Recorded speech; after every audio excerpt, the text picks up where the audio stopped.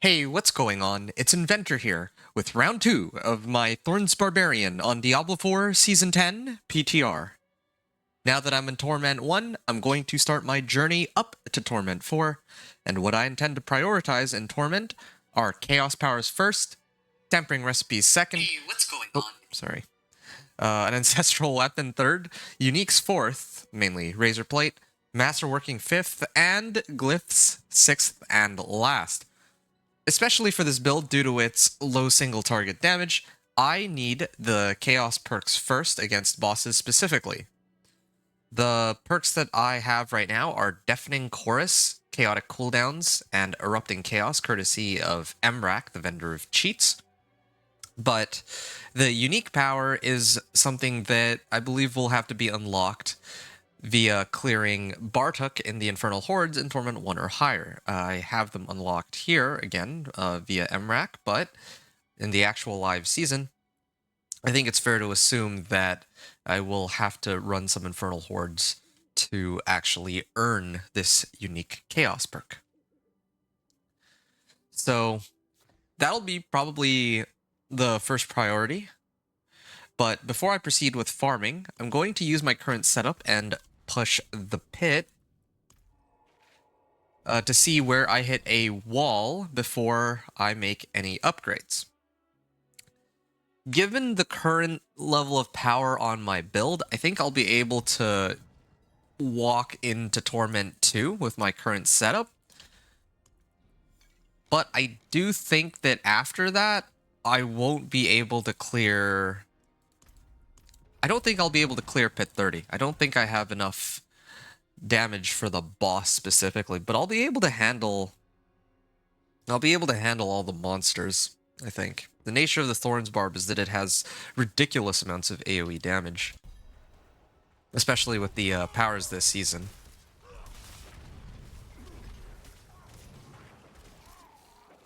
I just want to take a look at the Chaos perks too. That's another issue. The fact that my Chaos perks are only rank 1 right now. One of the other reasons why it's kind of important to level up these Chaos perks is to increase the amount of damage that the Chaotic Bursts do. Now, this is the PTR, so right now they're not doing that much damage. But when the live season comes out, I mean, maybe they won't change it, but I would imagine they will change it just because right now it doesn't really seem to be doing that much damage. I also need to make a few adjustments to my build. I don't think I should have Rallying Cry here.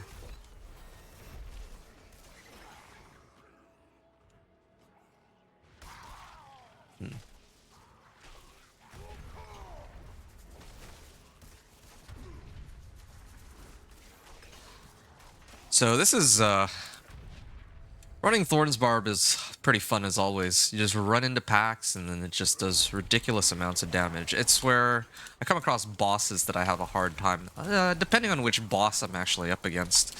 There's some bosses that are alright, and other ones that are actually quite troublesome. Unless I can cheese them with, this Protection Shrine. This is probably the least useful for me because they can't actually hit me while I'm in this, while I'm under the effects of this.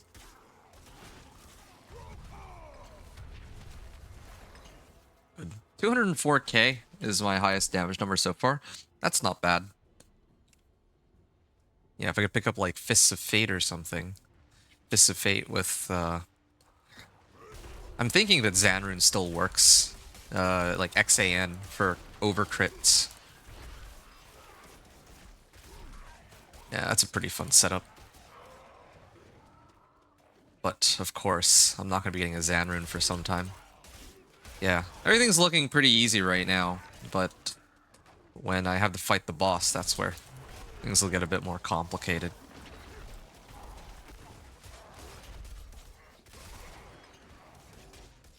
Yeah, this will get me all the way into Torment 2, I'm pretty sure. And one of the upsides of being in Torment 2 is that at least if I turn in some Whisper rewards, I can get credited with slightly better stuff. And Well, that's mainly it. Like, unlocking the higher torments is fine because I don't always have to fight bosses. Like, bosses are like the main weakness for this build. But if I actually try to kill the regular monsters, I probably will have almost no difficulty. Impressive. Thanks. Till our roads cross again. Okay.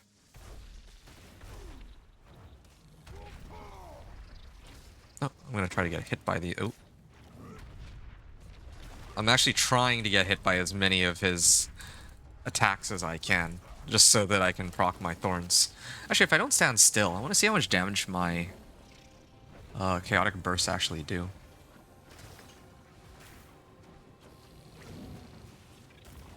Yeah, I see like damage numbers of about 10k. It's a far cry from my thorns procs hitting for like 80k, so definitely need to see if I can pump up the numbers on my chaos bursts at all. Not bad. 4-minute clear on this. 11 minutes left on the clock. So I'm gonna now push pit 25. I think on my last, on the last PTR, I had like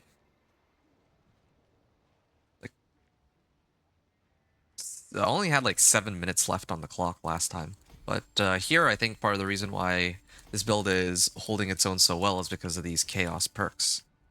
It's kind of the vibe I get here. Back to Karagar.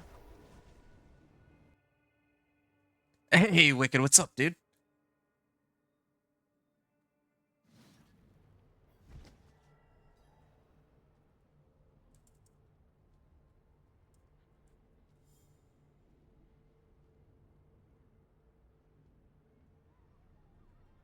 Yeah, how's it going? What are you up to?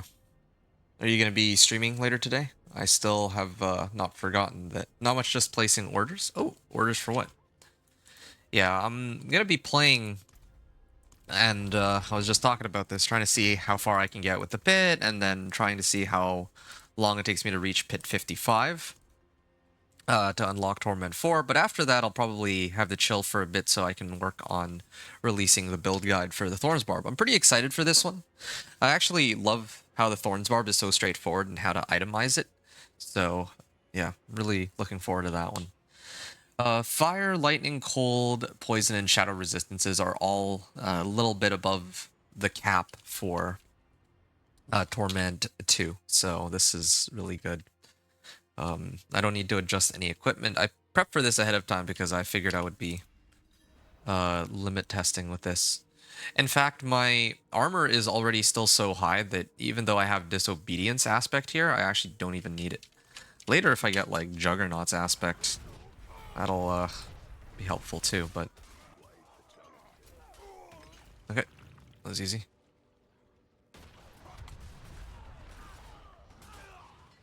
Yeah, leap would be kind of helpful for mobility, but I think... Well, in order to use leap, though, I need to get rid of Rallying Cry. I might actually be okay with this build as it is. If anything, maybe I get rid of Whirlwind so I don't have to keep having to channel it. But this is like an extra 600 thorns right now, so I'm not going to get rid of it now. Maybe later I will. I'll have to see. It's kind of like free thorns whenever I channel Whirlwind, but I don't even channel Whirlwind that often. So I'm actually kind of tempted to replace it with Leap instead. Custom oh, you're placing orders for custom logo, custom overlay screens, transition screens, a logo badge. Made affiliate, so I figured if I'm going to do this, I might as well do it. That's fair. A paid one. Are you sure? Like, where are you getting it from, if you don't mind me asking? I know that... Well, I know that there's like these bots that come into my stream every now, or well, everybody's streams every now and then, talking about like, you know, getting overlays and all that.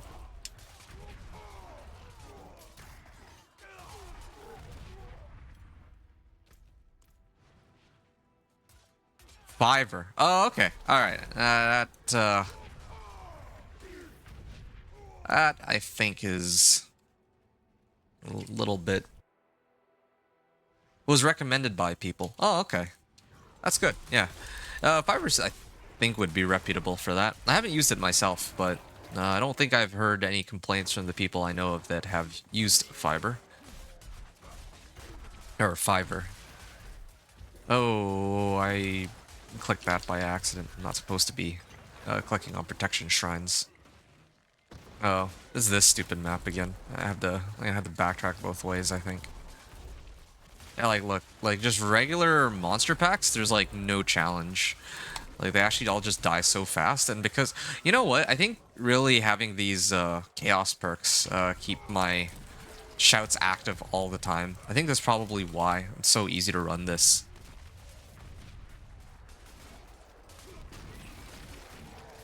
Yeah.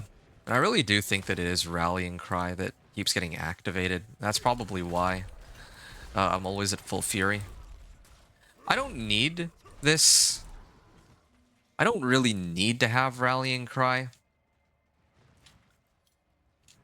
Like, because Kick, I'm only really... Well, yeah, I'm only really using Kick for its charges. So I don't really need to have... Well, I guess I do need to spend resource somehow, though. Because I need to spend some fury in order to get extra thorns from Barb Carapace. Other streamers, well, I'll let you know how it goes. Okay, yeah. Are you going to be running it today? Because if so, then I'll get a chance to take a look at it, I think. I think, as I mentioned, after this Torment 1 to 4 run is done, then I can just... Hold on a second. Well done. Thank you. I'm going to be working on my build guide video, so then I can actually pull up your stream and just watch what you end up doing. Just listen on all that.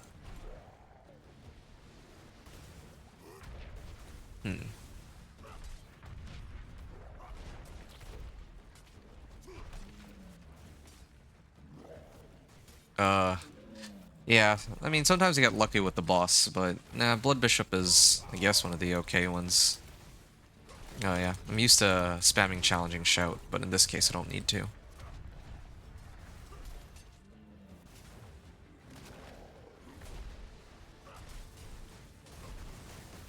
Almost there. Too bad that when I get hit by Elias's attacks, I think the damage source is treated as not being Blood Bishops.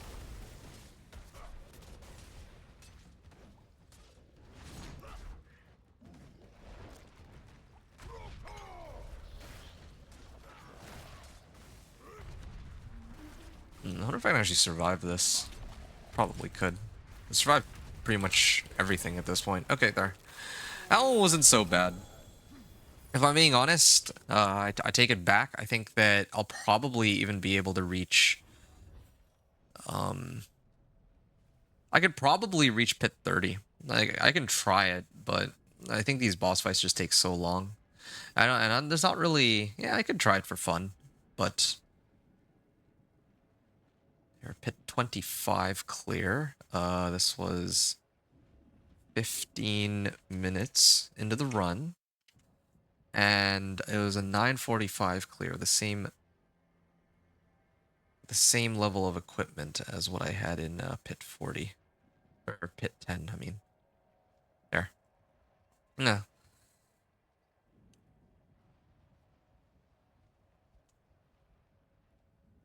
Nice. So you are going to be streaming later today, right? And you said that you wanted to do a Shred Druid. Is it still going to be a Shred Druid for you, or did you decide to do something else instead?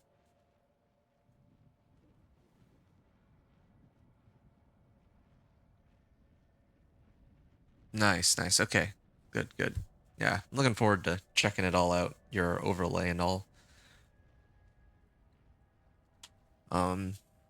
Okay. And all these, I got Martial Glyph. I think normally, oh yeah, Martial Glyph. After casting a shout skill, the active cooldown of every other non-shout skill is reduced by 2 seconds. I don't think I really need this. Yeah. Yeah, I mean, the only thing I would have potentially needed it for is Wrath of the Berserker. That's really about it. This one first. I'll try to level that one up. Uh, more ancestral items. And this one is resistance to all elements. Now, that one I can get behind. Oh, I just realized now. I'm in Torment 2 now, so I should set it accordingly.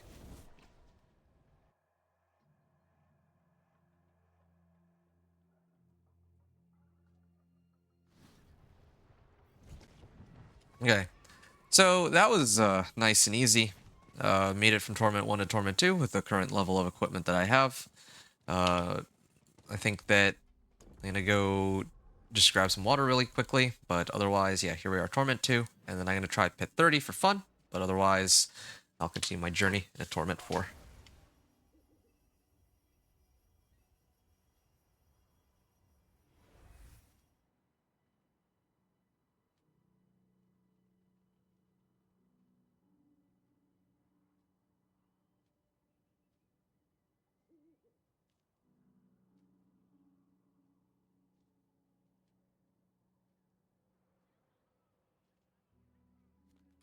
Alright. Gonna continue. There is a world boss coming up, but I don't know if it... like, I don't know if I'll be able to take him on in Torment, or if I have to set it back down to, like, I'm not even kidding, normal difficulty, just so that I can yoink the whispers and potentially the rewards from clearing a world boss on any difficulty. Yeah, it's definitely tougher than before. And I'd like to really use Wrath of the Berserker to pull more monsters in, if that's a possibility. That's easier said than done.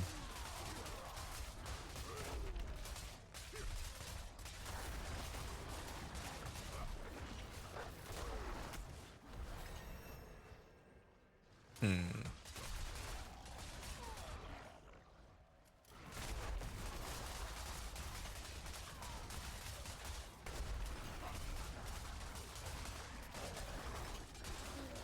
Okay. I'm gonna keep going here. I'm actually curious, how much damage does my Whirlwind even do? It does like nothing. It does like ticks of like 10,000 in comparison. I think my Thorns can hit for almost, well, I just got like a proc of like 219,000. So there's a pretty big discrepancy there.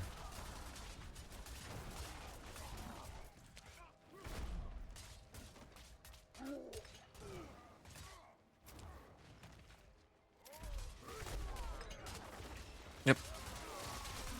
I gotta head back into the work. Okay. I just want to see how the build was going and say hi. Oh, I appreciate that, dude.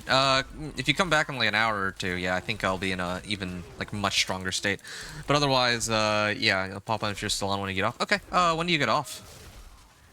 And yeah, thanks again, man. I appreciate you going out of your way at work to just stop by and say hi. I'll try to do the same for you when you get your stream up today.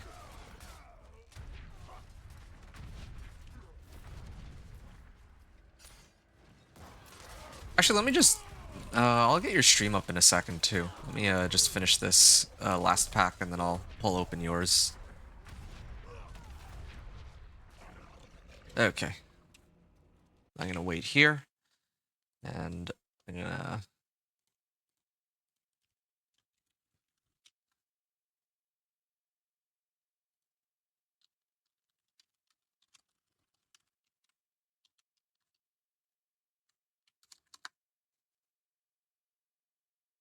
Okay, I have your stream up, and I can swing by and check it out when you get your stream up and going.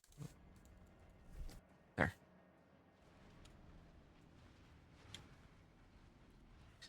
I think I'll probably deduct 15 seconds. I feel like that would be kind of fair. Ooh, a shrine. Yeah, it's like the only way to deal with bosses to actually pick up like a shrine just before I go in and fight them.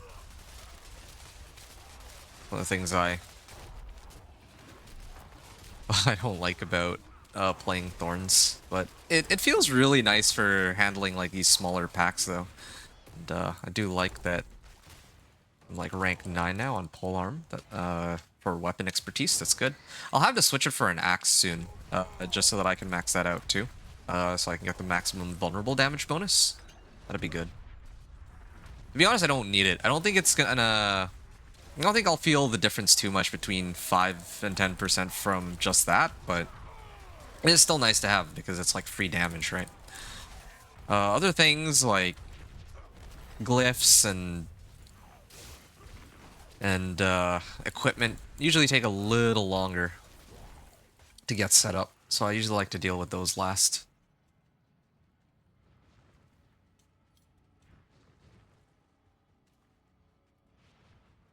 Oh, it's a protection shrine. Getting a lot of protection shrines today. The game makes me want to, or the game wants to make me feel protected, and yet there's no... I don't need protection from them. I think they need protection from me, if anything, with how this build is functioning so far. It's kind of funny because I actually have a feeling that if I were to try to go into Torment 4 right now, the only thing I'm actually lacking is damage. I have plenty of survivability for it. But again, I think that, like right now, I want to make sure that my build... Oh, Vampiric, no wonder it's taking so long to go down. I want to make sure that for this build, that I'm actually showing all the necessary equipment for it, and it's not like the Companion Druid where I just used whatever was available to me by the game.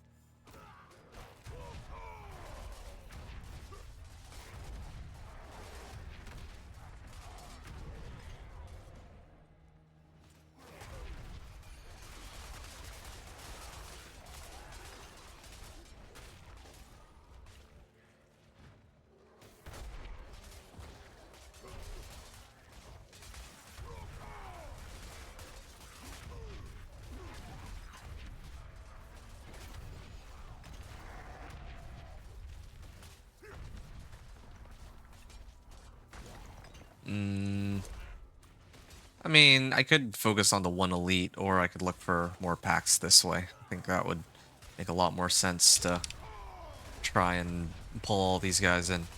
But I still do need to figure out a way to reduce my cooldown on my ultimate so that I have a way to keep pulling them in. Impressive. I appreciate that. Goodbye. I know that, I remember when I watched Do Not Hit Me's Thorns Barbarian, he was using... I don't remember. Oh yeah, Steel Grasp. He's using Steel Grasp to pull them in. But yeah, I wonder if using Wrath of the Berserker might be better at all.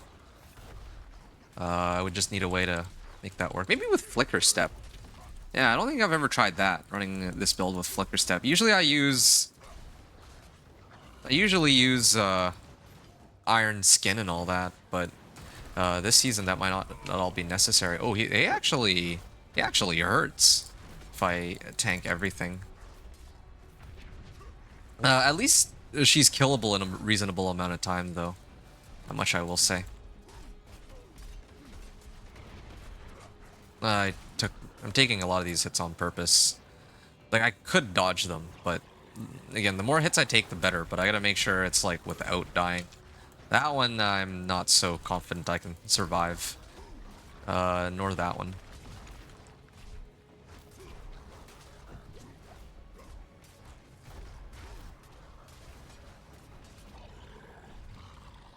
Okay. I'm gonna use Rahir to tank for me.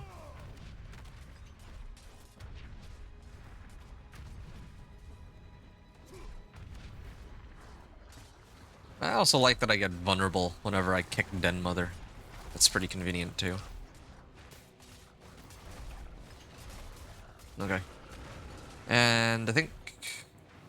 Oh, nope. Still got one more. One more final push, and there. That's pit 30. Nice and complete. Nice and done. Good and finished. Done as dinner. And I think that comes out to a 7 minute, or 7 minutes remaining on the clock. So this was a pit 30 clear with the same level of equipment as pit 10. Nice. Okay, that's good. Pit 30. And I could probably even make it to pit 35 if I really try to push my luck, but I think that might be that might be a little bit, that might be a bit much. All right. So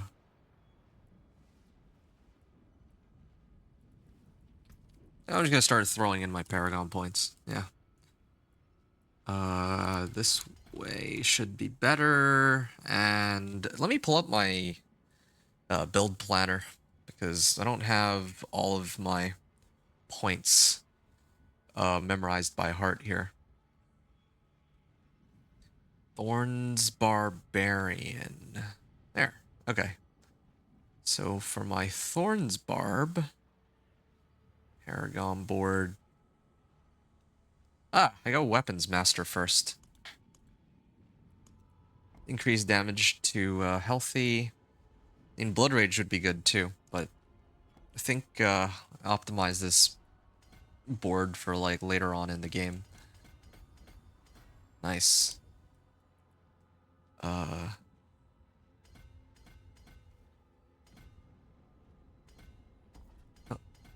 There. So, Weapons Master. Increase damage to injured and healthy enemies. That's a nice damage multiplier just off that alone. And then I think... oh, I got Blood Rage next, right. So I'm prioritizing getting as many, I guess, Paragon boards possible. Or as possible. So this one, if I do another run of the pit, I can just keep going this way. I can deal with all that later. I think right now... Well, ironically, it might be quickest for me to spam more pit.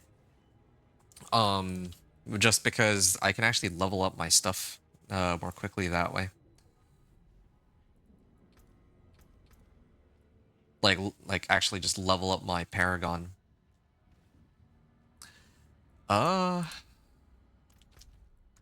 Here, let me see what I've got. Eyes of the Enemy.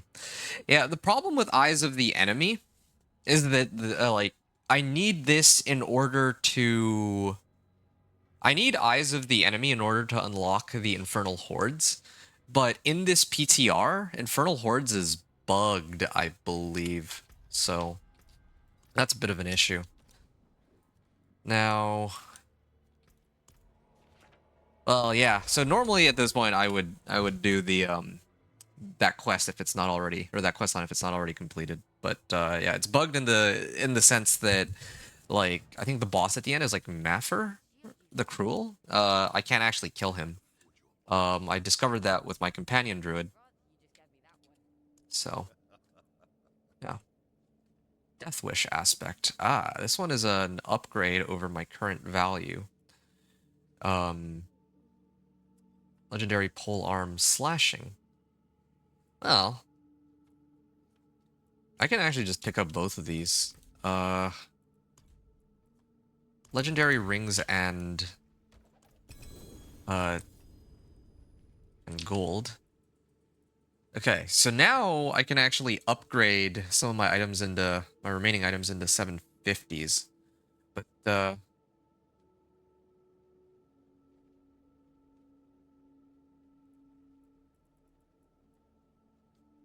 yeah. I think I'll save this ancestor. This is a good ring, actually. Strength, max life, damage, and all that. I kind of want to have, like, I kind of want to spam whispers, now that I think about it. Spamming whispers would be the best thing for me to do right now, I would say. Because I need to spam whispers...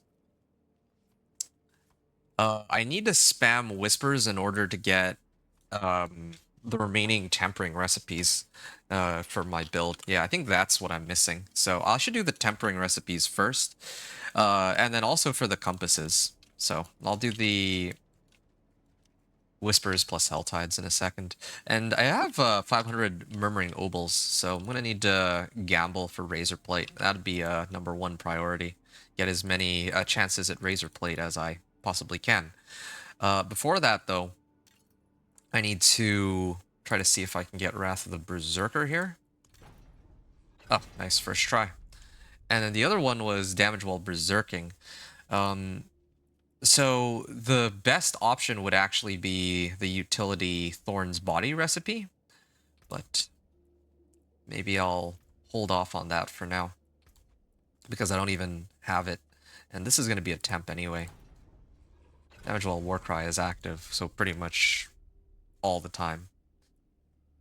I love that that's the case. It's so convenient. This is always active. Okay. Inner Calm. I'm going to put this in. And then I can also craft some Nightmare Sigils too, to help pump up my powers. I might actually end up doing that after too, because it's, I do want to actually see how well, how good the powers can be later on. 7,008. Oh yes, because my challenging shout is down. All right. I'm gonna go on in here and see how well I do. Slay demons. I could run all these on like Torment 2 and all that. Or I could run all these in Torment 1, but I think I'd rather do it on Torment 1 here.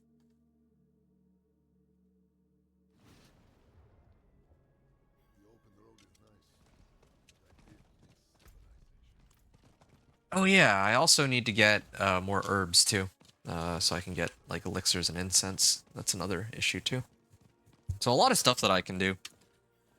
No, yeah, I should probably also gamble for Razor Plate, like I said. I'm gonna do that in a second.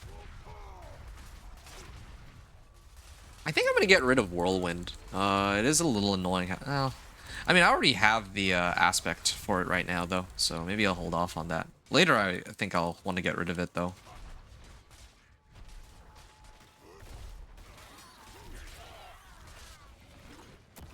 I can't wait to load up on more uniques later. It's kind of funny because if this were ever like a first character for the season, like I could use so many different uniques on him, barbarian specific and generic ones. So if I had like Godslayer Crown, for example, especially as, you know, a chaos unique, then oh, that would be amazing. Okay, so the thing I wanted was Tunic, and is that what I think it is? No, it's not. That would have been nice if I could have gotten it first try, but no luck there, sadly. I'll probably end up just salvaging all of these because really there's nothing.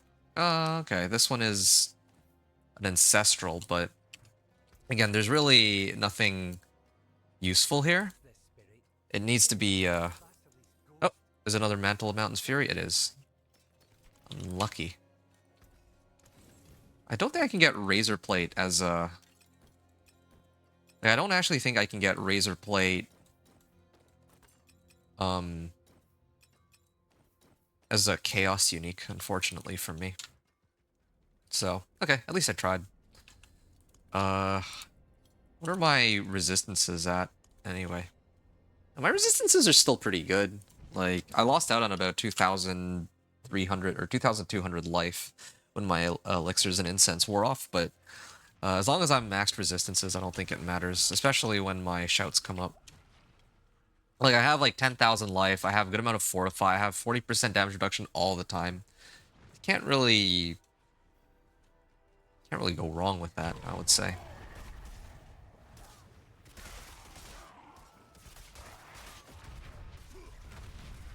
Yeah, definitely want to get those chaos perks maxed out too, but I think I'd rather max out the chaos perks in Torment 3, because that seems to be where I get the most amount of ether.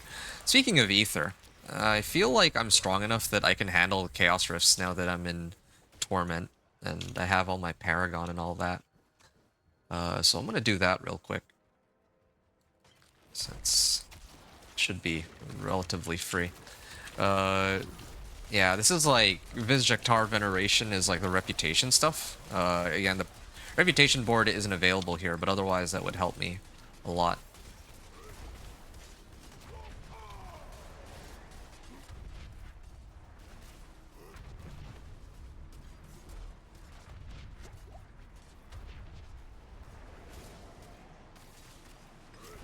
Okay.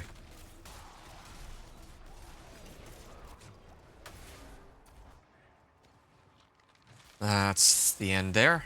Aberrant Cinders.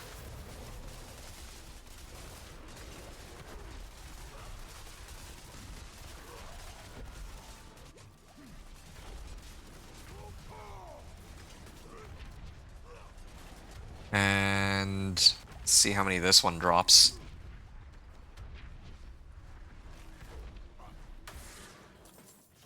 There. I also got like some warp out of that too. Again, like I mentioned, I'd really like to be able to level up my powers later. Oh, the ones... Well, the two powers that I'd want to level up the most are the Uniques and Deafening Chorus, I think. Although I do admit that having a better, stronger Chaos Bursts would help me a lot for, like, the bosses. So, I mean, all of them could be useful, really. Yeah. I mean, gonna be looking forward to getting more Ether Warp later. I think there's a Nightmare Sigil for that, but I salvaged it. Yeah, maybe I should hold on to a few in the future. But then again, like, like I said, I don't usually like to bother with leveling my powers until... Like, I like collecting the powers themselves. I don't actually like leveling them in early Torment, just so that we are clear here, because you typically tell people that, hey, if you're going to play this build, or most builds, then you gotta make sure you get the Chaos, or that you level the seasonal powers first, or that you prioritize the seasonal powers first. But in this case, I mean that I'm not talking about... Wait, what? Okay, I'll discuss that after. When I say picking up the seasonal powers, I'm not actually talking about leveling them up. Leveling them up takes a while. And I think that Torment 3 is a better place to get Ether Warp for them. Like, in Torment 3, you get, like, so much in comparison to Torment 2, for some reason. And obviously in Torment 4, it's even more, but... Yeah, like, you get a lot more warp from whatever sources you would find it from. Okay.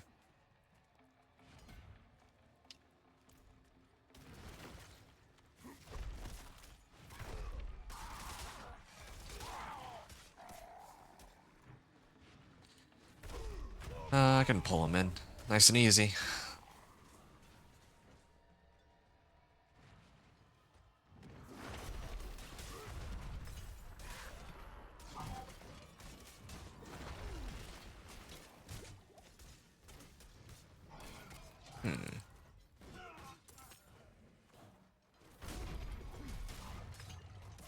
And there's that. Keep going this way. Gonna finish these guys off. I don't really get that much out of every individual monster I've been killing, but at the end of this I get obols too, so I think it's worth it in the end. I got like 11 minutes left, or 13 minutes left rather, but I gotta make sure that I turn in the remaining whispers and all that.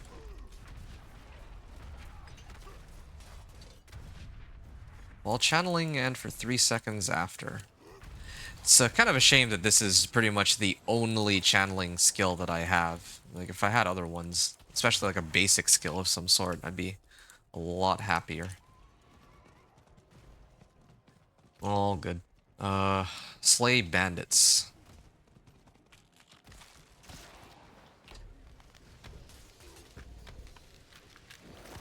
Don't think I really gain much out of running this. Yeah, it's like not really getting enough for this to be worthwhile, I would say.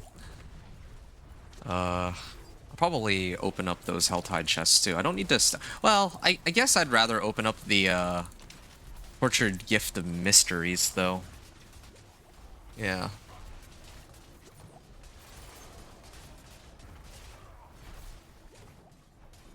Tortured Gift of Mysteries.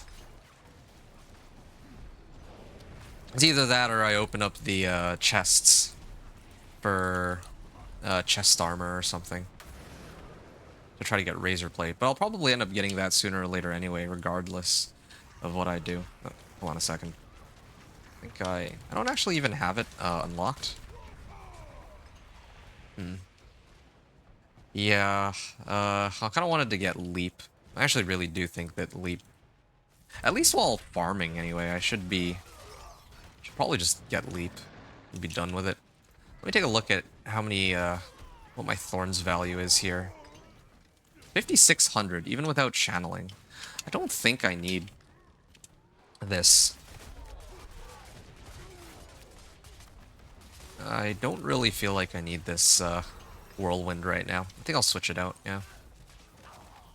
Let them themselves on me. And then... increased damage, knocked back. No, I don't want them to get knocked back. I want them to...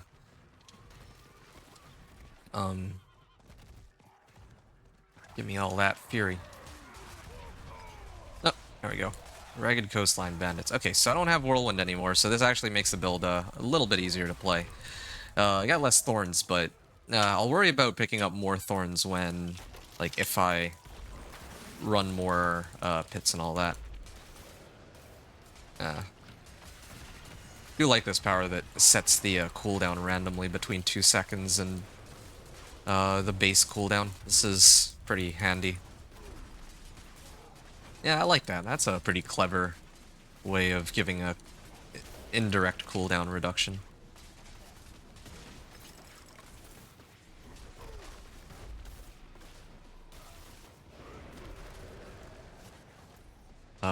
Do I need to open Tortured Gifts? Ah, it's open Tortured Gifts. I might not have enough time to do all of the, I think I do, actually. I already have almost 250 Cinders now. So I just need to go a little further. I'll clear a couple monsters, get 25 Cinders, and then I can open up a Tortured Gift of Mysteries, and probably 2 more after that, too.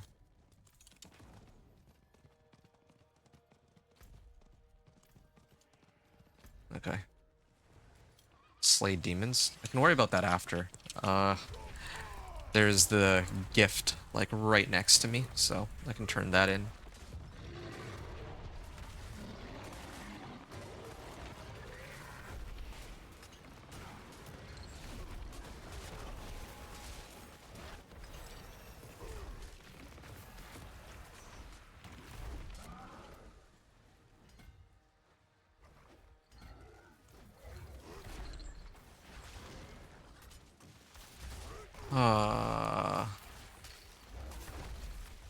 Yeah, it still takes a while to kill these elites. At the end of this Helltide, I'll probably have to go and look through my equipment and make sure that I have, like...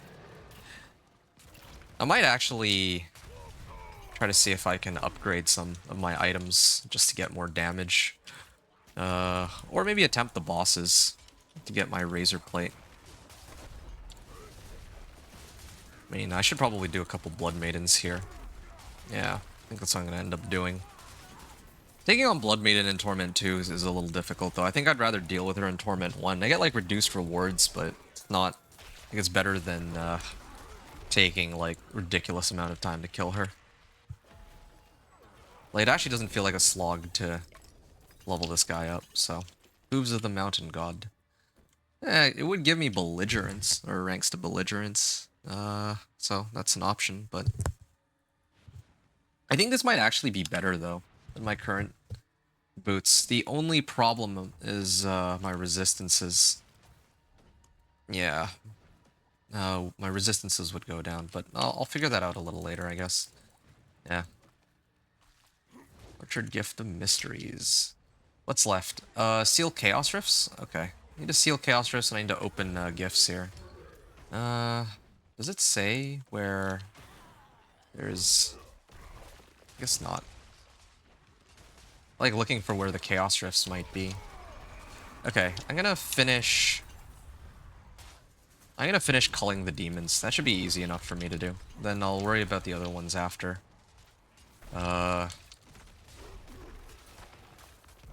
Harbingers.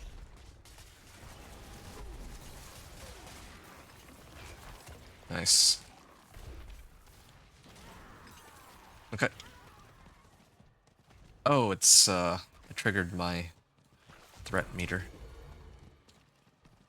Oh, I found, a Chaos Rift down here. Yeah, I see two, so this should be fine. Just waiting for the Hellborn to show up.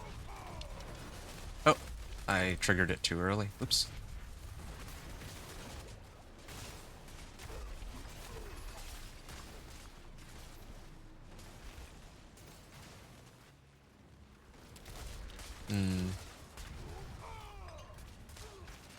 I like that I'm permanently unstoppable because of the Chaos perk I have.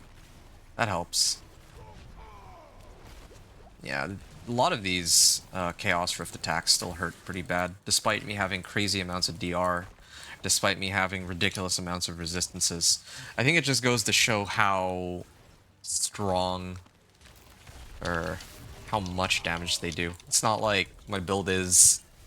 Like, again, 40% damage reduction is kind of crazy, like, and along with, like, 6,000 life. My Druid didn't have nearly this much damage reduction, and certainly didn't have this much life. I think even clearing Pit 55, I had, like, half this amount of life.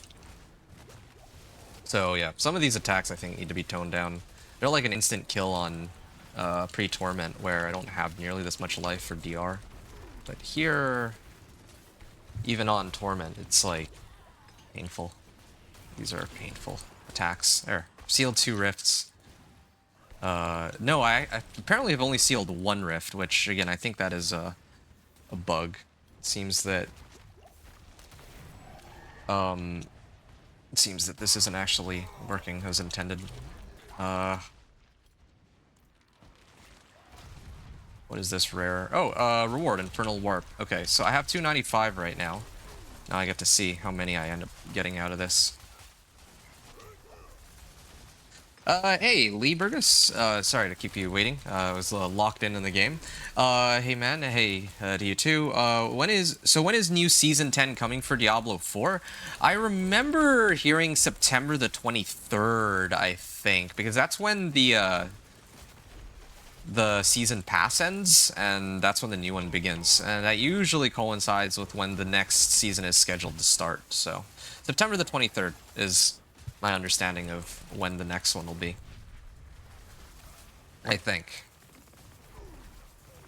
Lots of Infernal Warp. Okay, I am getting... Wait, I'm like maxed out already. Oh yeah, wait, what? The Tortured Gifts are the ones that I haven't finished. I think, like, maybe it was just delayed. Because I cleared 2 Chaos Rifts, but then it didn't show up right away. Trying to budget enough time to clear Blood Maiden too, but... Yeah. 270. Wait, what? Where did it go? It just disappeared. Okay. Well, I think I should go to town and turn all this in. They keep interrupting my cast. Hoping that they let me through. Okay. I have about 3 minutes. I have about 3 minutes to finish everything that I want to. So, I'm really cutting it close. I don't know if I'll be able to kill Blood Maiden. Helm's Boots. I'll do Helms. I don't really have too many good Helms. I would like rings, but... I would like to get rings. There. There's an armor chest here. This one's for handguards, though. wish I had something to stun them. Because for most of my other classes, like, I have a way to disable them in such a way that I can grab the, whatever gift I want to open in peace. Here I don't really have that. Hey, Chaos Gloves. Okay, I'll take a look at what that is a little later. Okay, here. This is where I gotta go next. I'm glad that that didn't knock me off my horse. That would have been upsetting. Okay. Really cutting it close on this one.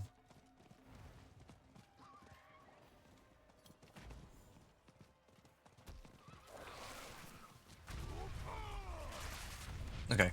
There, I have 2 more cinders.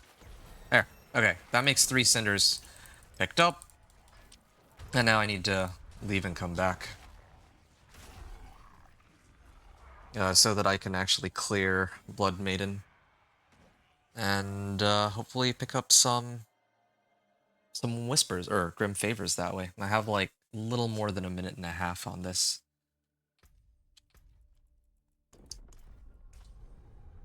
Yeah, this is really risky, but I'm greedy. Hey, what's up, Anthony? Nice to see you here. What's up with you? What are you up to? Okay. Can go and hit 1, 2, and 3. Okay. So I have a minute to clear all this. Lochran's Talisman as gloves. What is that? Collection of helms. Natural finesse. Okay. I already picked up the chest on Torment 2, so it'll reward me accordingly in Torment. It's like when you actually talk to the Tree of Whispers, so me opening it in Torment 1 doesn't make a difference. At least that's my understanding of it. Oh, you're playing Last Epic. Oh, how's that been going? Love to hear about it, because Last Epic was supposed to be the thing that I was playing right now, but, you know, the PTR... Well, the PTR came up, and I think for me personally that's more important, so that I can actually give people the, deets on... the details on what builds to play, and all that. Unless I can one-shot, Blood Maiden, I think that this is taking too long. I guess it takes about a minute for her to show up. Okay, yeah, I don't... That was a failed attempt at one-shotting. For one of my other builds, maybe, but... Does she, like, disappear, though? Or can I actually finish my fight? Oh, I actually managed to get her. Wow. Okay. I didn't expect that to kill her at all, but I'm not complaining. Yeah, I don't even think that I deserved that, but... okay. Let's get that build planner up, and Blood Rage. There's Blood Rage. I think my board typically looks something like this. And then I kind of work my way here. And I can hit Blood Rage. Killing a bleeding enemy has a chance to grant berserking. Your damage is increased by 45% while berserking. So I'm always berserking. So this is basically free 45% damage all the time. This is kind of what I gather out of this. Okay, natural finesse. Again, that doesn't really help me this time. It's all the other recipes that I care about.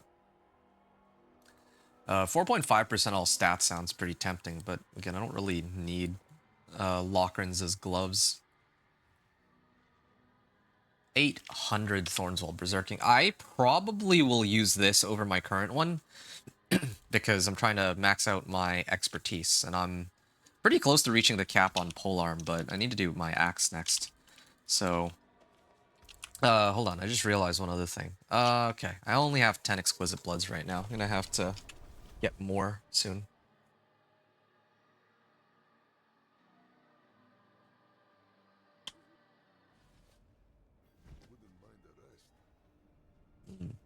Okay, time to...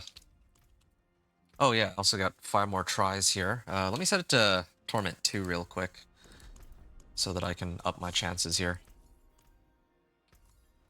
Here, Tunic.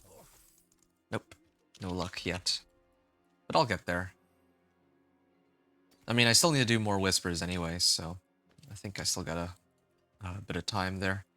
Okay, the ones that I wanted to upgrade were my mace, like two-handed mace, my jewelry, and my weapons. Okay, this one I'll probably try to upgrade.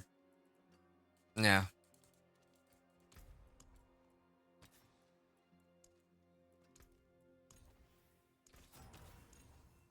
There.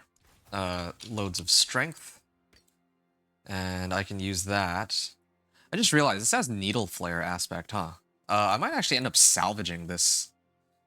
Yeah, I might end up salvaging this later on down the line, because if I salvage this, then I can get like 86% on needle flare aspect. I think I'm gonna do that actually. That should be a big boost by itself. I'm just gonna do it now. It's I know I just finished like re-rolling, but this is kind of a big like this is like almost double the amount of thorns.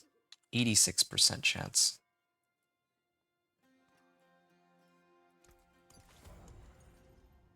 Natural berserking. Similar situation with this Death Wish aspect.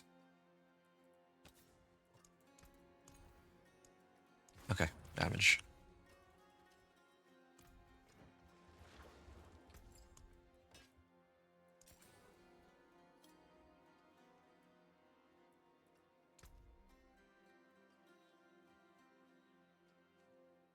All resistances, I guess. Countering concealment, dodge chance, movement speed, unstoppable, and stealth. Yeah.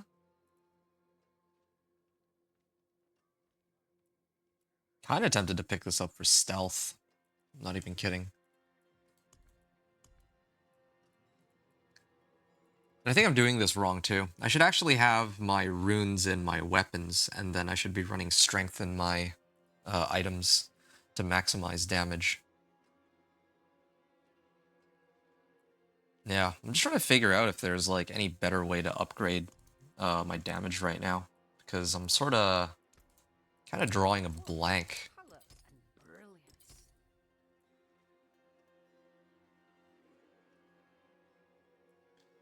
Yeah. I'll salvage the rest of... I think I'm just going to leave what I have right now and only upgrade if I have Ancestrals. I think that's how I should do it. That's how I should pretty much always do it. I'm not actually going to be upgrading to any of these, realistically speaking. And I got these Lochran gloves, but I'm not even... It's like, probably... It's tempted... Or it's tempting to use it just because they're Chaos gloves, but... There's like no use to these. Like, I actually get no value from these because they only work on my skills. Funny enough, they are 750 item power. These are ones, well, yeah, they're 750 item power, even though they've got an ancestral, like they have a GA on them. So that's really weird. So they have a GA on them, but the modifier is only 25% resistance to all elements instead of 30. So it's like, it kinda is. It's like kind of an ancestral, or kind of I guess it's a chaos unique, but not a chaos ancestral unique. I guess there's a distinction there. Okay. I'll keep this in. I'm gonna keep this in my stash. Because I'm gonna eventually need to switch it. Oh, hold on. So this one that I'm trying to adjust. Damage while berserking, and then vehement augments. I'll roll for belligerence. There's no harm in it anyway. Okay.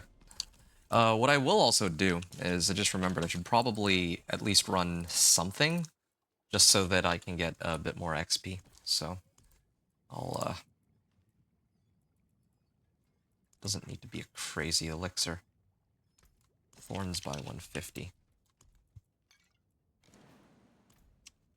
There's some extra resistances and all that. Steal Chaos Rifts, Slay Hellborn, Harbingers. I'm just debating whether or not it'd be better to do it on Torment 1 or 2. I think for now I do it on Torment 1. Yeah, later I'd like to do it on Torment 2. But I think right now... did I set it to Torment? No, I didn't set it to Torment 1. Alright, whatever. I'll just leave it. Chaos Rifts, Slay Demons. Because, like, these Chaos Rifts can... are actually a little dangerous, I have to admit. Yeah.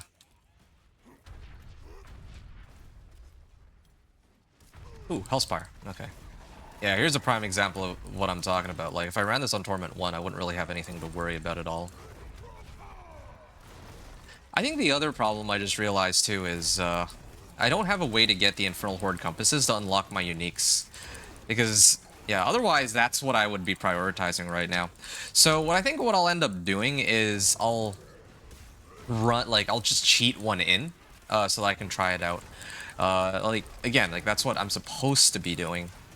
Not like cheating it in, but having the Chaos unique and working towards it. It's just the fact that, like, the quest is bugged that causes me problems here, because now I need to kind of pretend that I've earned it in some way. And I don't think I'm quite strong enough to get it yet either, because my build is so... It's good for taking on, I guess, regular monsters, but I think I struggle a bit more with, like, I do okay against regular monsters, but not against bosses. Oh, I am already able to turn in my Grim Favors at the Tree of Whispers. Yeah, I'd like to unlock Torment 3 ASAP, because then I can actually scale up the rewards that I'm getting to be, like, better. Maybe a chance at, like, Ancestrals and whatnot. But I can only do that... Well, I'm still lacking damage. It's the issue. Maybe with the Paragon boards I've picked up, it might be okay. Yeah, it might actually be okay with the Paragon boards. And maybe with Razor Plate, ideally. Would be good. Then I can cheat in my Chaos... or my unique Chaos perk. Oh, I just realized I'm still maxed out on Cinders. Oh, it's so handy being always invulnerable. No, they're not letting me out.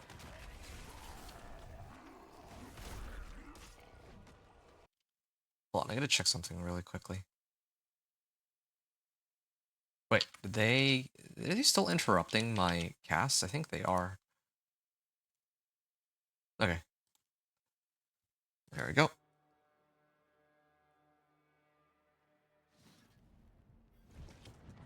And I'm gonna talk to the Raven of the Tree, and I have a choice between boots and rings. Let me take a look at my build again. What do I usually run for my boots? Hectic. So I basically don't have like a set of boots that I run. I just run like Ancestrals with like Warcry. Maybe a collection of rings. Let me try to get that out of the way, if possible. And get more tempering recipes. Ooh, yes, natural resistance. Ah, another level up out of that. Inner calm aspect, that's good. Ah, Bold Chieftain's aspect too.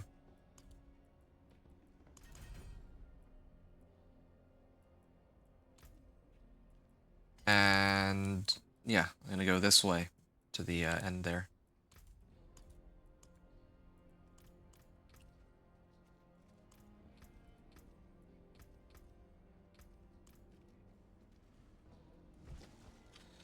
Nice.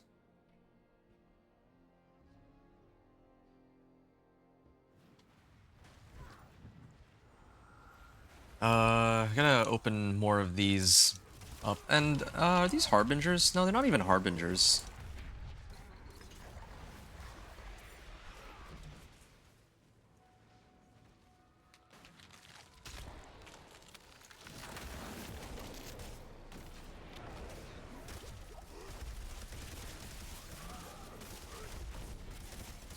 Hmm.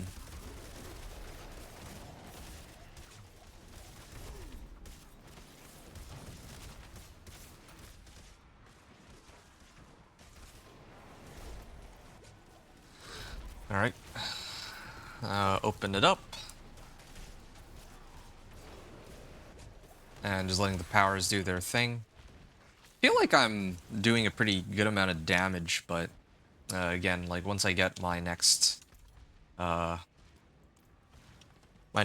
legendary node, that should speed things up a lot. I think I should go this way? I don't even know. I'm just wandering around aimlessly.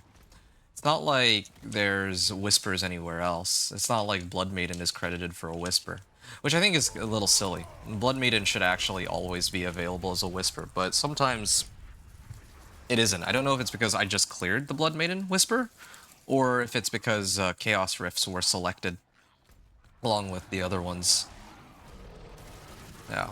Either way, Chaos Rift should not be eating up the Blood Maiden whisper. It just doesn't make much sense to me. Blood Maiden really should always be like an option. I could actually pick up some Nightmare Sigils too.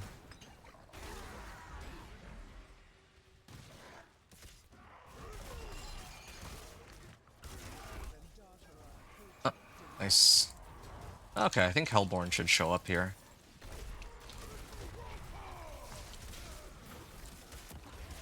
Yeah. I think I'm just gonna spam Blood Maiden, like with what I have right now. But then again, like having to deal with Lord Zir seems like a bit of a pain. Maybe I should get a little stronger before I try that. Usually, I take on bosses one tier below the highest Torment tier I've cleared, so if I make it into Torment 3, then I'd probably take on Zir on like Torment 2. That's usually how I do it. It's a general rule of thumb. Oh, did I not actually manage to prevent them from walking over to the succubus? I think I messed that up just a little.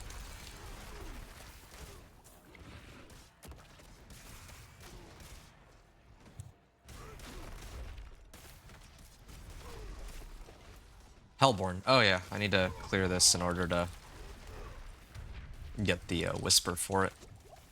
Maybe some cinders would be good too. But yeah, this guy just takes so long to bring down. Maybe he'll rapid fire me. I'd like that.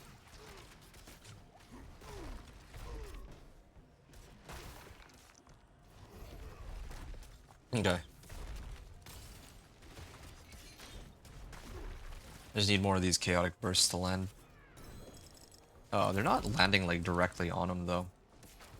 It really is chaotic. Like I can't choose where it lands, but I mean some of the bosses that are like wider might be a bit easier to hit. Hey, Aberrant Cinders. This is a polearm. Oh, okay. I can salvage this and get a lot of value out of it. 2 to Iron Skin. Yeah, I don't need that. Okay. Oh, this is... Oh, whoa. Yo, they're actually managing to kill me with that. I don't even know what they're hitting me with. I'm just taking a lot of damage all of a sudden. I like how the Chaos Bringer is somehow the same amount of life as the boss himself. You guys are way too tanky and I think just do way too much damage. I have 40% DR and I can still taking a big amount of damage on this. Good. Okay, we got like 50 cinders out of that. I think the question for me is how many chaos or aether warp ever do I have, or infernal warp do I have? Like 400, yeah.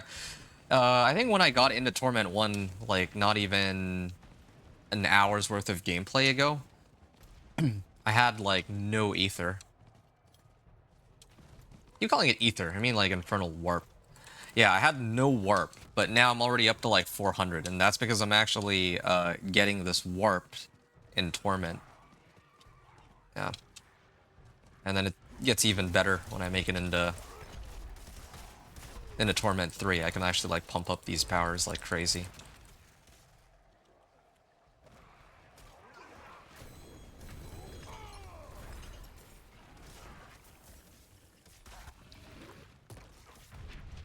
Okay. Really just trying to get to Blood Rage here. Seal Chaos Rifts. I've sealed more than 2 Chaos Rifts at this point. And I think that I had that Whisper available. Like, it's not like I was like maxed out on Grim Favors. So, it's definitely something going on there. Yeah. Is there another Helltide? No. I guess this is the only one.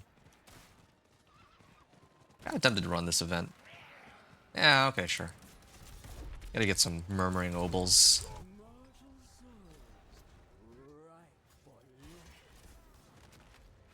Oh. Yeah.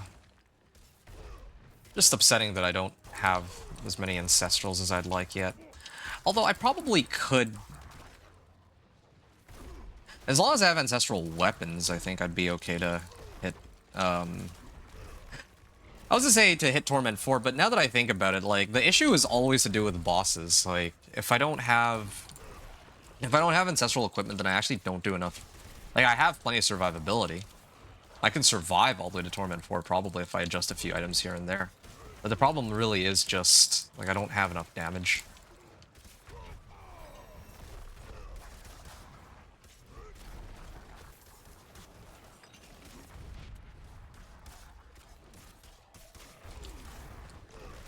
Yep. I can't even kill this.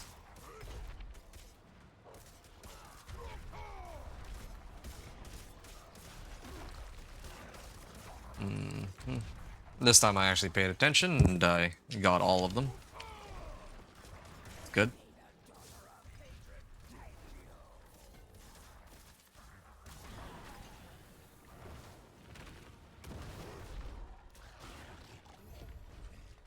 Greater Radiant Chest.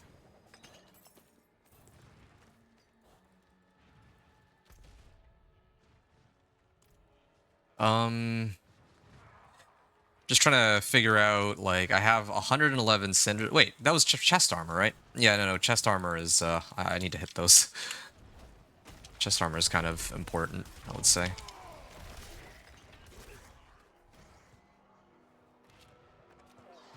Come on, give me Razor Plate. I like how they give me Ancestral chest armors, even though, like, this is probably the one slot where I actually don't appreciate them giving me this, because I need Ancestrals. Or I need a Razor Plate for my chest armor, and then I need Ancestrals everywhere else. And all that. Yeah, it's always a race to the uniques. Like, it doesn't actually take that long to get the uniques, but it's always the uniques that I'm always kind of gated on.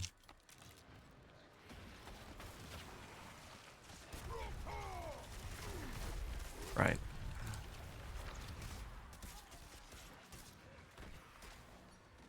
I think I might open a Blood Maiden. You gotta at least open one Blood Maiden. I might have to do it one at a time. Like, I'll clear a Blood Maiden. Well, I guess I could just do both. But I don't know how I deal with Zir, though. That's the problem. I don't know how I get to deal with Zir. I might have to get Razor Plate and, like, when I reach Torment 3 or something. I actually don't know.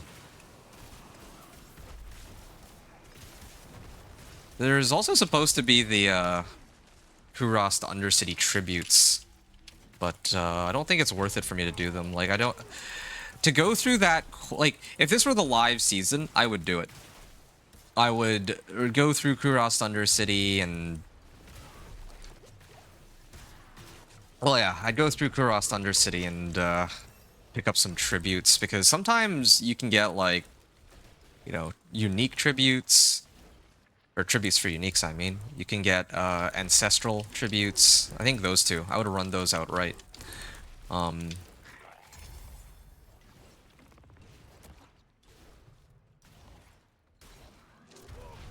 I'm just trying to figure out in my head if it's worth it at all. How long it takes versus like how badly I need it. Because I don't want to be the case where I run it and then I just don't even bother picking up any of the tributes or I don't even bother doing any tributes anyway. Like, some of my runs, I just ignore Kuros Undercity completely. I don't really need it. It's helpful as an alternative. It's helpful as an alternative to what I'm doing right now, but definitely nowhere near mandatory.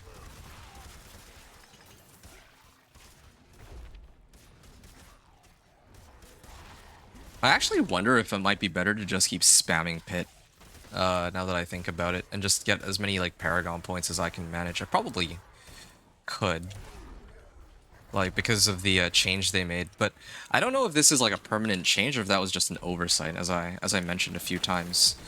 Because if it's, like, they didn't announce it anywhere in the patch notes, but yeah, it's, like, written on the skill, or written on the sigil powder that I'm only supposed to be able to get, or, sorry, I said sigil powder.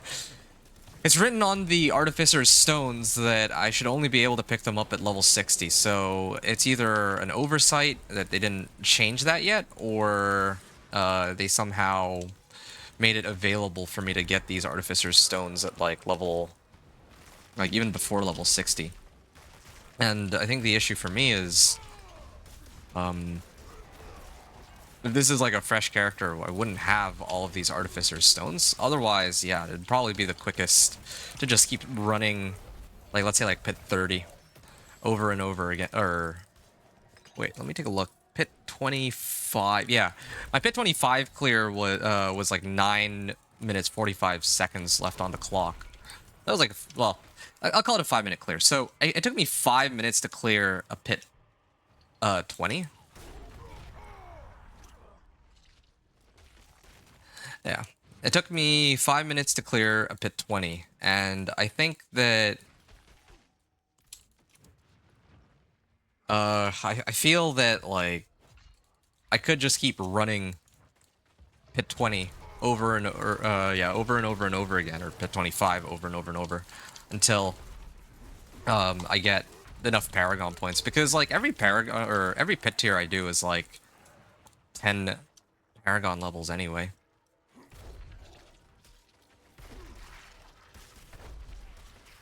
Yeah, I'm really tempted to run more Whispers, too. There's, like, so much to do. It's always a very hard time deciding. I guess at the end of the day, I'm gonna end up needing to run all of them anyway, regardless of what happens. I'm hoping to get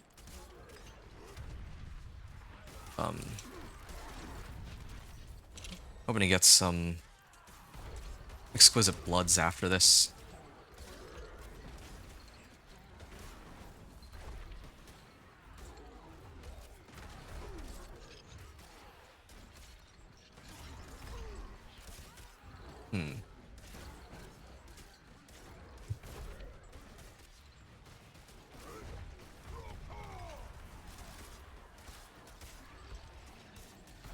Okay.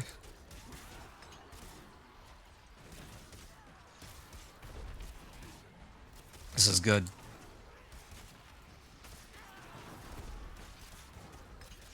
Really enjoy how Rallying Cry just keeps giving me free resource or free fury. Ooh. Yeah, and I also really like that Needle Flare got upgraded too. That's a big help.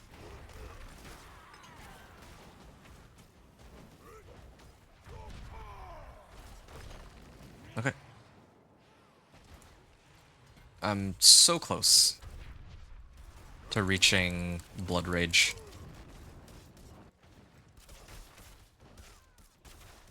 It definitely takes me a while on this.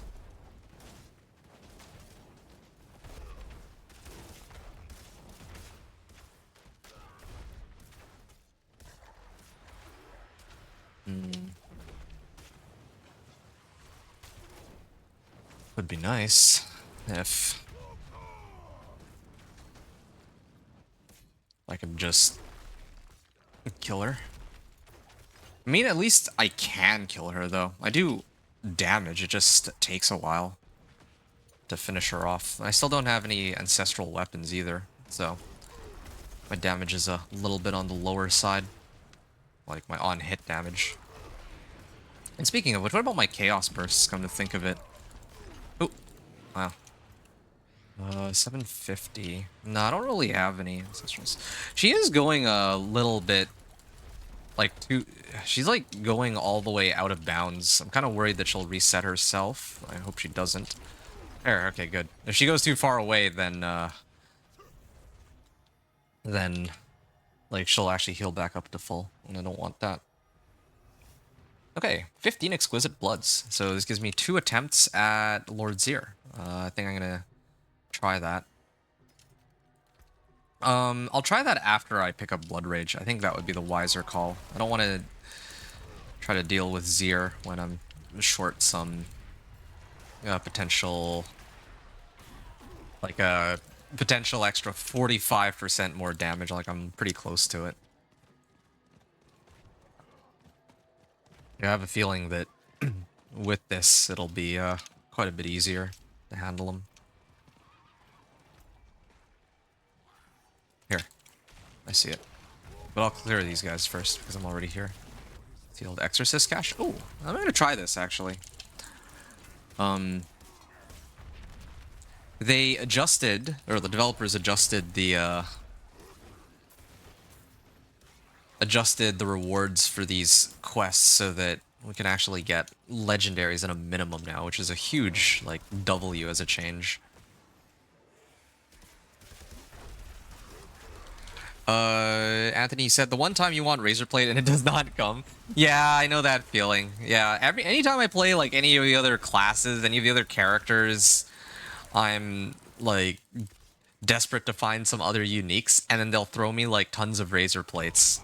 But this is one of those times where I don't need, well, I actually need razor plate, and then they give me Lockeran's Talisman as a chaos unique instead. Yeah, that's just how these things go, I suppose. Anyway, yeah, how's last epic going, Anthony? Like, like how far into the new season have you made it?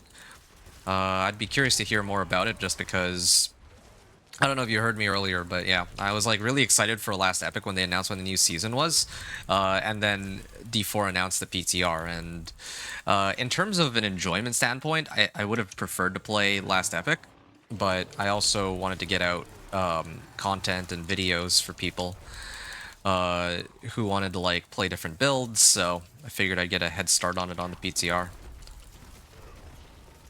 So that's what I ended up deciding here.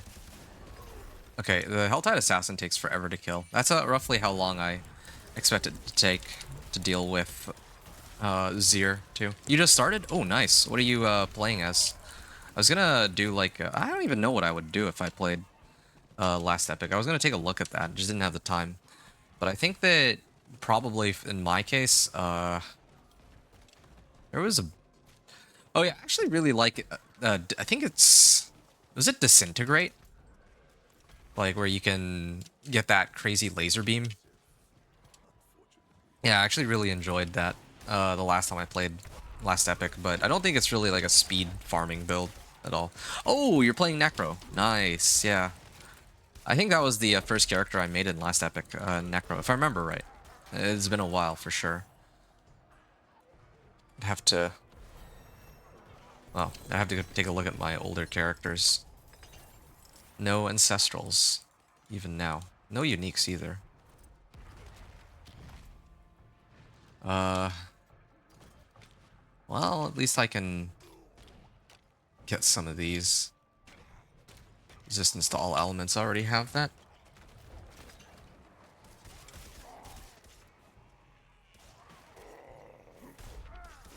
Did I get... Oh yeah, I have 2 points, finally. Alright, there's my Blood Rage.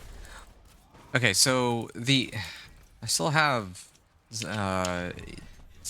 some cinders, so I'm gonna turn in my cinders, and I'm gonna try to do 2 rounds of blood of Zir. Yeah, now that I have Blood Rage board and all that too, should be easier.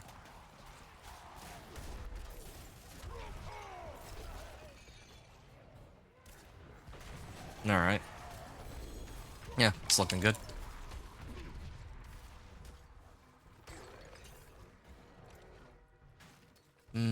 Increased damage while I have a barrier active. Ah. Well, that one's a bit of an issue for me. Because I don't... They actually hit me while I was trying to teleport out.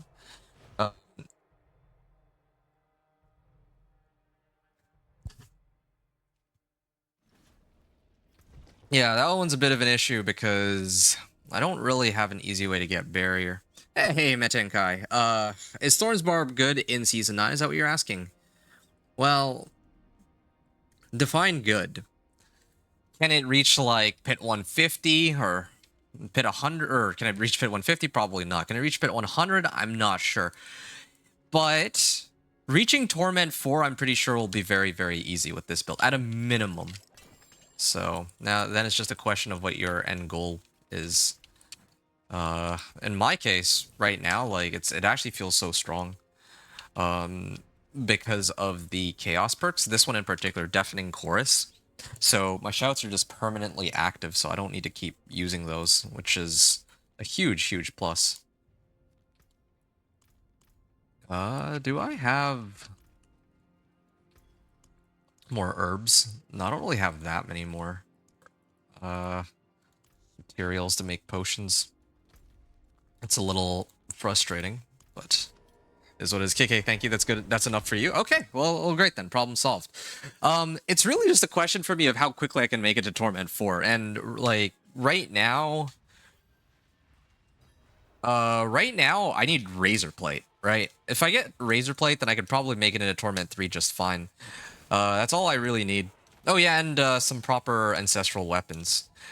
Like, I'm trying to share with you kind of my thoughts on the build so far. Wait, why am I at Vershawn? I'm supposed to be running Zir. Whoops, I messed up.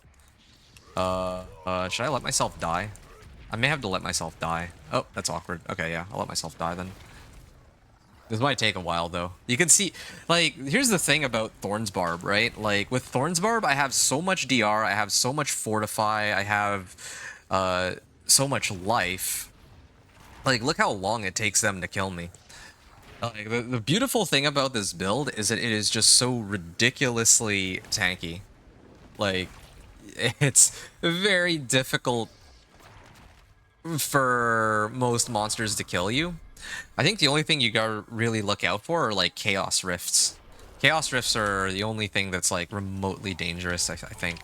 But otherwise, pretty much everything else in the game is, like, you can just dog walk it. You can just go AFK and then just come back and everything will be dead. That's the awesome thing about this build. Like, it actually feels so strong. Tanky, I should say, not strong. Like, when it comes to the strength of the build, I think the main issue when it comes to the build is dealing with bosses, as always, and I don't have a very easy way to kind of get around that. The season with the boss powers, I relied very heavily on Harbinger of Hatred's volley to do damage to bosses, but here I don't really have, like, a solid... Like, I don't want to splash, like, a core skill of any kind to do damage to bosses. I want it to be, like, primarily Thorns oriented with maybe the powers. I feel like that's sort of fair, but it's, like, so... Highest I have been was Torment 3. Ooh, whoa. I was, like, reading chat, and then I didn't see he was, like, prepping his attack on me. Yeah. Try not to let the this boss fight dissuade you from playing the build, by the way. It's, again, like, I'm only Paragon 45, and I'm not even running, like... I have no Ancestrals yet, because I'm still gearing up and all that. And, I mean, here, the whole point of me being here is to get a Razor Plate, right? So that I can actually get more damage. And I'm also permanently unstoppable, that's the other thing. I don't know if you noticed, but I'm... Like, because I have all my shouts active, that means I permanently have Fury. Like, look at this. My Fury just comes back up. I permanently have 48% damage reduction, and I also get, more max life, and I also get, 25... Oh, permanent berserking and damage, or extra damage from Warcry. So it's, like, stupid strong right now. Well, this, like, having all the shouts active is just crazy strong. And with a bonus, like a multiplicative bonus, too, on that. Yeah, they hurt. I hate having to deal with these guys, or having to deal with Zir on... Ooh! I hate having to deal with Zir on Torment, too, because, like, as a Thorns Barb, because I have to, like, get in, like, melee range and all that. Yeah, bosses are a pain. Oh.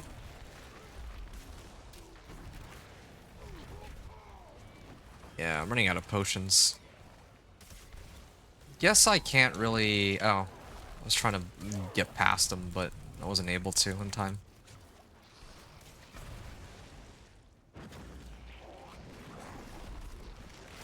I guess if I adjusted my skill tree a little bit, I could get some more damage modifiers here and there. Or, not damage modifiers, but ways to heal myself.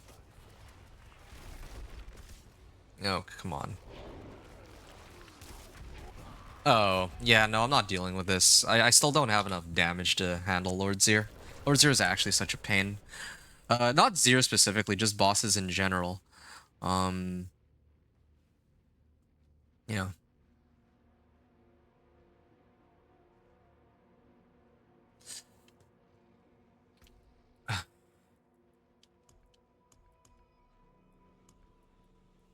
Yeah, this is why I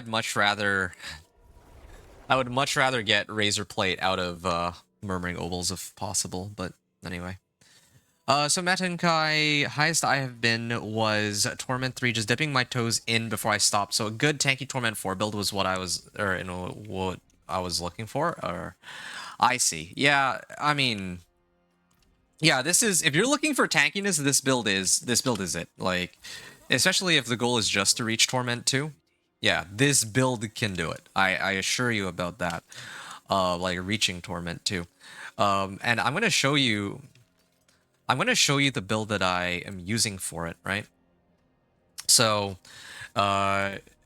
I mean, the way that I put up my Barbarian is the same as with past seasons, but the Chaos perks are what really redefine how this build operates. So, the way the build works, right, with Deafening Chorus, I don't ever have to trigger these 3 shouts again. They're just there for decoration, pretty much. And then I have this thing, Chaotic Cooldowns, right, which sets the cooldown randomly between the base cooldown of the skill and 2 seconds. So the way... Wait. Oh, I no longer benefit from cooldown reduction. So actually, Wrath of the Berserker... I have Wrath of the Berserker cooldown reduction, but that actually is kind of pointless here. I just realized. Oh, wait, what? Huh, that's really strange. It says I don't benefit from cooldown reduction, but apparently when I remove this, I actually still do get some benefit, so I don't know what's up with that. Maybe it just means cooldown reduction specifically, but they don't care about Wrath of the Berserker cooldown reduction. Anyway, so chaotic cooldowns, right? Casting a skill with a cooldown randomly sets its cooldown. So the way it works is I use Kick to drain out my Fury, and to get the bonuses from my key passive. So for the key passive, every time I use a cooldown, I get like damage equal to a percentage of my thorns as physical damage to close enemies every second. And for every 25 Fury I spend, I gain thorns, right? So the way it works is that I just keep kicking. That's it. I just keep going around kicking monsters.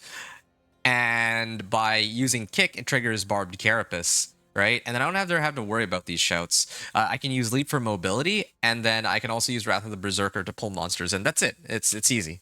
You get the CDR for the power, but not what's on items. Well, that's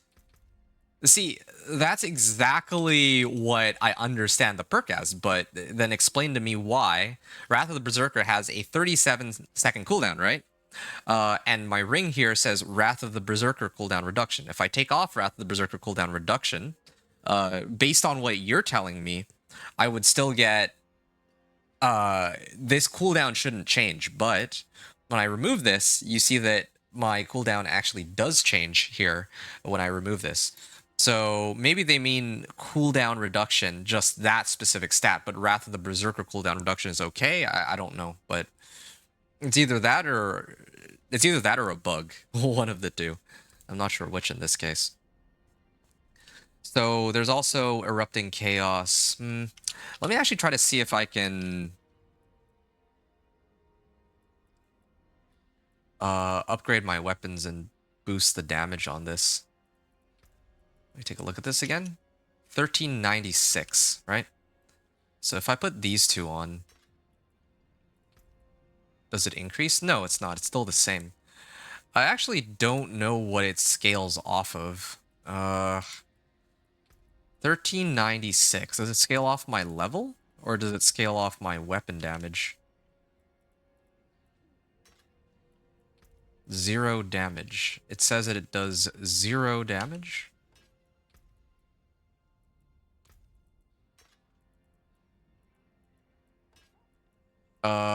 Yeah, this is kind of important to know. 1396. Why does it only use my two-handed slashing? That's a little weird. 1396. So 1346, and then if I replace this, 1396. Okay, so the erupting chaos seems to be dependent on my weapon damage based on this. And then with regards to the perks that I currently have, well, I need to boost up my perks as it is right now, I think. Yeah, I think that will be my goal. I gotta actually pump up my my chaos perks and get more value out of those. Which means I need to get more. I need to open up some like more nightmare sigils. I crafted a lot of them for Forgotten Wisdom before, but now there, Infernal Warp Reserve, and it also comes with a Whisper attached to it too. Yeah, Infernal Warp Reserve is the one that I want in this case. Here's another thing that's been bothering me that I'm a little curious about. If I replace, let's say, crit strike damage, I was at 1396, right?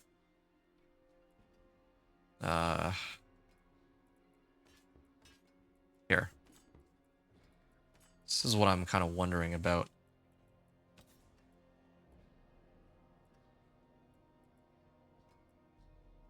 Well, it might be expensive to roll it. It shouldn't be that bad. Okay, so 1396. If I switch this for crit strike damage, does this change at all? No, it's still the same. At least on screen damage, it's the same.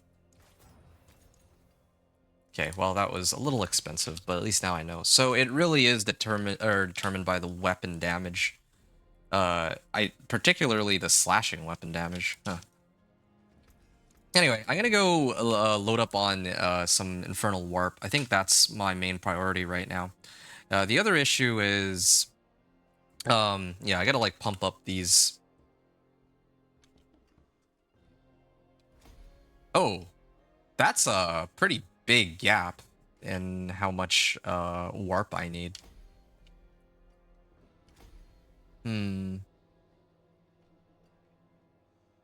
Okay. Every time I use a cooldown, well, so every time I kick a monster versus... I think I'd rather get this one, because I'm, like, spamming kick so I can control it. Yeah, okay. I'll do this one, for bosses specifically.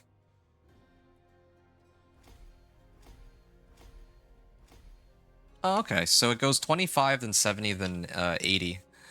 And yeah, I can try this out then. This is Torment 2, yeah? Good. This is what I'm looking for. I certainly hope that they don't crash me out here. That would be very disappointing. Elixir of Fortitude. And there's also a Whisper attached to this too, I just noticed. Or it just showed up. Okay, there.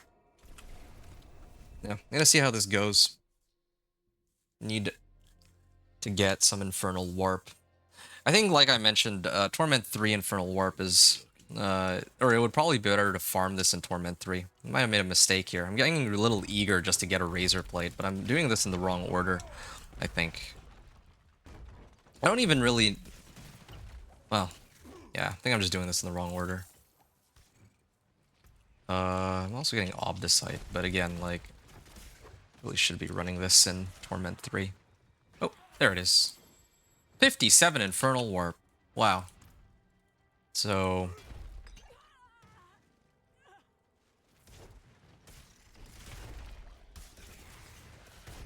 yeah. I mean, I just need like a little bit of Infernal Warp, though, just to pump up these powers. Maybe this one. Yeah, keep that going.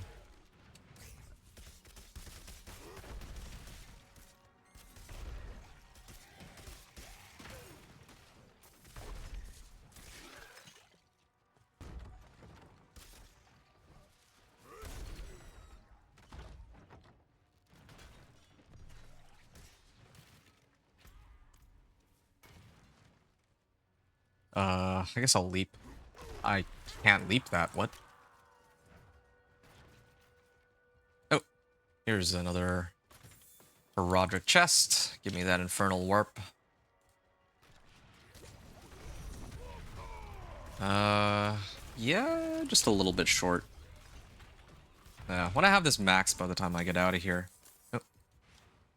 The other thing I was kind of curious about, if I, like, how much damage do my bursts do now even?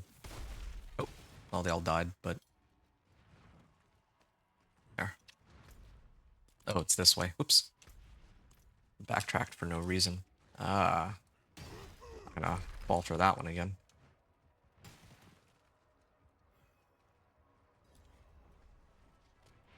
Okay.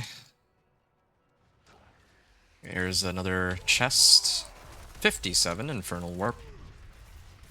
Really do like the feeling of picking up these chests. But yeah, I do get a lot more value out of them if I run it on Torment 3. And the best part about running them on Torment 3 would have been that I could have just completely ignored these monsters.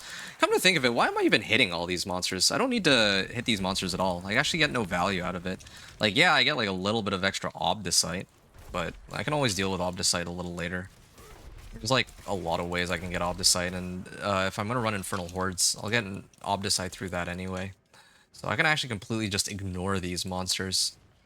Like, I kill them by habit, but there's no need for me to do so at all, really.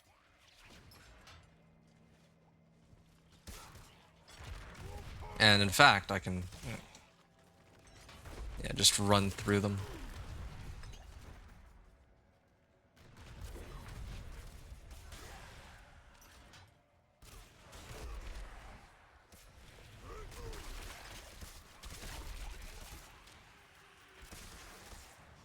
Okay, Roderick chest.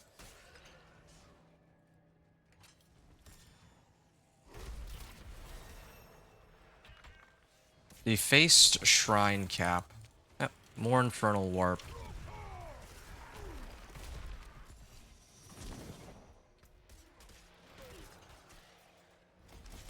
Oh, that was it? That's all it took to rank these up to max?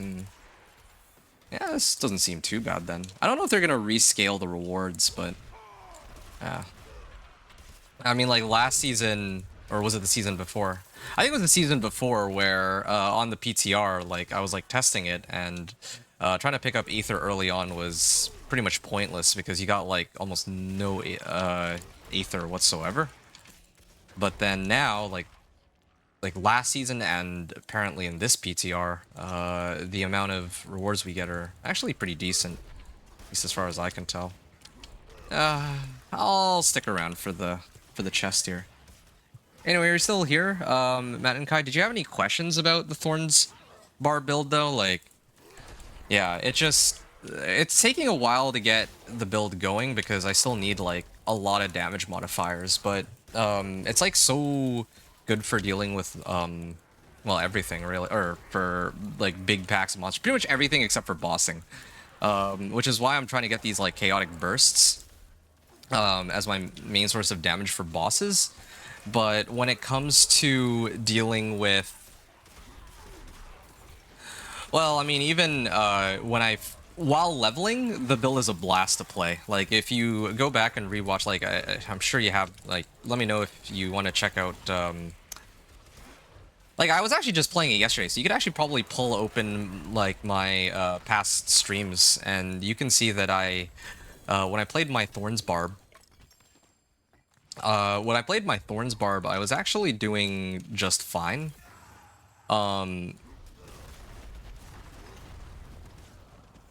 Yeah, my Thorns Barb was like doing fine for leveling. I was like running like Penitent Hell Tides, and it wasn't like the fastest, but it was pretty decent. And then after making it into Torment, I had to actually level my, or I had to actually go through the pit, and the pit was also pretty easy. I actually made it all the way to Torment 30. That's like Torment 2 or beyond Torment 2 even, just using the same level of equipment as what I had in as when I started Torment 1. So it's pretty strong, I would say. Like until you have to start dealing with Torment 3, then it takes a while to load up on some extra damage sources to handle that. Wow. Hey, two-handed mace. It's my first one. Charged aspect, Roderick Strong Room. I wonder if that Roderick Strong Room would give me some of the seasonal currency. And I think this is, well, no, I should be picking up all the legendary nodes first. Is the first priority. Okay. And then working my way up to the glyph. Strength, max life. And this, an ancestral legendary mace. I could have sworn it said two-handed mace. But maybe I'm losing it here.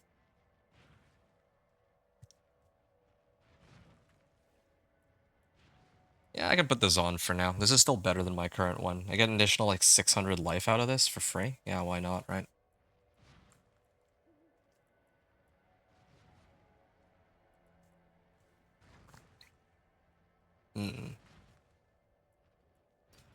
I'll salvage this and then I'll put on Retribution aspect on this new mace, I guess. Okay, I have a lot more ether now, so I can actually max this out too. I can't afford that. And turn this in. It is done. Collection of chaos. I wonder if that also includes the ether or the seasonal currency, but I doubt it. Twister glyph. Ah, that was a bit much to hope for. That a collection of chaos would have chaos perk stuff, but oh. Ah, Thorns while berserking. This is like a high roll too on Death Wish. Now the only question is whether or not I would rather keep this ring because it has GA on max life, or if I'd rather salvage it for the aspect. Yeah, but no, these two are looking pretty good. Two rings with max life on them.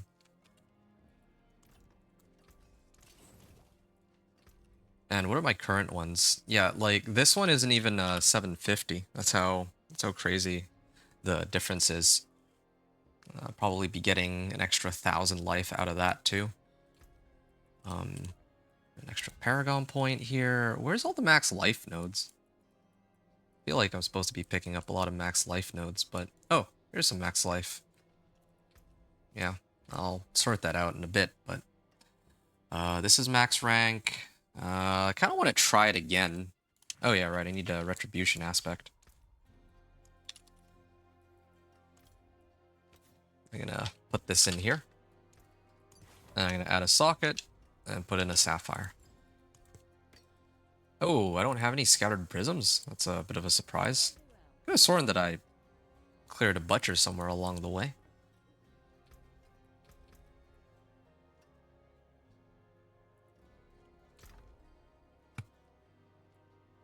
All right.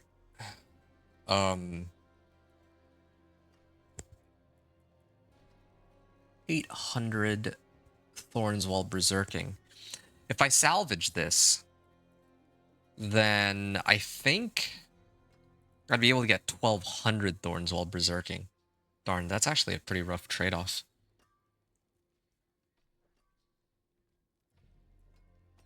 Called the Ancient's cooldown reduction. I think just putting this on by itself would be an upgrade over my current ring.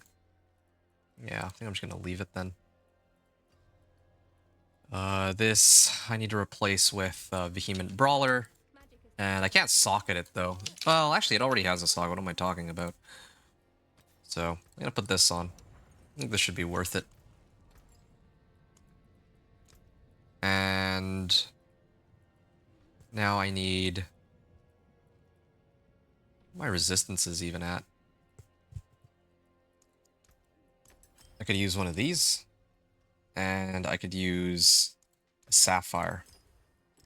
The thing is, I have the natural resistance tempering recipe now, so I could also use that to my advantage, but yeah. I think I'll do that a little later. I kind of want to get this whisper out of the way. It's kind of looking me in the eye and bugging me. So I'm going to just clear this. I could probably at this point break open pit 35, so I might as well just get that out of the way. Well, I'll do pit 30, just to make things a bit easier for myself. I'm only really here to turn in the whisper anyway. I mean, I can level my glyphs for fun and time how long it takes, but I've gotten a lot of power since the last time I was here, so it'd be a lot better now. Yeah, this is much stronger than I was the last time I was here.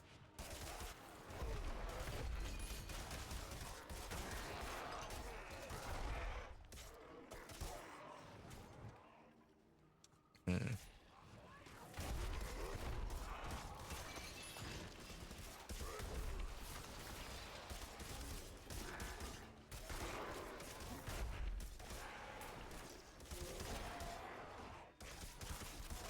Hmm.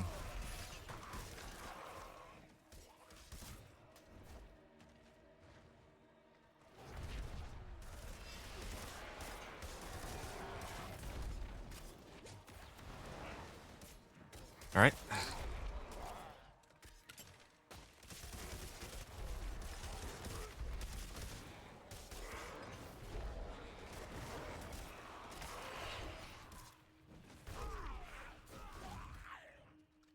I'm gonna head up this way.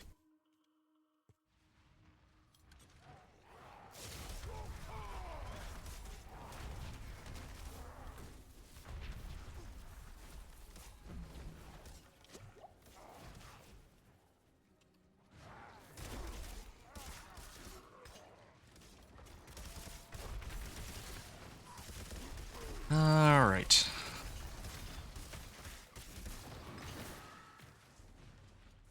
Gonna move up over here.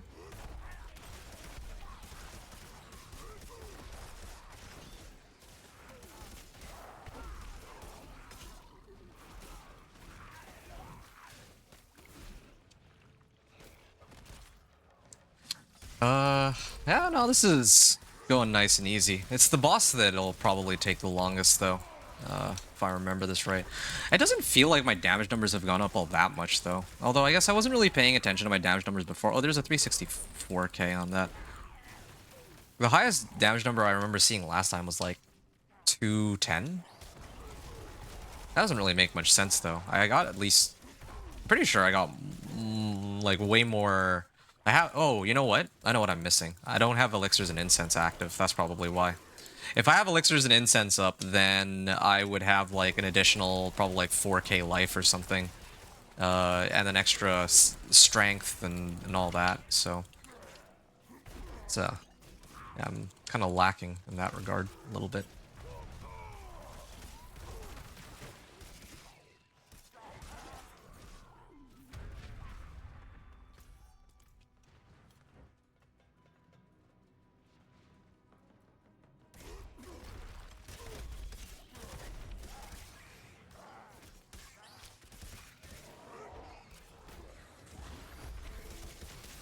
Alright.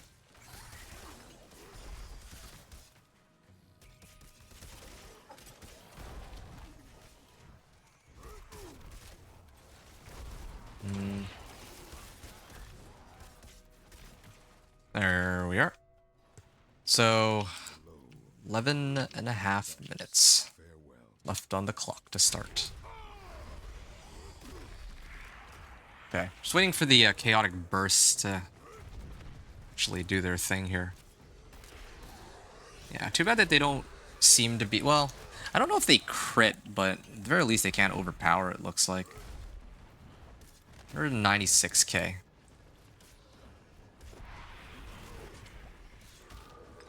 I'm actually... my cooldowns are out.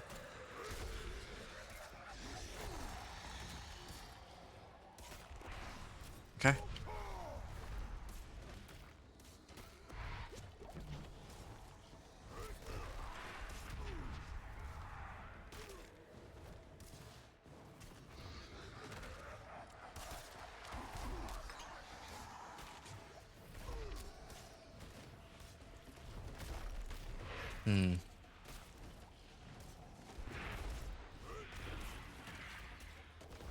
There. That was easy. That just took a bit of time, but it's definitely a lot faster than the last time I was here. Yeah, the last time I was here, I had 7.5 minutes left on the clock. This time, 10.5. Well, maybe a little less. Call it a 10:15 run, yeah. Okay. So, an hour, 58 minutes, or 57 minutes. Pit 30 clear, 10:15 left on the clock, but what did I adjust? I have an Ancestral Ring. Ancestral Ring. Or GA Max Life Ring. Two-handed axe. 750 item power axe. Or two-handed axe. And what was the last one? Oh yeah, I was like maxing... Oh, right. There were actually a few changes because the Paragon boards too, right? I got Weapon Master and Blood Rage. Plus Weapon... Was it Weapons Master? Or Weapon Master? Weapons Master. And Blood Rage... legendary nodes.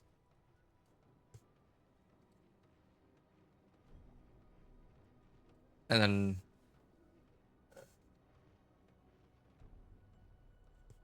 The last thing I adjusted was my Chaos perks. Chaotic cooldowns.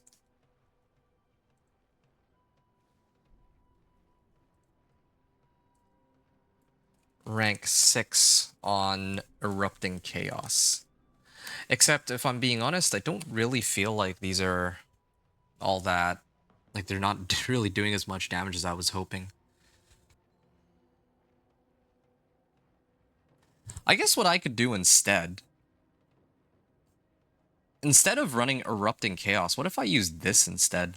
Then that way I could just keep hit an enemy, reduce a random active cooldown by 0.5 seconds. Yeah, I could run that with chaotic cooldowns. Then I could actually have Wrath of the Berserker and kick up all the time. I could be better. But then again, part of the reason why I'm even running Erupting Chaos in the first place is because in case I have myself on cooldown, this thing can still bombard nearby monsters.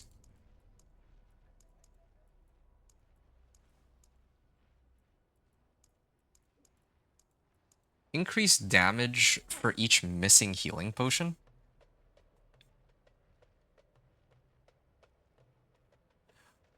Huh.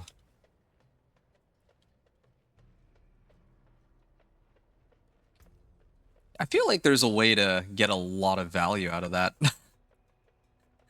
Yeah, there's a way to get that going.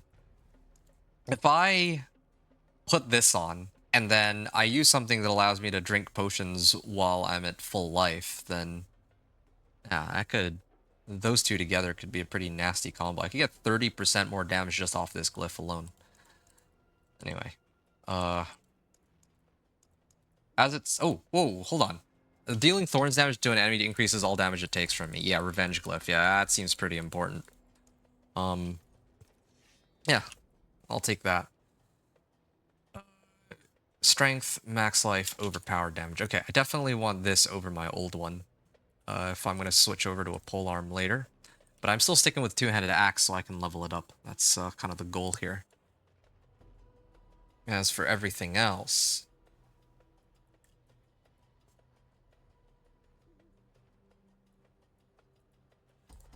I'm going the wrong way.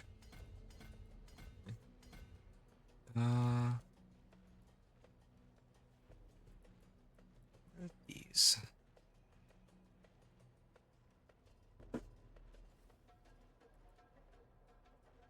Am I doing this wrong? I think I might be. Okay, yeah, I am doing this wrong. It should be like this. Yeah, there we go. And no wonder it looked so weird. Yeah, now I can actually extend this a little further. And then I go here, I hit the glyph, and then I can hit both attachment gates. It's a little weird the way I've done it, but I think at the time I spent a lot more time calculating it out, and I think this is better. Slaying Strike. I think that's for crit chance if I remember right. Yeah, I'm still not sure how I feel about Erupting Chaos. I think there's only really one way to find out, though. I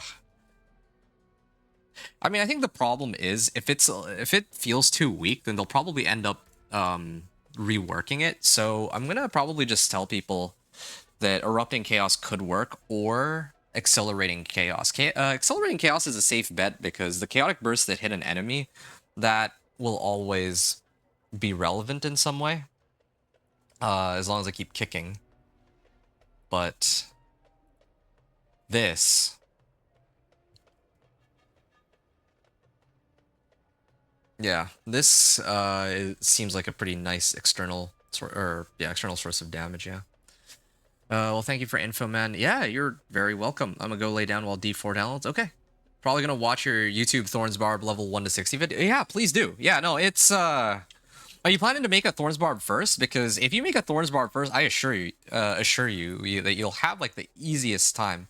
The reason why I say that is because when I'm doing this run right now, or when I did my 1 to 60 run, I had like a fresh Thorns Barb, right? But with all the correct like legendary tempering recipes and all of the utility tempers for Thorns, yeah, you can actually just dog walk Penitent on like a second character.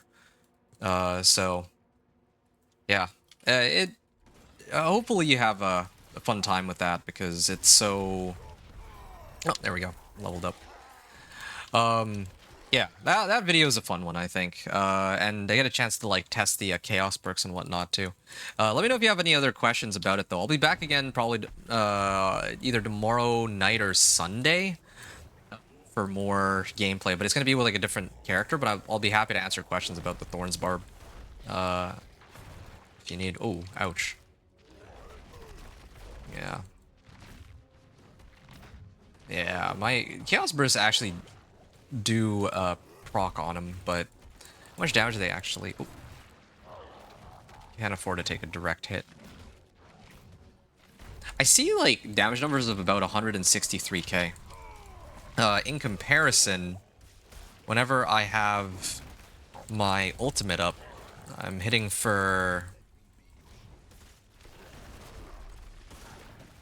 Whenever I have my ultimate up, I'm actually hitting for about 450k.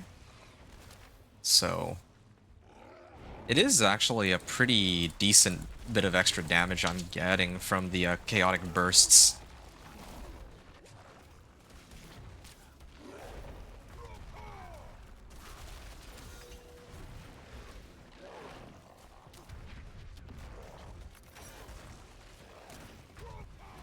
Okay.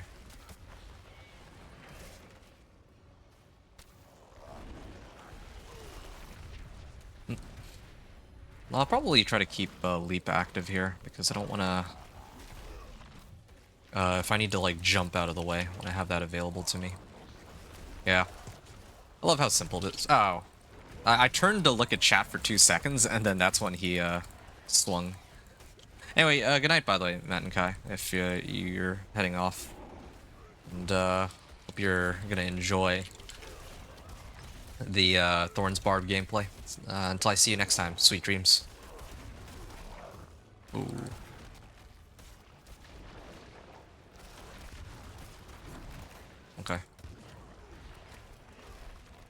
Yeah, this is always the toughest part when he puts these stupid pools on the ground. But at least I feel a lot stronger than the last time I was here. Like, I actually have him down to like a third now. Oh, okay, I just need to wait a bit for the protection to wear off. Yeah, this seems a lot more... a lot less obnoxious than when they gave these invulnerability phases, I had to admit.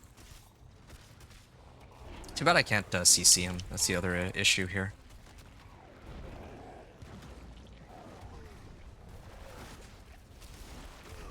Oh.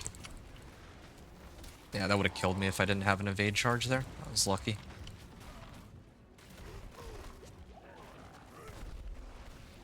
Oh.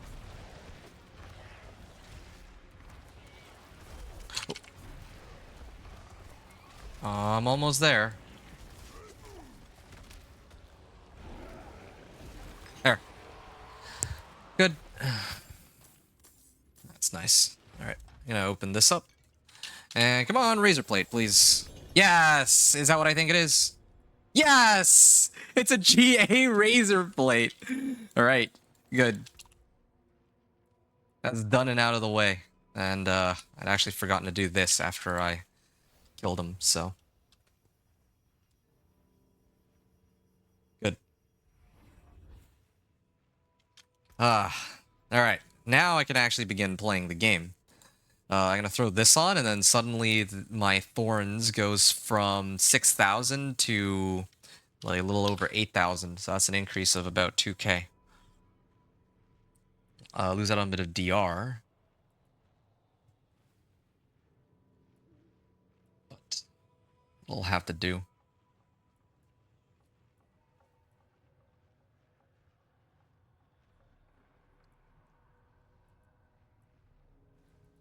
Okay.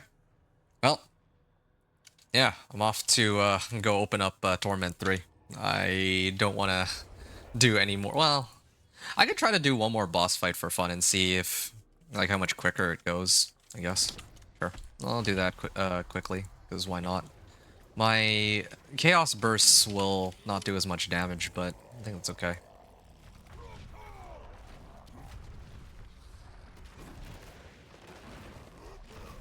Yeah. Still don't even have my elixirs or incense pop. Like, I have the max life one, but don't have the one that gives you, like, 750 max life. That elixir. Or the incense for it.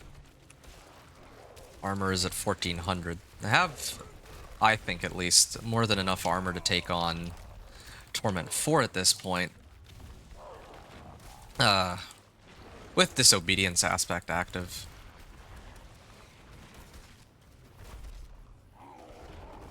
Yeah.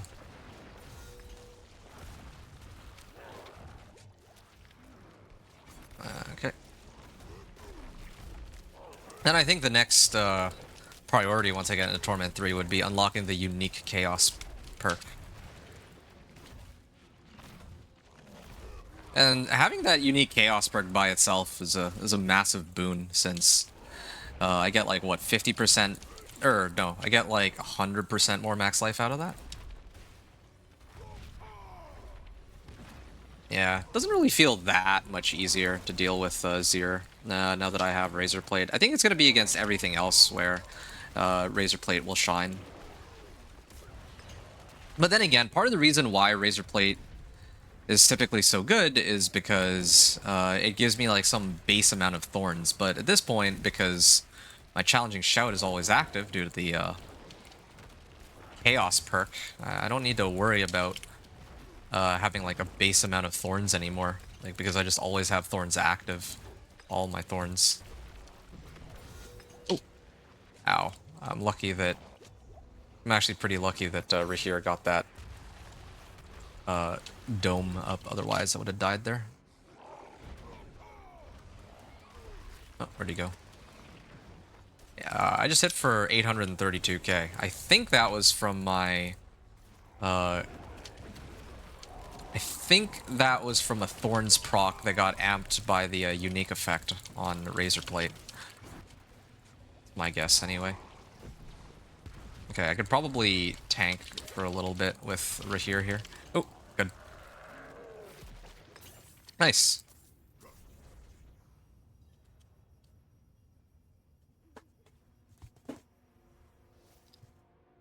Okay, Lord Zir's Horde. Yeah, anything is fine. Okay, maybe not anything. I was actually hoping for... Like, if I'm particularly lucky, then there is a slim chance that I could get Tybalt's, because sometimes they drop items from other bosses, right? So I was actually really hoping for a Tybalt's here. Tybalt's would have been really good. It would have been a big help.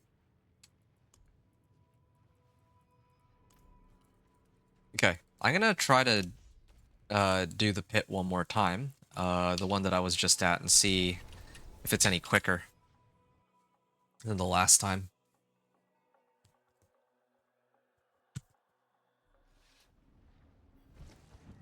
And I actually just remembered I have some Obdicite too, so I could actually masterwork this if I wanted, but save that for later. Yeah, I figured as much, but I just need to double check.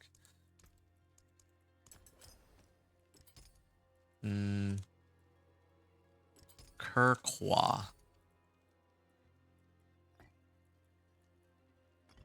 Kirkwa. Oh, Zalrune! 20% of my max life for 6 seconds? Yeah, that seems pretty useful. Drink a healing potion. Do I drink a healing potion that often? Do I need max resource? Not really. Okay, there. Yeah. Kurzal. Yeah, that's a big help. What about my movement speed? What's my movement speed even at now? 122%, and I get Rallying Cry. Yeah, I think use a mobility or macabre skill.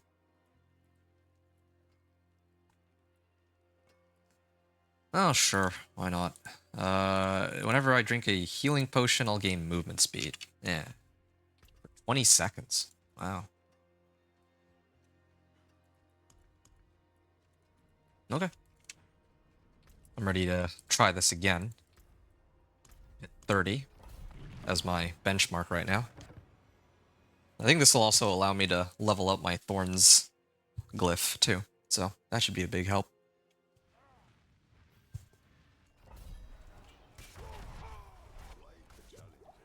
That... Just feeling my build gets stronger and stronger. Wait, was that a 1.3 mil I just saw? Might have been. Yeah, I can't wait to unlock that unique chaos perk though. That'll be fun to mess around with. But of course, I'm gonna have to cheat in the compasses, like I said, because the quest is bugged. I mean, I could do it just to see how, like, if they fixed it or not. Well, I can look it up, actually. I can take a look to see if they've released a patch to actually allow me to get the Infernal Horde compasses. I should have done that from the beginning, actually, now that I think about it. Because then I would have done that first. Like, that would have been my #1 priority.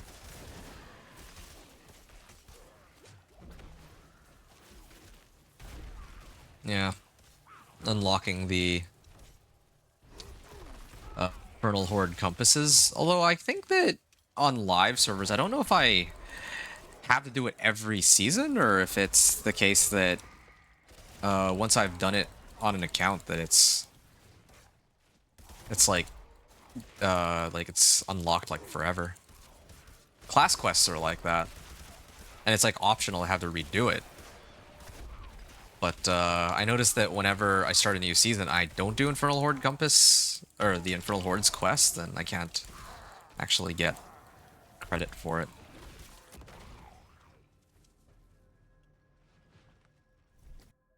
I'm actually tempted to run Banished Lord's Talisman, just so that I can... Well, but then my Fury's always getting drained out, though. That's the problem. I don't have enough, like, max Fury. I was thinking I could run Banished Lord's Talisman, just so that I could get this. For overpowering, I deal increased damage. Since I have kick and leap, I could actually get that as a damage bonus in addition to belligerence. Wait, why am I even maxing out belligerence? I'm not even using any basic skills anymore. I just realized. Normally I use basic skills to trigger belligerence, but there might not even be a point. Uh, How much of a damage boost am I missing here?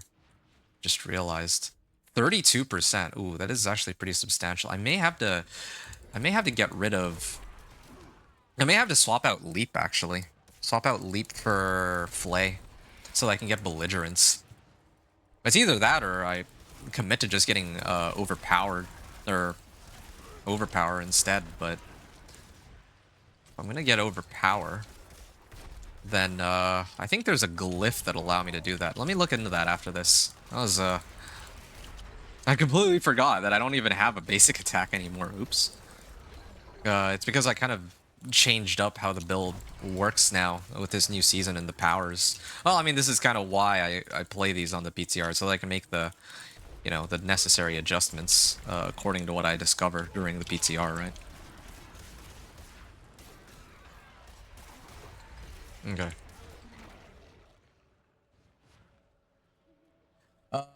Sorry, Lee. Are you still here? I missed your message. You said, okay, when is season 10? I'm back. Sorry, I had to run out. Oh yeah, no, you're good. You're good. Season 10, I think, is going to be on September the 23rd. Like, you can look it up, just double check, but September 23rd, because that's when the season pass ends. Oh, you're still here. Oh, okay. I was worried the game's going to crash for a sec. No, it's Seething Hive Master. That's like the easiest boss for me to deal with, because he has an attack that like allows him to hit himself like multiple times. And he doesn't do that much damage either. What about these orbs? Nah, these orbs don't do very much damage. And the chaotic bursts. Just waiting for the chaotic bursts to hit, but they're not.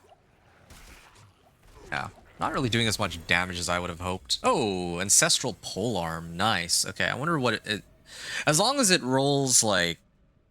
if it rolls GA Strength or GA Max Life, I'd be pretty happy with that. Yeah. Okay, I'll call it a 1030 clear. Yeah. This was 1030 with... I would call it 1045 actually, because I was kind of like messing around in the middle, looking some stuff up. Plus Razor Plate. That's like the main change I made. Okay, I remember that there was a glyph that guarantees me an overpower here. Yeah, every 12 seconds your next attack will overpower. Yeah, they changed it so that it's... They changed it so that it's every 12 seconds now. It wasn't always 12 seconds. That much I know. But now it is 12 seconds.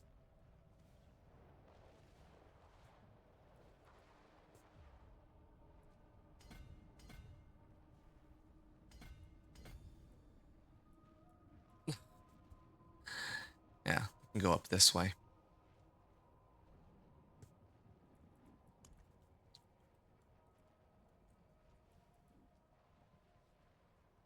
After overpowering.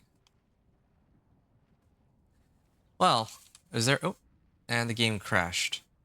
Did I level my glyph? No, I didn't, of course. I didn't level my glyph, and I didn't pick up the items on the ground. I think the items on the ground will still go into my stash, so that's okay. But I did miss out on... I did miss out on the glyph upgrade. I should have done that first. That was stupid. That's the other reason I had done that. I mean, to be fair, I was actually trying to chart down the results of this run, how long it took. But, yeah. Lee, you said, can you craft runes? I could craft runes. That's true. I could craft runes. That seems to be available.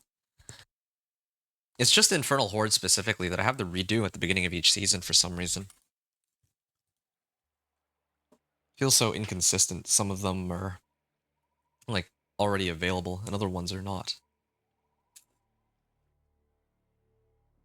Okay. I hope these items went into my stash. I didn't pick them up. And, well, yeah, I didn't pick them up, so they should just go to my stash in this case, I think.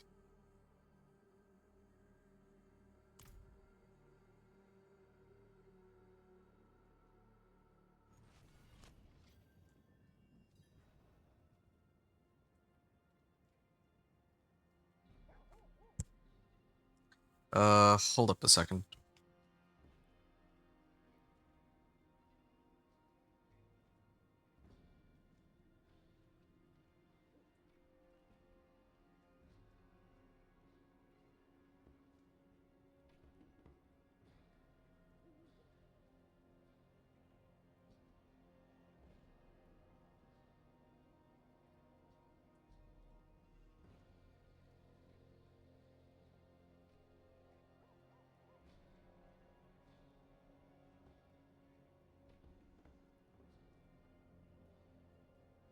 Alright. I keep going here. So, oh, yeah, right. Here's my items. Of course. They rolled the, they rolled the lucky hit, or the GA on the lucky hit rather than on max life or strength. And it also has inner calm aspects. So I can salvage this for inner calm, or I can, actually, like, wield it. Let me take a look and see before I try to salvage it. Wait, oh, where'd it go? In here? Okay. I can also get max life out of this. That's a pretty big adjustment too. But I think what I'm really curious about is if I put this on, right? What is this, the damage on this become? So right now it's 1833. What? Why is it so inconsistent? Like the amount of damage that's being shown. So this, okay, I have 3 polearms here. I have a 736, I have a 750, I have an 800. In theory, 736. Okay, now all of them are doing the same. Oh, you know what? I know how to fix this. What if I do it like that? Okay, and then now it like automatically selects one at random, like one of my weapons. That's a little stupid, I think. Yeah, that's actually pretty dumb.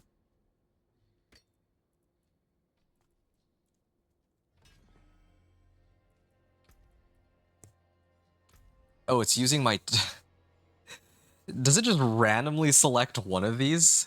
I think it randomly selects one of my weapons. It really is chaotic, I guess. That's so dumb. I just want I just want to know how much damage I can expect to get. Well, actually there's an easy way to find out. I can just I know it's not a fail-proof method, but I can just eyeball it by doubling this, right? Doubling the value on this because if it's using my one-hander, yeah, if it's using my one-hander and this one-hander is 975, then I think it stands to reason that if I double this, that's the actual amount that I'd be getting, roughly 1950, maybe a little more because polearms have higher, like they have higher damage per hit, but they have slower attack speed, so about 2,000. About 2,000, yeah. It's not really, doesn't really seem to have that much of an impact. Well, I'm probably gonna end up salvaging that. I think the multiplicative damage modifier is more important to me here right now. I'll probably get other options later on down the line anyway. Other better options. Furion kill. More max life.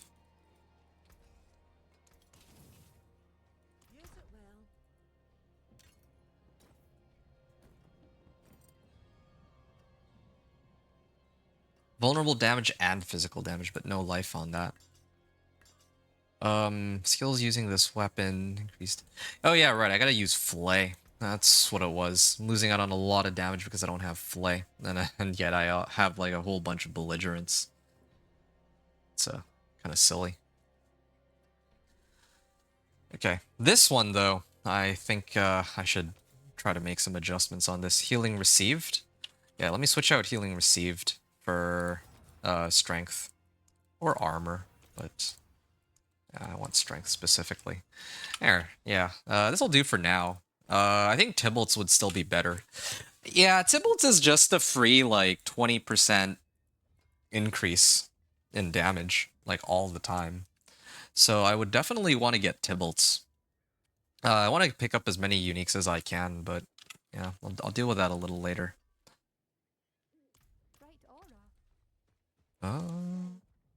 Chest armor. Okay, I'm never going to be using this again, so I'm just going to get rid of it. Rubies. I already have rubies.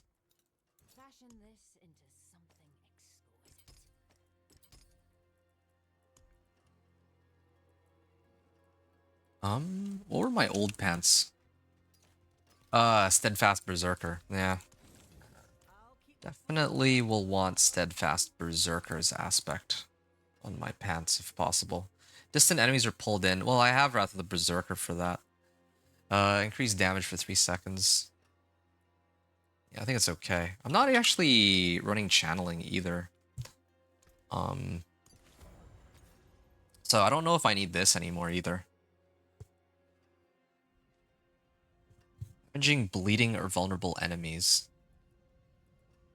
Gotta be something I can use here. Whirlwind pulls.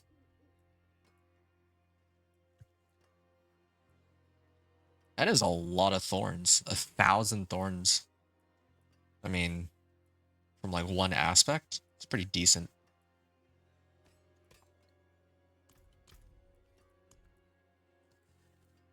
Okay. Yeah, I need to get Flay back on the on my skills here. Let me get Flay on here. Flay and kick, I guess. Which means I need to get rid of leap. I also don't know if I really care for Wrath of the Berserker. I guess Wrath of the Berserker is fine.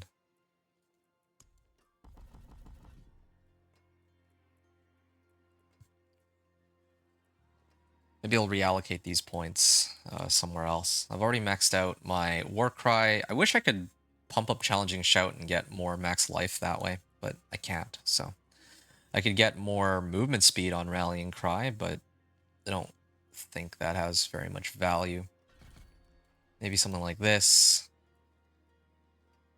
For each 100 Fury spent.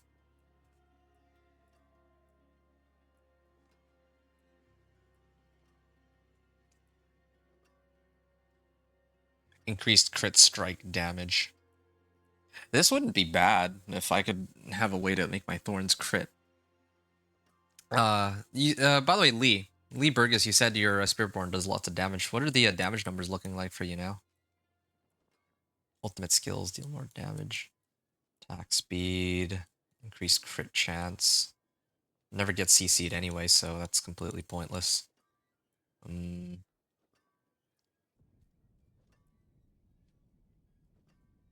The other option is if I had a way to like trigger overpower. I'm kind of curious about that. Is there a way to guarantee an overpower of some kind?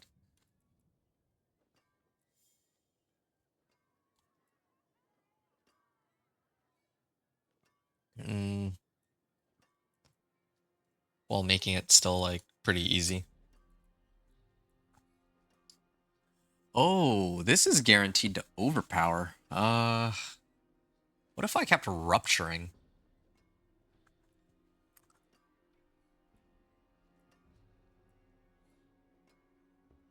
Yeah, what if I kept spamming rupture? Because this is guaranteed to overpower, right? If I have a way to reduce the cooldown on this, then maybe. I could keep triggering this. Warpath. That's the other option.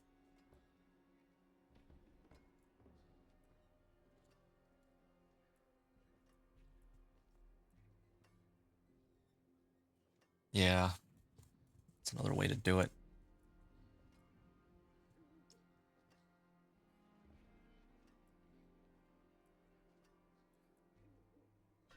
Overpowers, deal more damage. Skills using bludgeoning skills. Or bludgeoning weapons.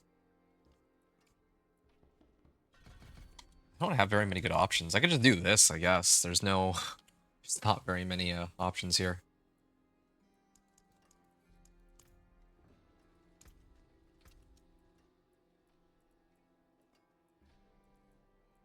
I still don't have very many good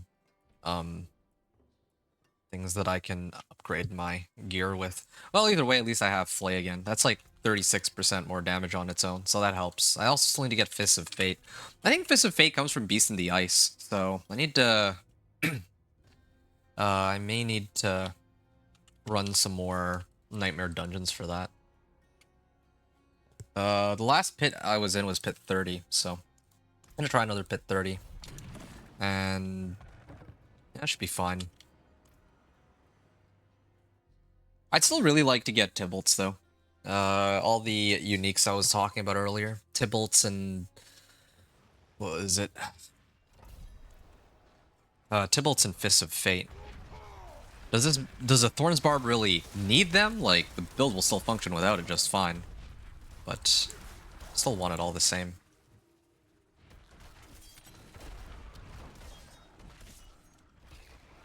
Now, this is good.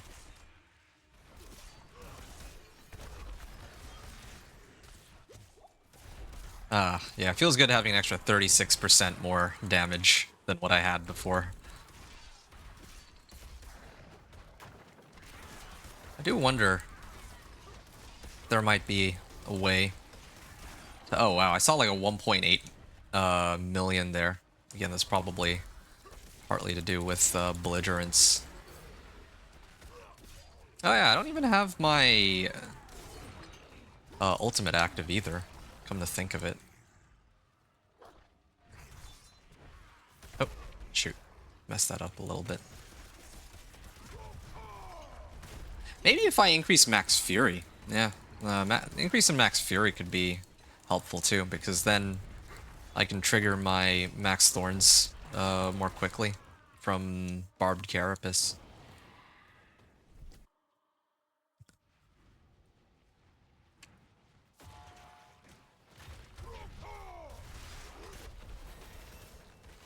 And what other things could I get? There's also all those like Chaos uniques, but I think for my helm I typically prefer to have Steadfast Berserkers on it. Is usually how I run it. Yeah, Fists of Fate on boots though would be ideal. I'd love to have that as a Chaos unique. That'd be so amazing. That's what I had on my Companion Druid, but I had other uses for my boots slot.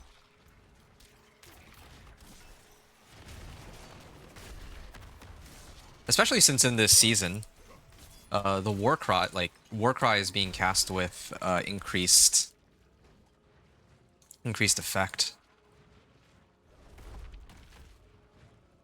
Because of here, Deafening Chorus, it auto casts my Warcries and gives them an enhanced, like, increased bonuses too, right? So, like, I don't know if I... well, I mean, if I get, like, a Chaos unique like Fist of Fate, that would be probably my go-to. But if we take Chaos uniques out of the equation, because Chaos uniques are not, like, trivial to access, right?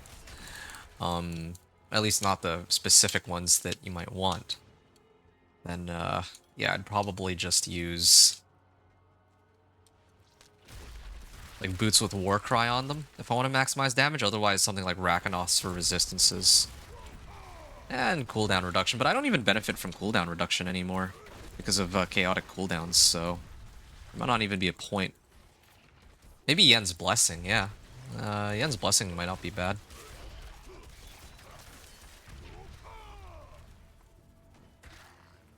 These guys are still alive. It's because I don't have Leap, I think. I'm actually much slower now. Like, I can actually feel the difference in speed. I have more health. I have more damage. but I wasn't being gated on damage before. Or at this point, it's just mobility, which I can live with. It's not a bad problem to have. I don't know what to do about Wrath of the Berserker. I wonder if... It says they're always active. Hold on. Let me take this guy out, and I gotta look something up.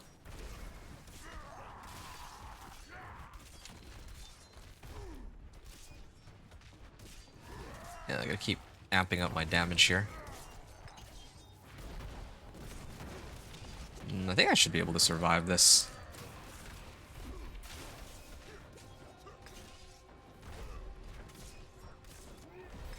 There, done. Easy.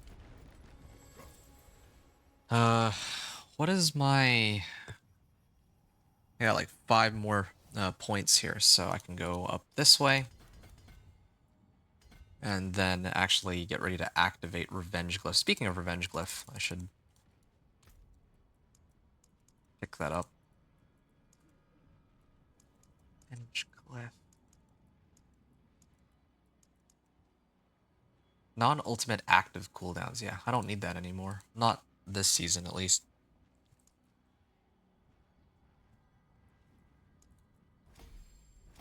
Okay, there's something I need to know. Yeah, there's something I need to figure out here. Ground Stomp cooldown reduction. Yeah, I don't need this, but I'll learn it anyway. Probably won't need that. Okay, the thing I want to figure out here, right, is this glyph. Revenge? No, it's not Revenge Glyph. It's Martial Glyph, yes. So this is active. After casting a shout skill, the active cooldown of every other non-shout skill. If I activate my ultimate, in theory, if these are being recasted, then Wrath of the Berserker cooldown should go down, but it's not. So it seems to me that if I use this Deafening Chorus, I can no longer use these shouts to try to reset Wrath of the Berserker's cooldown, which is too bad because, well, I could really use that extra damage bonus, but that also potentially means that perhaps I should try to find something else to use instead. Then again, I am using... Oh, you know what? Maybe Flicker Step. Yeah, what if I use Flicker Step to pull monsters? And that might not be bad, actually. I don't know why this cooldown on this is so high, though. Could have sworn it was a lot lower before, but anyway.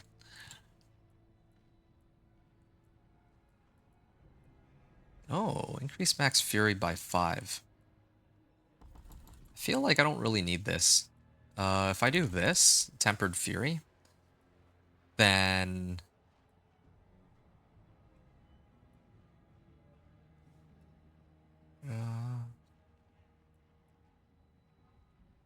max fury by 15. So now, I get to 45 fury. Whenever I drain out all of my fury, I'm using up like 45 fury rather than just...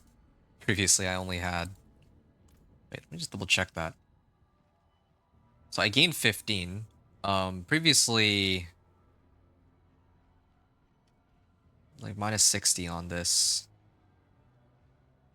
So I can cap out at about 55 fury, I think. If I cap out at like 55 fury, then it should be easier for me to trigger the max rank of... like, to actually get the full bonus from Barbed Carapace. So, that's good.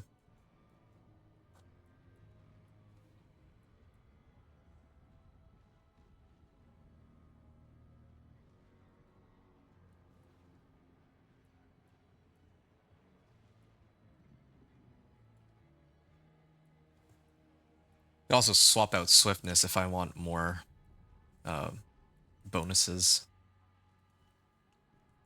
Like, I could actually replace this with, like, this, for example. Gain extra damage reduction while berserking. If I were really desperate for damage reduction, but I'm kind of not. Yeah, there's, like, so many ways to build this guy. Let's flay. How about this one?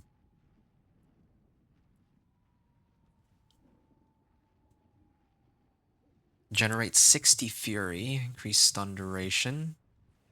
Applies vulnerable. I don't have a way to really reset this either, though. It's the problem here. I could actually try Flicker Step this time. So that I can keep pulling monsters in with Wrath of the Berserker. That could be kind of fun.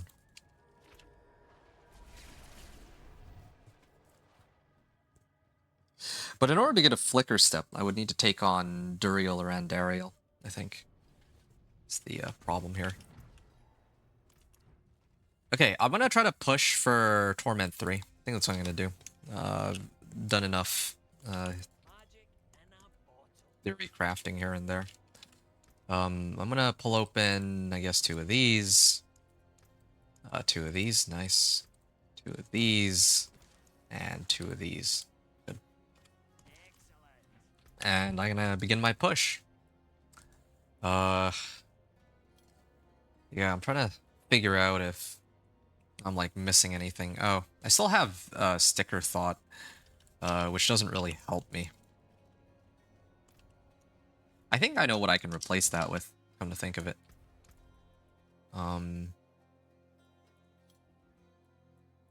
There is a utility aspect. Yeah, this is the one, Hectic. So, on my build planner, I typically have Hectic. And as fate would have it, this could potentially reset my Wrath of the Berserker, but, you know, that's, I'd have to get pretty lucky with which skill gets selected. But it's better than nothing, I suppose.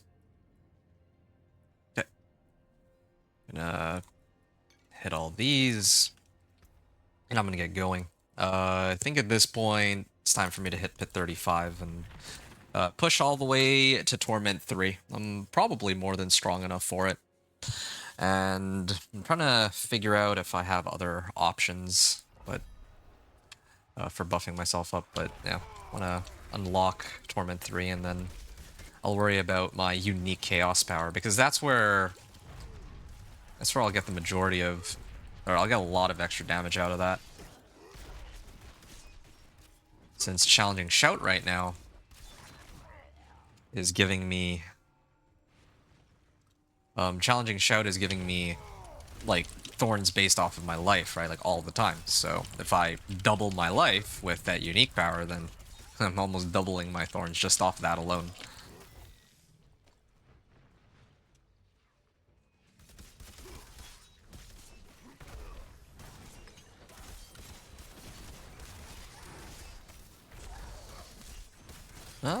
Okay. Just left click, right click, left click, right click. That's it. And I can use this too.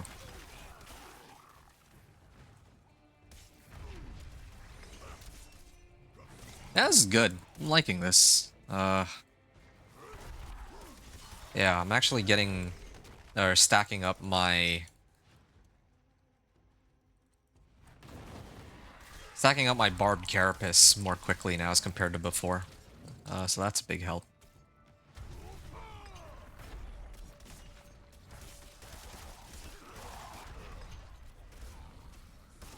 $45. Why is it only 45 Fury that I cap out at, though? It's supposed to be... Is it percentage-based? Maybe it's percentage-based. Maybe that's what's happening. My maximum current Fury is reduced by 20%. Oh, I thought it was just 20, but it's actually 20%. So, in that case, then, for each shout equipped. So I only should have 40% of my Fury, which comes out to 44.5? Actually, that does come out to, 40%, so... Yeah, it comes out to about 44.5, right? Which, yeah, rounds up to 45 Fury, I guess, yeah. So that's where, or that's why. So... I guess that still helps, though. It's still alright. It's not like useless by any means. Artillery Shrine. Yeah, I like seeing my damage numbers like going way up now because of having belligerence, and also because I activated elixirs and incense. So instead of having like 7k life, I'm up to like 14k now. That helps. I haven't masterworked anything. I haven't gotten any ancestrals. Haven't loaded up on uniques, and yeah, there's like so many ways to buff up this character.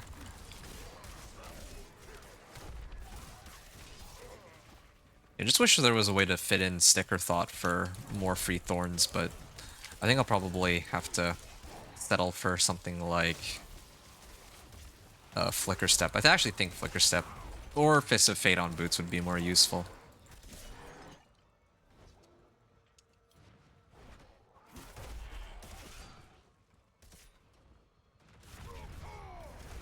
Yeah, I'll have to see what other Chaos uniques I could pick up.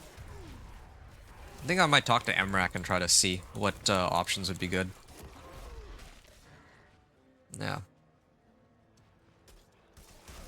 Just so I know for when I make the build guide video.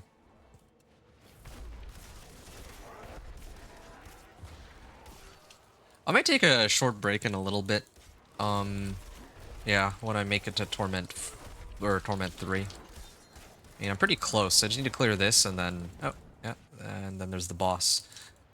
Greetings. Well done, Banks. Farewell. Hey, Wicked, you're back again. Are you done with work now? Yeah, it's going okay. I'm just the Thorns Barb is looking like it's, well, progressively looking better and better. I got Razor Plate after a relatively short search, and now I'm in much better shape.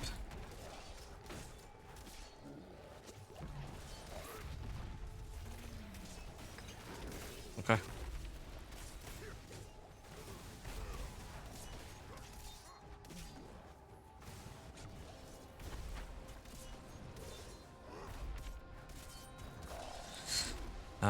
Yeah, still quicker than before.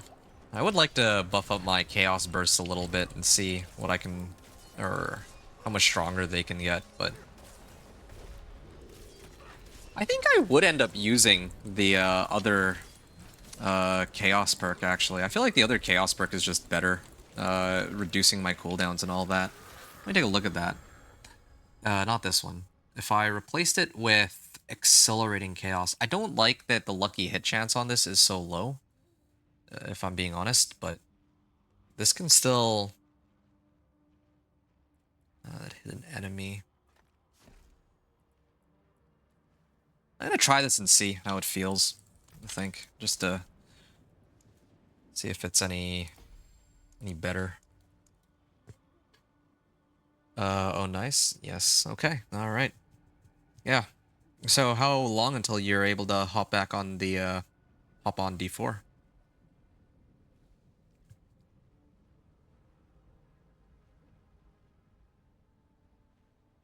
That's the Berserker cooldown reduction. I'm trying to see like what other skills I'm using here.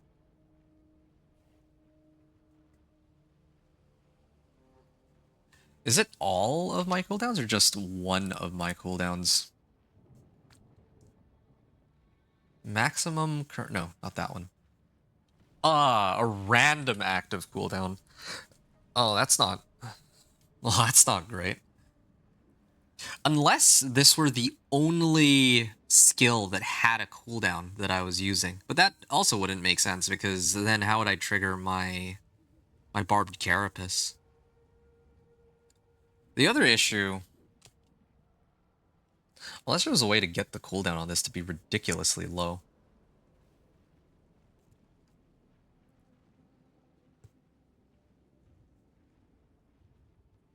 Well, either way. Executioner and Challenger are the ones that I usually try to max out. Where's Executioner? Do I not have Executioner? I don't. No. I guess I'll have to settle for pumping this up.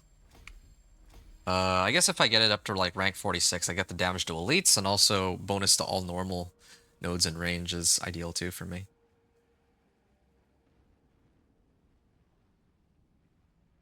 Does it stack with other lucky hit? What do you mean by stack with other lucky hit? You never had a build that utilized lucky hit picking up kiddos, then cooks upper, then I'll be on. Okay, all right, yeah, exciting, man. Looking forward to seeing your stream up too. I should be done by the time you get on, so I'm pretty excited for that. So you don't have a build that... Okay, so the way Lucky Hit works, right? Each skill that I have that does damage has a Lucky Hit chance associated with it. So let's take a look at Flay. It says 53%. Let's just pretend that this is 50% for simplicity's sake. So every time I use or I hit an enemy with Flay, right? Sometimes I maybe hit multiple enemies, and I think it rolls Lucky Hit chance independently for each target. But so every monster I hit with Flay has a 1 in 2 chance of triggering a Lucky Hit, right? And if it is a Lucky Hit, then it will also roll. Like you see here, it says Lucky Hit damaging an enemy has up to a 10% chance to trigger a Chaotic Burst, right? So what that means is there is a 50% chance of activating this Lucky Hit, and then when this Lucky Hit goes off, there's a 10% chance that the Chaotic Burst will trigger. That's what this means. So I hope that makes a bit more sense.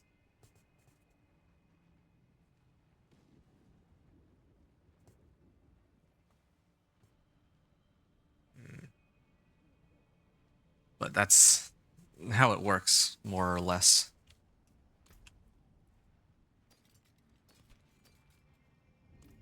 Okay, I think I'm gonna push for pit 40 now. I did activate elixirs and incense too. So yeah, so if you have lucky hit on percent on other items, does it add to the 10%?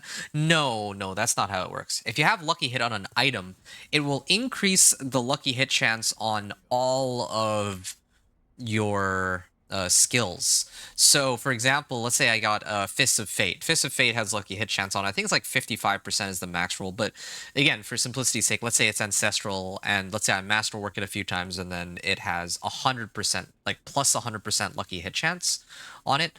It doesn't suddenly make Flay have like 150% lucky hit chance. What it does is the base lucky hit chance on Flay is about 50%. Then I would add an additional 100% on on top of that with like as a multiplier. I don't know how better to explain it than that. So yeah, Fist of Fate, lucky hit chance 100%. It's not 100 plus 50% on Flay. It's 100% times the 50% from Flay. So in this case, Flay would be at 100%, so I would always be activating a lucky hit. But then this 10% chance is static. Like I can't boost this in any way. I think the only exception would be Pack Leader on Druid, where there's like Storm's Companion Pants that will work for the lucky hit chance on Pack Leader specifically. But yeah, typically that's not how it goes. Yeah, okay, so you get it, right? Like, I think it's a little bit confusing, the explanation, but I don't think I can really explain it much better than that. Okay. Where am I? I am missing like 10% cold resistance. So that's a bit of an issue. 10% cold resistance. I could just sub this out for a Royal Sapphire, but I don't even think I have enough gem fragments. Whatever, I'm just gonna go for it. Yes, sir, you explained it well. Okay, well, thanks. I'm glad to hear that. Because again, like saying like plus 100% could mean like, you know, adding it directly onto the skill or what. There's like some ambiguity there, and that's I think where a lot of people get pretty confused with all of it, with understanding how lucky hit works. So. And I don't even blame people because, like, me trying to understand it the first time was very confusing too. I'm not very strong when it comes to math, but I do still need to know how some of the math in this game works, or else I wouldn't be able to... I wouldn't be very good at my job, let's just say. Trying to, like, put these builds together. Oh, just noticed I didn't even bother putting another glyph here. I'll do... Well, I'll add it in later. Why not? They are actually doing some damage to me, though. I don't know how, and I don't know why, but actually are hitting for a lot harder than before. My armor is maxed. My resistances are maxed. And yet, it's still troublesome. How much damage they're doing to me. Did they reduce the range on Wrath of the Berserker? I feel like they did. Because it feels that way. Cooldown 45.6 seconds. Oh, maybe it actually doesn't. Oh, I think I know what's going on, actually. Yeah, in town, it doesn't actually show, but Wrath of the Berserker actually does not benefit from my cooldown reduction after all. It really is random. Well, this is still fine. That just means that I can get rid of all the cooldown reduction stuff and then prioritize getting Flicker Step instead. I can keep invading. Also, I don't know if it matters to you, but the stream changed slightly. Move the PTR. Oh, okay, yeah. Let's hear it. I'd be curious, at least. Move the PTR shred level 1. You said the stream. I'm guessing you're referring to your own. Move the PTR shred level 1 to Torment 4 to Sunday night. Tonight is going to be sort of the hardcore shred druid with viewers if they want to join. Oh, nice. Okay. I think I'll be down to watch, but I don't think I'll be joining, just because, like, I need to finish working on my... Well, I mean, first of all, I'm not... I tried playing hardcore once, and that was not for me. Let's just say that was embarrassing. I got humbled very quickly. Twice, in fact. Yeah, some unfortunate mishaps with Blood Maiden. But, yeah, I will probably also be working on my video. The build guide. I think I've talked about it already. So I would be happy to like support by hanging out in your chat, though, at the very least. You know what? I'm gonna leave these guys for last. Then again, I don't want to rely on Blast Wave Shrine to cheese the boss. I was originally gonna use Blast Wave Shrine for the boss, but I'd actually like to get like a proper time on to clear the boss. Yeah, it's a good amount of damage here.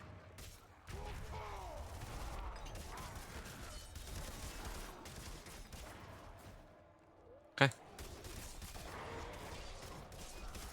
Yeah, I think Flicker Step really would be the way to go. So I can just keep pulling monsters in. Then I don't need Steel Grasp at that point. I used to run Steel Grasp, but I don't need it here. You've only done hardcore once. Butcher ran me down and never tried again. And yet you're trying to play hardcore Shred Druid. So, you know, props to you for picking yourself back up and trying again.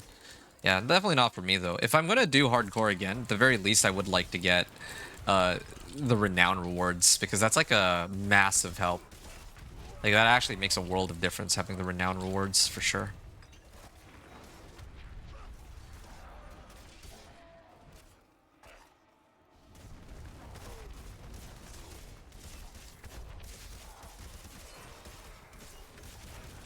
Okay.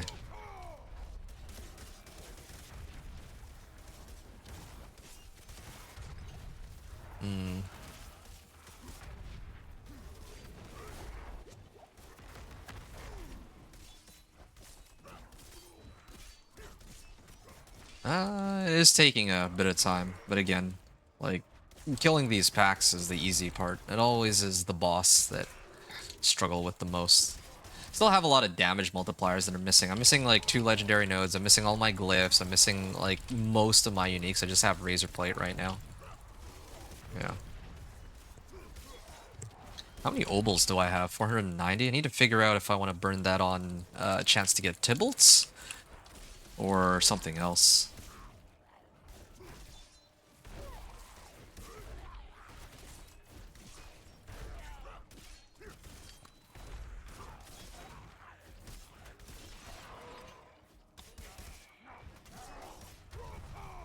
Oh, there. Hey, Spirit Color Frost. I think it's one of the easier ones to deal with. But the guy wanting to do the PTR had to change the date. Oh, okay. I wanted to try hardcore to see what it brings into the stream. I get it. Alright. Well, yeah, it's, And I commend you for that. I think there is definitely a branch of people that are interested in watching people play hardcore. In my case, when I started this channel, one of the things I was like I had as a potential option for content to create was running it, like playing the game on hardcore, because I had figured that, you know, not everyone is going to be playing on hardcore. There are some people, but it's definitely not as many as number of softcore, right? But having said that, I also don't want to. Well, I found another niche. Maybe that would be something worth making streams and videos about. In your case, I don't know. Like hardcore build guides and gameplays, and then you set up your build in such a way where, you know, you're like unkillable, because like a lot of the build guides that exist are for non-hardcore characters, right? So I don't know. Also, I'm 100% open to feedback or advice if you see anything that needs to be looked at. Yeah, sure. Yeah. I again, like, just refresh me real quick. When is your stream gonna be coming up again? Like, you said that you have a few things to do, so I'm gonna guess like what, maybe 2 hours from now, perhaps. Okay. I think, like I said, I'll probably take a short break and like once I make it into Torment 3, because yeah, I'm gonna do something real quick.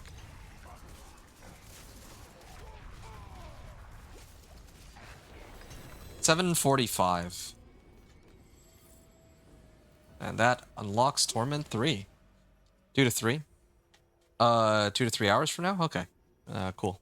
I'll come check it out. Okay, give me a second here. Um,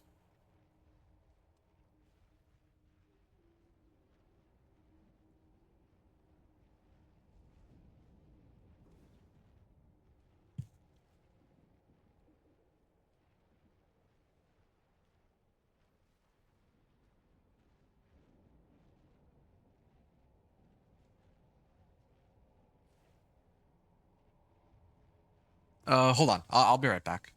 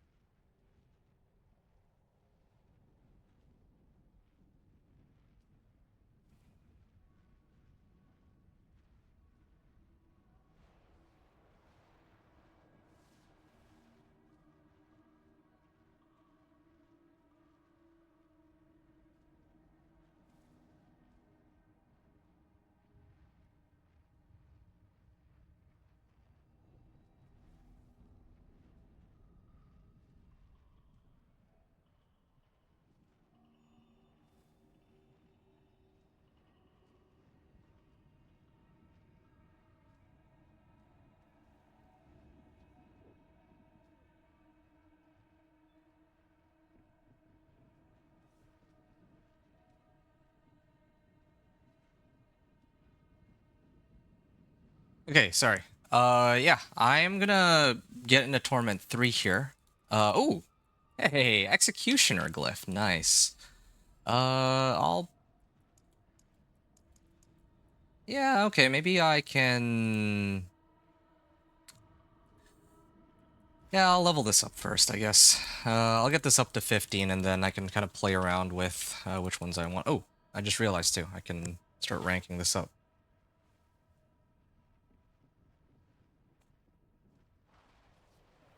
Let me try to find my build planner here. And... Okay, I think it goes like this.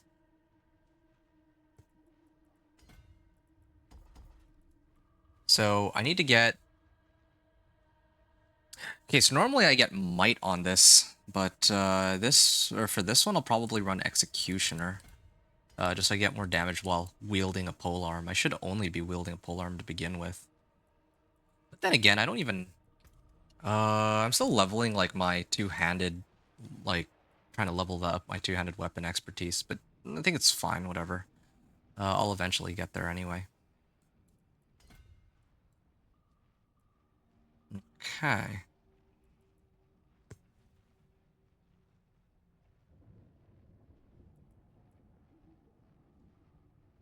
Checking, how much radius...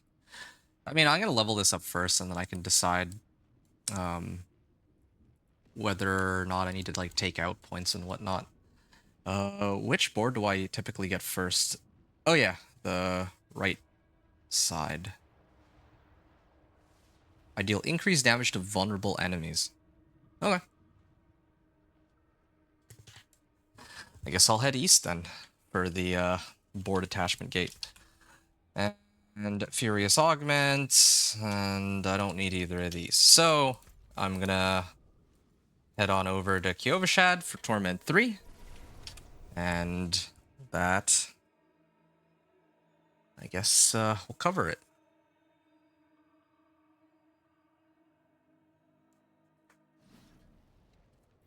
And then all that's left is Torment 3 to Torment 4. So we'll see if that takes longer than it took me to get from Torment 2 to Torment 3. Alright, just gonna take a quick break to grab some water, and then I'll continue in a moment. So, see you all shortly.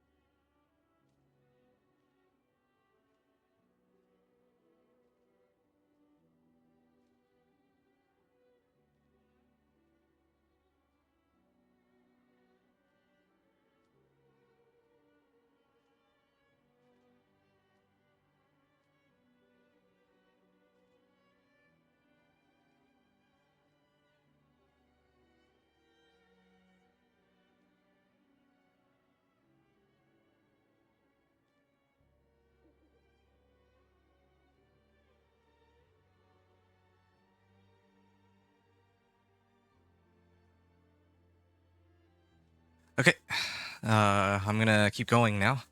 So my elixirs and incense are wearing off soon, so I don't think I need to really push any further. And as it stands right now, I kind of wanted to chill out on that.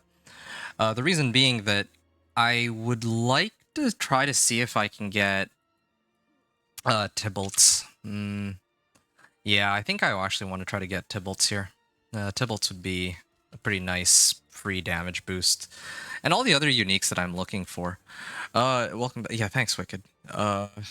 Okay, so what am I missing? I typically get Shard of Varathiel. That's right. I typically get Shard of Varathiel, but I need a way... Like, since I no longer really use cooldowns... Grant's unstoppable. I actually really like that it makes me unstoppable, too.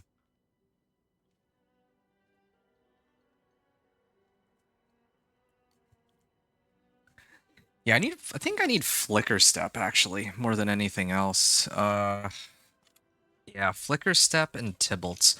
I guess it just boils down to I have to do runs of Duriel. Yeah.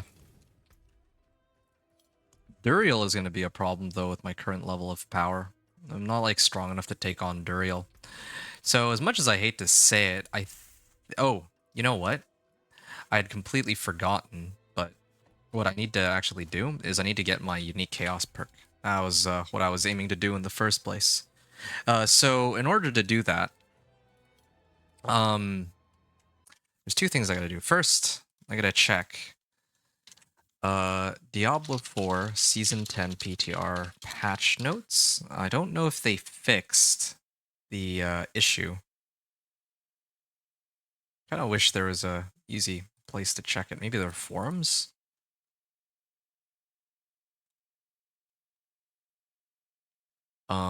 Okay, here. I'm gonna need a second. I need to find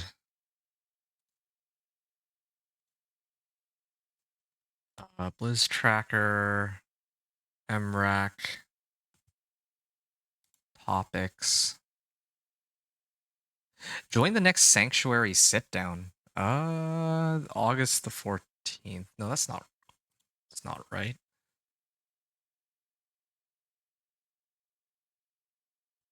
Two 2.4.0 PTR.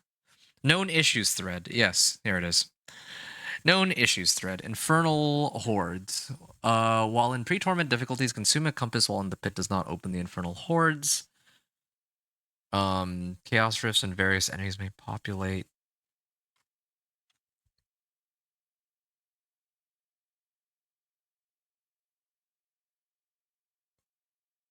Alter the balance.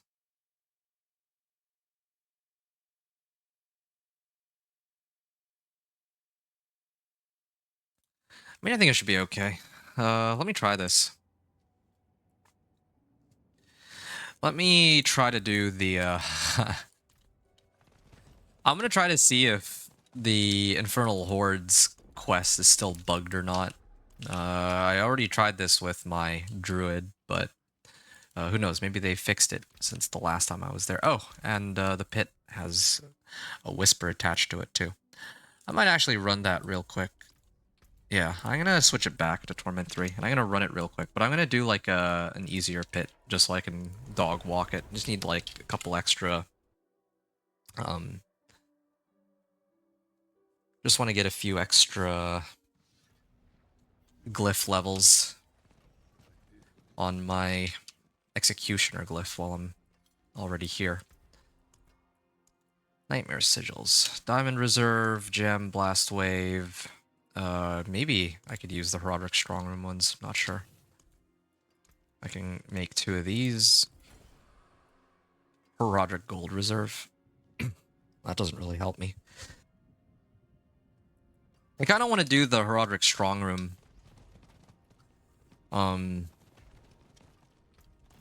Because there's a chance that I might be able to get more warp from it, but... Okay, let me just get this over with.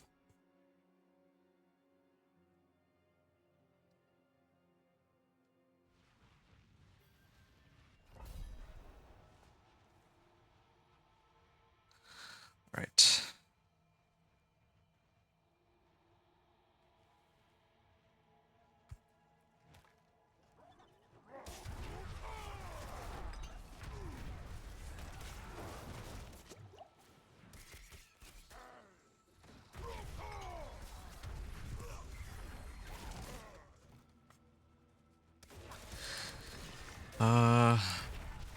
Yeah, I still need to buff up my life. I'm typically used to... I think the last time I played this Thorns Barb, I had like 20k life when I took on Pit 55, so I'm still quite a ways out from that. Like, those insane kinds of, like, damage numbers that this build can pump out in, like, AoE.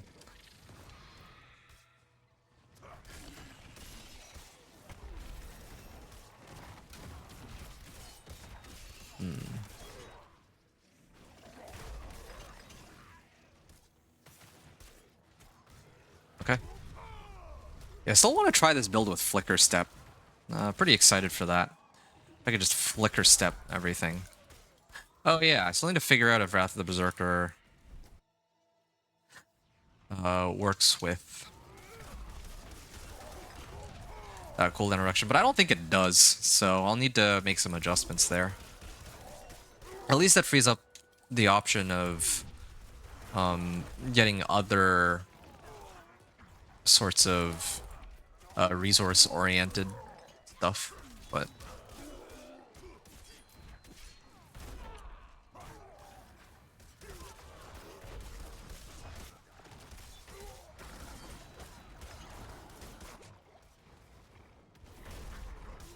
What if I did resource cost reduction with Whirlwind?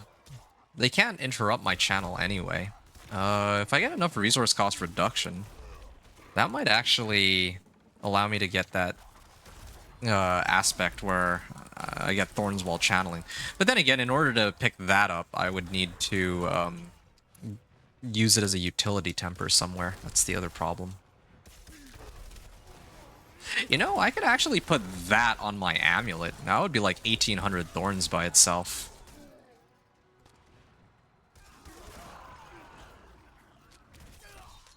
Yeah.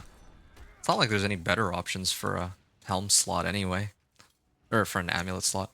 Welcome back. Sorry I had a phone call if you asked me anything. No, I didn't ask anything. I'm just trying to... Yeah, no, I'm chilling right now. Just trying to figure out ways to, like, improve my build and what works and what doesn't. That's basically it. Yeah. But, thanks for checking.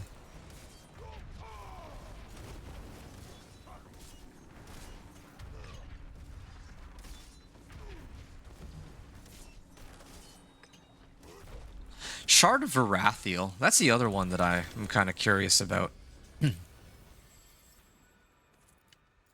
Do I need a Shard of Varathiel on this build anymore? I don't feel like I do need Shard of Varathiel.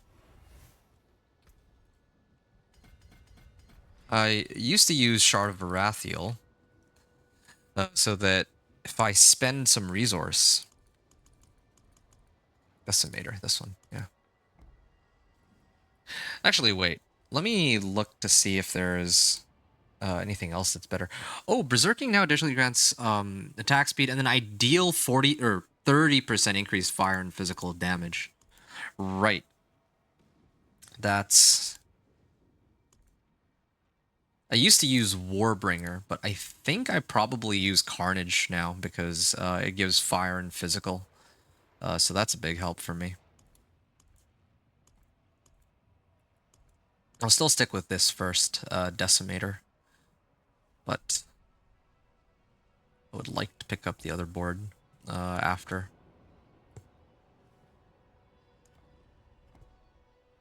Okay. And then I would go work my way up to Decimator from here.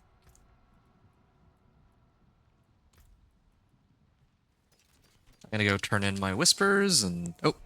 Unspent Glyph upgrade attempts. That was the whole reason I was even here in the first place. Oh, I'm like one short. That's fine. Whatever. I can get more of that later. No worries. Just don't want to think I was ignoring you. I'm used to it. Nah, I'm kidding, of course. Although there are a few times where not you specifically, but sometimes like I'll somebody comes in, they say hi, I ask them something, and then I don't get a response. It's like, okay. I'm not like upset by that, of course. That's like, I get it. Like, people have other stuff to do too, but it's just funny. Chest plates, chaos. I already have a razor plate, so I think I'm okay on that front. It's either gonna be collection of chaos or two-handers, but as it stands right now, I don't even have an ancestral weapon. So I think that's highest priority for me. Right. So here it's 37.14. If I take these off, 45.6. Yeah, that is in line with when I was in the pit just now. You know, I just realized maybe it's I had ranks of kick. It uses base cooldown, so if I had a way to get more ranks of like some of my skills, like with Harlequin Crest, for example, that would help. But I can't use cooldown reduction at all. It shows up as actually working while I'm in town, because I think in town my chaos perks aren't actually active. It's only when I exit town that they become active. So let me see what other resource recipes I could use that would be a big help. No, nothing to do with cooldown reduction. Cooldown reduction is useless here. Cooldown reduction is useless. It really just boils down to worldly stability. Resource cost reduction or resource generation. Resource generation seems kind of useless because I have Rallying Cry already. It would have to be resource cost reduction and Whirlwind. That is the only way in which resource here becomes useful. Yeah, what this also means is that maybe there's unique rings that could be more helpful here. Let me take a look at what unique rings I could use.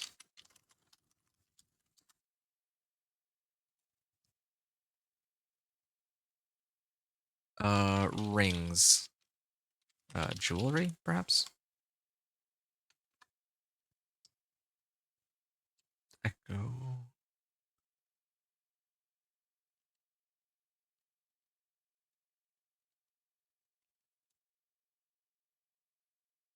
Battle trance. No. Will they deal increased damage? What's if I use frenzy?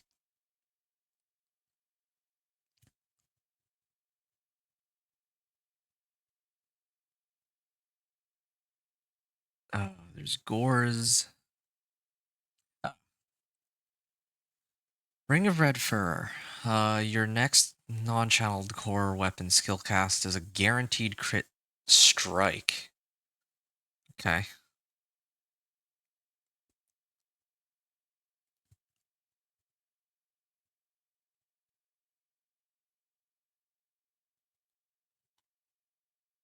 Hmm.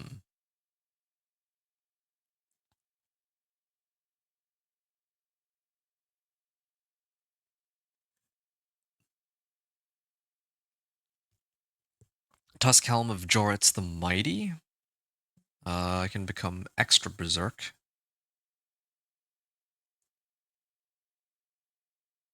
Unbroken Chain. There's Ugly Bastard Helm, but that only works for fire damage. It says you're like with Ugly Bastard Helm, while Wrath of the Berserker is active, my direct damage is converted into fire, but Thorns is not direct damage, I don't think. Yeah, I don't have very many good like jewelry options. I don't know a single resource temper I could use that really helps me here. I'm trying to find some like better options. X-Files maybe?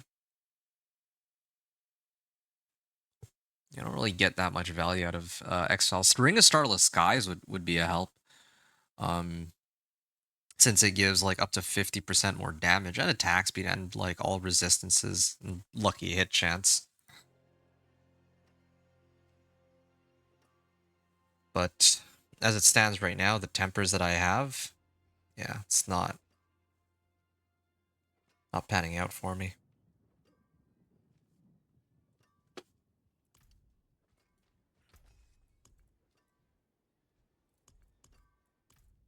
Resource tempers.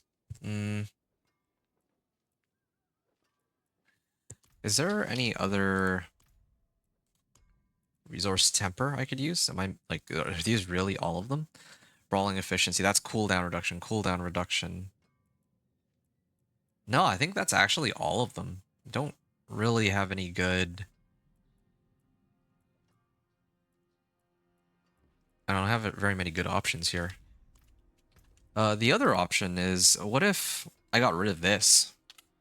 I no longer benefit from cooldown reduction. If I got rid of this, then I lose out on the unleashing chaotic burst. But what? Then I could go like this, right? If I do these two together.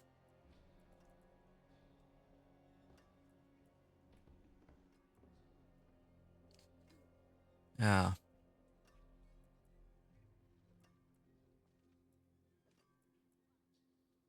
Equipped shouts. Accelerating chaos. My chaotic burst that hit an enemy reduce a random active cooldown by 0.5 seconds. So then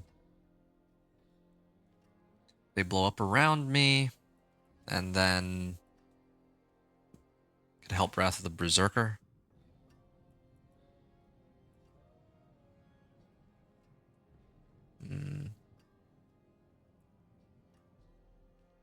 Use with the power of chaos. Just seeing what other options I have, really. Increase damage, reduce max resource by 20.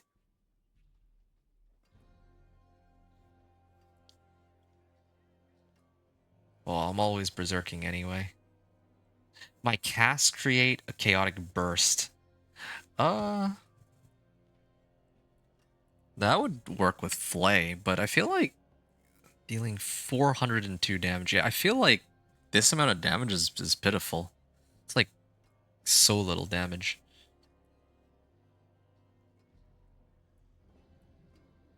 Oh. Chaotic magics erupt from my basic skills, making them guaranteed to critically strike and overpower for 50% increased damage. Hold on. If I run unstable power, right? Uh yeah, if I run unstable power with Warpath, then I can actually guarantee that I get Warpath on the regular. Yeah. Yeah, that could be a big help.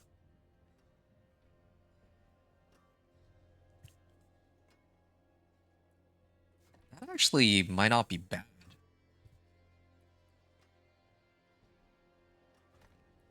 Giving them a 3-second cooldown. Well, that's fine if I get a 3-second cooldown. Yeah.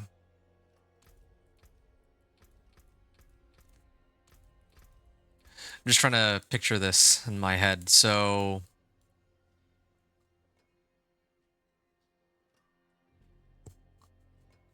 there's an enemy with a basic skill. I think the other problem is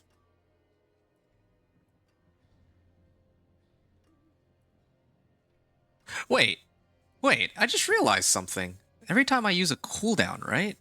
So where chaotic bursts.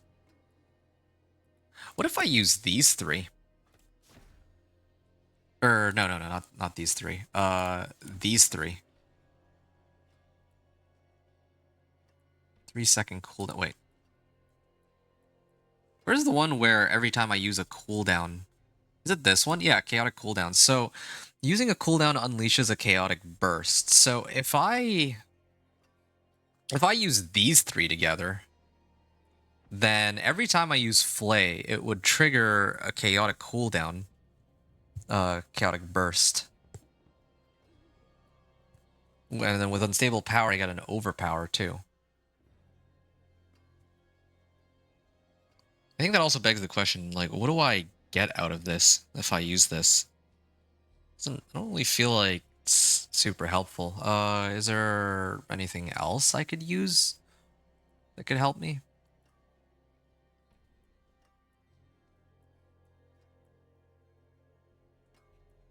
I was trying to use chaotic bursts to really boost up my damage, but I don't even know if I need that at all.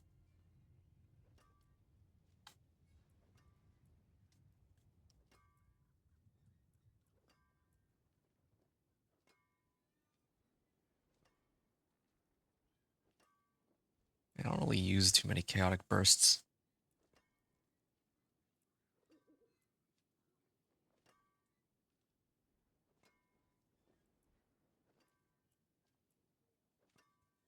Next channeled skill. I kind of wish there was something that allowed me to get more damage that works with all my skills and not just basic. But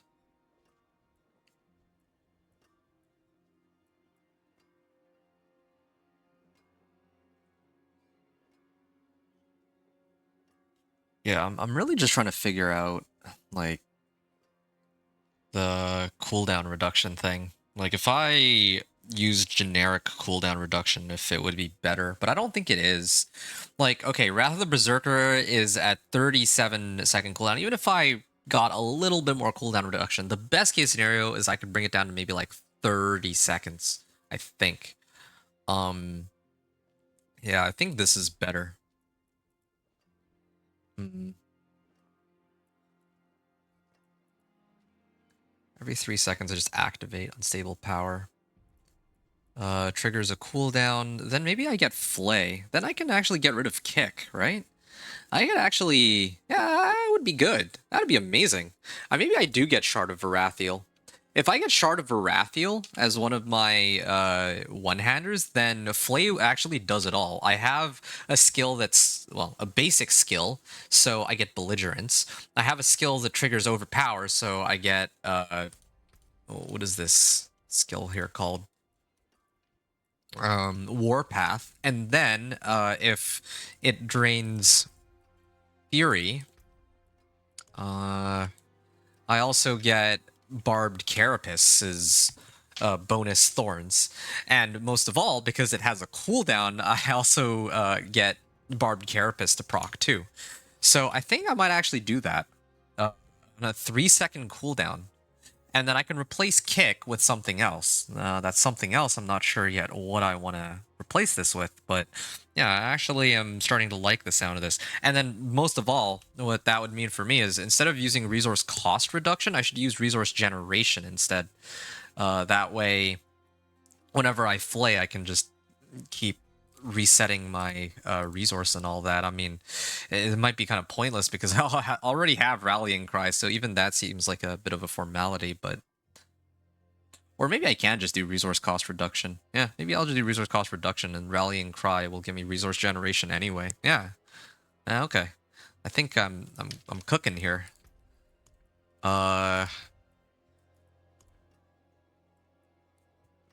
What other skills are available then? I could do like ground stomp maybe. Yeah, that could help. Ground Stomp and then Wrath of the Berserker. So then I can just keep resetting them? Or can I do something with Leap?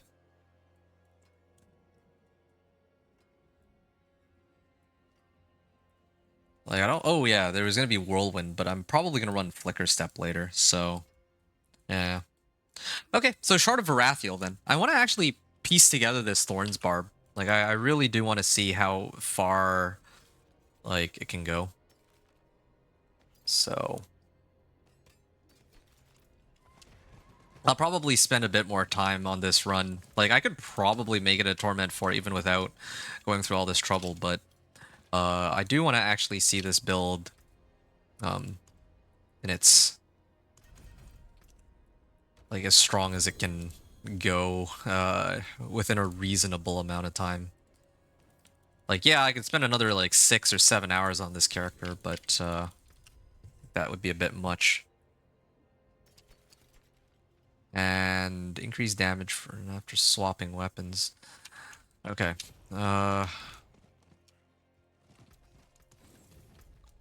Turned in my Grim Favors. Alright. What I was supposed to do was pick up my Chaos power. It was supposed to be...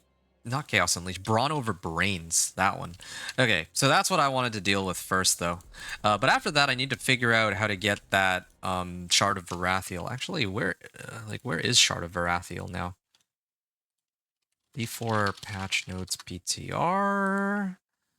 And they Shard of Varathiel. They said that they adjusted Shard of Varathiel and put it somewhere else. Oh, Varshan. Varshan now has Shard of Varathiel. And I have enough to run Varshan once. So maybe I can actually pick up Shard of Varathiel from him. That would be huge. That would actually be massive. If I could have Flay do all of the above. Like, a skill that has a cooldown, drains Fury, and, well, it's a basic skill. And that overpowers. An all-in-one. I was wondering if I could, like, I was looking for a way to force overpower, but yeah, never thought that I'd be finding it also from a chaos perk.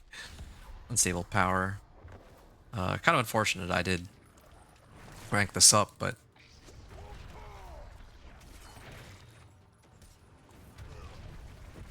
wait. Oh yeah, it's on a cooldown, no wonder. Keep forgetting, but that's okay. 3-second cooldown. Wait, does this treat it as something with a cooldown? Dealing more damage due to basic skill. So, dealing increased damage after overpowering. It works in that regard. Okay. Then the other problem is whenever I trigger a cooldown. Oh, does it not? It goes on cooldown, but it doesn't actually trigger Thorns here. My barbed carapace. It's not actually treated as like a cooldown on the skill itself. I don't know if they'll change that in time for the new season. Or yeah, I don't know if they'll actually change that or if that's like intentional. That would have been so good, where it does like everything. Well, I mean, 3 out of 4 isn't bad. Now I just need like a resource spender. Maybe not a resource spender, but I need something that has cooldown still. So still use kick for that, or maybe ground stomp.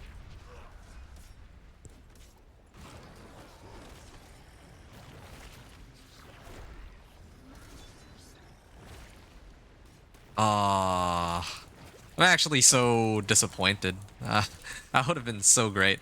Just like have everything in one skill.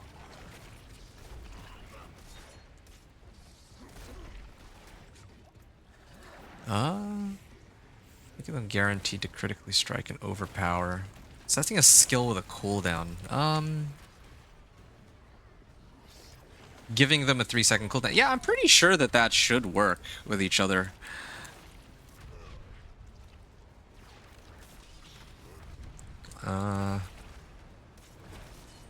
Yeah, because if it does, that would be an insane interaction. I'll put in a bug report for it and see. I feel like that's got to be an oversight. Because that should work. Like, it is a skill with a cooldown. This Chaos perk gives it a cooldown, but it has a cooldown. Oh, I think I have to get out of here for a bit.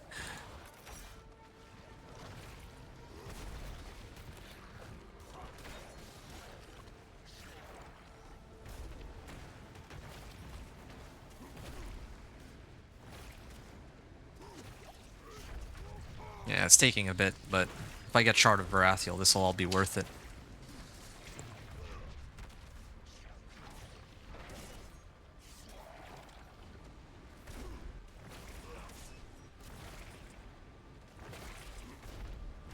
Okay. Just a bit longer. Almost there. There.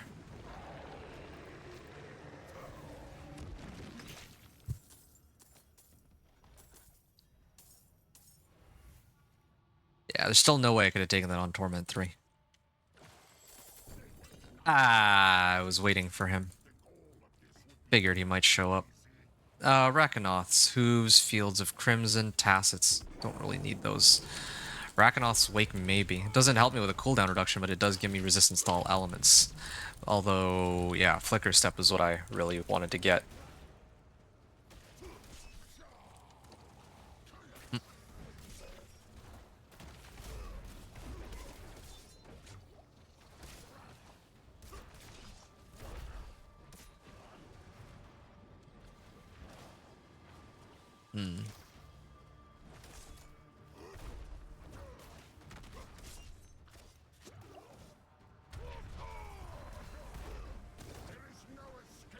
Oh, but then I guess the problem becomes that my Cur rune isn't always active anymore either.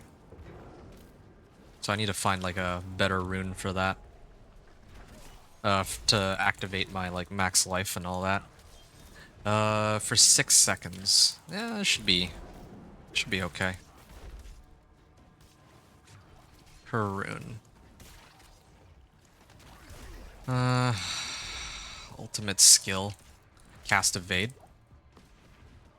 His mobility skills? Don't really have mobility skills though. Maybe even like a healing potion would help.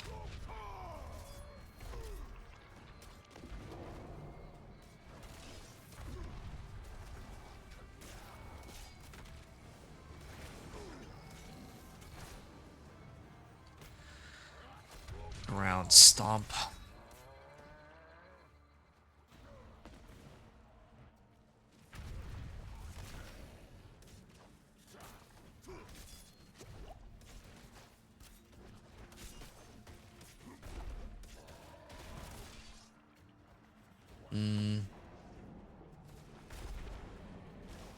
Okay. Yeah, then I still really do need to figure out the whole cooldown thing. Really do hope ground stomp might actually work well with work well.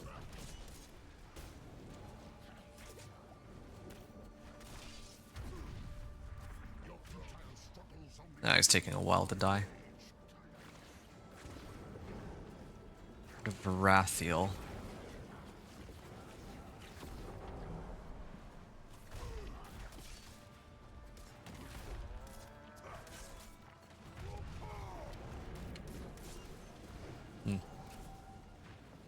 Just takes a while to kill him, but again, I need that shard of Varathiel. And yeah, Flicker Step would also be very nice.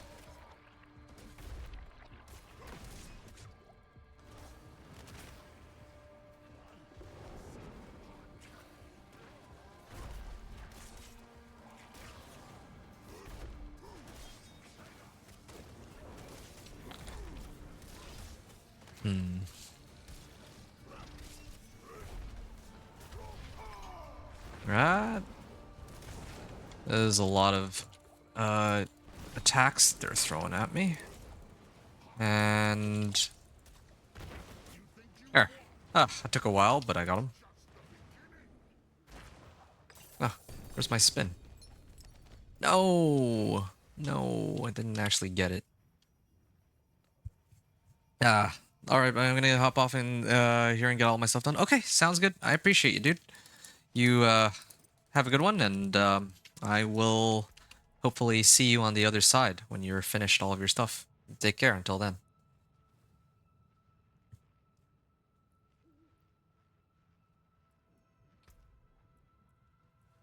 Wasn't there something where if I drink a healing potion, I get more damage or something of that sort?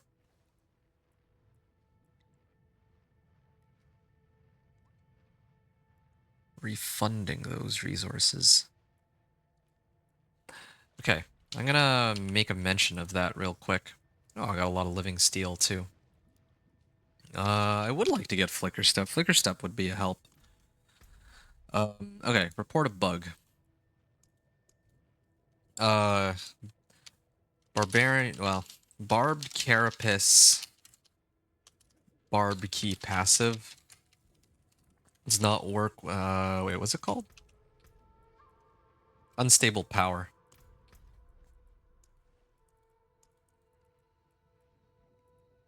Where's powers? I'll just say classes and skills. Yeah, sure.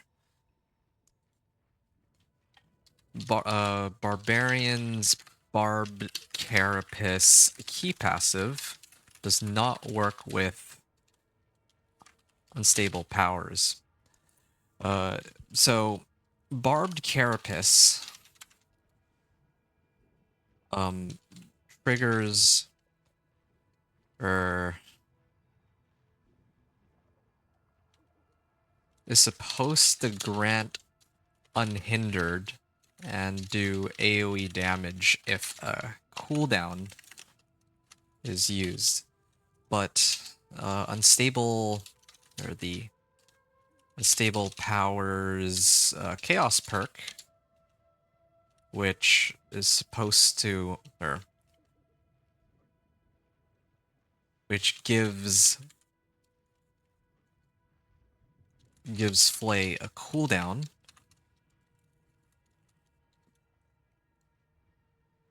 does not cause or does not trigger barbed carapace's effect. There. Hopefully they can look into that and adjust it accordingly. I mean, I think everyone's on last epic right now, so in theory, they should be able to get around to this, right? Belligerence. Yeah, I could run this just for resistances if I really wanted to.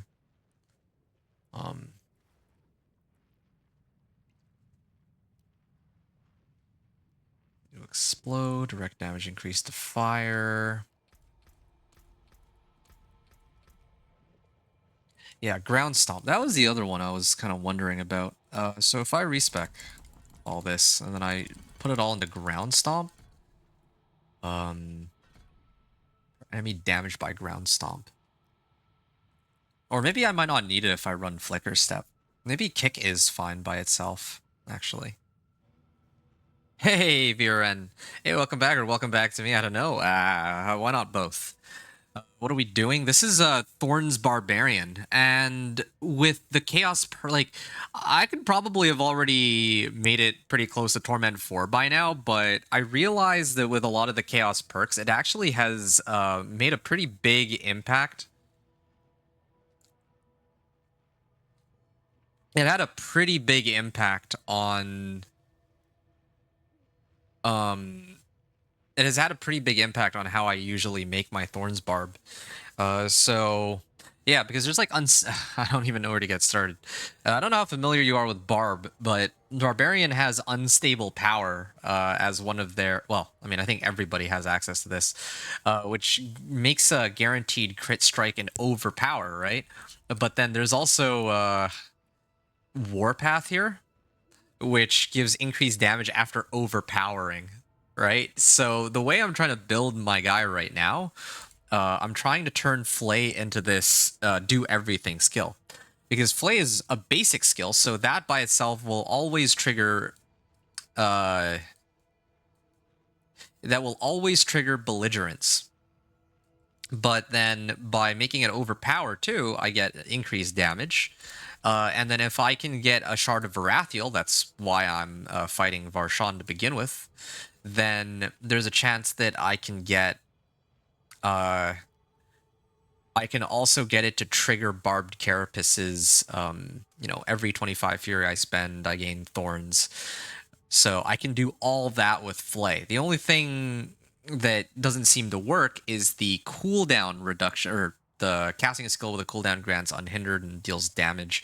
That part doesn't work with Flay, so I'll need to have like something else that I can use to trigger cooldowns. But so far, everything else is actually looking pretty insane. Yeah, I'll probably need to use kick, I think. But that's for later. Here, let me actually kind of want to try this. I have Rakanoths. Let me just double check this. Varshan added Shard of Varathiel, Rakanoth's Wake. So I am getting Rakanoth's Wake, but there's like a number of items that got added to Varshan's pool, so it's a little less likely. Gonna hit some more Whispers maybe, or do Infernal Hordes. I kind of want, like, I want to pick up the Chaos perk, but I think that's the last thing I'm gonna do. I'm actually more intrigued to see if I can buff up my Flay and make it, like, even stronger, is what I'm interested in right now. So I'm gonna do that first. At least I have Razor Plate going for me. That's the one upside. I think I'm gonna start tempering some of my gear, or masterworking some of my gear too, particularly Razor Plate. I should masterwork this because I don't think I'm gonna get anything better than that. Yeah, well, I would have guessed Thorns. And so the surprise, it's a Thorns roll. Nah, I mean, probably I would have guessed the... Well, can I... Hold on. Yeah, just for fun, I'll re-roll it. Here. Reset masterworking ranks. And then I'm going to do it just one more time. 441. I'm going to guess 454. It'll roll like the middle one there. This thing right now gives by itself. I'm getting 1439. That's like 2222 thorns, so something like that. And then now, if I masterwork this, well, that's okay. I was hoping it would roll on the GA, but whatever. I'm not gonna burn all my materials just for this. Okay, so I went from 1439 to like 3600, and then now if I put this on, it's up to 4000, so even higher.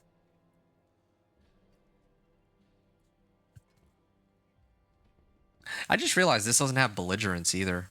Yeah, I gotta run like a lot of whispers. Like, I'm still missing like so many of the tempering recipes. Do I not have Thorn Body? Yeah, that's what I'm missing. I actually still don't have Thorn Body after all this time. Yeah. Yeah, where's my Thorn Body? Alright. I gotta get to work here. Gotta get to work and run some whispers. Oh, this is expiring in 2 minutes. I missed out on that, but that's okay. World boss is spawning in 6 minutes. Complete a ritual. There's gotta be something I can do that's pretty easy. Oh, there were 2 Hell Tides. Shoot, I was too slow on that. Yeah, I'm not gonna make it to that one. Not gonna try. Maybe here if I invoke rituals.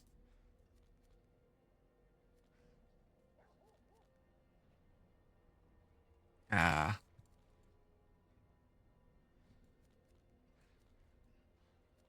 There's gotta be an easier way to do this. Grigor 2. Okay, let me run Grigor real quick. I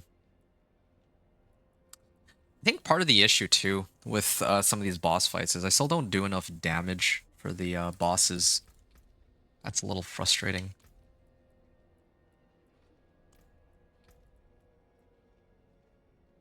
Using a cooldown unleashes a chaotic burst. Okay. And I have 700 obols too. Where is my Tybalt? Is it still Andariel New Pool? So I need to fight Andariel specifically to get a Tybalt's. Nice. How about Flicker Step? Andariel also drops Flicker Step. What does Duriel even drop? It doesn't drop Flicker Step anymore. Okay. So I guess I gotta run some Andariel then. That sounds painful.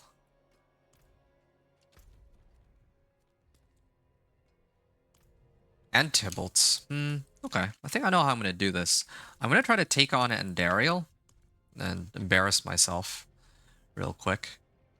Like it has to be. It's either Andariel or I run...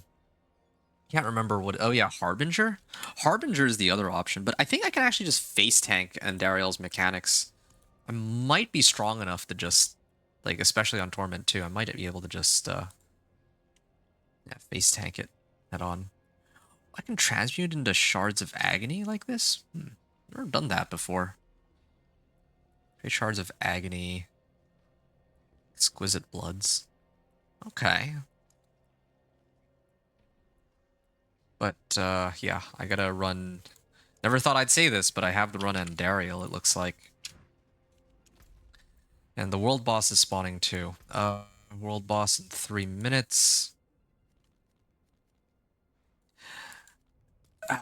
I'll invoke the rituals, and then I'll go try to do world boss. What are you up to, by the way, Viren? I didn't get a chance to ask you. I was too busy, like, trying to do some theory work for my build and all that. But it's shaping up to be very interesting, I must say. Yeah.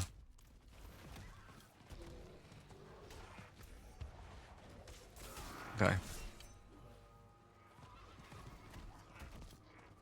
Yeah, definitely need to get Thorns Body. But I don't really have too many easy... Well, I could just I could just skip through all of the dungeons. That could work. Or do the ones with like nightmare dungeons on them. Nope, never mind. I don't have any.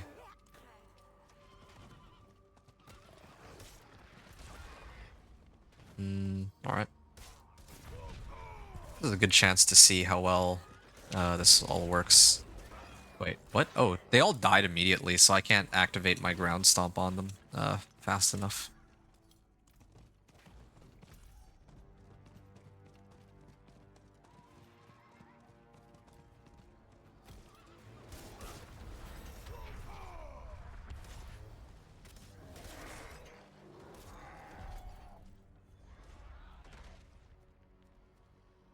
Let's slay Lakuni. Are there any Lakuni here? I don't think there are. Just work at the moment. I see. Thinking of how I would make a Thorns Barb now. Oh, all right. I like the different tempers, the passives that can make your Thorns bleed and give more based on life. There's two, I think. Hold on. Let me take a look to see which ones you're talking about.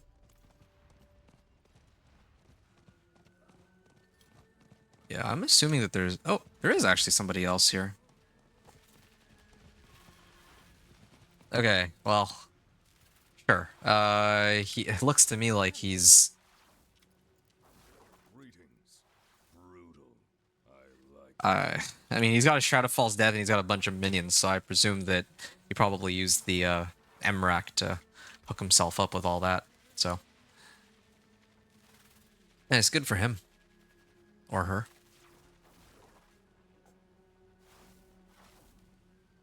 So I go down and then up.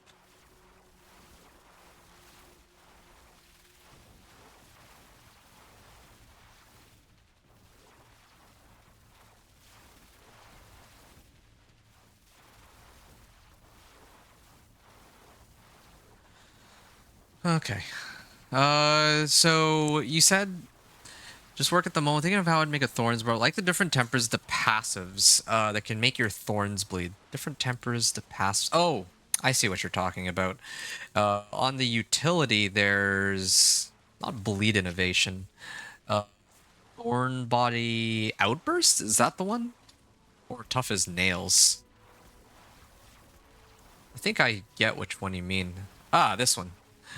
When enemies hit you, they take an additional 15% of your thorns as bleeding damage over 5 seconds. You're referring to this, I guess. Give more based on life. Yeah, you wanted to do a tough as nails thorns build. That's interesting. In my case, I don't know if I would be so... I don't really know how much I would really pump that up. I would just want Thornswall Fortified. I think that's the main one. Thornswall Fortified. Yeah, Thornswall Fortified is where I get the most value, I think, personally. I'm like always fortified too, so this works out quite nicely.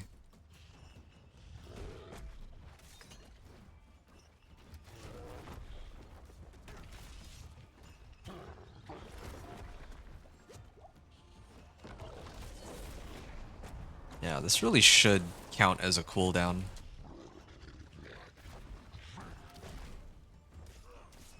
Yeah. Yeah, this is like a really long cooldown. I think I really do need to get Wrath of the Berserker. Or Flicker Step. Yeah.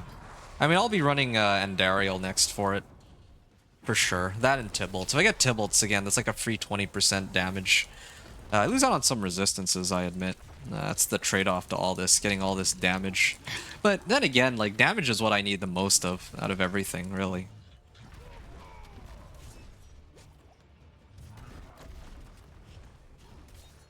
Yeah.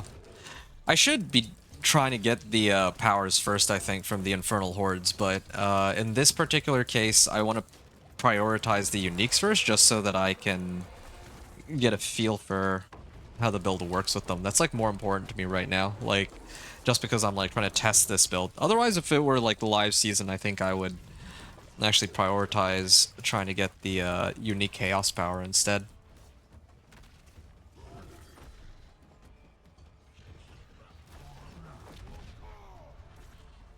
Yeah.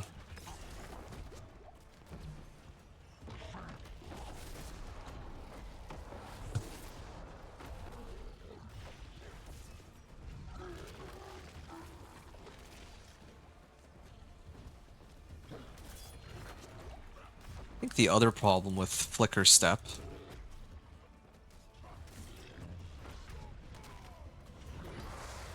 Oh, hold on. The other problem with running Flicker Step is I usually rely on like using like basic skill or any skills to reset the cooldown on it. But in this case, I don't know if that'll be possible. I think there's a combination of those two passives that can make things across legendaries very usable. I think there's a build that can combine bleeding and thorns together in an interesting way. Okay. Yeah, yeah, I mean, I was looking at some of the bleeding-oriented kind of effects. Would you still use Barb Carapace for that? Or would you try using something like Gushing Wounds?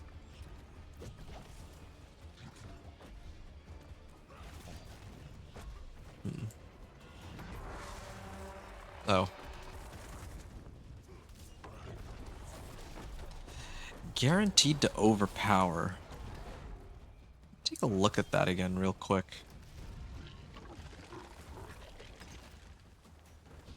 Damaging enemies for their total bleeding amount, removing all bleeding from them. I don't know, honestly. Yeah, okay. Well, that's something to sort out, I guess. I'm just trying to make my standard Thorns build, but like improve on it a little bit because of the new Chaos perks. The fact that I have all my shouts active like changes a lot of the core gameplay and like setup around this build. At least for me it does. Because yeah, like I'm not accustomed to being able to guarantee that I get overpowered. And I'm typically used to using like Steel Grasp to pull monsters in rather than Wrath of the Berserker. Yeah. Maybe I run Wrath or Steel Grasp instead. That could work too. Maybe I'm trying too hard to get Wrath of the Berserker to work. Maybe I should just use Steel Grasp instead. I think that would actually make the most sense. Wrath of the Berserker gives me like more damage while it's active, but I have to like butcher my whole build just to accommodate it. I don't like that.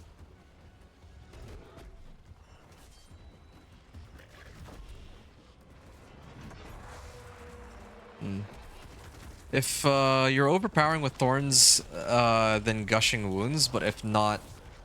If you're overpowering with Thorns, then Gushing Wounds, but if not, Carapace? Oh, okay. The thing with... Yeah, like, the thing with overpower on Thorns, though, I think the only way to get that is, like, with the stupid Zan rune, right? I don't even know how, like, I personally would trigger, like, overpower off of that. Wow, it's taking a while to bring him down. Well, I mean, he also drops some loot. Maybe he'll drop me some Ancestrals if I'm lucky. I'm hoping.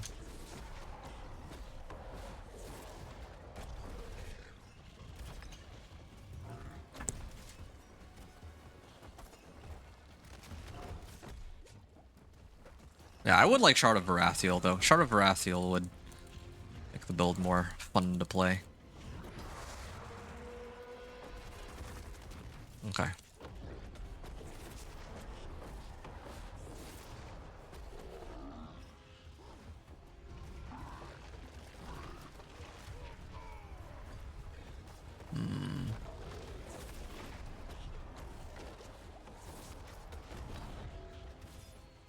Okay.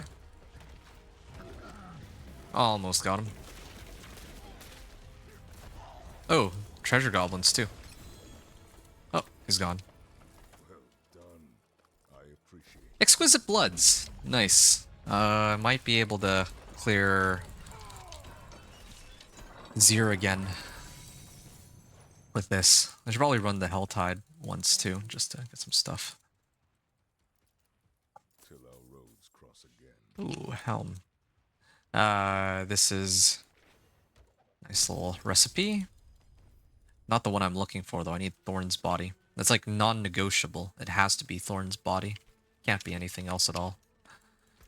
Unlike some of the other recipes where I can kind of shuffle some stuff around.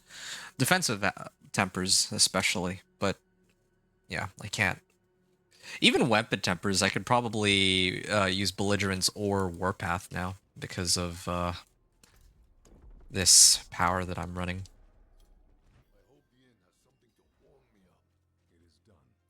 Helm's Boots Gauntlets. I would like to get Flicker Step Boots. Fist of Fate would help too. Oh, come on, Flicker Step. Oh, it's Rakanoths again. Brute Innovation, Wasteland Augments.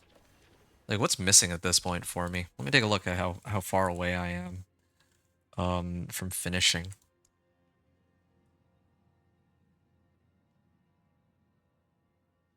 Ah, here. Yeah, I'm still quite a bit away from finishing. That's a lot of... It's actually a lot of recipes. Still quite a few. Hey, Warcry. That's the one that I was talking about earlier. Maybe Steel Grasp might actually be okay. Let me try that. I think that would work a little better for my build now that I think about it.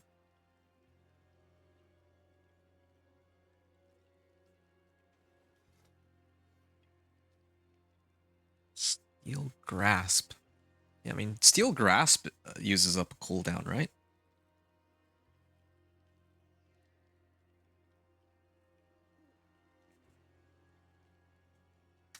Two charges.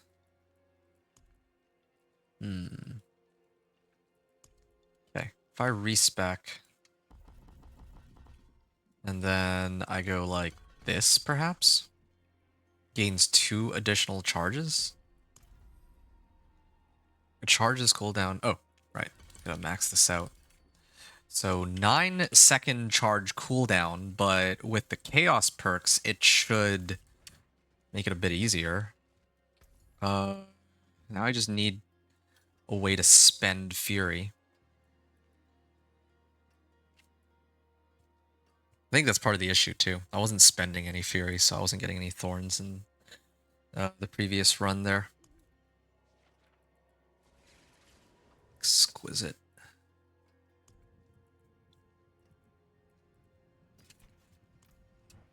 Magic is neither good nor evil. Wow. How may I help you? Roderick Materials Reserve. Oh, that's why I'm taking so much damage. I have only 563 armor, but then again, I have a disobedience aspect, so that shouldn't matter either.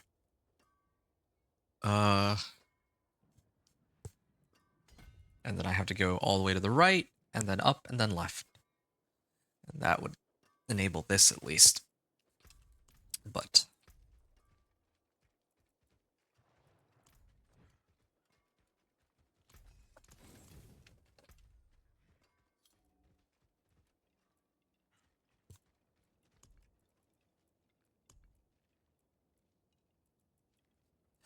oh, spend percent of my max resource. Maybe I use that. Spend a percentage of my max resource and then I can gain life or something.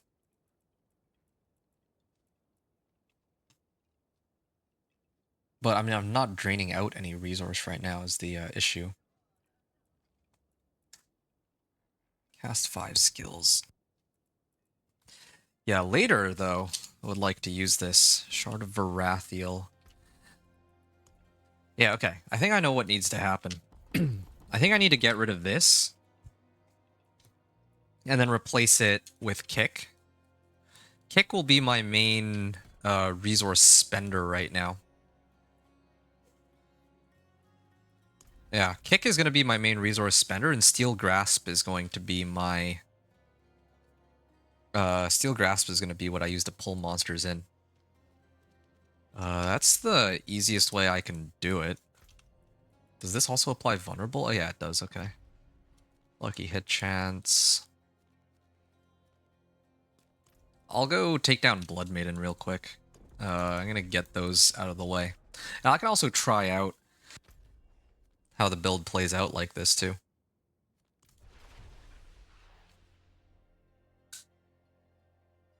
Four charges of Steel Grasp. Not used to that at all. And I'm typically accustomed to using it for berserking.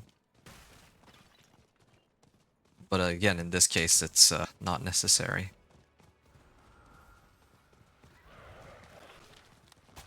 Murmuring Obols. Actually, yeah, I could use that. It might save me some time later. They're the uniques I need. This might actually be very helpful for me. Using Steel Grasp to pull all these monsters in. Ooh, they hurt though. Was it because I adjusted some of my gear? No, my armor and resistances are like maxed out right now, so I don't know what's up with that. And I have to keep kicking. Slay Harbingers.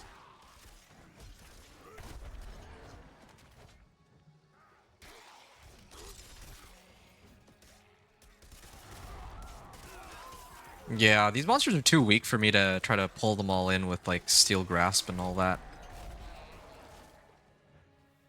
So...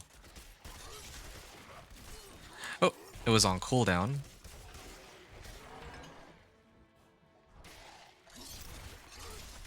I'm gonna kick him. Oh, okay. Yeah, I really would prefer Flay to be the go-to, though. Just keep it going. Oh, Opticite. That'd be a help.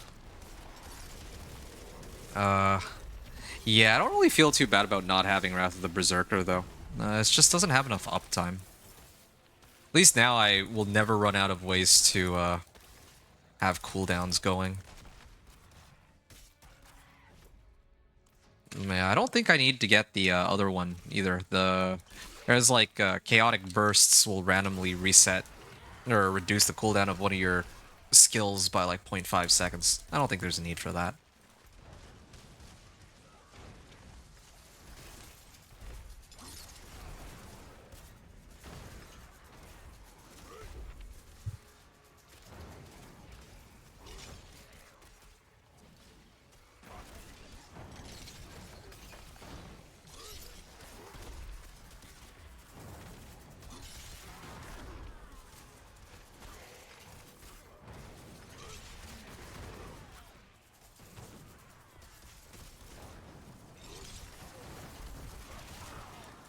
Okay.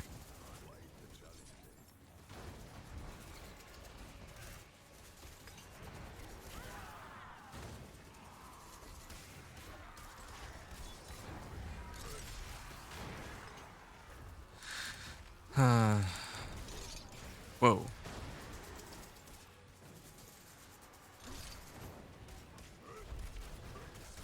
Yeah, I don't like that my Thorns bonus isn't always up. Maybe if I were to use Whirlwind, I could keep the bonus up that way. Actually, that could work. Use Thorns as or Whirlwind to keep spending Fury. Like this, since that's the direction I'm going anyway. Hmm.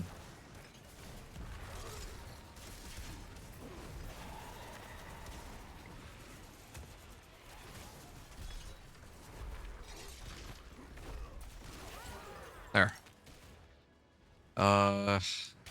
Forget why I'm doing all this. I think I just got Obdicite too, right? How much Obdicite did I even get? I didn't even get that much out of all this. Okay, I'm here mainly for this. So I should hit this. I also want to get the Tortured Gift of Mysteries. Well... I don't feel like Tortured Gift of Mysteries gave me anything useful, though. Sometimes it'll give me a unique, but it's not always consistent in what it chooses to give me.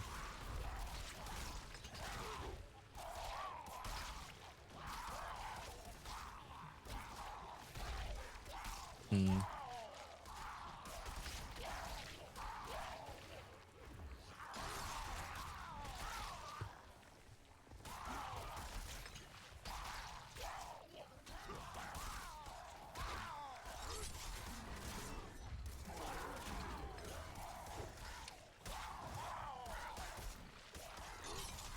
Alright.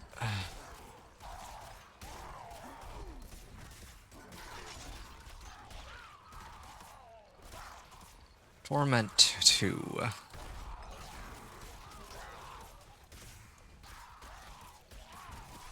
I clear this Blood Maiden, I get some exquisite bloods out of it. That should help too. Yeah, can't wait to get my other legendary nodes.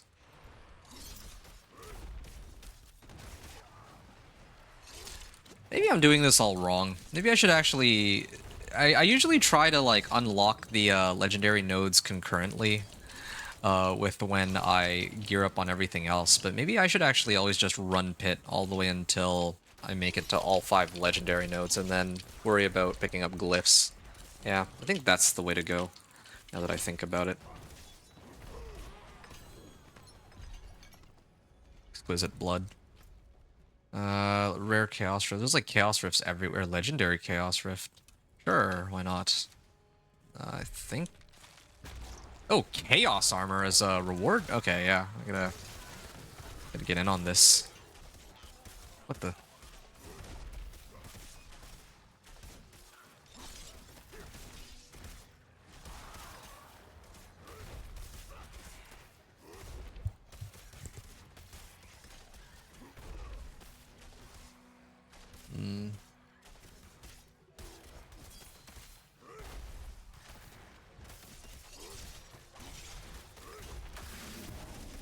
Okay, there's the Chaos Rift.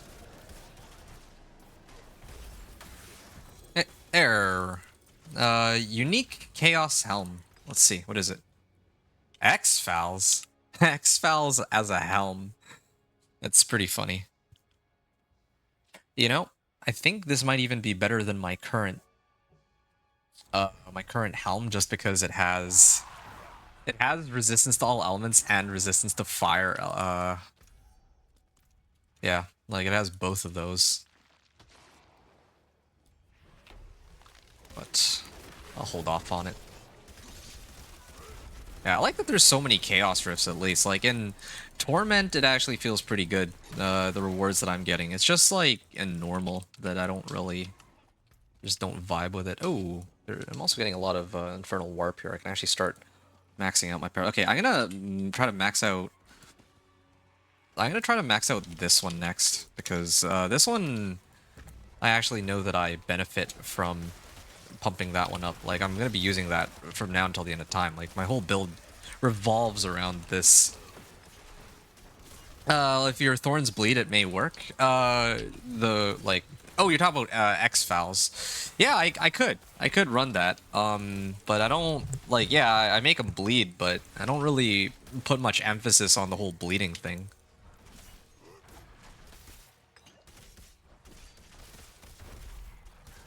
Yeah.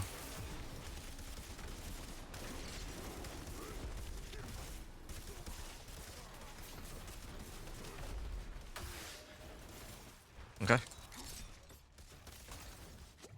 Yeah. Still have good amount of survivability still. Challenging Shout.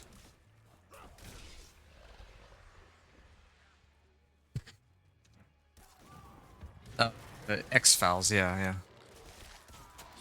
Gem Fragments, okay, I could use that. I started hooking them all in. Ooh, there. What the...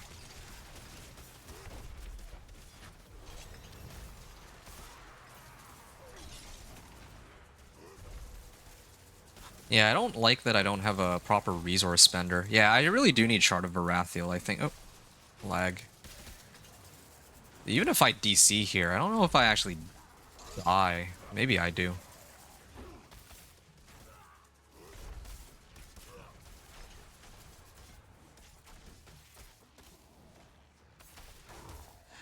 Might Glyph. Could worry about that.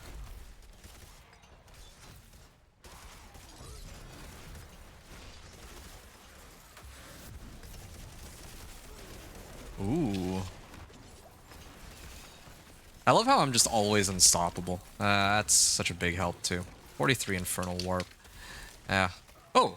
I got like 800 Infernal Warp. I have no idea where I just magically picked up 400 Infernal Warp from, but... Or, like... 8, like... I think I was like 800 Infernal Warp, actually. It said I was supposed to get gem fragments out of that. Did I get gem fragments? I got quite a bit of gem fragments, but I don't... I have no idea where I got all this Infernal Warp from. I'm not gonna question it either. Unstable power. Yeah, I don't actually need the, Even if I put an extra point into this, the 3-second cooldown doesn't really change. The only thing that changes is the, amount of damage. I don't need that. 40% increased effect. Nice. So now I gain 42% of my max life in Thorns, and I get 56% damage reduction. I'm curious about one other thing. So if I do this, I can bring it all the way up to 64%. 64% damage reduction, up from like 40 some. Okay, I could, if I were... Like, I could switch it over to Torment 3. I could do it. Yeah, I think I might. Sure, fine. I'll set it to Torment 3. And then I'll open this chest on Torment 3. Wait. Whoa, what is this? I see a Magic Chaos Rift. Bonus XP. I don't think that's worth it. Oh. There.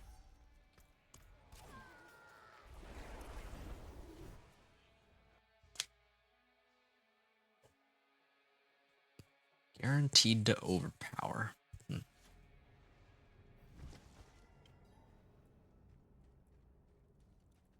Just need a way to keep spending resource. I guess kick would do it, but that's also on a cooldown.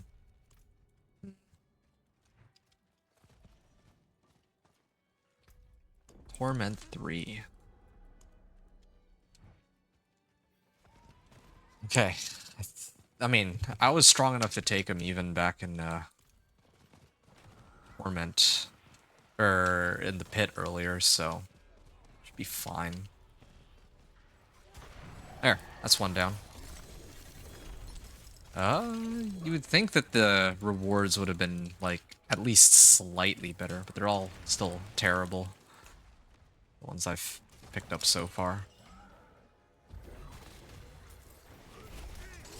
Oh, yeah, I'm just gonna stay away from these guys. Okay.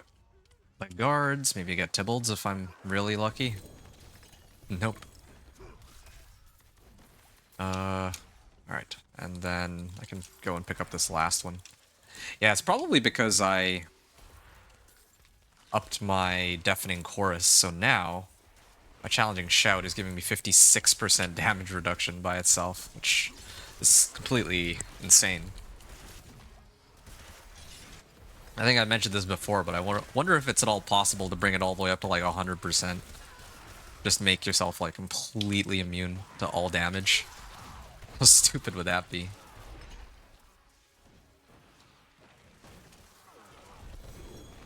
Two GA gloves, nice.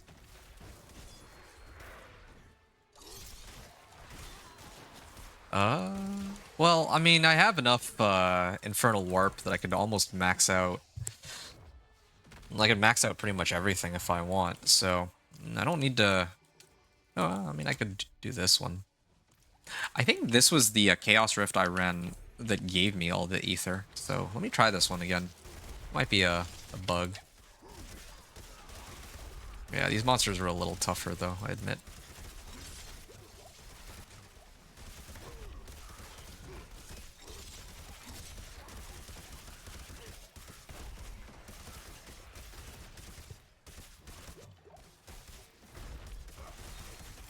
I wonder if Nightmare Escalation Sigils might be a good way to get,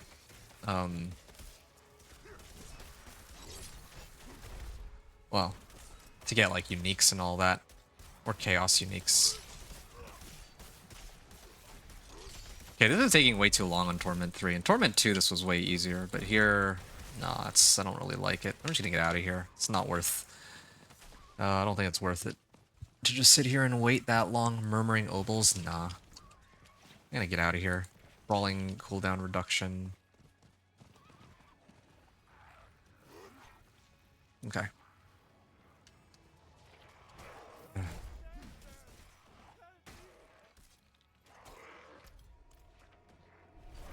Oh, did not see these ones here.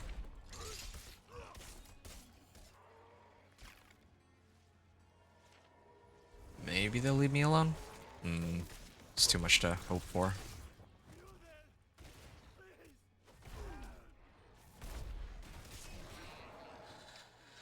Okay, back to town. What you thinking? In terms of what? I'm thinking about a lot of things. I'm talking about what I think as I'm playing, but what specifically are we discussing here? Chaos, rings, probably chaos in this case. There's a lot of things I could use.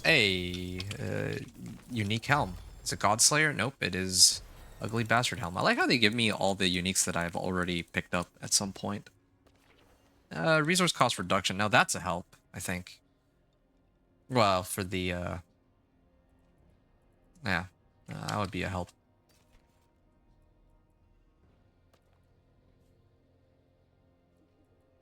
Lucky hit. Salvage these.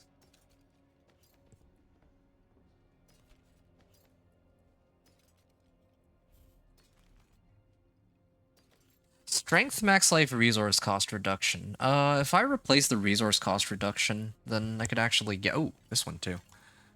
I could actually get something a bit better. Flay, max life, strength. Yeah, like, there's just not enough ancestrals. Oh, this one, though, might be good. Of course, like I mentioned before, I wanted, like, Fists of Fate, but... not giving me that. This one, too, I'll probably salvage. I think I had better rings elsewhere. Yeah, I don't really like this one. Anyway, yeah, in terms of what I'm thinking, I'm just trying to... Well, first of all, I gotta try to get this legendary node. I might actually just run alt, like, pit until I have all the legendary nodes. Secondly, I'm trying to run Whispers so that I can get more boss mats. Yeah, that's mainly those two things. I have more Zir mats now. Yeah, I guess I could try it out. Well, the thing is, though, I'm like one pit run away from reaching Decimator. I think I'm gonna just do that real quick, just so I can get that out of the way. I can get like a bit of extra damage, and then it'll make it a lot easier to deal with these bosses, because otherwise it takes so long. There's like so many different things that I need to get done. I need to get the Chaos Unique. I need to get my... the uniques that I'm looking for, too, on my gear. I think my highest priority is trying to get Shard of Varathiel, because I want to see how this build actually plays with Shard of Varathiel. The Chaos Unique... sorry, the Chaos perks give... Like, it'll give me, like, 100% more life. It'll basically double my life, and I can maybe even level it up and make it triple, right? But if I do that, I mean, my build is going to be stronger, but it doesn't really change the fundamental playstyle of the build, right? So I think right now, for me, my highest priority is just... testing out with the uniques, because it'll determine whether or not I adjust my skills or not.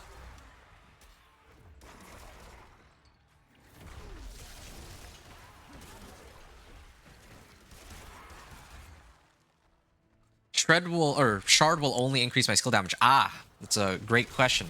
So the reason I use Shard of Varathiel is actually as a resource spender. Like, the first time I ever made this Thorns Barbarian, somebody in my chat was talking to me about this, and I was like trying to find a way to... let me show you. So Barbed Carapace is, for every 25 Fury I spend, I gain 10% Thorns for 8 seconds, right? So, right now, the way that I am spending my Fury is with Kick. I go up to a monster, I kick it, and then Barb Carapace activates that half of its bonus. But wouldn't it be easier if Flay itself was able to drain out my Fury instead? So Shard of Varathiel, I don't care about increasing my damage from Shard of Varathiel. All I care about from Shard of Varathiel is increasing the resource that I spend, actually. So that's why I want Shard of Varathiel. Shard of Varathiel would be a big help for that reason. Then I wouldn't have to worry about repeatedly acting. Like, look at this. I'm back down to like 5 ranks of Thorns, or of Barbed Carapace, right? You get the idea.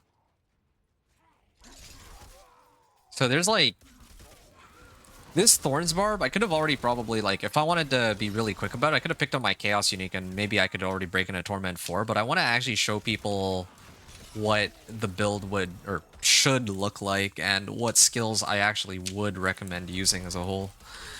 So that's what I'm thinking right now, trying to test out what skills would be optimal, because my old build, right, I used to run just Warcry and Challenging Shout. I didn't even run Rallying Cry. But since all the shouts are being casted for free, or not even casted, they're just always active for free, then that actually changes what I use as my preferred skills here. My old Thorns build, I used to run Wrath of the Berserker, for example, but here I'm debating whether or not I even want to touch Wrath of the Berserker, because, you know, what's the point, right? Yeah, what's the point of running Wrath of the Berserker? I could combine it with, like, let's say Flicker Step, but if, for example, I'm up against, like, the boss, like right now, and there's only one target, then I have nothing to evade through. So I don't even know if I have an easy way to reset Wrath of the Berserker, especially without cooldown reduction. Because this Chaos perk, chaotic cooldowns, will set Wrath of the Berserker between 2 seconds and 45 seconds. And okay, if it sets it down to like 5 seconds, then that's not a problem. But there's been a few times it gets set to 45, and well, at that point, I'm better off with using cooldown reduction. And if I had something like Ground Stomp, then yeah, that'd be nice, but it doesn't really work here for me. It's a lot of thorns, but I don't really need it. Oh, this would be an upgrade over my existing one. Okay. Executioner and Challenger are the two that are most important for me. I'm probably going to max out.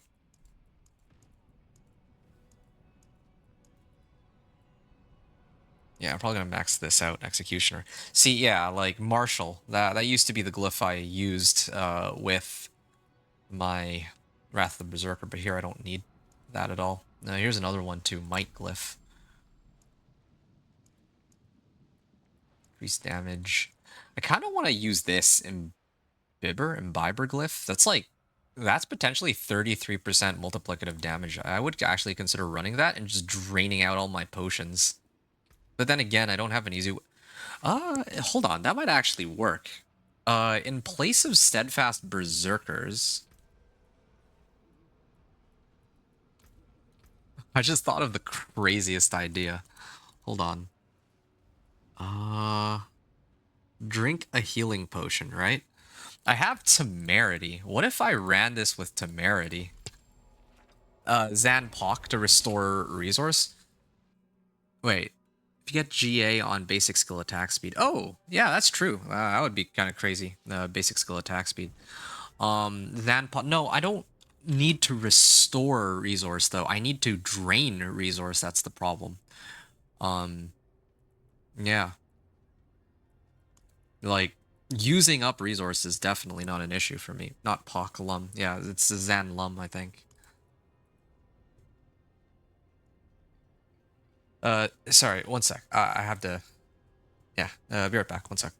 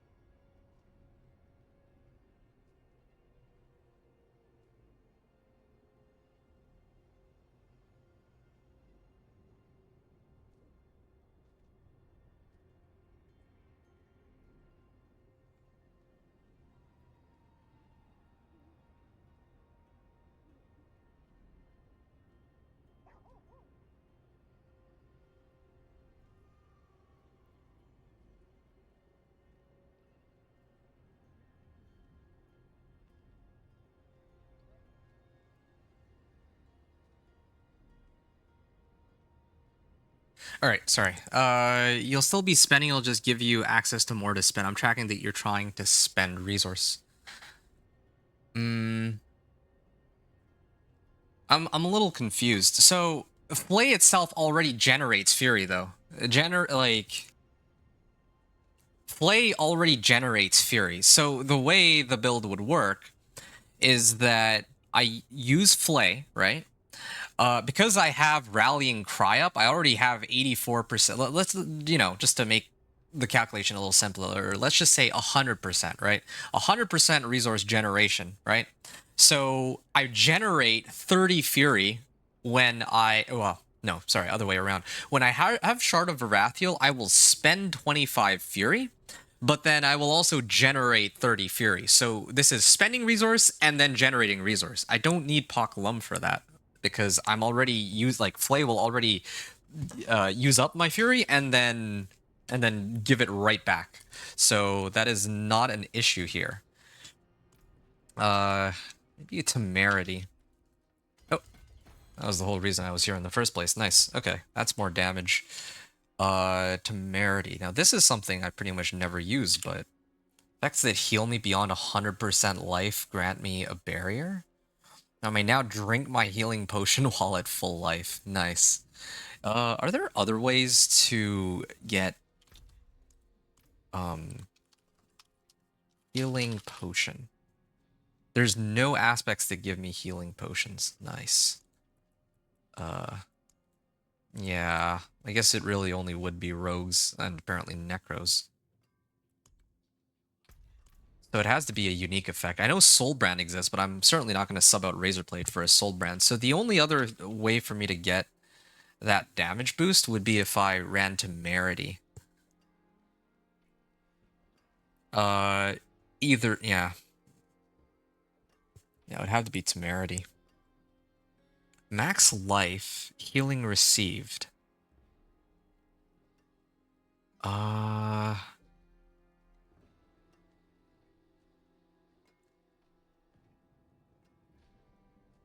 Yeah, the alternative is Tybalt's.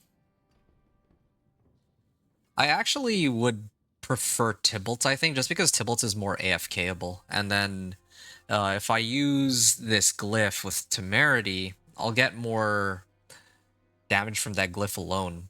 But, I'm just trying to figure out if there's a way to slot this in. Imbiber? So, for the Imbiber glyph, I currently have 30... Well, actually, if I use Temerity here, do I get more potions? No, I don't. So it's only 10 potions. So I'd get 10 times 3, that's a 30% increased damage for each potion that I'm missing. And the thing is, at the start of the run... Well, I guess I could run this and then just keep draining out all of my potions. But if ever I'm at, max life, and I'm at max life a lot, then I don't know if this... I'll have to spam a whole bunch of healing potions. Yeah. And I wanted to have a way to easily trigger this, too. That was the other issue. So, there's a few things there.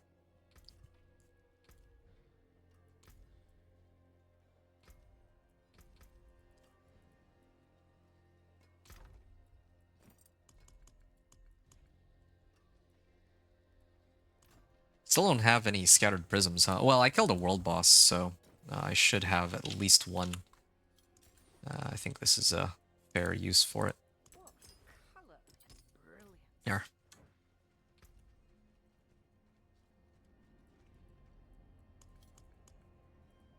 Is this Torment 2? Yeah, this is Torment 2. Okay, I have a lot more damage now, so I think if I were to go take on Zir... no, that's Varshan. If I take on Zir, I should have an easier time. Also, he has a Whisper attached to him. Alright, so fingers crossed I can get Shard of Varathiel from Andy.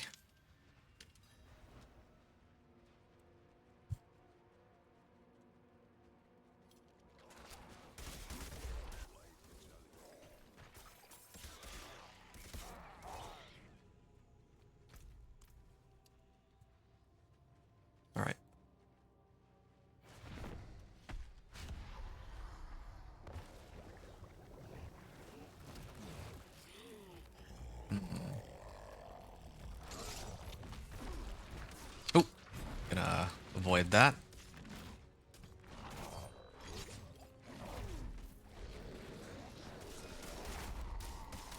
Yeah, I just gotta activate these whenever they're available, I guess.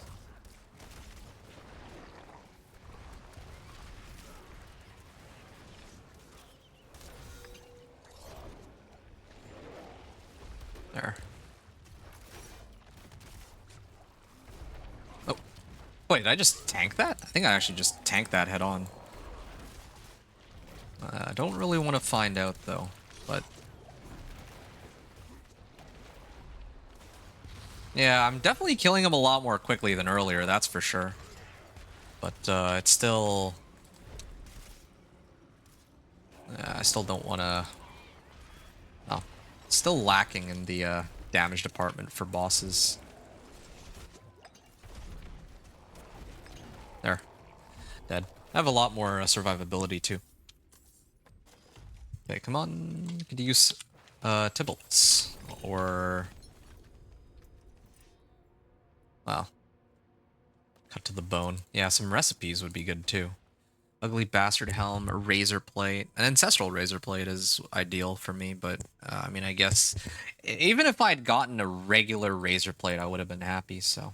I guess I'll just have to be satisfied with what I have. Well, maximum stacks. Oh! He actually can still kill me. Yeah, I could have actually avoided that, but I figured I might be okay. I was wondering about that. Ariat's Bearing. No, I don't need that. The one that I'm really curious about is this Battle Trance. Because if I replace Flay for Battle Trance, that also could... Like, I lose out on 240 Thorns? Or 200 Thorns, in this case. But I gain 47% more damage, and then I move my inner column somewhere else.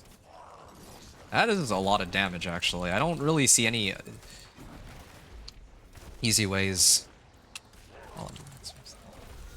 Well, it's while I'm at maximum stacks, though. That's the problem. And... yeah, while I have this Chaos perk, I'm not going to be able to spam Frenzy very much, I don't think.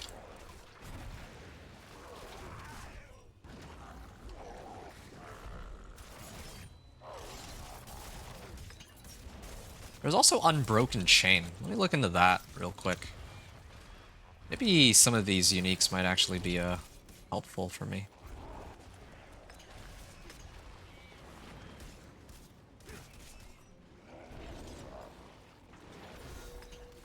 Nope, I'm gonna wait a bit.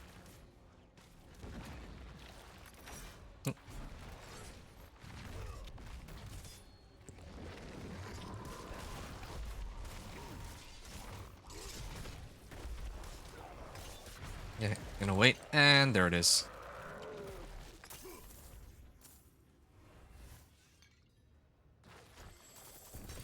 Okay.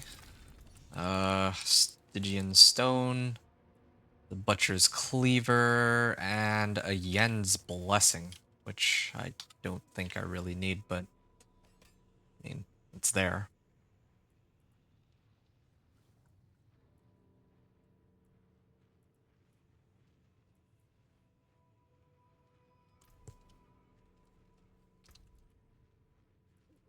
Okay, well, I'm gonna probably try to run some more Pincushion Dolls in a second, but before some more Andariel runs. But before I do that, I was looking for... Oh, this isn't quite maxed out yet. Ah, Frenzy. That's what it was I was kind of wondering about. So, if I use Frenzy...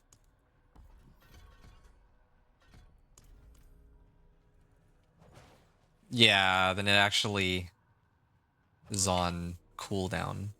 If it hits an enemy, its attack speed is increased by 20% for 3 seconds, up to 60%. So, by having Battle Trance, or by having this, I can't really use Battle Trance feasibly.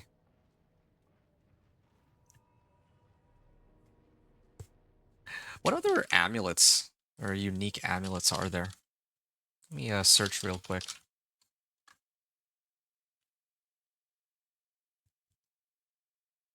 Flaying Strike, Steel Grasp.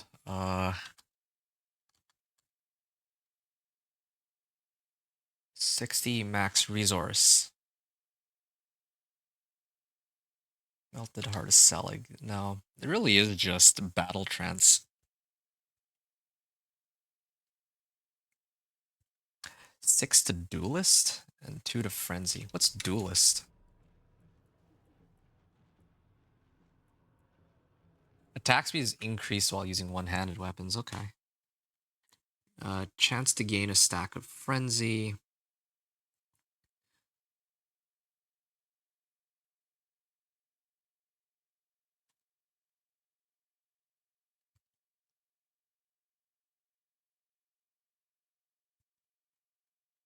Yeah, well, this is one way I could up my damage, but I don't think I want my build to be centered around that.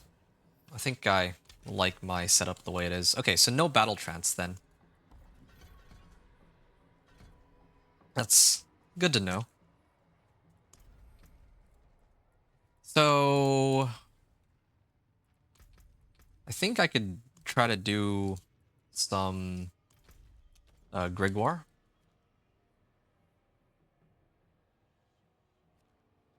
Yeah, I'll run some Grigwar.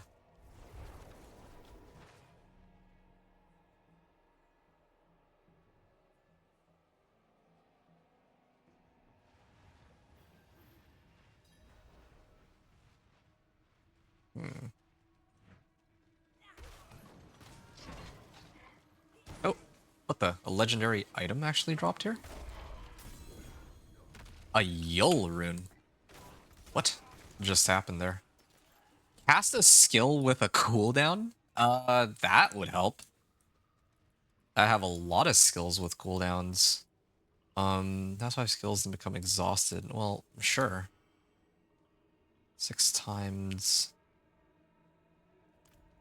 Cast a skill with a cooldown 6 times. Alright. What other... Like, this is the main one that I need. I don't know if there's any other runes that I get much value out of. Movement speed unstoppable. Oh yeah, Pock rune.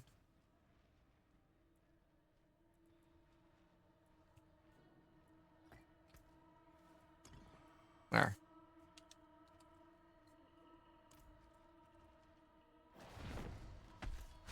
Yeah.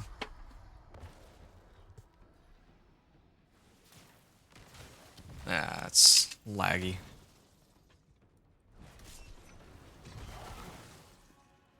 What the? Why can't I do anything? Oh, was I stunned? Wait, how does that make any sense? How could I be stunned? I'm supposed to be unstoppable, like, always.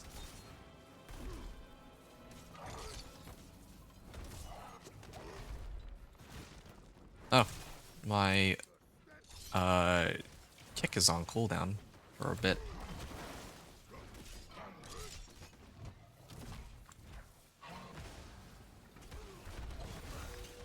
Oh, he actually does hurt.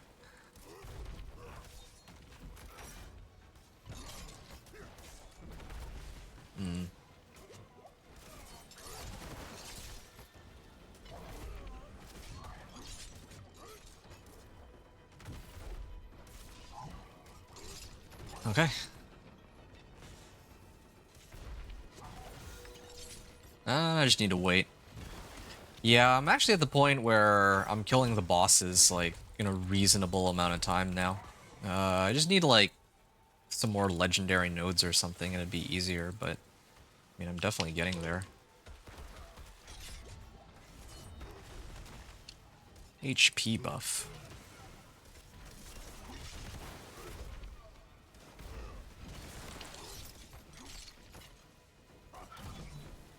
I think there's also Theo Rune. Whenever I get injured or crowd control, they get like 1,000 offering. I wonder if there's any way to abuse it with this, is it this one? No.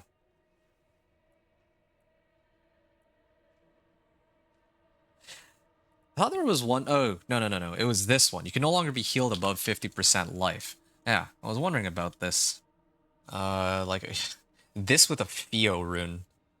Wonder if that's abusable. Sure that is. It's gotta be. Ancestral chest armor. Mantle of Mountain's Fury. Like, I get that, like, everywhere.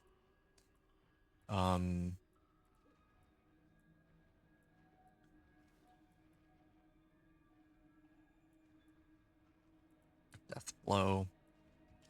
Hold on. I just remembered something. I'm supposed to have Inner Calm aspect as a max roll, I believe. So I'm gonna check that. I'm supposed to have it as a max roll.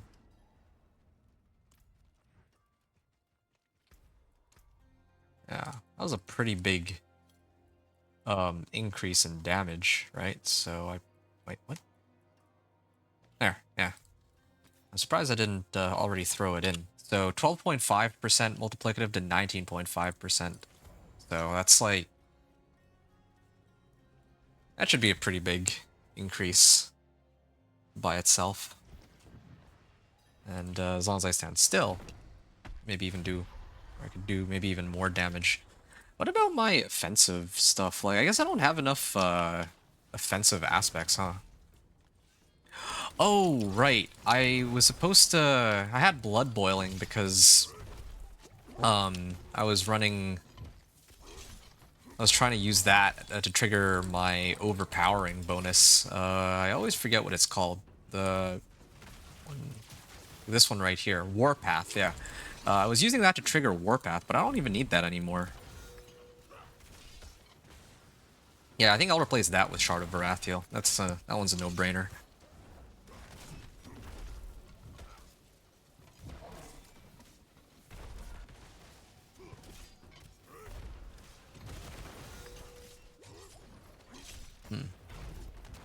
Oh, just wait. Gotta wait for the barrier to go down every time.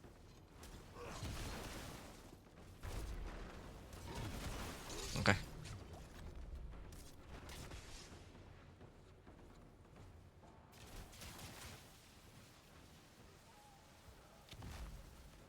Alright, there he is.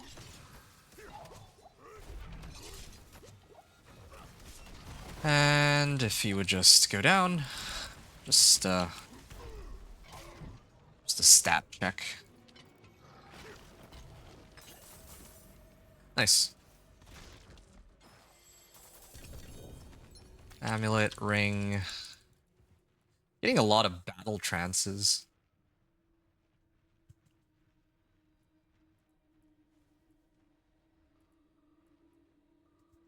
Yeah, I'm trying to figure out, like, what if I didn't use this perk and then I just used Frenzy instead, a Frenzy with Battle Trance. Yeah, and then I replace Flay with Frenzy. That would be a really easy way to generate Fury, I think. I'm tempted to do that. That might actually be a pretty solid adjustment to the build. I lose out on a little bit of life, but I mean, I get 54% damage on my amulet, and then I can put Inner Calm on this ring. That would be a pretty big boost by itself. That's probably better, because 12, like what, right now, especially when I get Shard of Varathiel.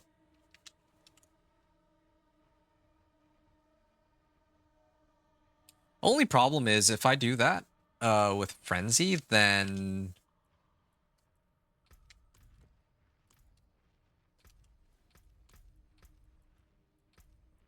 I'm like trying to run Polearm Expertise. But Polearm Expertise might actually be sort of pointless while wielding a polearm. I mean, even right now, this isn't actually doing anything because I'm not even wielding a polearm in the first place. I should actually have this, except this needs willpower. So let me adjust the board a little bit accordingly. Ugh, it's too much stuff to keep track of. At least it feels that way. Maybe need like one extra point to get a... Oh, there we go. That's easy enough. And then willpower here. There. Okay, well, that should help. But then that leads me to the original problem of frenzy. I mean, this is a quick way to like boost my thorns all the way to max. I lose out on 200 thorns from Flay, but considering that my thorn stat is already at almost 10,000, I feel like I can afford to lose out on a little bit of thorns there from Flay. Yeah, I don't really need Flay. It would have to be Frenzy. Yeah. Yeah, I'd be running two-handers. It's too bad, really. I kind of like my glyphs. The way they are. I'll have to readjust them, it looks like.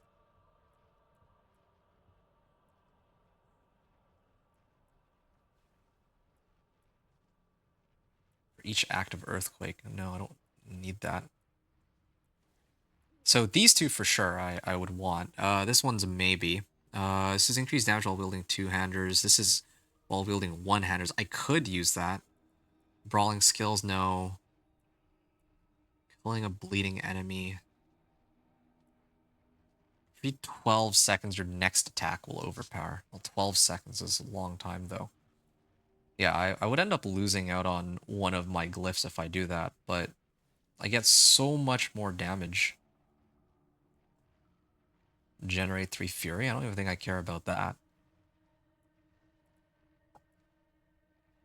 Maybe I will use Imbibber, and then just keep spamming potions. That might actually be the way to go about it. Ambidextrous and Imbibber.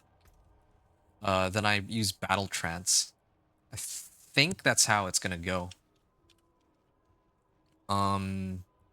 Okay, well, in that case, let me adjust some stuff accordingly.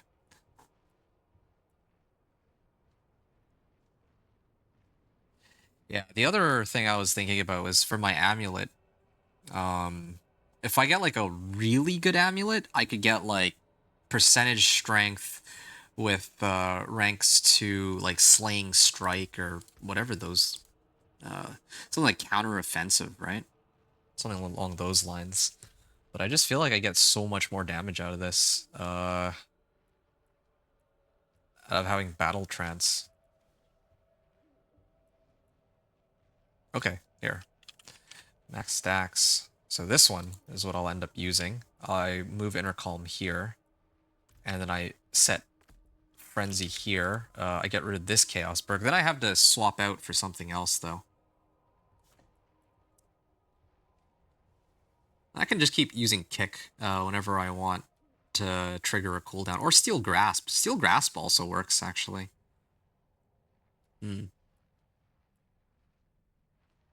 Generates additional primary resource. Chaotic bursts.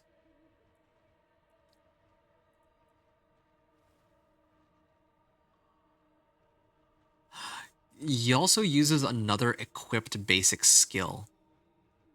Can make it use Flay, but I don't want to do that. Like, I don't think it's worth it for 200 thorns.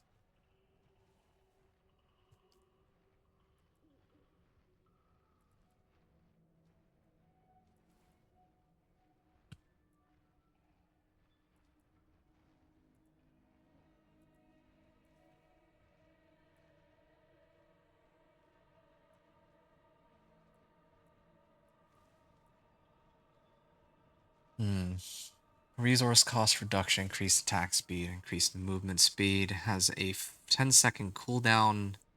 Well, it has a 10-second cooldown, though. I don't like that.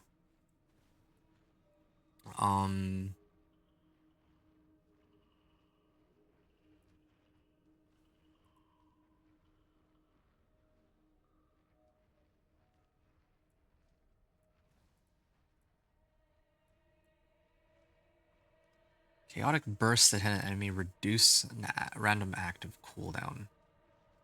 I could do this, I guess. I still have some Infernal Warp left over.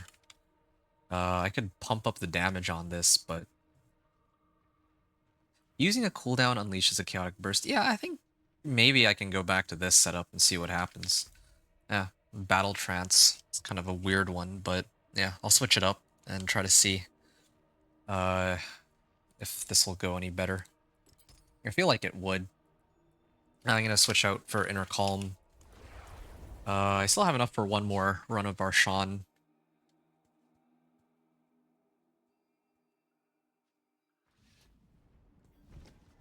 Okay, I'm gonna imprint Inner Calm, and then I have to be right back for a second. So, Inner Calm here. And again, I have this like whole overpower thing going on, but again, like this is supposed to be replaced with Shard of Varathiel eventually. I have Needle Flare and Death Wish. Okay, that part is correct at least. Mighty Throw and Steel Grasp and Multiplicative. I don't need that.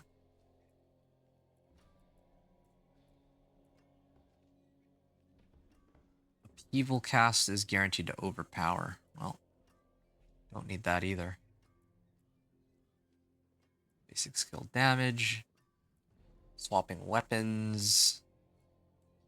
Increased damage with a barrier active, but I don't ever really have barrier. That's the issue there.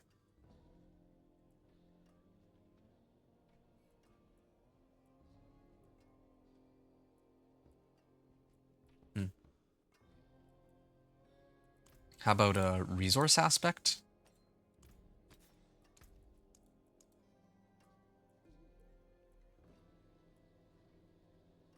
Skills that consume life deal increased damage. Well, it doesn't help either.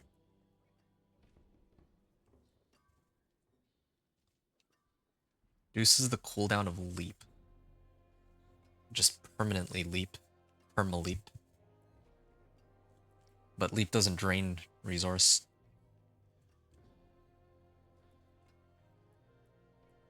Yeah, I just need Shard of Varathiel. It really just boils down to missing a Shard of Varathiel right now. Okay, I'm gonna... I want to just try this one more time and then I'll... Yeah, I said I was gonna be right back. I still had to be right back, but let me just do this one last time. And then, yeah, just so I can... While it's still fresh in my head.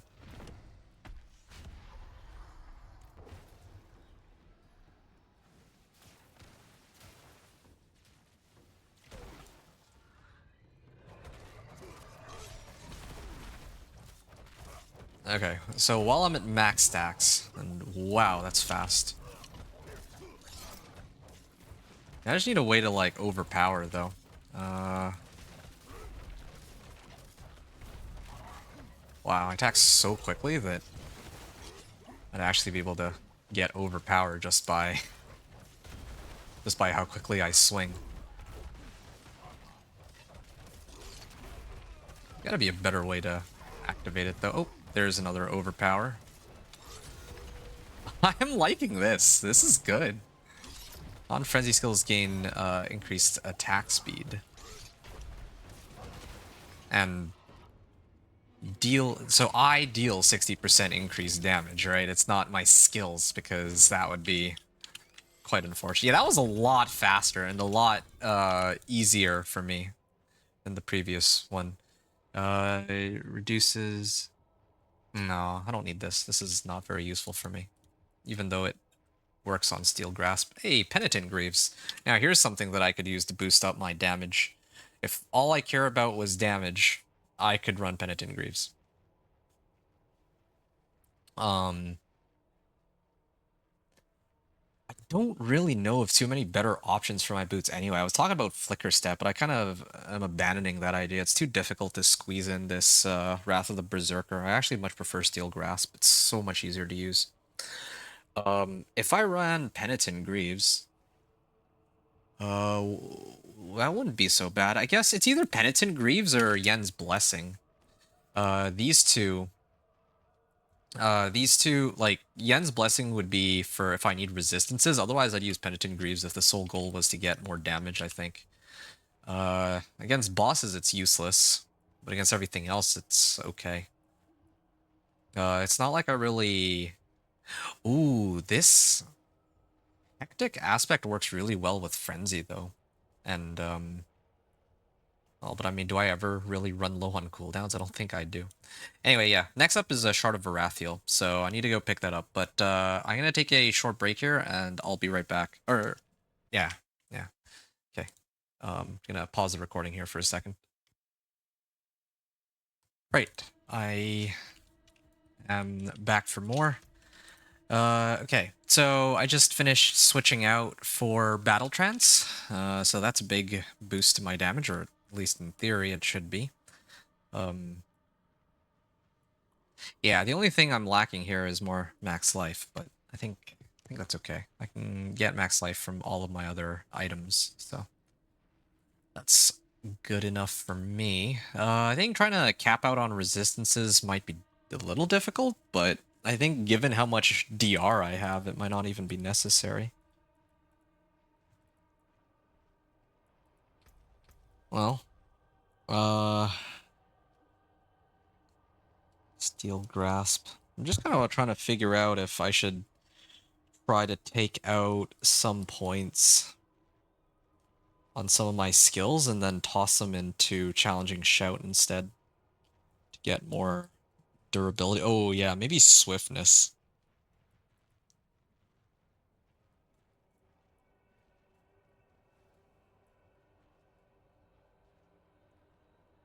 Yeah, Swiftness might not be bad. Wait a second. Why do I have Frenzy? I have it leveled, but I don't have any points into it. So, I had all my points into Flay. This is supposed to be... Yeah, it's supposed to do it like this. Well, Frenzy is granted... Yeah, I don't care about this. It doesn't really help any of my core skills because I'm not using it, aside from Kick, but that one doesn't really count. Damage reduction and movement speed per stack of Frenzy that I have.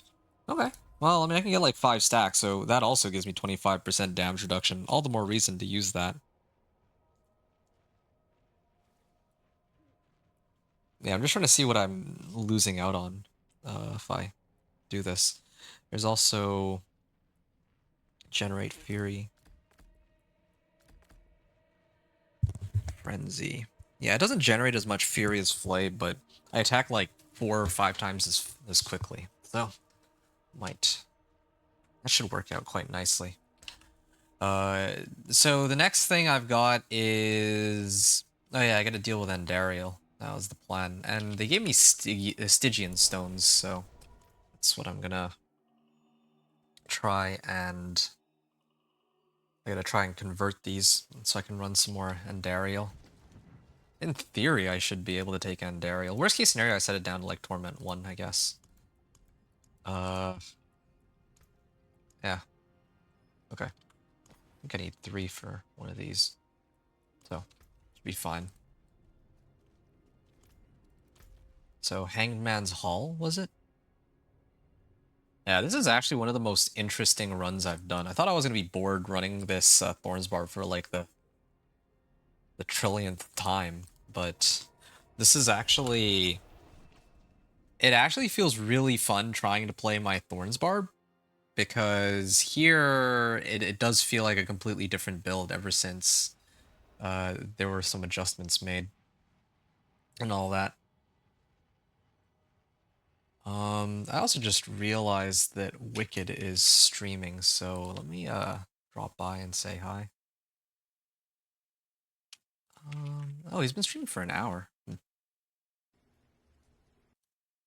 Darn, I wanted to hang out, but the most I can really do is leave his stream running in the background. I don't think I can like really participate right now since I'm also playing myself. Maybe later if he's still streaming I can join in on that. I don't think he can hear me right now, but I'm gonna...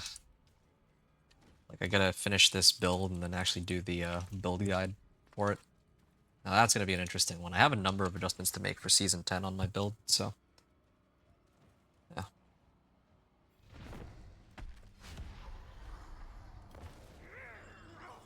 Okay.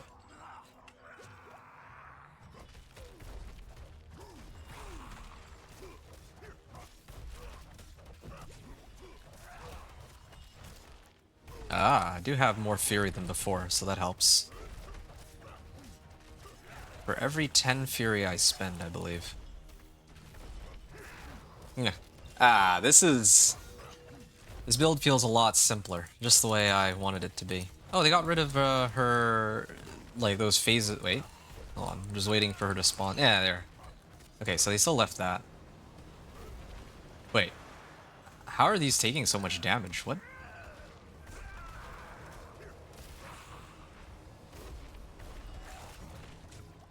This feels a lot more reasonable than before, that's for sure. Than like last season where I had to wait for these invulnerability phases. It's good.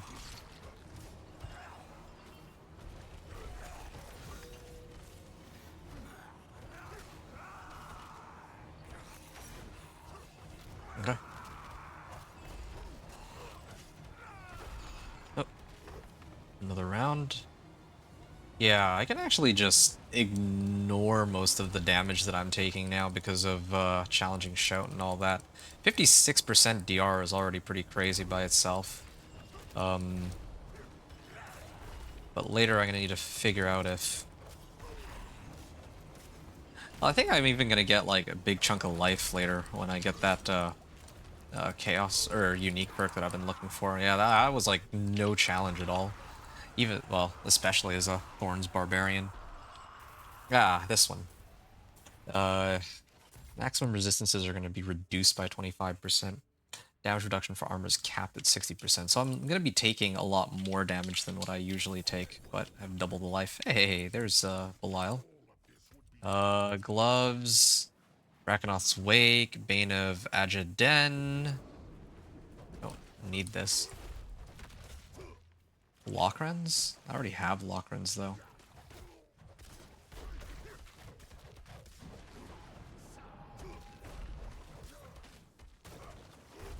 Yeah, I'm actually gated on the cooldown for my kick in order to spend it. Oh, wait, right. I need a Shard of Varathiel. That's the problem. Ah. I think that was the issue I had with my old build. I used to run Frenzy, but the base Fury generation on this is only 7. Whereas with Shard of Varathiel, I need... I think it was, what, 25 in order to cast it? So, yeah. I remember that's one of the reasons I switched out for Flay in the first place, but it might actually be okay now this season.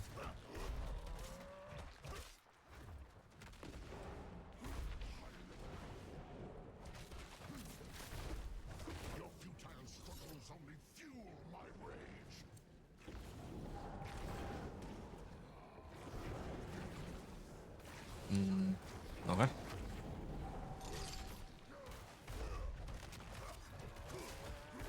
Yeah, I just wish I had a more consistent way to get my overpower bonus and all that, but I might just have to leave that one be. Well, I guess I could try to get rid of... Well, I attack fast enough that sometimes overpower actually does activate. Hey, 4 Betrayer's Husk. That's the most I've ever seen. Come on, Shard of Varathiel, please? Saber of Sagal? What is this? 3 to Warpath. I gain increased damage for each damaging skill I have equipped. An additional 7.4% when each of those skills are used. So 3 of my skills are damaging skills. The other 3 are not. Yeah, I really just want the one item, that's it. I'm really just looking for a Shard of Varathiel. That's all I want. Well, Shard of Varathiel and maybe like a Flicker Step, or Tybalt's actually is what I'm here for. Yeah.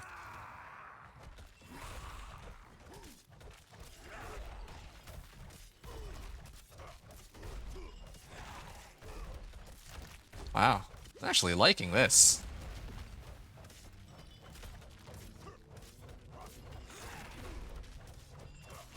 Just need my resource spender. If I could turn this into resource spender, then don't know what I'll replace kick with. Yeah, that's something for me to sort out later.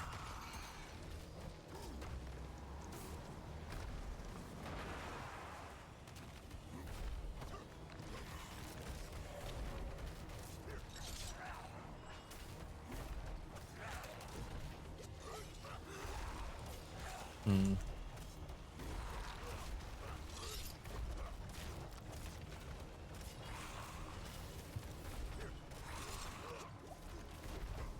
$21.1 on an overpower.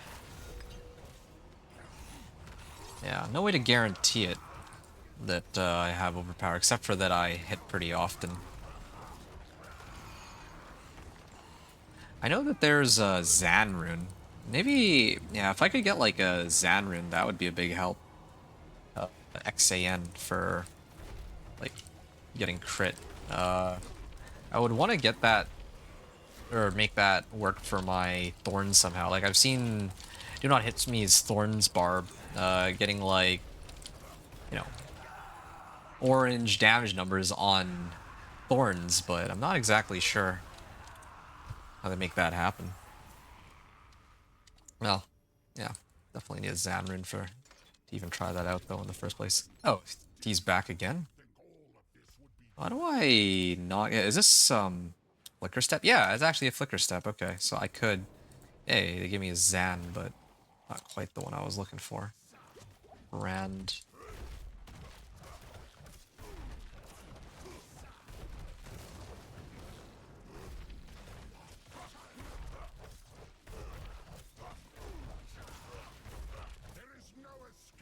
I'm actually liking this. Oh, right, with Hectic Aspect, it's resetting my kick too, because I attack so quickly with it. Wow. Wasn't there... Oh yeah, I remember there was that other unique.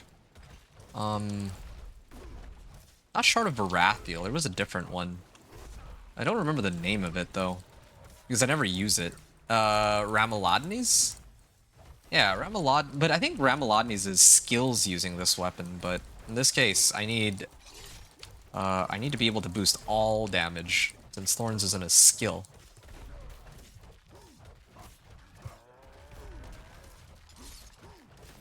Wow. Wow, attack fast.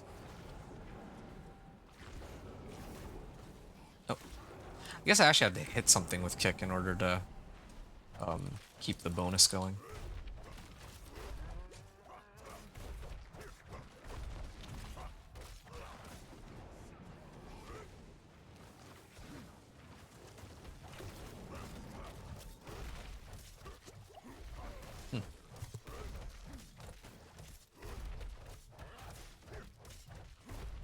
Yeah, now I just need a way to more consistently trigger overpower, but I don't think I'm gonna get that. There is actually one way, maybe.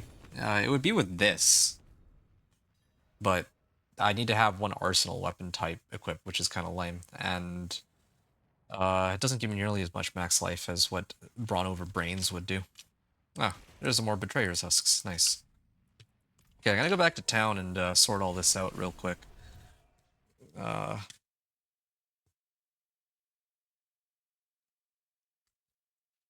Yeah, need to grab those uniques.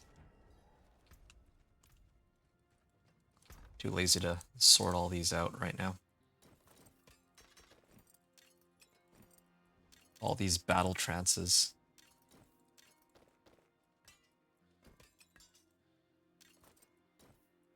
Maybe I will get rid of these battle trances. I will never use these ones when I have a 60% roll on one of mine. Hold on. These ones I would consider using though.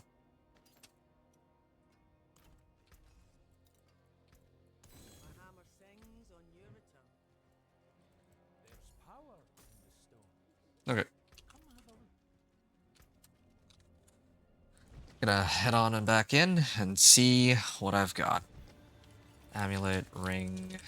Did I get what I was looking for? No, more flicker step. But still. No Fist of Fate. Well. Yeah, it's a bit of a problem. I'm gonna go try to fight Belial, I guess. There's no other option for me, really. Tree of Whispers. And what am I missing? Like Tybalt's and all that? Okay, fine. I guess I'll look for Endariel's Horde. It's like so much stuff. So many items that I could get. It's difficult to find the ones I'm looking for. Except for duplicates of the ones that I already have. Two-handed weapons. Again, Penitent Greaves. There's a good amount of damage. Hey, there's a good pole arm. Is this maxed yet? Apparently not, but an Eom rune. Nice. Reduce my active cooldowns by 0.1 seconds. Yeah.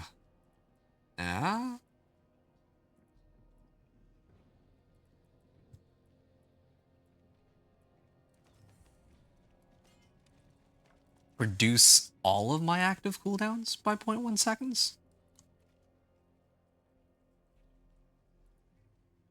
Spend 50% of my maximum resource. You know, I feel like I could. Because I spend a lot of my maximum resource very quickly.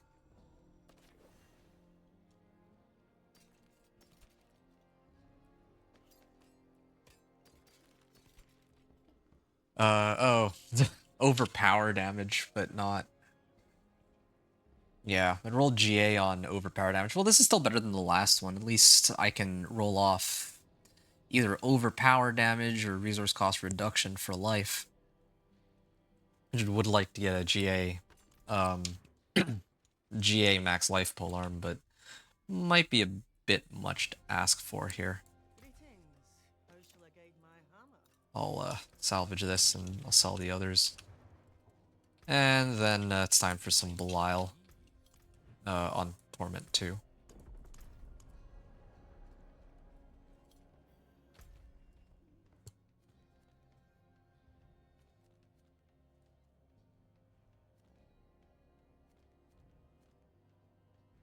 Belial should be here. And again, I need Andariel. I'm surprised that I have so many Betrayer's Husks though, but I think I know what's going on. I think that they made the Belial fight more likely to occur, and whenever it does occur, you're more likely to get more Belial Husks than before. I don't remember. Oh, and the game froze on me. Nice. I don't remember them announcing this change.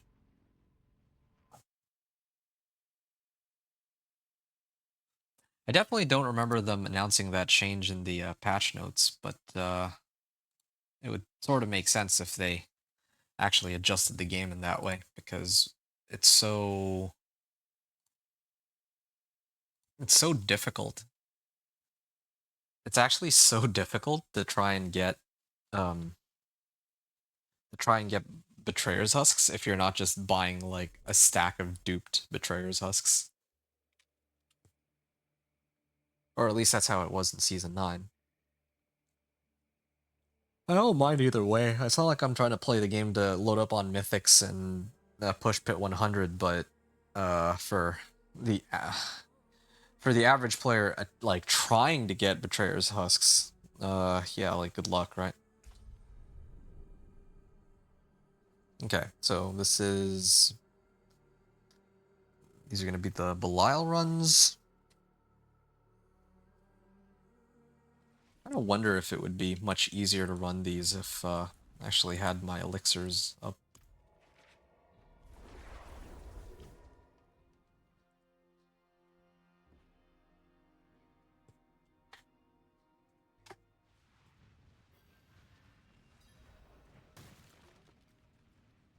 Okay.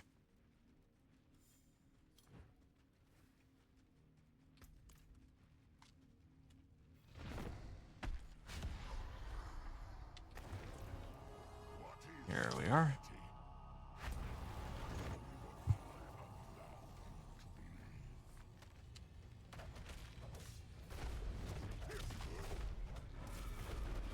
Oh, yep. Try to avoid that. I can't hit him from here. Oh, no, wait, I can't hit him. I just It's on cooldown. Yeah. Actually, what happens if I just stand here and I take the full brunt of it? Like, I mean, I'm on Thorns, right? So, what if I stand here? Would that... Nah, it doesn't actually work as well as I would have liked it to. Yeah, it doesn't do enough rapid hits that would trigger my Thorns.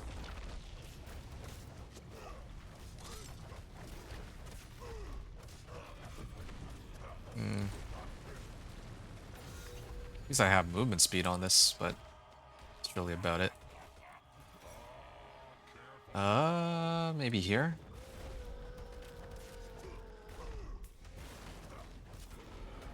Oh. Oh. This fight takes a while. Can I even take him on Torment 1? He feels like such a... It feels like such a beefy fight. Like, he actually has so much life compared to the other bosses I've had to deal with. Oh. Well, yeah, again, at least I have movement speed. I take, like, no damage. Or, he takes, like, no damage. Oh.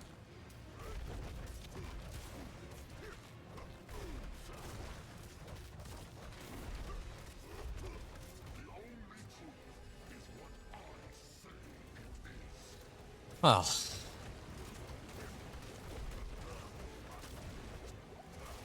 I'm kind of standing here and taking it on purpose because I want to do damage to him too, but it's a little scary, I admit.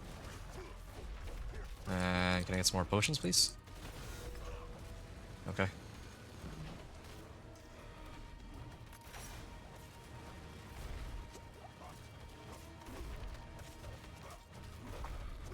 Oh. Oh. Avoid that. I think I can survive that. This is how long it took to bring down Belial one time. Wow.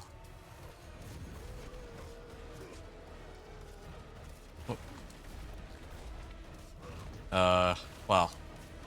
I mean, that implies that, like, the way I said it implies that I've actually killed him, but I haven't.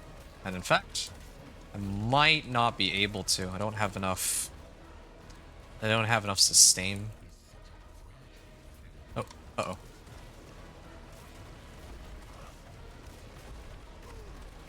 This is a problem. Oh, okay. That was a really close one. I was pretty locked in on that. This is very close.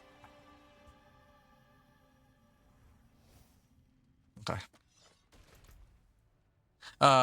Yes, it's enhanced loot from Andariel that I need. Oh! Okay. That there's only one option, right? Ring a Starless, guys.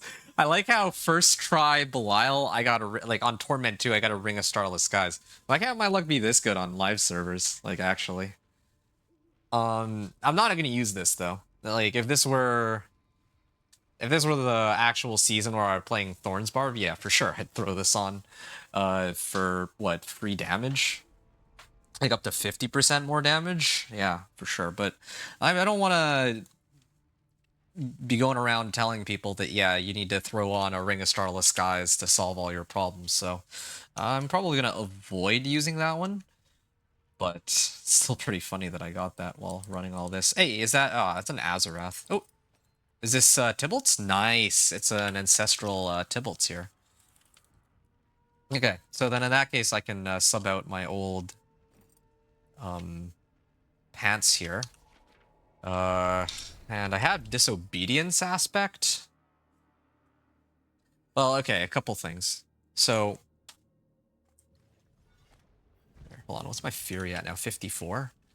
I'm gonna temper this, or not temper, I'm gonna masterwork this, yeah. And, ideally I would have wanted, like, max life as a roll, but, it gives me damage reduction while unstoppable, so, free DR, period, pretty much. This, on the other hand, has served me well, but I gonna have to get rid of it. Or more specifically, I'm gonna have to replace my helm with this. I have disobedience. Yeah, okay. I'm not losing it on anything then. except for a bit of armor. So this is by itself a 17% like damage boost. Since I'm always unstoppable, at least this is my understanding of it. This should give me more damage like all the time. Yeah, now I need that Shard of Varathiel. That would be a big help.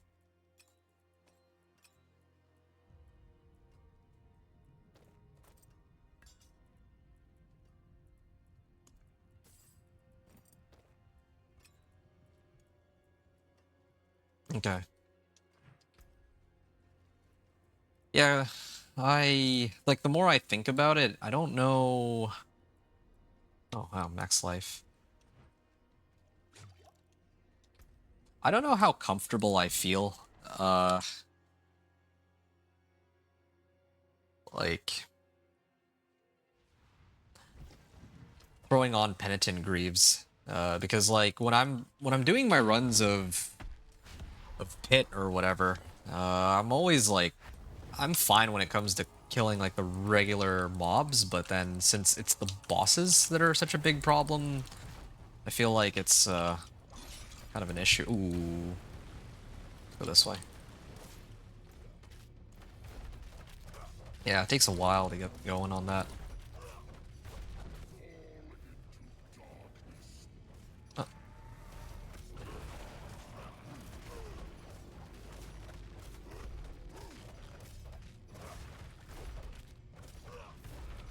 Ooh, gonna go this way. Where's my Tybalt's bonus anyway?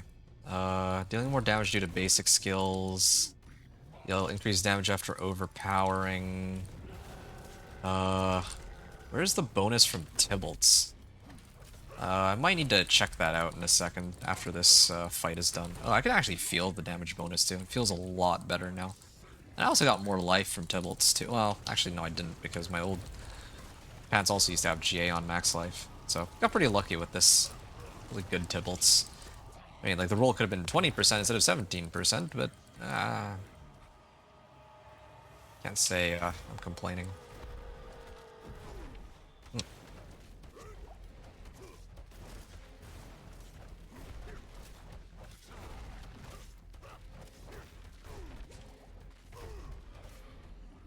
Okay, this way then.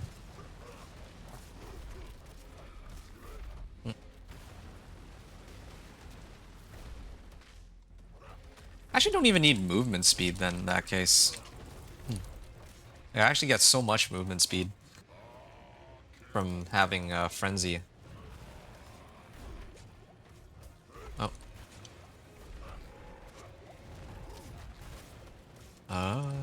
Yeah, yeah, okay, fine. I'll wait until the end of the fight and I'll check it. Because I'm pretty sure that's what's giving me... Ow. Keeps whacking me with that. Pretty annoying. I can't afford to take too much more damage.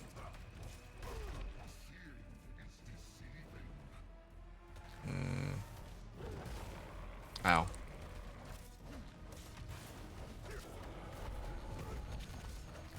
Oh. Ouch. Okay, there's his... the barrier. And it wore off.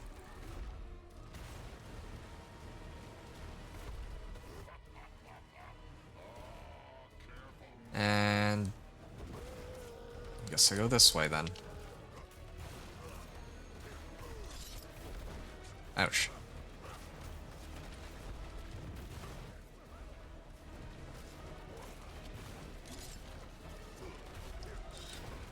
Almost done.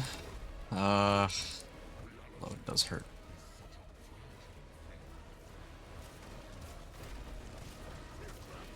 Okay, maybe I can't just tank that. I have to try and keep swinging. There. These fights take a while, but I mean, I'm getting there. 2 Betrayer's Husks, and what am I missing? So, let me look at my build real quick. Let me just double check all this.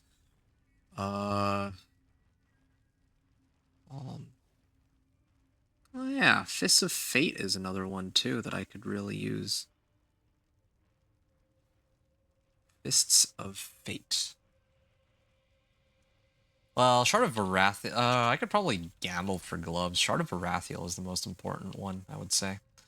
The other issue too that I was curious about. So here, let me activate. So this gives me Unstoppable, right? So this should give me a damage boost. But I guess it just doesn't show up here. Yeah. Yeah, I have Tybalt's active. It says increase damage while unstoppable and for 5 seconds after. I figured that that would show up as like some sort of status effect, but it doesn't seem to. So... while unstoppable. Yeah, it doesn't actually show it. So I have to just assume that I'm getting... I just have to assume that Tybalt's is taking effect and that the effect itself is not showing up here, I guess. Yeah. HP buff, Varash's Adrenaline. Nah, I don't need these. Really is just Tybalt's. Okay. Well, I'm gonna assume that it's active because even when I have this off, like whether I have this on or not, it doesn't show up. I could have sworn that it would have shown up by now as like as an actual um as an actual status effect of some sort, but apparently not. Dariel, let me see. Come on, Shard of Varathiel, please. Like, am I being gaslit or something? Like, I'm like looking at the what they have written, and it says that I'm supposed to be able to get Shard of Varathiel from Dariel specifically.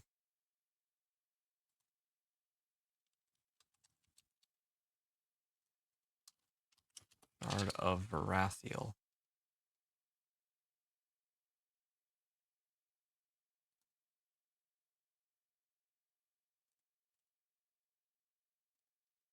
It's a little frustrating, just not being able to find this. Oh wait, no. Shard of Varathiel is from Varshan. I've actually been farming the wrong boss. I'm actually supposed to be pulling open this for Varshan. Oops. What if for Andariel I was trying to get Flicker Step and Tybalt's. Okay, so I have those already. I just wasted my time then. That's too bad.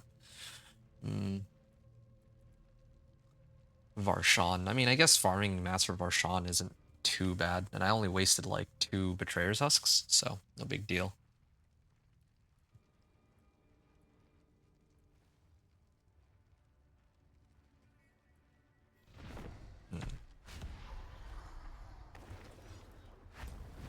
I wonder if resource cost reduction would help with Shard of Varathiel, but then again, like, do I want to reduce the amount of resource, or do I want to increase resource generation?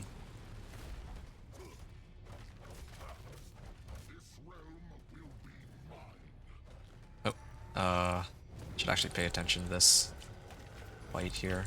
Oh, I'm actually out of potions. Maybe I should just let him kill me. I may have to let him kill me. Yeah, I'll just let him kill me.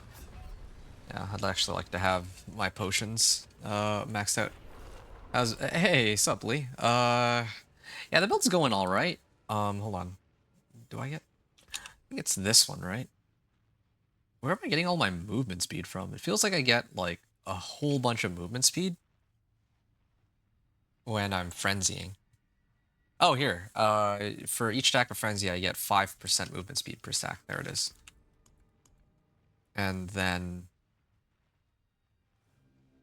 reduce my active cooldowns. I'm gonna keep it as movement speed for now. I don't think I need it. I don't think I need it just yet.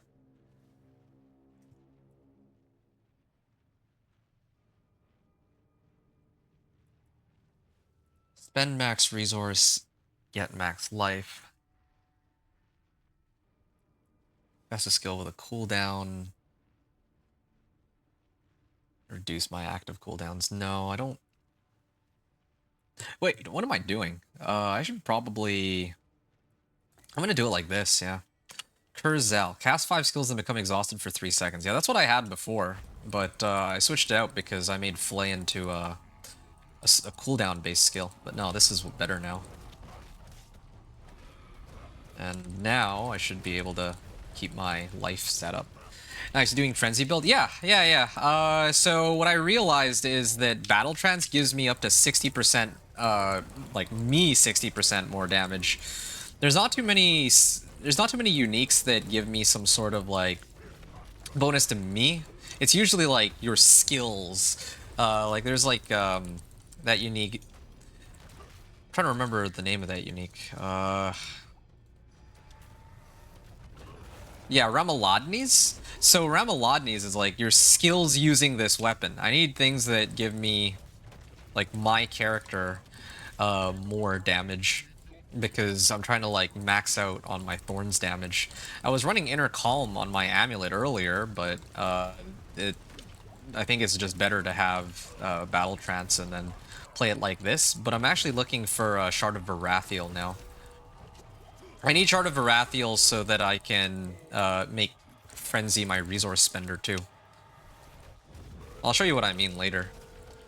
Once I finish this. See you or competitive player then... Oh, hold on a second. Let me... Okay, here. I'm actually going to focus on this run before I read your what you're writing, because I don't want to run the risk of dying prematurely here. Oh. Yeah, it would be nice to be able to get rid of Kick as a resource spender. Like, this is fine, using Kick as a resource spender, but there's got to be better alternatives here.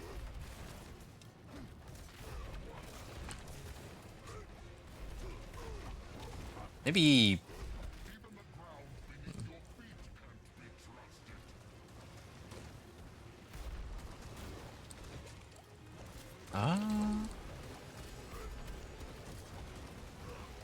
I think about what other boots I could run.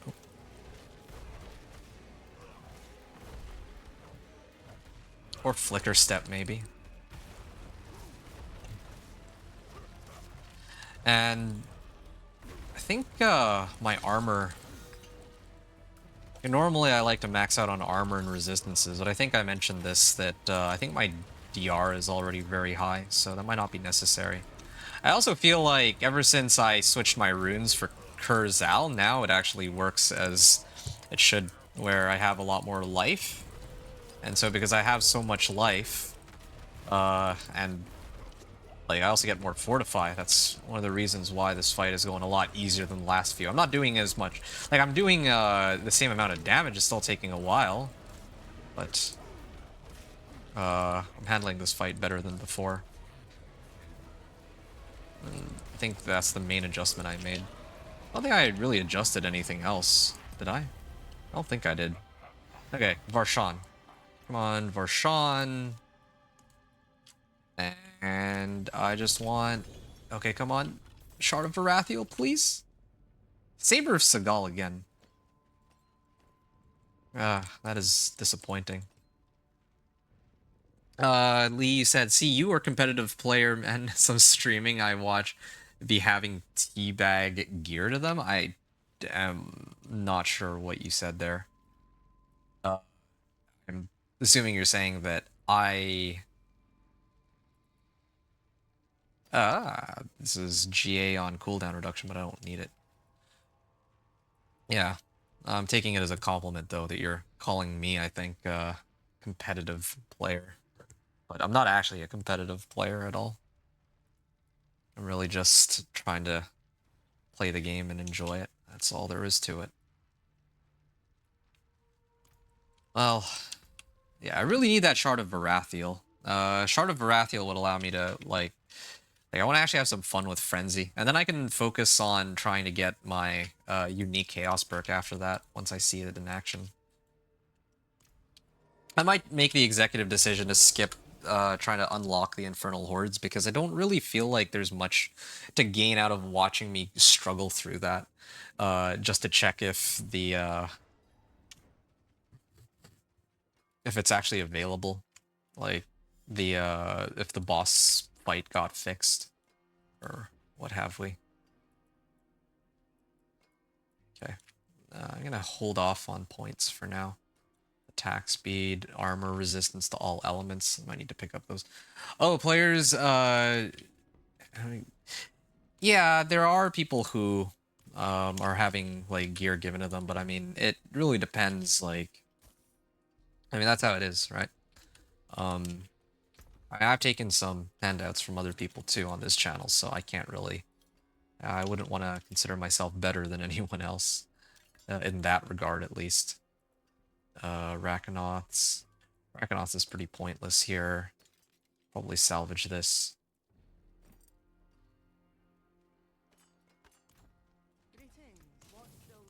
Resource generation. Do I have all of the recipes yet? Resource. Rolling efficiency. Yeah, there it is. Resource generation and resource cost reduction. Those two are what I need. But that's for later. Now I gotta figure out how to get that stupid shard of Varathiel. Okay, the Helltide just spawned, so I can head there. I'll take down Blood Maiden real quick. It's just a little frustrating because, yeah. Wait. Shard of Varathiel? Yeah, if I have Obols, but just trying to think about this for a second. It costs like 50 for each. I don't know if that's worth it. On my helm, I could run Godslayer Crown.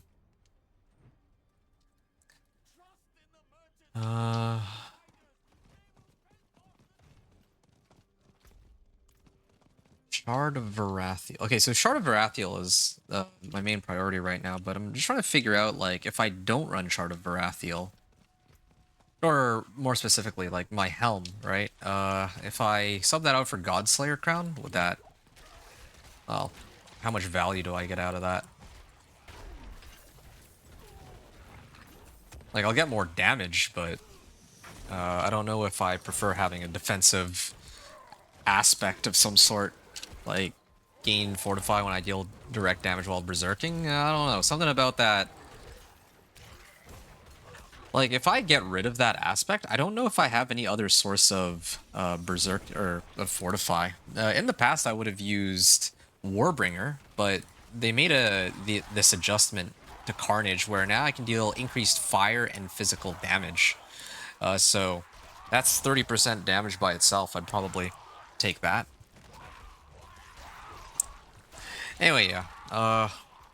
So, like I said, Battle Trance is pretty good. I can actually just AFK here real quick. I gotta look something up. Ramaladni's. So, Ramaladni's says skills using this weapon deal increased damage per point. Yeah, but again, I'm not really trying to run that right now.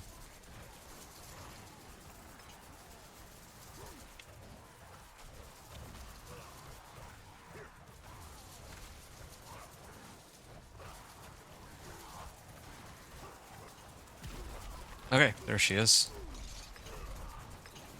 Didn't manage to one-shot her just yet. I like these adjustments, though. They made it a little bit less annoying to have to go through these invulnerability phases. I think it's a good thing overall.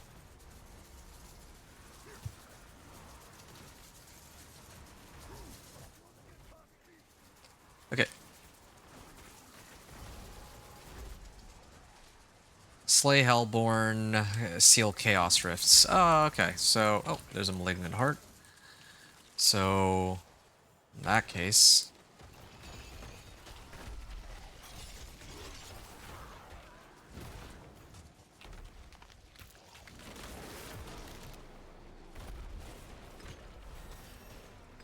What if I ran Flicker Step instead of this? I'm gonna try it. I might as well. Now's the perfect time. So I run Flicker Step, and I use... Instead of Steel Grasp, later I can add Steel Grasp, but I'm not really using it all that much right now. So if I do this, I can pull everything in and then try to evade past it all. And it's back again. Use this to pull everything in. Well, everything just dies when I activate it. I need to actually test it in, like, the pit or somewhere else, I think.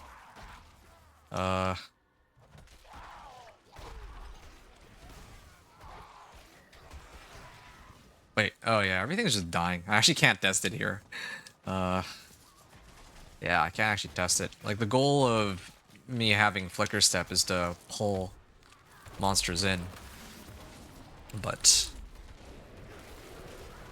yeah.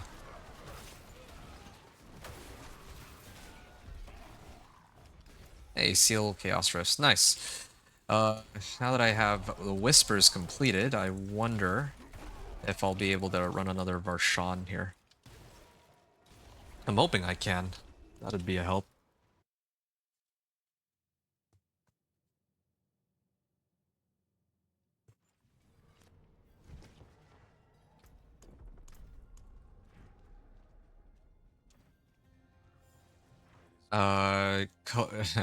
Greater collection of leg guards or greater collection of materials? Well, I have the leg guards that I wanted, and I have razor plates, so really materials would be the way to go, I guess. I don't think they're going to give me Obdicite, but they'll give me plenty of herbs, so I could probably...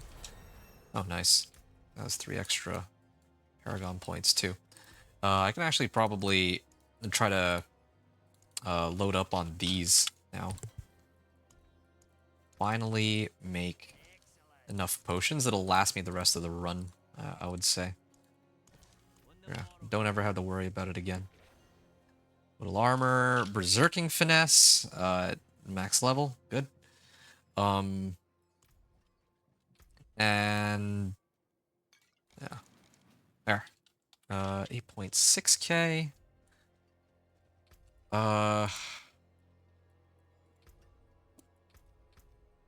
So that's good. Okay, right. I was gonna take on Varshan. That was, I think, the goal here. Wait, did they give me any? Oh yeah, they did. Okay, I can try a run of Varshan.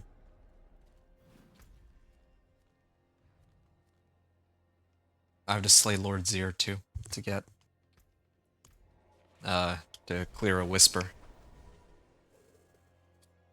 But this will come first. I won't have to do Lord Zir if I just get the Whisper here and now.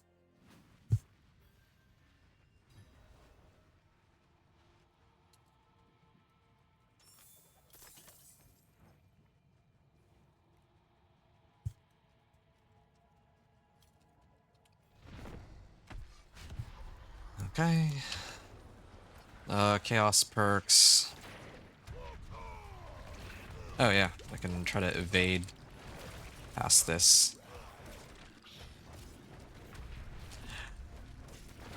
Yeah, I'm trying to use it for... okay, so I'm trying to use Flicker Step for the pulls specifically.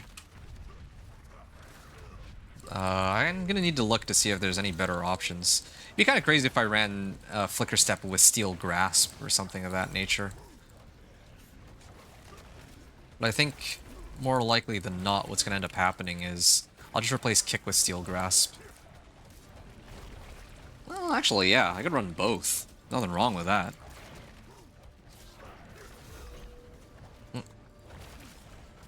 I think I've already been here. I fought Varshan like 3 or 4 times, and he just refuses to give me a Shard of Arathiel. Okay, there.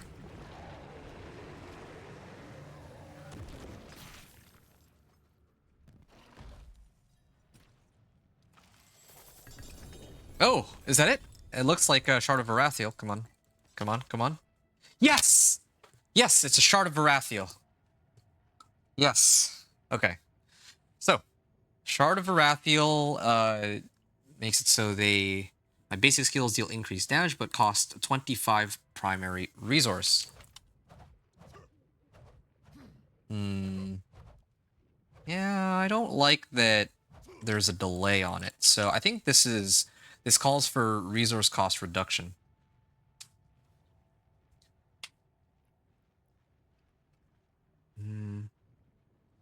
don't think I need these.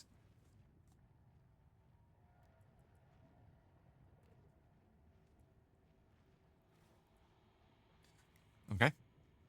Well, yeah. I think it's about time then. I have everything I need. I guess I'm gonna get some resource cost reduction, and then I think my Shard of Varathiel should be ready to go. Add a socket into this. That should be easy enough. Do I get any... I only have like 2 more scattered prisms. Okay, maybe I'll hold off on that one. Okay, Shard of Varathiel. Do I have Obdicite? Not that much. May your road be Time to whip out these rings. The other ring, I mean. This one. Gain thorns while berserking. I would have liked to get a high... Like, this is a really high roll, right? So I kind of wanted to smash this, but... I think...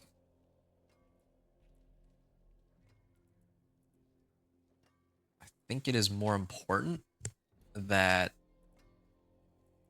I use this for... Well, as a max life ring. Unless maybe I could get some sort of... if I go to the den, maybe I can pick something up. And I also still have like 1100 obols, but... I might burn those on Fists of Fate, because I don't really have that many mats. Yeah, I might actually try to run those for Fists of Fate. That'd probably be the best option. I see there's a Legion event. There's 2 Legion events available, but I don't think I care to do either one. I go and clear a Legion event and get what out of it? Not really anything useful. Not anything I haven't really seen. Maybe tempering recipes, actually. Could be good out of it, but whatever. I fought even better with 2 arms. I'm sorry. I did not mean. I'm joking, Subo. Ooh. Thank you for the kind words. This is like a max roll already. Not exactly impressed with these. Yeah, these are not particularly impressive. Even this one. It's not even a GA on max life or on strength. I'm keeping Shard of Varathiel, of course. I might try and re-roll this again.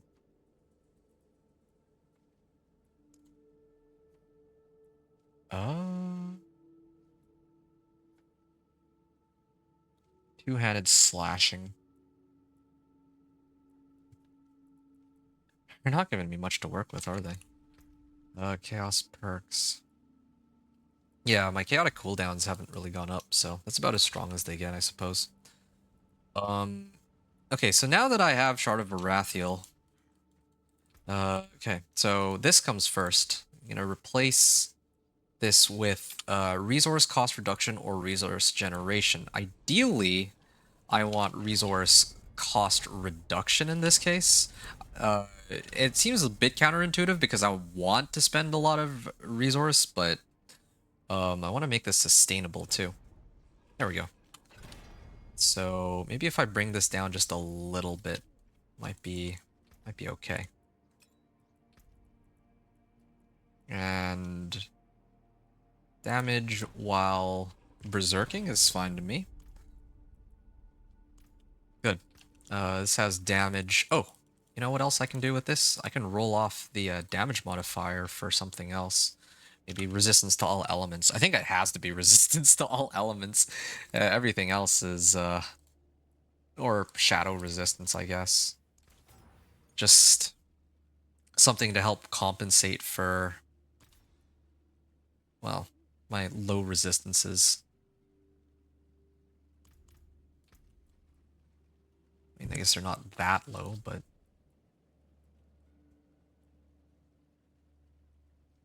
Why do I have so much lightning resistance, though?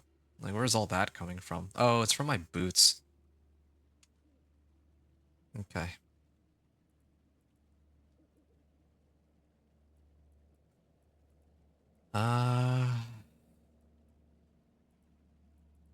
Battle Trance, Vehement Brawler. Have I maxed this out yet? No, I haven't. I'm pretty close to maxing it out. I think I'm gonna try. Oh, wait, right. The reason I'm here is I still have one more ring. And I'm gonna try to roll this ring for.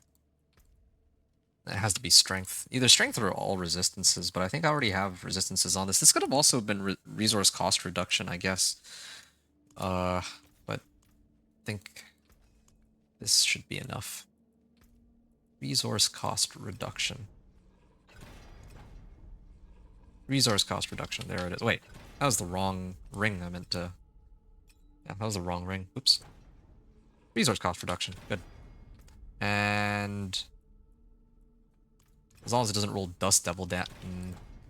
Yeah, Wrath of the Berserker is active. That's okay. That's acceptable. So I put this on. And I think I do have to put a socket into that one.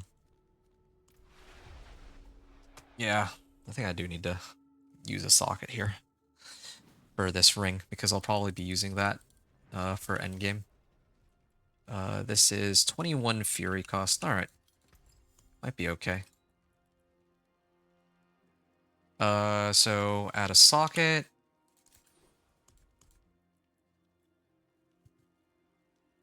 And what am I missing on resistances? An emerald? I could do an emerald for now. Lightning oh yeah, my lightning resistance is ridiculously high. I think I'm gonna have to replace it with ruby. Yeah, this should be fine. Now I'm just kind of short on poison resistance. Okay. I'm gonna do hit 45 clear here. And I'm gonna actually show the strategy that I had in mind. Oh, do I have Steel Grasp? I don't need Kick anymore. I guess in place of Kick, I could replace it with Steel Grasp. Yeah.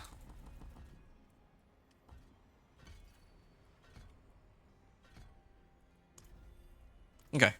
Yeah, that's looking real good. And then 3 more points this way. Okay. Yep.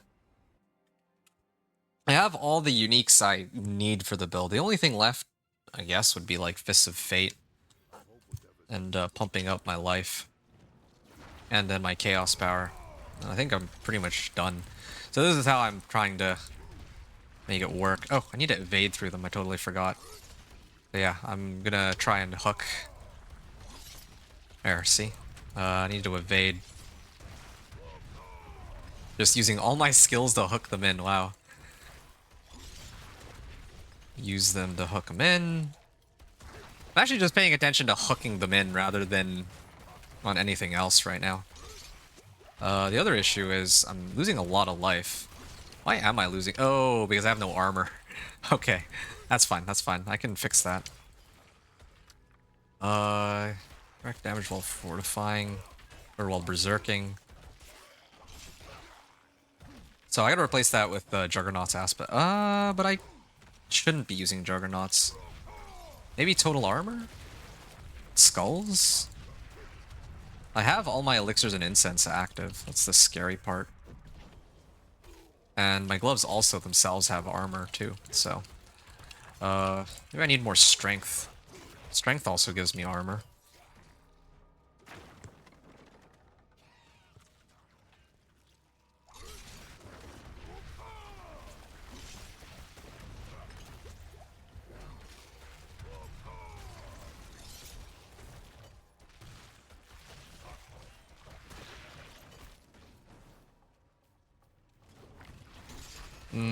I guess I can just evade. Yeah, just keep evading here. More evade.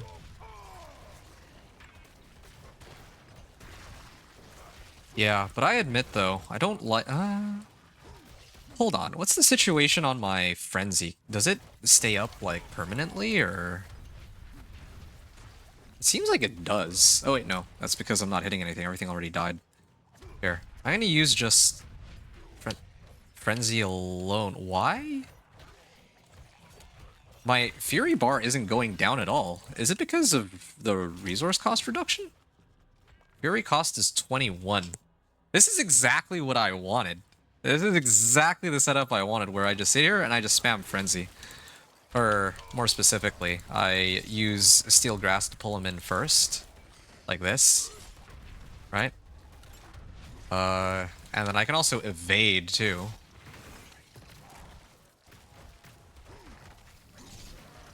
Yeah.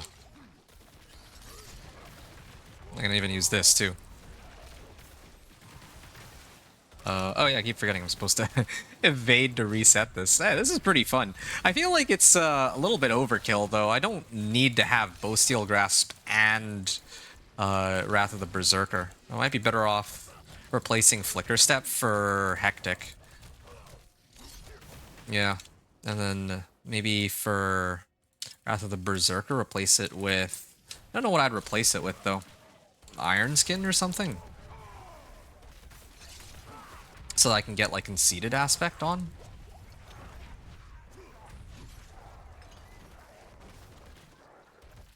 Yeah. Vehement Brawler. I have to get rid of Vehement Brawler.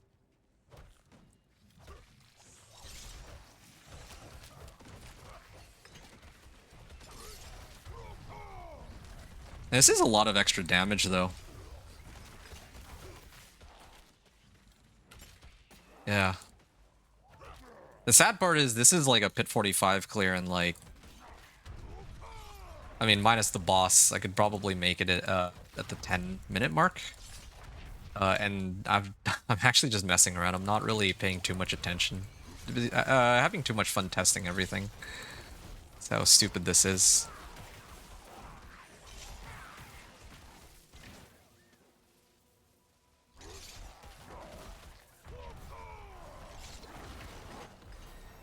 Okay. There. Take it back. Even 10:30 was sufficient. Done. Thanks. Farewell. Oh wow, I can actually even do that to trigger my... to keep this going. I can actually just test this. I just sit here and I hold down left click. That's all I need to do, right? And I have Inner Calm too, if I'm not mistaken. More damage due to basic skills. Where's my Inner Calm aspect? Oh, I never actually put Inner Calm on, so I'm actually missing I'm missing an aspect. If I had Inner Calm, I think I'd be getting like 36% more damage while standing still, so that's a pretty big difference in the amount of damage I should be doing here. Okay, after this, I'm gonna adjust the rest of my gear. And then go from there. Yeah. Like, look at that. My Fury is just not moving. Well, it is, but it moves so slowly. Yeah. Oh, probably activate this, though. Yeah, I just realized that it's a Mother's Judgment, no wonder. It's like the worst boss for me to go up against. I'm still going to be able to clear it, and I'm going to be able to clear it while not really doing anything, but still. Now, another thing I'm a little curious about, Chaos Perks, this one is damage reduction from armor is capped at 60%, so I don't even really need to max out my total armor. Yeah, just need to have enough to last me through like pit 55 while still reaching like 60%. I think it's a similar situation with resistance to all elements, now that I think about it. I'm like so focused on trying to cap out my resistances, but there's actually no need for me to do that because my max resistance cap is only going to be 50 anyway. Oh, that's actually very convenient for me.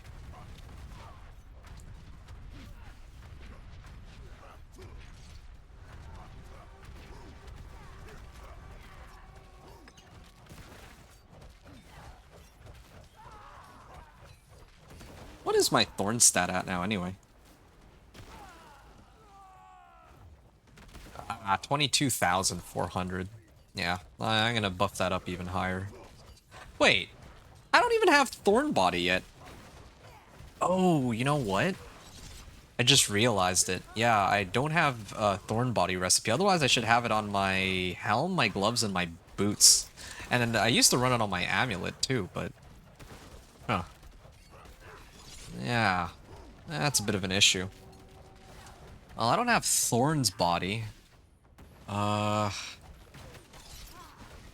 Like, how much of a problem is that? I'm just trying to figure out.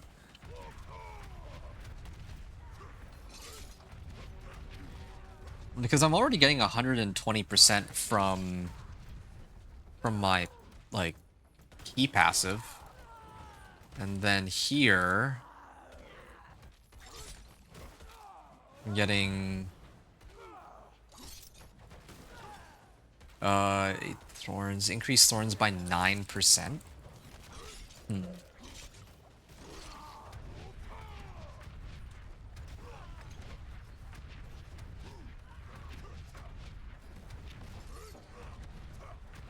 Well, I'm definitely keeping the razor plate, but...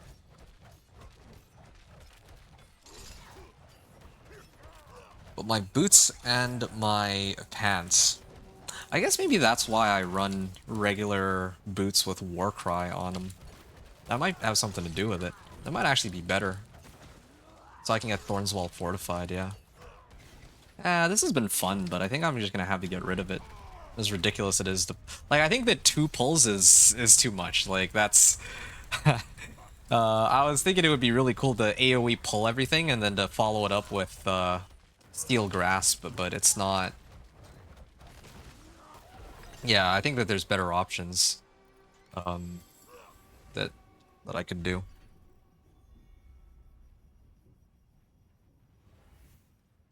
Nice. Okay, so that was a 6-minute clear. I'm just gonna call it a 6-minute clear. I think that's fine. Hit 45 clear, 6 minutes, and this is with... Well, I don't even think it matters. Whatever. I did a whole bunch of stuff. Maxed out my powers. And upgraded a lot of items. I'm basically just trying to redefine or rebuild my build at this point. Because all these adjustments that I'm making are so... I'll make the build... Well, I have to like shuffle some things around, basically. I think I'd have to run ambidextrous.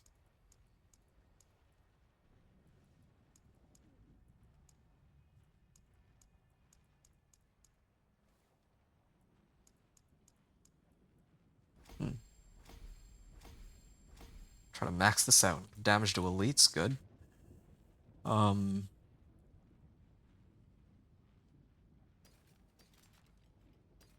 Double swing, damage. Alright,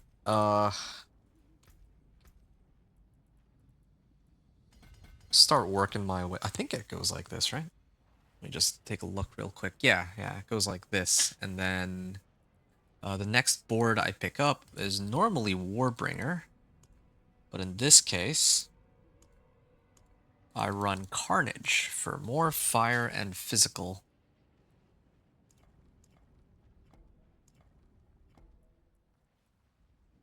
Fire and physical damage. Resistance to all elements, damage reduction from close. This is max life. Yeah, probably I go this route. I work my way over here. Okay, well, it was fun trying out the flicker step. For the tempering recipes, did I get Thorn Body yet? I feel like I would know if I found Thorn Body because I would have been so excited over it. It's some of my last few, so I'm missing Barbarian Breach, Berserking Augments, Bleed Innovation, and Thorn Body, so there's only 4 left. I'll get it very soon. If I just run a couple Whispers, it should be, like, I should get it. Okay, let me upgrade my gear real quick, though.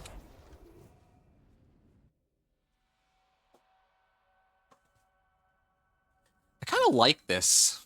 This Chaos perk. If I get that chaos perk, or the unique chaos perk here, Brawn over Brains, then what that would mean for me is that I don't need to be so worried about capping out on 1,000 armor and 25% resistances, or 75% resistances. That could be a huge help for me. But as for, oh, I just realized one other thing too. Where's Bleed Augments, Wasteland Augments? Vehement Augments, this one, yeah. Okay, I guess there are a few that I'm missing. Yeah, it looks like there are actually a few recipes that I'm still missing. I kind of want to just go and run some Whispers to get the remaining ones. Might do that, actually. Was a little reluctant to run more Whispers just because I just don't feel like this is... Yeah, this isn't exactly the kind of build that I'd use to run Whispers, but... I mean, oh, that one just finished. I forgot to go run Lord Zir. That would have been nice. Did they not spawn a Whisper on one of the bosses? Maybe they spawned it on Kurast Undercity or Infernal Hordes. I think that's what happened.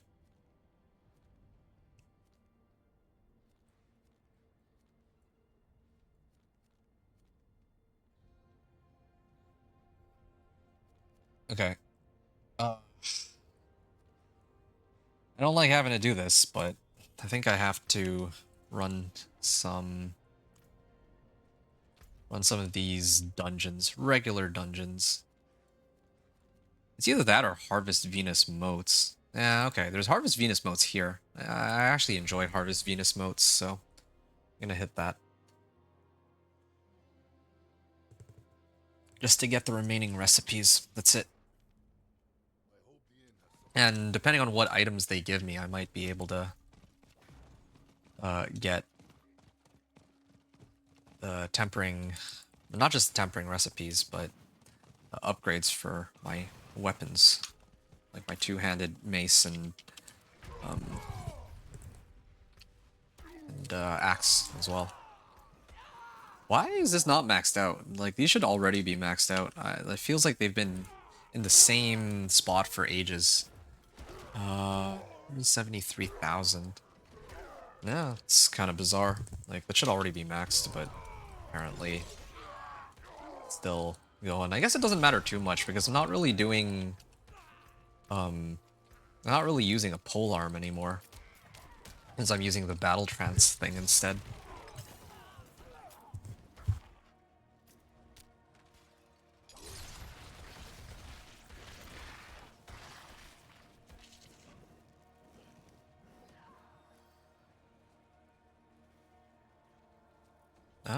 Okay. Well, hold on. What if... I just came up with something. What if I did this instead? Casting a basic skill also uses another equipped basic skill. What if I went and did something like... this? Then what would happen?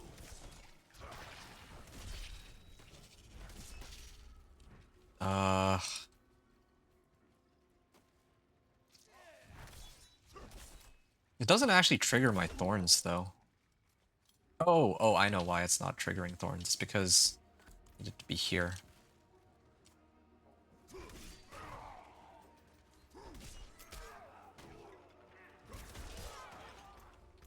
Another equipped one.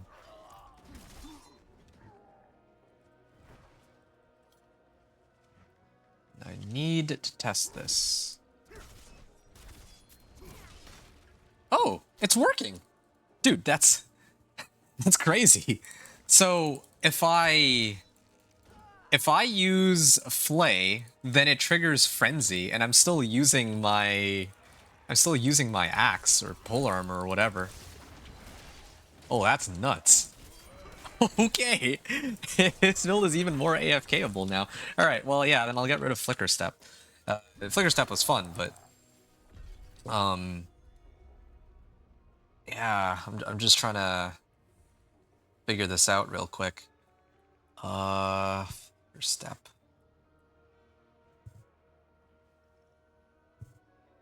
When I was using it against the boss, was it really all that helpful? It didn't feel that helpful. Like, yeah, on paper it's a pretty nice damage boost, but I think this is just better.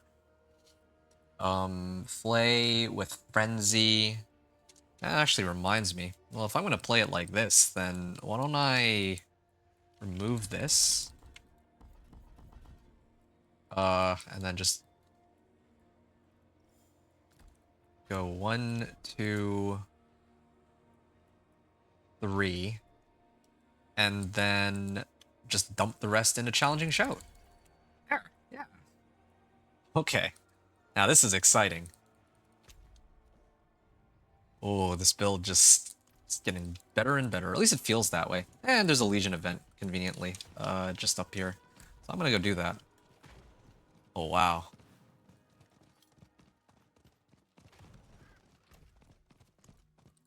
So this is just the kind of Thorns Barb I think a lot of people would want to play. Minimum effort, minimum thinking. Just hold down Flay, and the rest will work itself out. In fact, what this means is I also didn't really need resource cost reduction then, but whatever, I guess it doesn't really make that much of a difference here. Oh yeah, I can get Obols out of this. And I still need Fists of Fate. Yeah, I could replace this with Fists of Fate. That would be a good upgrade. What am I gonna lose out on? Max life, armor, resistance to all elements, and perhaps most importantly, more thorns while fortified. In exchange, I get more multiplicative damage. Oh yeah, I still haven't bothered to put Inner Calm on my ring. That was the whole reason I went to town in the first place. Okay, no chaotic bursts then.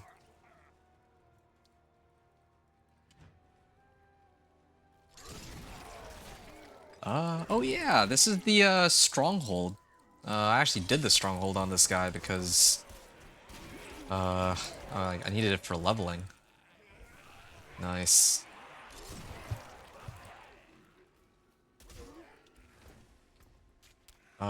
Okay. This is using Sargeras.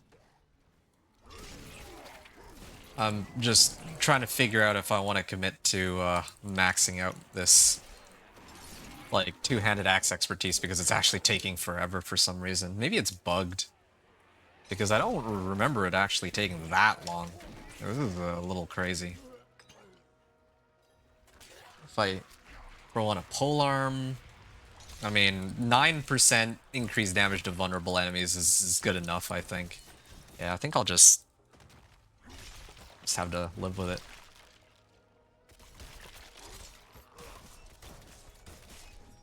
Well, at maximum stacks. Okay.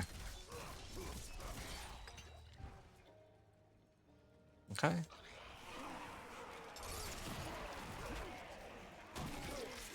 Yeah, these guys just die too quickly. That's why I can't actually see my damage numbers ramp up.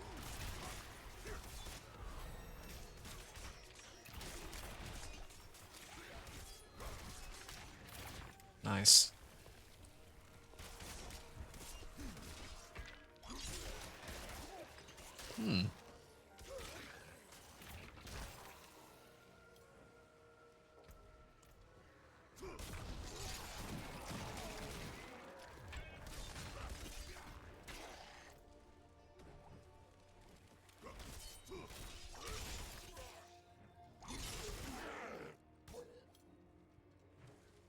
Alright.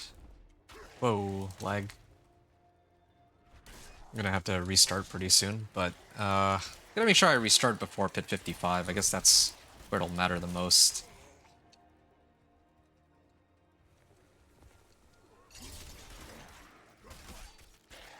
Yep.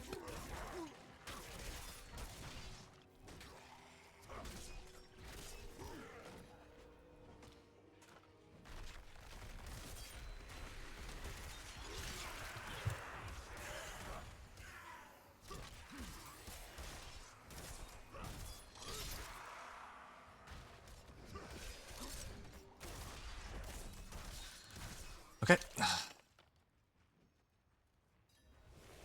I wonder if I could make this build just AFK Infernal Hordes.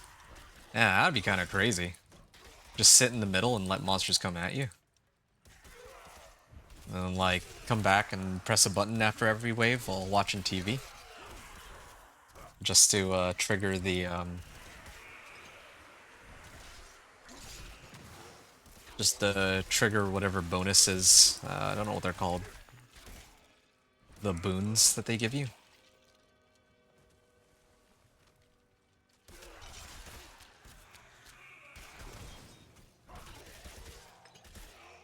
Yeah, I feel like Torment 3 might be a little bit overkill here, but oh well.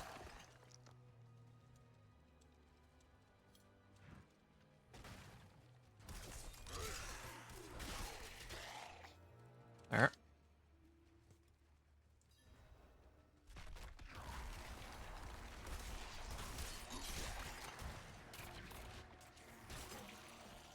Yeah, trying to find something I can hit to activate Frenzy, but they all keep dying before I can max out Frenzy.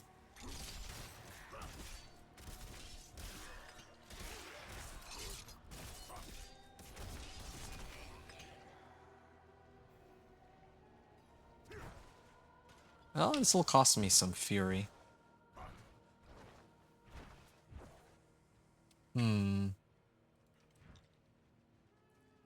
It is... Wait, why is this only generating 15 Fury, though? Oh, because my resource generation isn't high enough. Oh, okay. Maybe I do need... Well, I already have resource generation, though. That's the issue here. Generate Fury 15. Well, Play always generates 15 Fury. I have Rallying Cry up. Wait, what? This should... I should actually be generating enough Fury that it'll just reset itself. The fact that it's not is a little bit confusing to me. Because I generate 15 Fury here, and my Fury cost is 21, right? And this thing gives me 84% resource generation. So 15 times well, 1.84 is 28. So this should be generating me 28 Fury per swing. Oh, I need to actually hit something, that's why. If I hit something, then it'll actually work. Okay, I got Thorn Body, finally. Well, it took the entire run, but yeah. Here. Time to get Thorn Body. And speaking of which, yeah, I gotta get Inner Calm in here too. I'm gonna lose out on this Death Wish aspect, but that's okay. You know, I already have a pretty huge amount of thorns. Kind of gets me thinking, like, I don't even really need this aspect. I could probably replace it with something else if I wanted. Yeah, there's like a few options there. Like, I could get like... Actually, don't even know. I have to take a good look. Let me make my build ready for Season 10. Finish Pit 150 with 3 builds. Wow. Kind of cool that there's a few builds that can hit that this season.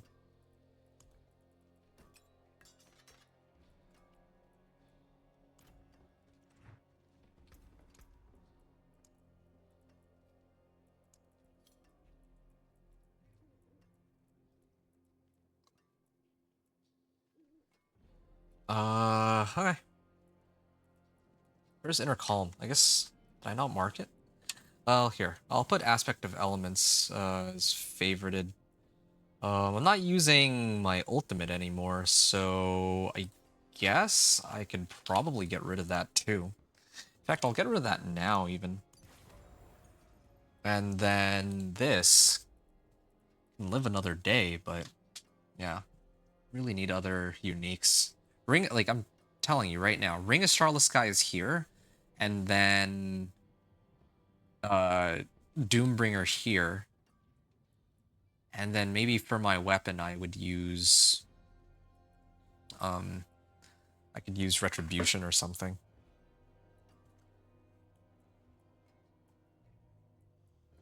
Alright. I think at this point, I can get Thorn Body as I had originally wanted.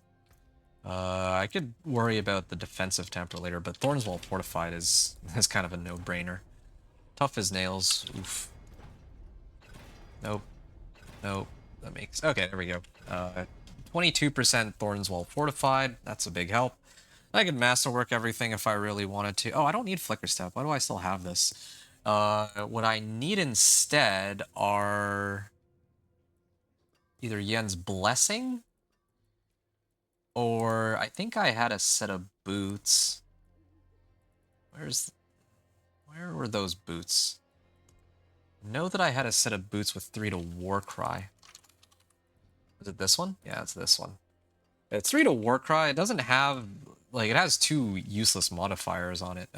Well, not useless, but it could be better. Like, I would want strength and max life ideally, right? But, you know, that's maybe a bit much to ask for. In this case, with Warcry. Thorns Well Fortified, and then, I don't know, they don't really care to evade. I don't really need any of these. It's really just movement speed that I need. So, I'll roll for... fine, evade cooldown, why not? And then I think I was using the utility aspect. Ooh. Warns while channeling. Yeah, but don't really have a slot to get rid of for that anymore. I think it would have to be Hectic. Just don't see any better option. Hectic would pretty much guarantee that I'll never run out of Steel Grasp charges. And then I gotta remove a life per 5 and go for... Max life is okay. It's either max life or strength. I think I'll stick with max life, yeah. Okay, there. That's a good set of boots, or was a good set of boots. I'm gonna get rid of them now. Lightning resistance. My cold resistance is now the one that's really high, so I might swap that out for lightning here. There. And then balance in all things.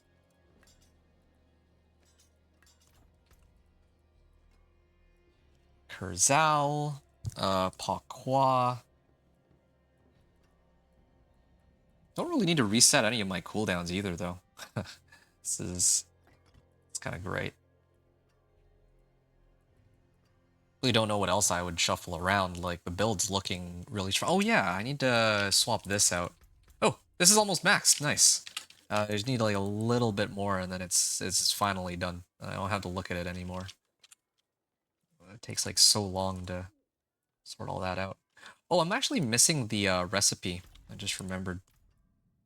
I'm still missing a tempering recipe here. Was it belligerence? Yeah. Oh, no, I have the rare version of Vehement Augments, but it needs to be legendary. So maybe I'll deal with that a little later. But for the time being, I might as well... I lose out on belligerence, but do I get anything in return? Get maybe a bit more life? Get resource cost reduction? Don't really want overpower damage. It's gonna be I could have also salvaged this, huh? Yeah. Well, that's while they're unstoppable. Not really... don't think that really helps me any. Okay, this much I can do at least. Damage while while Warcry is active, yeah. Even if I don't put belligerence on. Then I was gonna run Death Wish, I think, on this. Because it's my ancestral, right? There, 1100 thorns while berserking. So basically 3,200 thorns all the time. And then I think I'm supposed to roll off overpower damage. I don't like to roll off a GA. It doesn't feel very good, but that's kind of how it has to go. Max life, nice. And that's an increase of about 300 as compared to my old one, so that's good. The only drawback, again, is that unlike my old Weapon, I don't have belligerence on this for the time being. Hawk Qua. More movement speed. I can also... Oh! Permanent barrier? Invoke the earthen bulwark for 3 seconds, granting myself a barrier. And what's the... Is there a cooldown on that? Oh, man. Then I can get conceded. Oh. Actually, yeah. Yeah, this could work out really nicely. Conceded aspect? Yeah, okay. I'm happy with this. There, yeah, I can and get it all. I have barrier, I have damage, I have life. I don't even know what I don't have at this point. Oh, right. The only other problem is my two-handed axe is still just a little bit, off from finishing. So, let me swing in a couple things real quick in the pit. Collection of chaos. Well, I should have done... I regret that now. I should have done gauntlets. Gauntlets would have made more sense because I wanted Fists of Fate. These three... Ramaladni's. Skills using this weapon. Huh. And... Okay, Scattered Prisms, finally. From Rahir's cache here.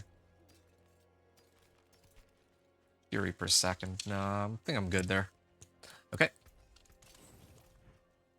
I just realized if I'm capped on resistances right now, or like this close to capped, then all this means is that when I put on that chaos perk, I'm gonna reach my cap. I'm gonna run pit 45, and I guess I'll get going here. Do more fire and physical damage too soon. And then I kind of want to figure out if I want to get Fists of Fate or not. 3, Warcry. Always have Warcry active, so 35.7%. Whoa. What? Why am I dying? Huh? I didn't even change anything from the last time. And all of a sudden, they almost killed me like that. Okay, well, it's fine.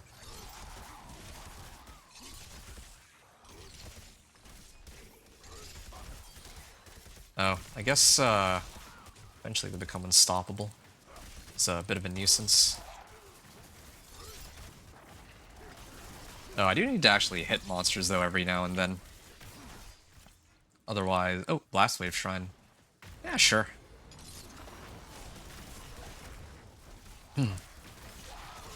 Yeah, I'm missing out on a bit of movement speed. I'm just thinking about what I traded out. Because I still have my two-handed axe, but I took out the runes, and I remember I was running Kurquois, so I don't have as much movement speed, but that doesn't really affect much of anything else, I don't think.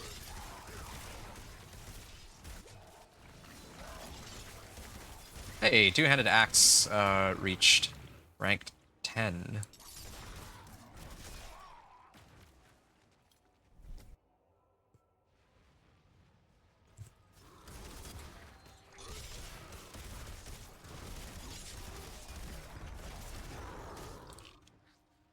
Okay. Maybe on the next run I'll try with the Chaos perk, but I actually do want to run Infernal Hordes, not just for the, well, yeah, to unlock the Chaos perk, and also because it would be nice to have at least some Obdicite to masterwork with. Let me take a look at how much Obdicite I even have right now. 190? Yeah, I'll probably... yeah, I'll have to talk about that later, but... like... I'm gonna have to make a note on the build guide that, I mean, masterworking everything is kind of a given, at least up to rank 4, but just... Well, I guess I could. Yeah, I think I might as well. I'll try to masterwork most of my stuff. Yeah. If I can get enough Obdicite for it. I had more Obdicite earlier, but I used it just to try to re-roll my Tybalts and see. If I could roll GA max life, I remember.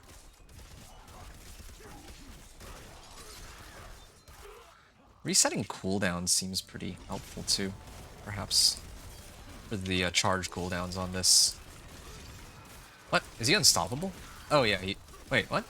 He's not unstoppable, but I can't pull him. That was weird.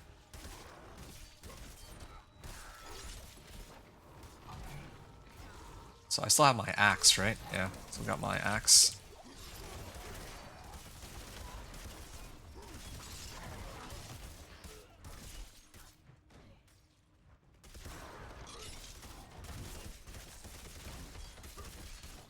Okay.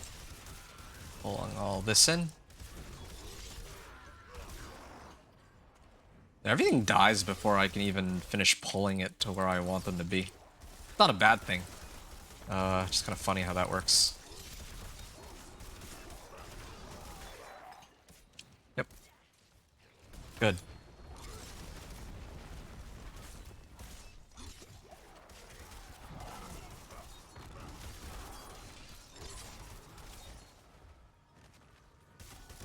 All right.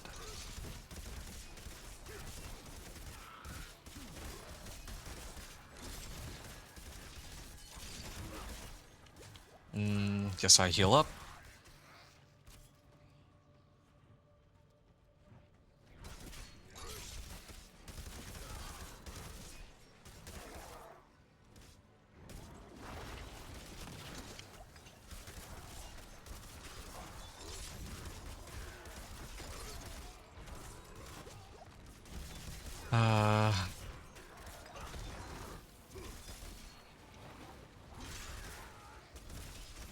Oh, I don't know how long it's gonna take me to deal with a boss, though.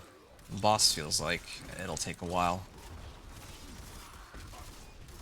Yeah, I mean, I think last time I made it here a little quicker. I had like 10.5 minutes left on the clock when I went into the boss lair. And then it was the boss that took a while. But this one's Resurrected Malice, so maybe it'll actually be okay.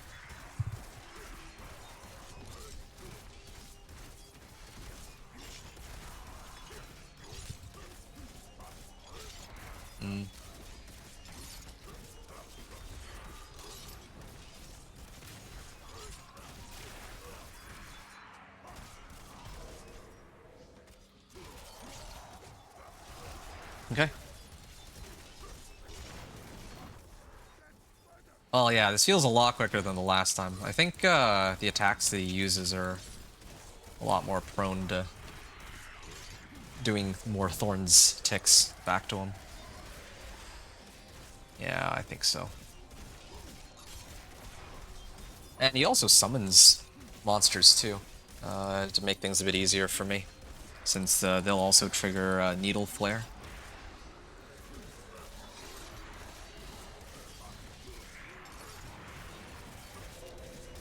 Good.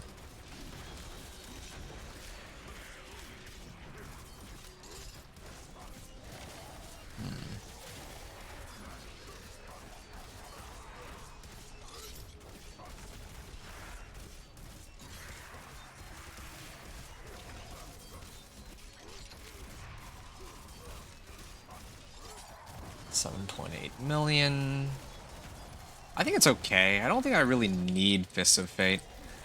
I was just trying to figure out if I should replace this, but I think I'm okay with it being where it's at. I think I got more value out of Thorns Well Fortified, an extra aspect, and more max life too. Okay. Yeah, well, just nice to be able to get like a decent set of Ancestral Gloves. Maybe that's what I gotta do. Just upgrade everything into Ancestrals. Yeah. While wielding a polearm, I gain 15% increased damage. Yeah, I guess these 5 would be pretty decent. And there's, well, I don't know what to do about Imbiber Glyph, though. You're back, sorry, working late tonight. Hey, don't worry about it, man.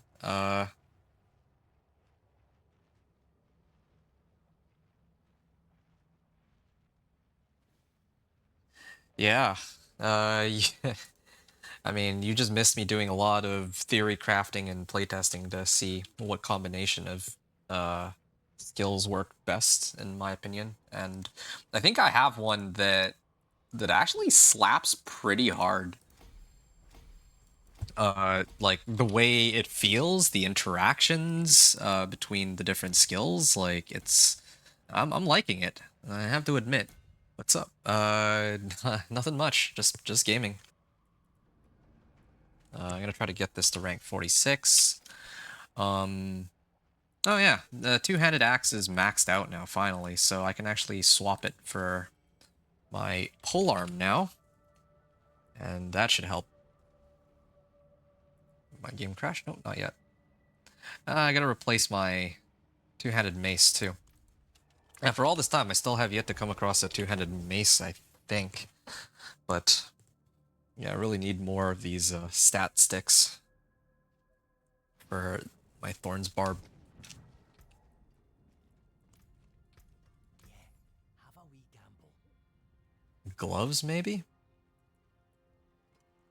Yeah, sure. Let's try to upgrade what I don't have ancestral yet. Is this Torment 3? Yeah, it is. Or maybe I'll do the, well, gloves, helm. Yeah, they're both 50 for some reason. And my chest armor and pants are already ancestral uniques, so. Yeah, okay. I'll keep rolling for gloves. Nope. Hello, shiny Sure. beauty. Lucky hit chance. Well, this one has max life on it though, but I guess I could sub off lucky hit chance for strength. You know? Yeah, we were about to be driving for an hour and a half, but I'll be here. Okay. Look, well, you said for an hour and a half. I'll be gone probably by the time you're done because, for as much theory crafting as I've managed to do in today's walkthrough, I'm pretty close to pit 55 already. The only thing I have left is to run the unique chaos power. I've just been messing around and playing around. What kind of theory crafting do you guys do while I was done? Well, I don't think it was you guys. I think it was mainly just me. And I was just playing around with the different chaos perks to see which ones work or feel the best. And so far, this is what I've come up with, okay? I'm running a Deafening Chorus. Okay, that one's the must-have. I'm running Chaotic Cooldowns. Do I even need Chaotic Cooldowns, come to think of it? Well, I guess it sort of works well with Steel Grasp. Yeah, I think I'll just leave that. But I guess... Chaotic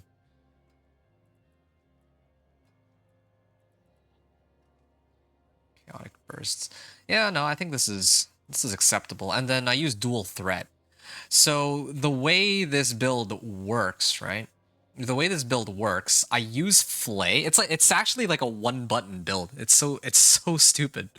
So it's a one-button build where I just use Flay, and Flay triggers Frenzy. And the reason I want to trigger Frenzy is it boosts my attack speed, it gives me damage reduction, it gives me movement speed, and perhaps most of all, it also triggers Battle Trance, so I get 60% more damage, multiplicative damage. So yeah, every time I activate Flay, it activates both Flay and Frenzy, and the best part is, because I'm still using Flay as a polearm, and I'm just wielding a polearm, that means that I get all of the bonuses active from having a polearm. So in this case, as a rank 10 additional bonus, when I finish ranking this up, I'll get 15% increased damage while healthy. And I will also be able to use the Executioner glyph too to max out my damage as high as it can go. So it might not seem all that amazing to you, but for me, that's pretty amazing. Wait. Yeah, it's pretty amazing to me because, well, there's a lot of things that just work together in tandem. That just work so well together. I don't even know what I adjusted. I haven't really been sorting stuff out properly. perks. Did I even change anything?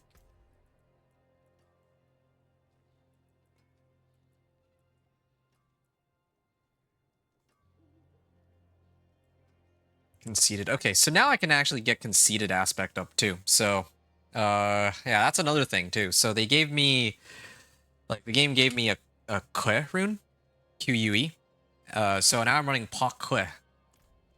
Meaning that if I spend resource, then I can get my, I can actually get a barrier, and I don't actually even really need a barrier. I'm plenty tanky enough. It's actually mainly just to get conceited aspect up and going. So pit 45 again. I'm just using this as my benchmark to see if these adjustments will make my build stronger, and especially I just got to get to rank 10 on my expertise for polearm, and I think the build will be even stronger. Why am I taking so much damage, though? It's the one thing that still bugs me a lot. Like, once I have Fortify, it's okay, but before I get my Fortify up, it's a bit of a problem.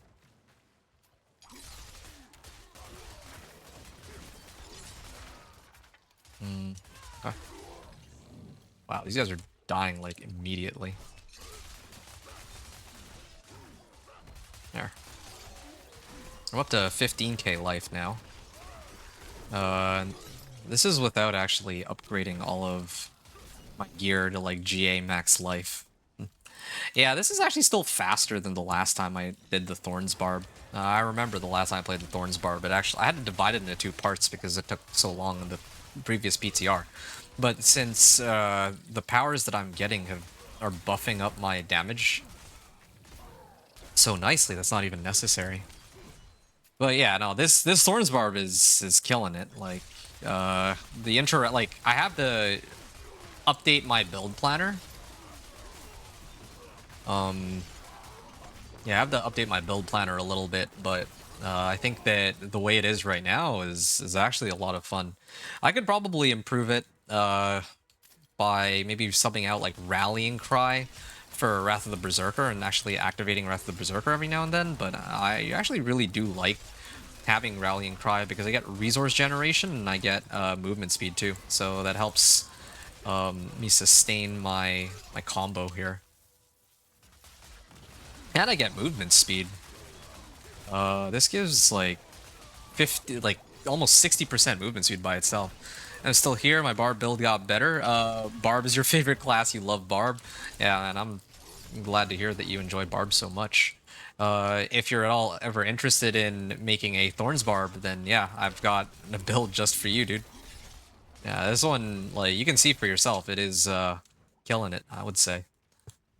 You can watch for yourself. This is like from like 7 hours of gameplay, without, you know, like all entirely of my own doing, and while like playing around with different options too. Well, where's my barrier anyway? I should be getting a barrier. It's a bit of a problem. Here.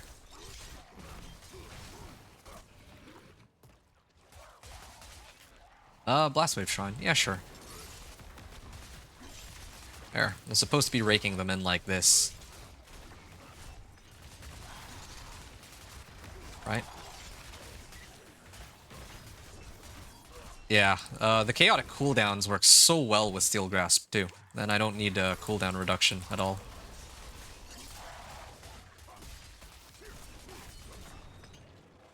It's actually a 2-button build. It's so fun.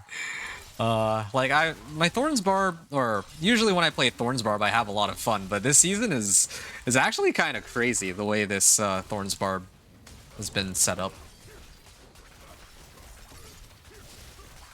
Let's see what other stuff I've got going. Nice.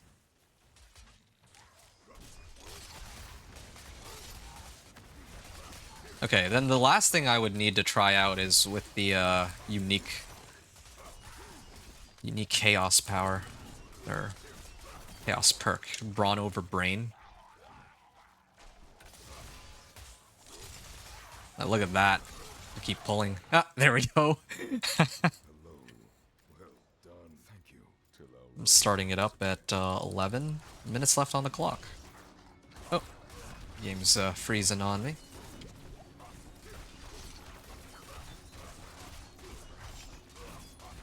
I do kind of wonder if I should... I just realized something. It reduces... or it'll boost my max life, and I also get more Fortify and Barrier, too. Because it's based off of how much max life I have. Oh, man. This is gonna be kind of crazy.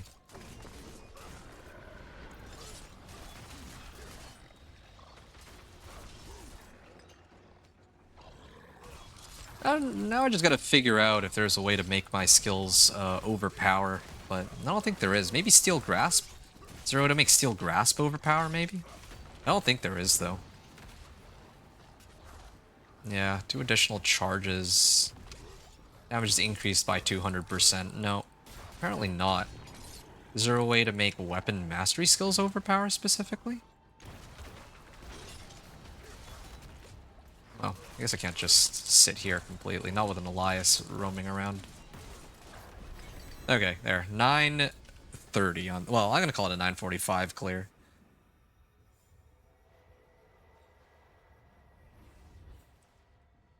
.45 clear. 9:45 and...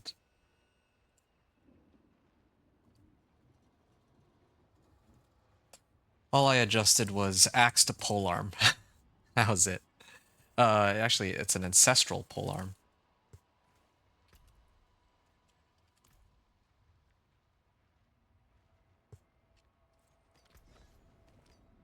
And I can keep dumping points in here. And as for here, I'd like to really make it to Carnage. Yeah. Getting there. Not gonna be able to get my other glyph, but...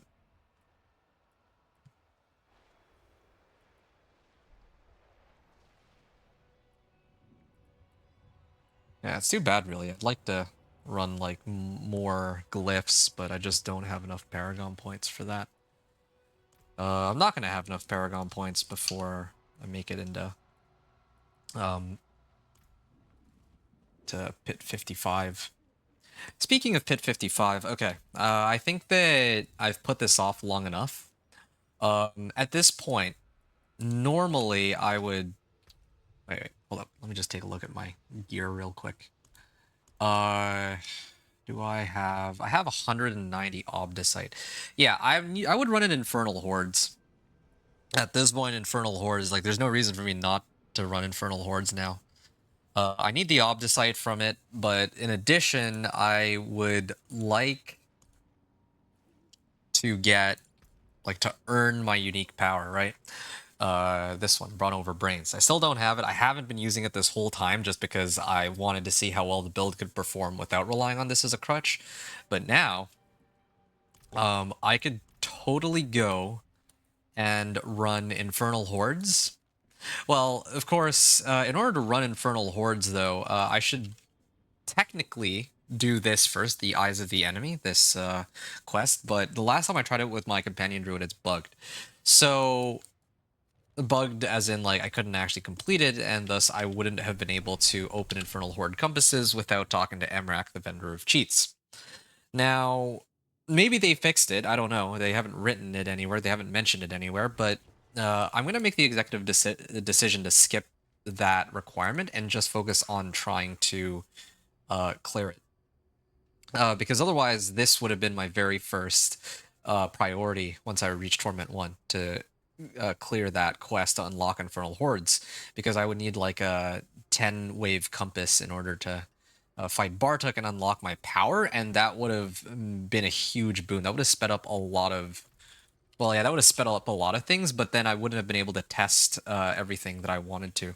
Like, I would have been way too strong, I think, to be able to get any accurate amount of data for the build. So that's how I see it anyway. Not everyone would agree with that, but it's kind of how I feel. So this time around, I'm going to... where is it? Progression, crafting, materials. I think it's materials. Infernal Compasses. So I already used this to test it out when I was in pre-Torment. But this time, now I'm going to use it for the real deal. So wave 4, wave 6, wave 8, wave 10.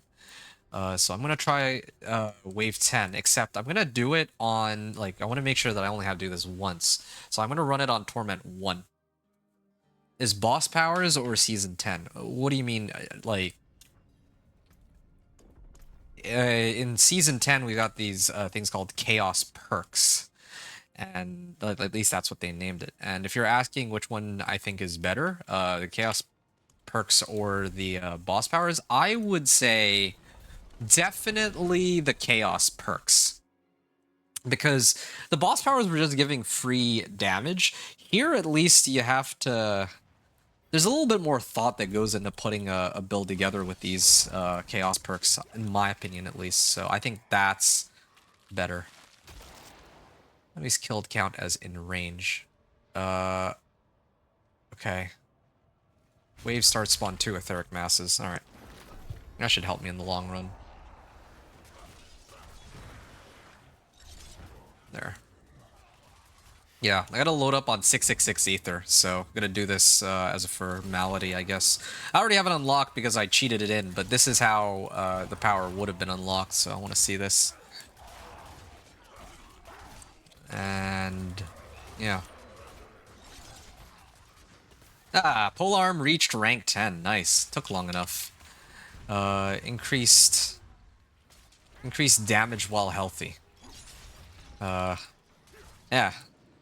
So, free 15% damage boost off of that alone. Yeah, this also is a pretty decent source of XP. Not as good as the pit, but it's a nice alternative.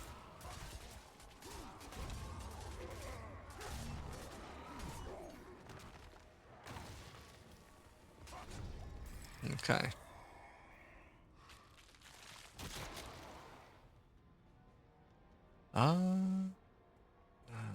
Death. Aether vents can spawn Aether goblins. That's the one I want. Yeah. I think I mentioned this before, but my main complaint about season, like the chaos perks, is that a lot of them seem to be very centered around getting, around like core and basic skills. So if you have a build, for example, that doesn't use core or basic skills or doesn't prioritize them, then you might be out of luck.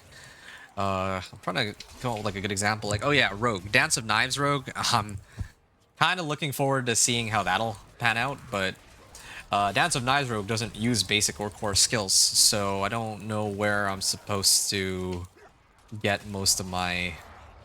I don't know which of my chaos perks I'm supposed to use. I don't know what would even help me. Try to like read through it, like... You know, I guess I could use the ones that reduce the cooldowns of my other skills. That would be okay, but yeah, it doesn't... I would have preferred something that actually helps Dance of Knives specifically. Okay. Chaotic offering to start a chaos wave. This is... always gotta take the chaos wave. To get bonus ether. Okay. Ether-bound reliquary drops when stunned. Well, as fate would have it, I'm always... I'm unstoppable all the time, so I can't... I mean, that doesn't really do anything for me. Oh. Oh, is it when I take the portal, it'll automatically drop? I guess it does. Okay, well, as long as I don't take one of the portals, it's like impossible for them to stun me because of my shouts always being active, so... whatever.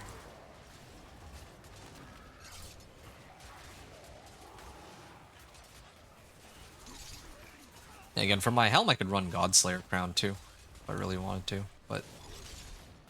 Oh, nice.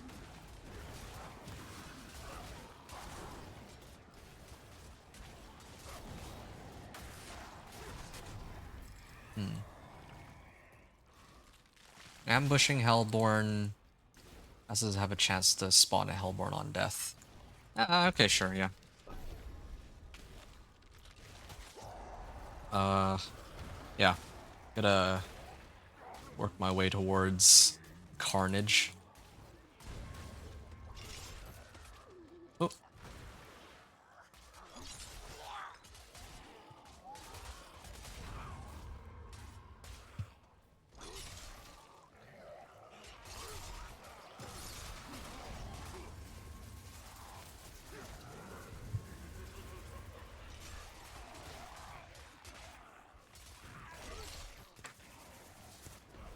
Yeah, maybe I'll just empty out all my potions at the start of a run. Like, if I were to get that glyph, yeah, like that's how it would go. Just drain out all potions.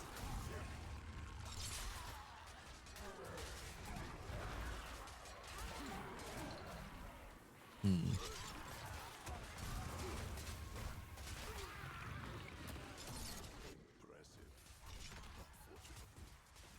Okay. 248 ether. That's, doing what I needed to do. Hellborns can now spawn with Aether events. Yeah, that's an option. Masses have a chance to spawn a Hellborn on death. I mean, I get 2 masses at the beginning of each wave, so that's why I'm a bit hesitant, but yeah, I think it's fine. I am still missing a tempering recipe. I'm trying to remember which one. I got Thorn Body. I have Resource Generation. Defensive? No, I have all the defensive ones too. Oh yeah, it's Belligerence. That's what it was. Yeah, I'm just trying to figure out if I want to run more Whispers so that I can finish that off.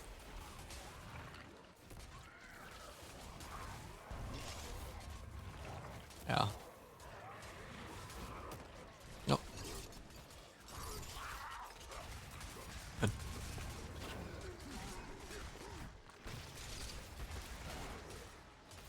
Nice. I don't even get to use my basic attack very much here. Oh, that's the end of it.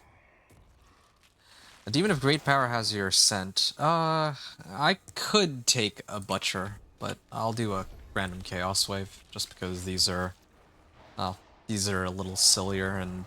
I mean, I guess they drop me Aether too. No, they don't even drop me, any of the... They drop me Aether, but they don't drop me any of the Infernal Warp.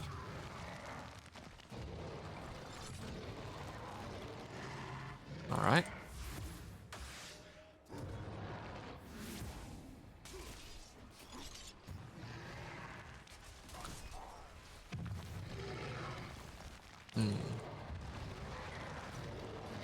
That's a lot of worms. I think this is still better than Butcher in terms of how much gain I'm getting. Yeah. Definitely can't spawn a Bartok on a 6 wave, but even maybe an 8 wave might be okay with the right level of power.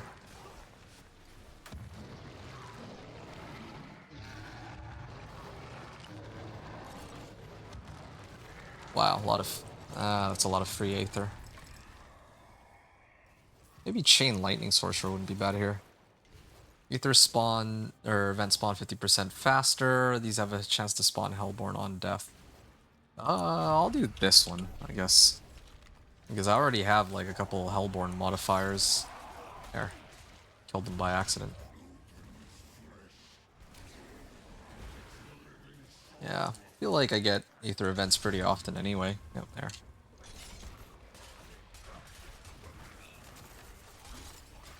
Oh, this Aether Fiend survived.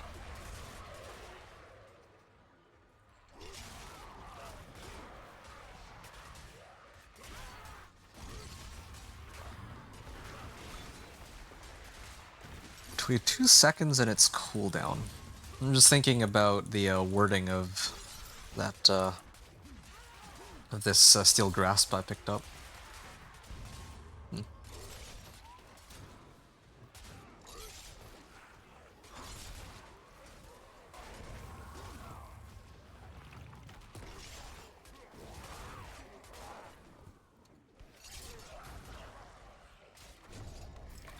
Okay.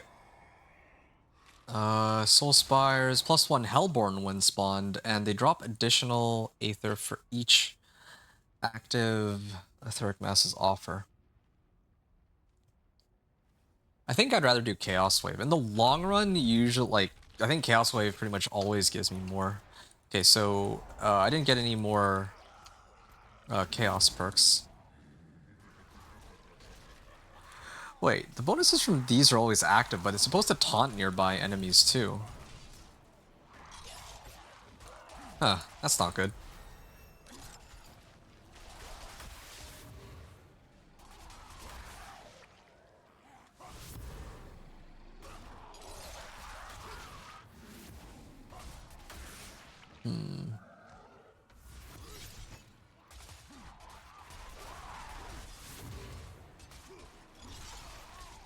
Good.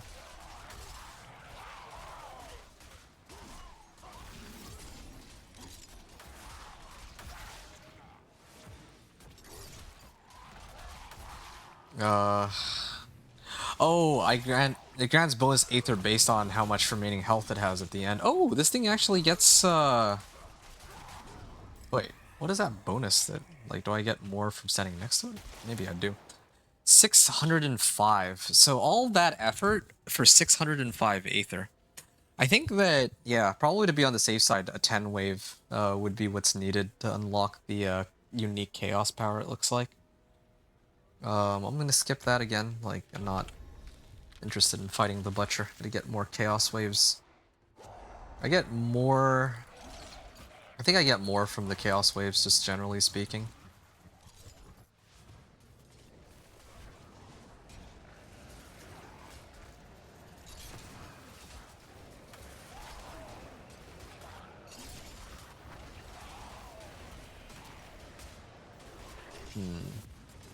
Okay. Good.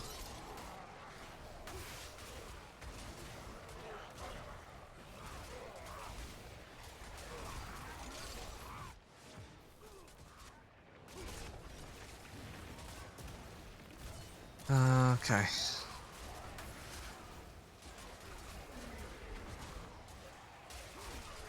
Yeah, too bad I just don't have any, like, real AoE. I have to run into every individual pack. With Wrath the Berserker, it would be a little easier. But then again, I guess Wrath the Berserker I can only use, like, once every 45 seconds. That's the problem. Okay, so I have one more wave, and that should get me there. Another Chaos Wave. Okay. Yeah. You kind of wonder if I ignore the Chaos Waves and I pick the ones that I'd normally pick, if I'd be able to potentially get more.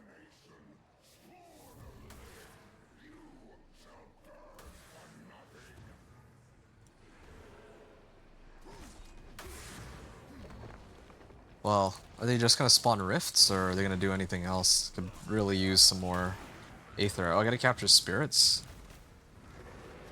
What? What? These feel like... Getting, like, no Aether out of these. Oh, there we go. Trying to show up.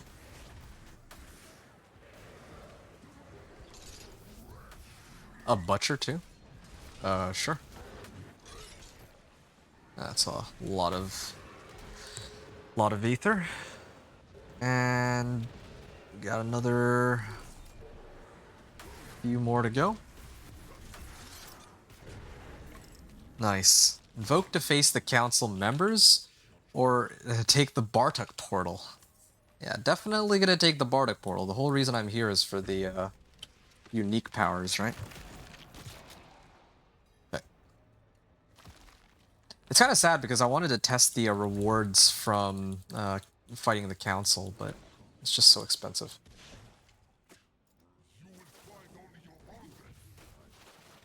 Huh.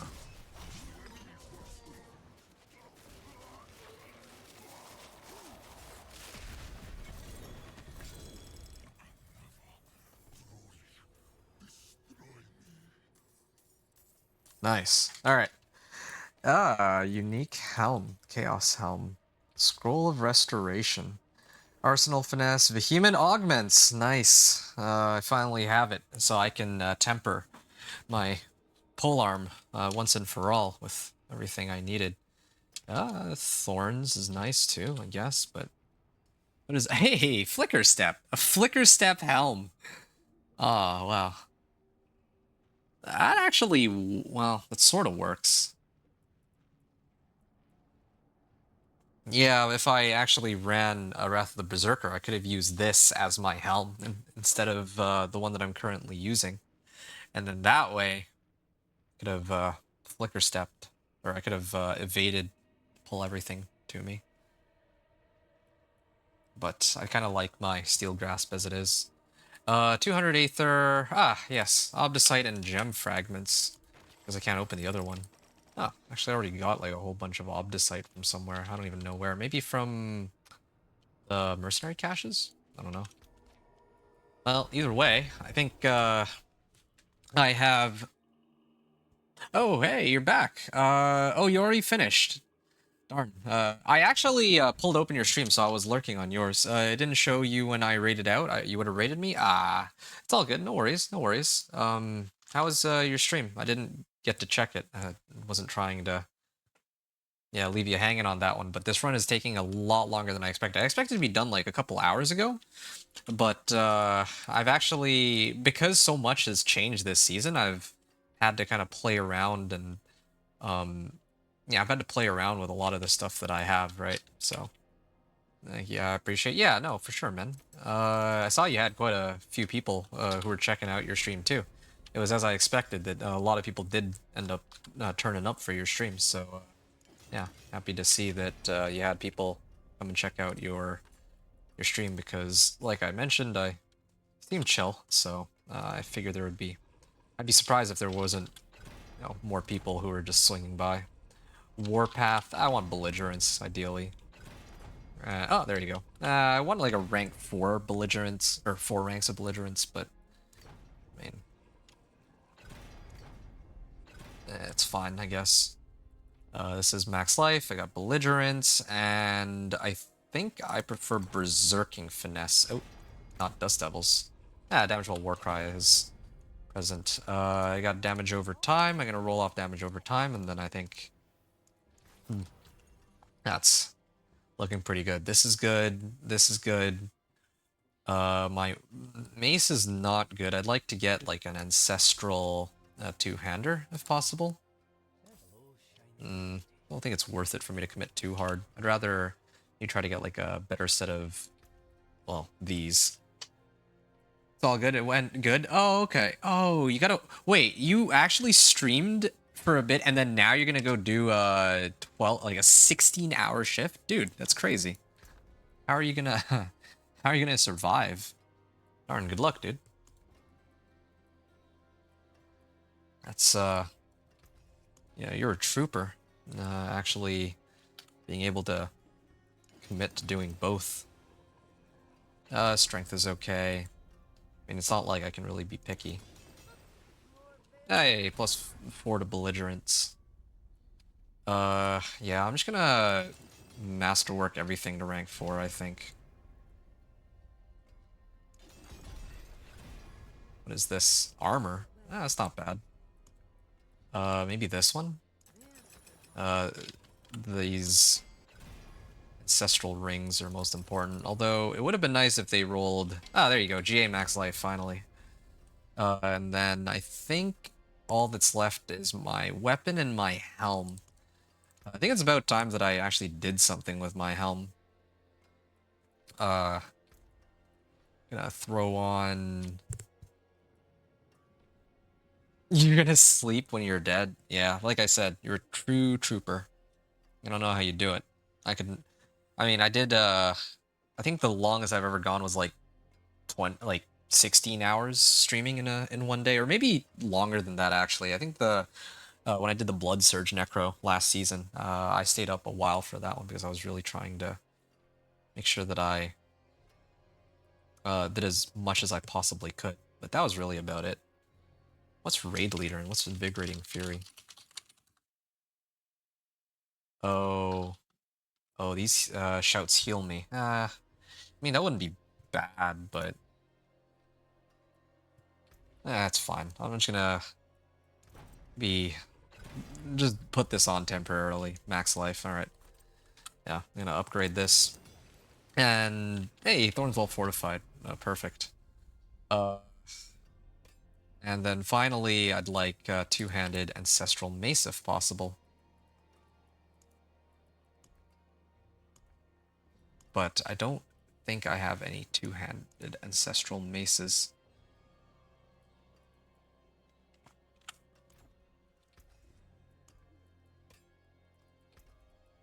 Human augments, belligerence again, and berserking finesse. Warcry is active. I think I will commit to try. Like I have a bunch of these maces. This isn't an ancestral, so I can afford to be picky on this. Because even if I don't get the right one, I can always. Okay, now this is perfect then. And then masterwork this. Oh nope. So this one I gotta masterwork. Ah, max life. Oh, good. All right. Basic skills. Fortify while berserking, and yeah, I think I'm pretty much ready to go. Oh, no, hold up. It's a needle flare aspect. Yeah.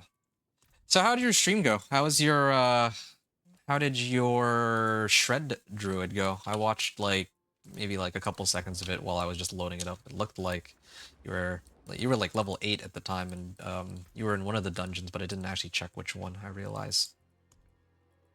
Nope, gotta add a socket here. Kerr and Zal rune?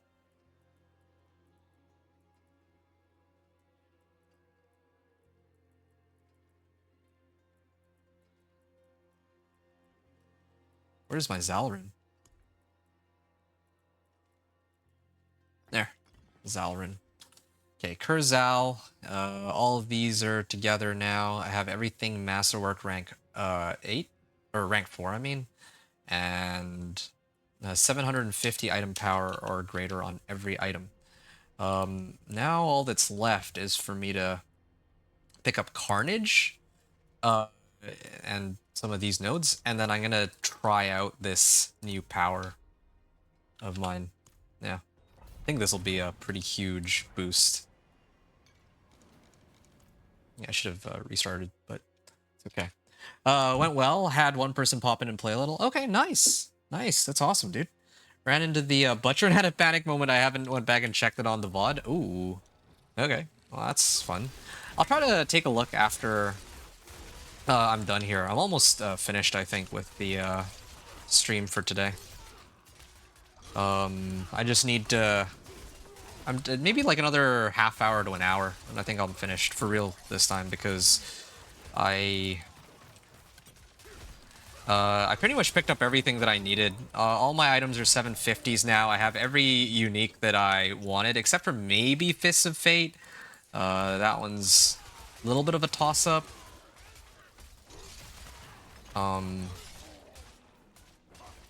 But, yeah. So aside from Fists of Fate, I have every unique, and then I also have almost every legendary node. I have all 750 item power items. I just hit for 16 million there, nice. And I still haven't even loaded up my Chaos unique, or my unique Chaos perk yet. When I do that, that's when things will get even crazier. Well, famous last words, yeah. I mean, I suppose that's how it goes, but... I mean, that's what I said a couple hours ago, that yeah, I'd be on your stream because I wouldn't even be on for like a couple hours more, but I ended up, like, I could have already been in Torment 4 by now, but I actually got carried away kind of testing everything, because I'm going to be like I've mentioned, I'm going to put together that build guide, and for the build guide, I've completely altered how this build plays. Like, in the past seasons, I used to run, like, Warcry and Challenging Shout, and then I would use like 4 other skills, and I would not even really use any basic skills either. Or actually, maybe I used Fillet. But this time around, I've adjusted the skills because of the Chaos perks, right? So, yeah, it sounds like you got in the zone, there was no stopping. Yeah, exactly. It's precisely how it went. Are you going to be streaming on Sunday? Well, actually, I'm going to be streaming on Sunday. I will catch one of your streams for sure. Like, definitely will. I'd be Curious to see. Oh, actually, you said that you were gonna stream on Sunday. Okay, maybe I will. Do you know when on Sunday you'll be streaming? I might be able to swing on by on Sunday. Sunday, I think the plan is going to be to start the my next character, which is Dance of Knives. I'll probably take like a halftime break, like when I make it to level 60, like I always do. So maybe around then I can check out your stream, or perhaps I can start my stream late if I know that you're streaming like in the morning or what. Tomorrow is another HC. Sunday is the PTR run. Yes, yes, yes. That's the that's what I was wondering about. Sunday you're gonna be streaming it. Do you know what time? Sunday will probably be around the same time, 5 to 6 CST. Okay, okay, I see. All right, I'll try to see what I can do about swinging on by then. Yeah, maybe I can start my run a little later, just so I can swing by yours, or like I said, just chill for a little bit in between my runs, so I can watch you while I edit my video. It'll be a long one, so no rush. Oh, nice. Okay, if it's a long one, then that's way better. Like that works out way better for me. I appreciate till our roads cross Okay, again. here. Chief Marauder.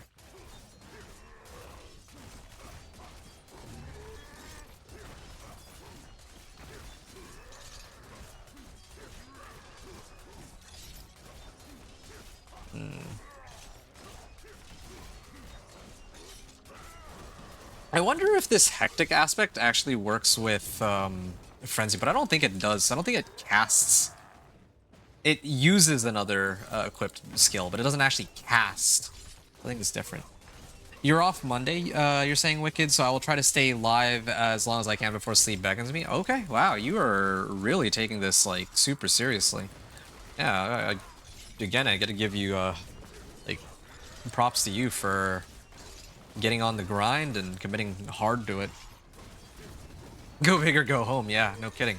I just hit for 18.1 million, wow. And yeah, here I'm at like almost 19 million. Is this Razor Plate? No, it's a Soul Brand. Resistance to all elements. And I don't need any of these other ones. Okay. I'm gonna try to focus on maxing this out. I think by the time this is maxed out, oh, yeah, I can actually pick this up too. All right, now I'm gonna redo the run, but I'm gonna do it with the unique chaos perk. Finally, yeah, BRB, you need a snack. Yeah, yeah, no, you've definitely earned it. I mean, I mean, I'm surprised you didn't go grab something to eat already. Came straight here. That's true trooper indeed. But yeah, go. Yeah, get some. You should grab a bite, and I'll be here when you come back anyway, probably. It's gonna take me a bit longer just to finish everything else off.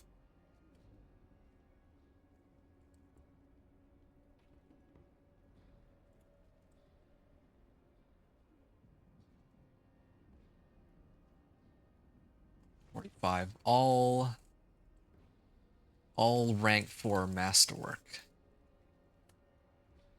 I think that was the main thing I adjusted, right? All rank 4 masterworking. Oh yeah, also all 750s. All 750 plus item power. Okay. Now, I've been looking forward to this. At this point, if I don't even know where I got this infernal warp from. So if I mean, I had just cleared the infernal hordes, right, and I fought Bartok. I would have probably had enough infernal warp to unlock this, or I don't know what the... It says earned by defeating Bartok. And I think I've talked about this before. I don't know if it means, like, it's a chance to get it, or if it's, like, guaranteed. I don't know exactly how that works, but let's just, for simplicity's sake, say that I unlocked it right away as soon as I cleared Bartok. Maybe they gave me the choice to pick which one I wanted. So...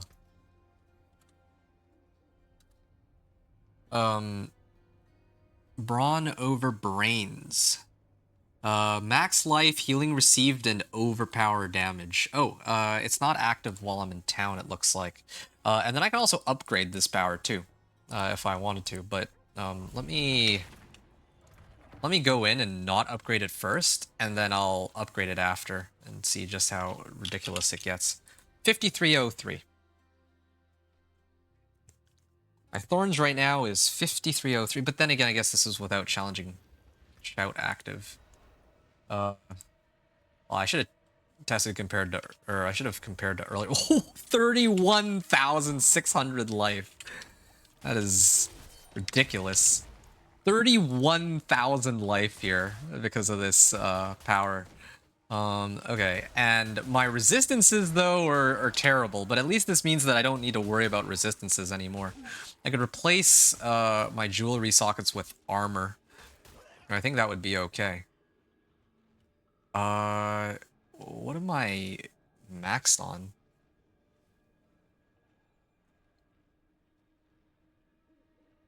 I still need to reach the cap for... I still do need to reach the cap, though, for the, for Torment 4. So, I gotta look out for that. Okay. 21.5k Thorns. This is completely nuts.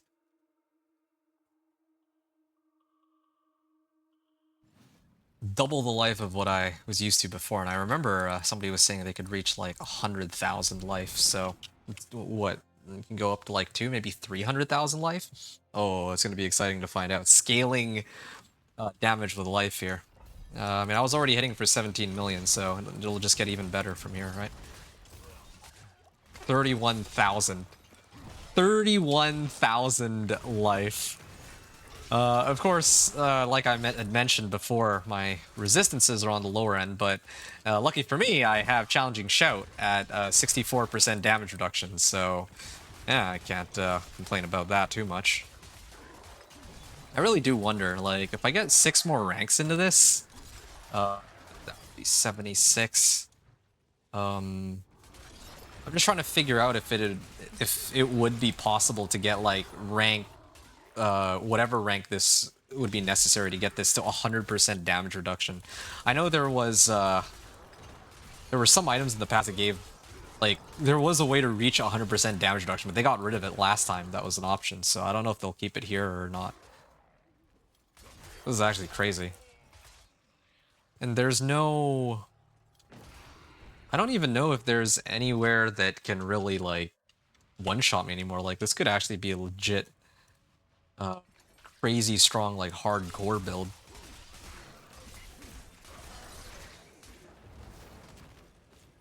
Artillery Shrine, okay. Yeah, I don't even really need to have my hand on the potion button anymore because of how strong this is. It's ridiculous how much damage this does.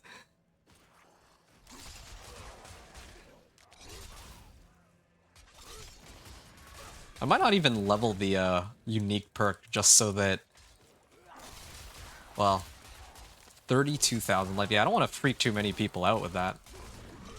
Nope.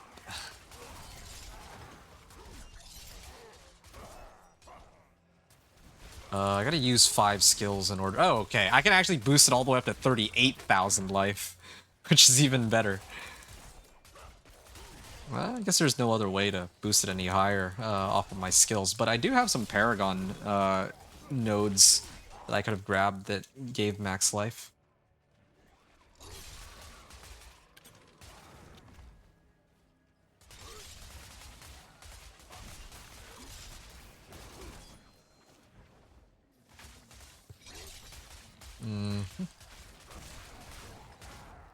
It actually feels like I'm in Pit 10 all over again.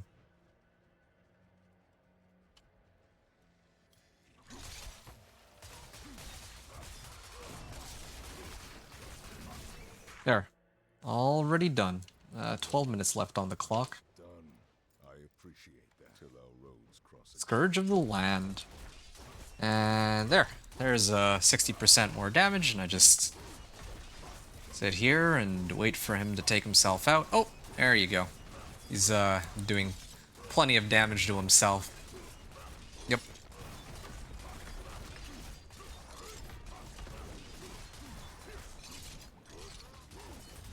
What was my last run? 10:45. Yeah, I'm clearing 11:30 on this. There. 11:30. 7:48.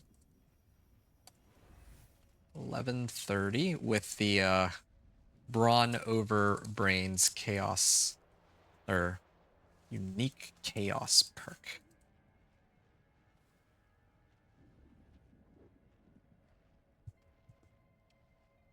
Good. And I have a couple more things left. Oh, you know what? I need to get I need to get Carnage for more damage, right? This thing is... Why is it always an 80% chance that I manage to triple fail it somehow? Ooh, more max life. Need more willpower, but that should be fine. So I'm already at 31.6k, and then I can boost it up to 33k. These damage numbers just don't make any sense. But I guess that's just how it goes.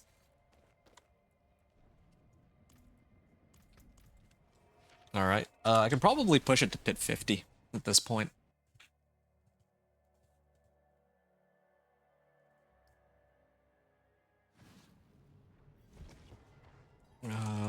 Pit 50 clear. Coming up. And what I might even do is go like this. Yeah. Oh! I can already pick up this instead. I'm just coming to think of it. 12.3k. 13.3k. Ooh. It's gonna be ridiculous. Okay, pit 50. And then, yeah, like I said, I'm pretty close to the end. I can probably push pit 55 now if I want to, but I want to play around just a little bit more. And then, yeah, I mean, I have most of, I think I would want to recommend for this build. There's the barrier. 41,000 life, yeah. With Fortify too, of course. And I'm not even done. Still got one more trick left to play. Well, I got a couple tricks left to play, but yeah.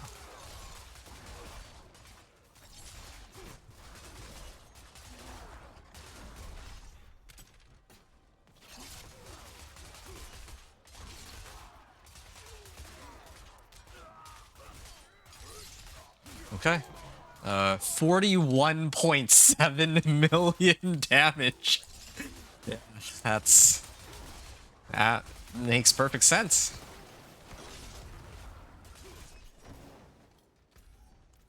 Okay, next area.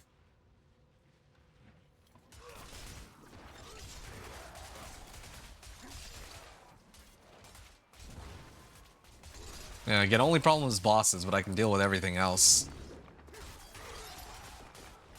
Why am I struggling so much with killing this one monster? Yeah.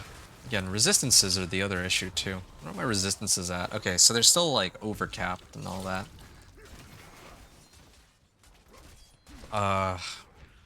52%.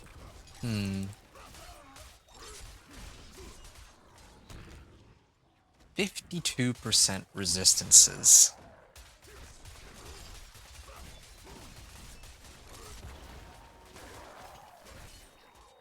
Yeah, there's probably some ways to boost that. I would say Tyrael's might, but that doesn't even really give any max life. It gives plenty of DR, and it gives plenty of, like, maxed all resistances, but it's gotta be better options than that. Or maybe it doesn't even matter because I have so much DR to begin with. Like, good luck trying to do 41,000 damage, plus another 41,000 for the Fortify, of course. Yep. 384 billion, or 384 million damage, wow.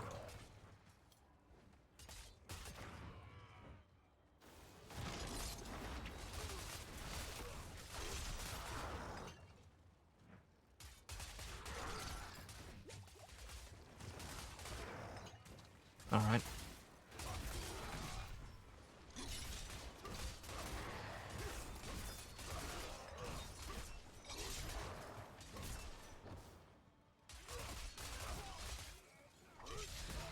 Okay.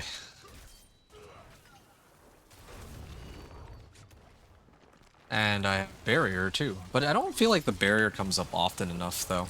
That's the issue there. Yeah, there's probably got to be some better options, but I mean, I think it's pretty decent for now.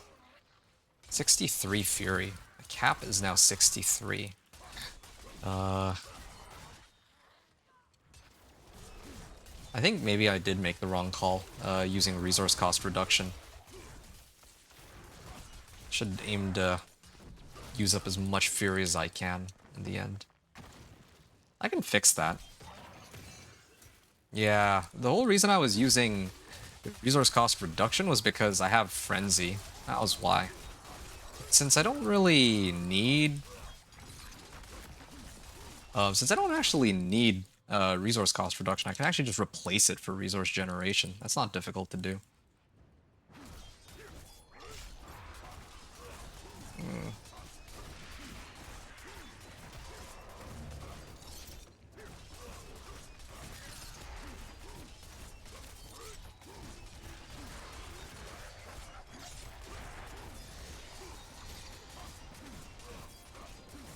Okay, so just as a reminder, this is pit 50 right now that I'm running.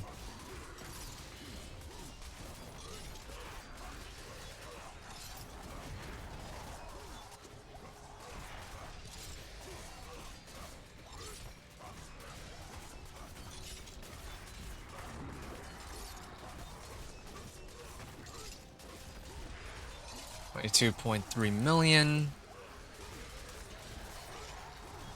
29.2 million. Every time he sends attacks at me, he just gets hit by the thorns. There. How often do I even have my barrier up there, though?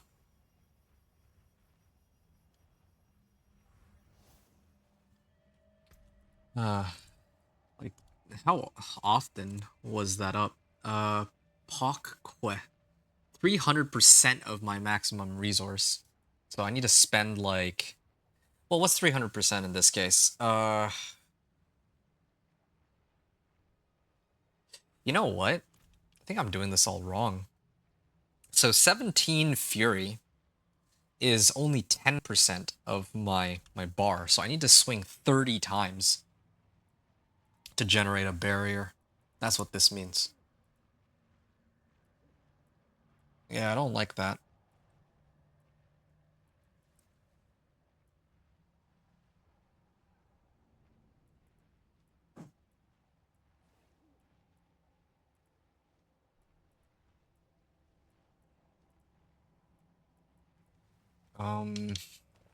Yeah, I feel like there's got to be some better option than this to get like barrier. But yeah, that's something to be sorted out for next time. Yeah, better.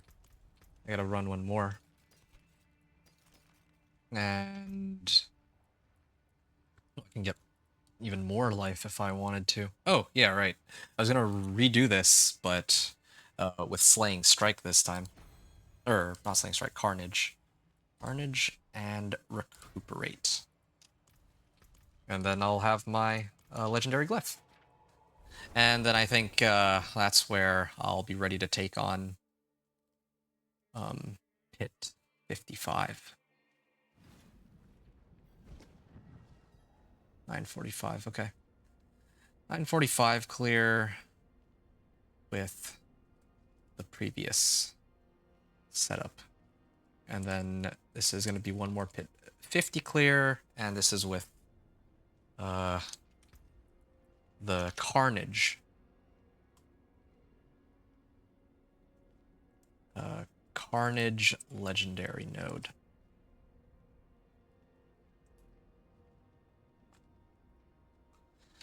And what am I getting from this? Berserking now additionally grants 15% attack speed. I mean, I have already pretty decent attack speed on this, but sure. Pit 50. And I'm gonna try it. Alright. I hope I have enough gem fragments. Haven't made any like royals, so I think it should be okay. Okay, gonna try to play it smart this time. And try to pull them all in together. There. There's a DR monster here. Yeah, everything just dies so quickly. I don't even get a chance to look at them. I'm just trying to pull them. I still have Steel Grasp charges. Maybe I need Leap. Well, I guess I don't really have anything I'd sub out for Leap at this point, the way I've built my character here.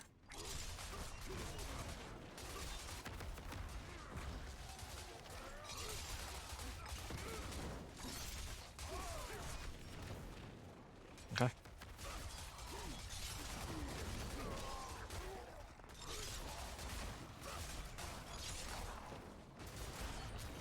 Okay. Channeling Shrine. Alright, why not? Hmm.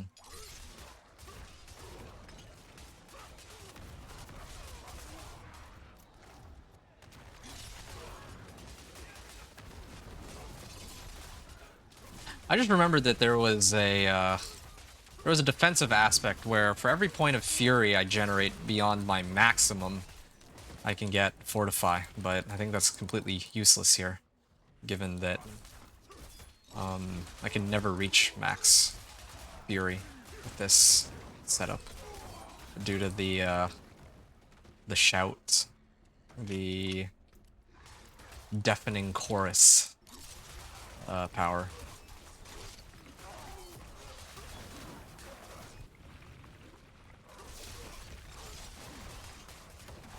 Wow, this damage is so absurd.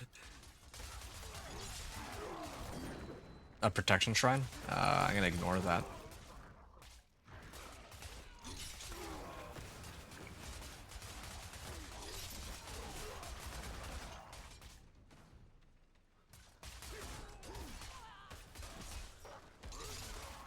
Alright.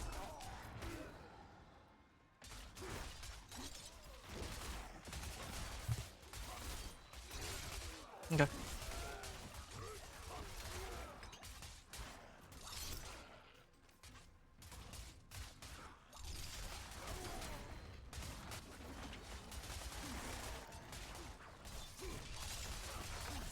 Nice. I think I'm almost there. Didn't really take the most optimal route. There any... I think I killed, like, pretty much everything. There's a few more packs down here, I guess. Oh, yes, this is perfect. Still a few left. Here we are. Yep. And this is, again, with my chaos, or unique chaos perk not even being maxed out.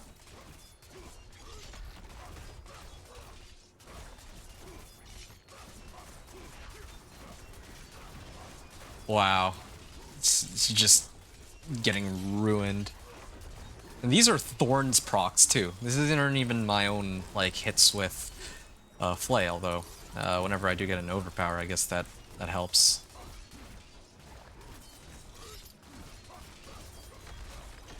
Ooh.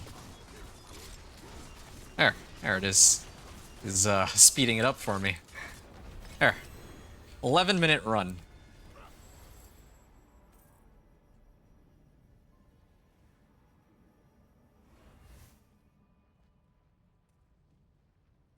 Okay. I mean, at this point, I think I'm ready to take on... Wait. Come on, legendary. There we go. 8% more damage to elites. Okay. So I can actually pick up some max life, nodes. That would be helpful. Oh wow, like 8% max life there. What is this? I need like 30 willpower. You know, I could actually throw on like a diamond to get more max life.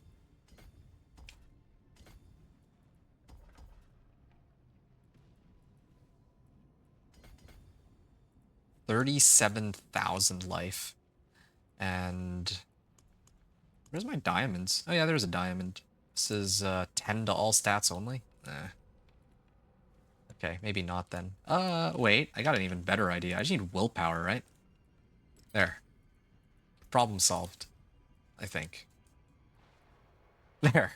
Okay, now I get even more life out of that.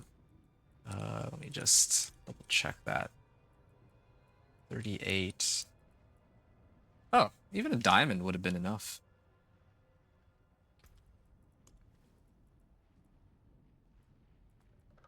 Hmm.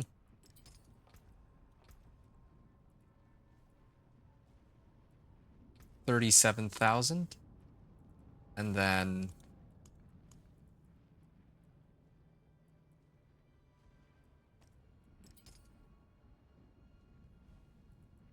37,000. Then I get... What? Why is there no difference? Oh, I see. Okay, get it now. There we go. There, that's better. It's because the gem, like the sapphire, was still in. Okay, 38,400 life going into this. I'm just looking, and I'm just doing one last check that everything is okay. Oh, you know what? Before I take on Pit 55, I'm gonna restart my game. But I'm also going to go into Pit 55 real quick just to see what my resistances look like and my armor, so I know how much more I can scale my stats up by. Yeah, so the most I can get is 60% from my armor. That's what I recall hearing. I'm with you, friend. Okay, my resistances... Yeah, I do still need some work. I could run a Royal Emerald, and that would be sufficient. As for my armor...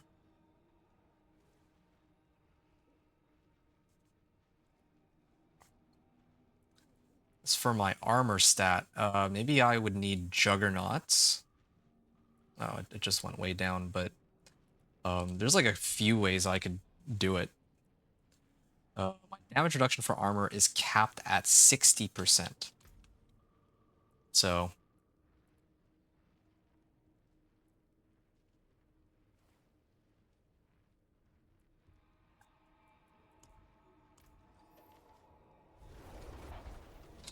Yeah, I just need to sort out the armor issue because I'd rather not run the risk of dying.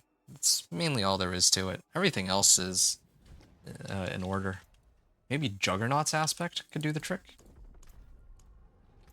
But then I wouldn't be able to generate Fortify as easily. Then again, am I ever really... Here, hold on. Do I have Juggernaut's aspect? Let me show you. I actually have not found a Juggernaut's aspect this entire time. Wow. Okay, well, Disobedience would work too, I suppose. My magics await your return.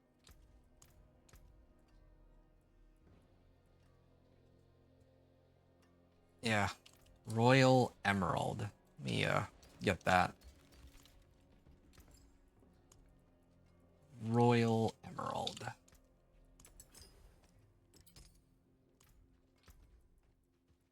And then for everything else,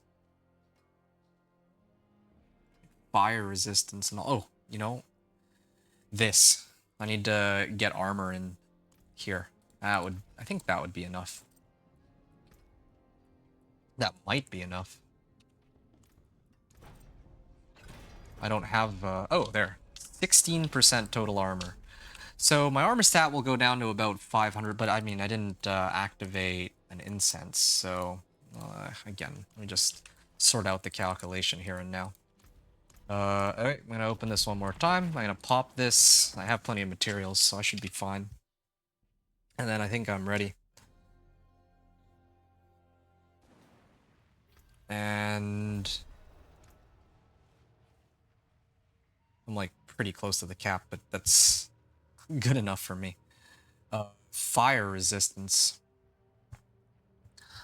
I think I need to keep my fire resistance, which then begs the question, Where am I gonna get like a little bit of extra armor from? I do need a bit of extra armor. Where's the extra armor going to come from?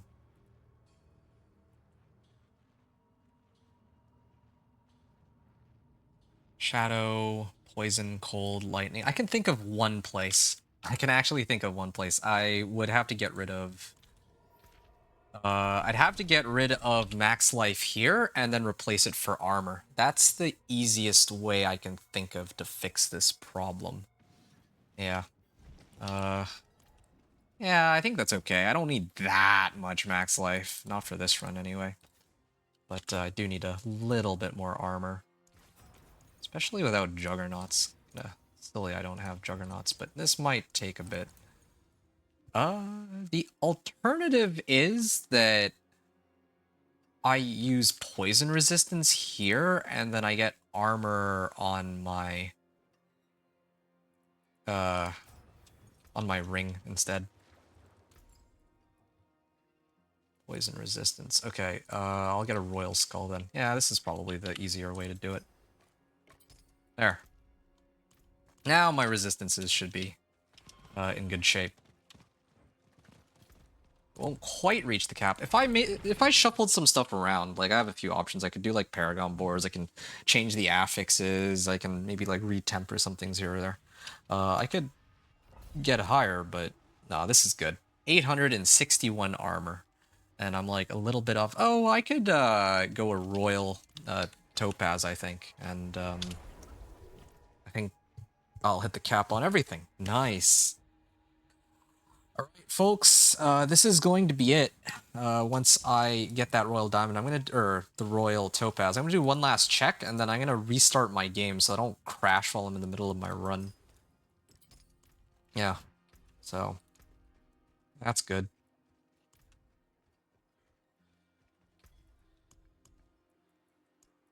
I'm gonna get 2. Well, I'll do 3. No, I think 2 is. Let me just see how many I can craft here. Ooh, nope, this one. Redamine Buzz. And yeah.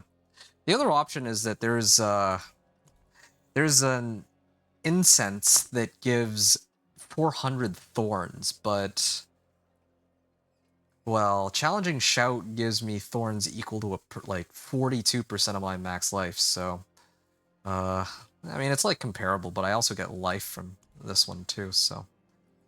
And I also get a lot of like percentage max life modifiers, and Redamine Buzz is better at this point, like without question. Anyway. Major healing potion. I don't really think I need to up my healing potion. In fact, I don't even 400, 800 life when I'm sitting on, like, I have so much life. Like, 800 is like 1% of my life, I think. Or it feels that way. Maybe 3%, yeah, but anyway, okay, there. Elixir of Fortitude, Spiral Morning, Redamine Buzz, Soothing Spices. My armor stat is good. My resistances are looking pretty good. Why are they so low, though?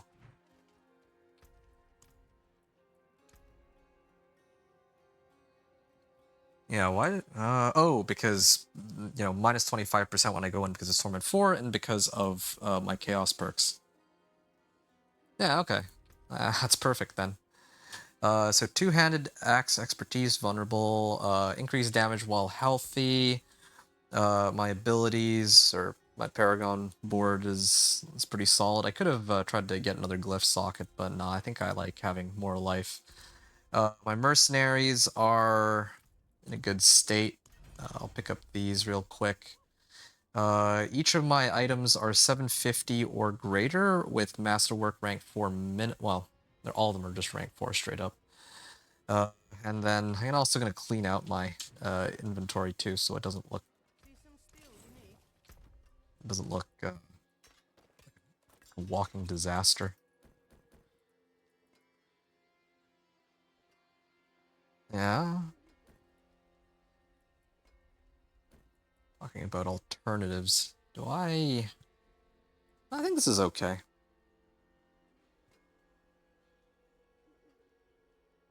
yeah, we would definitely want to pump up Warcry as high as it can go because of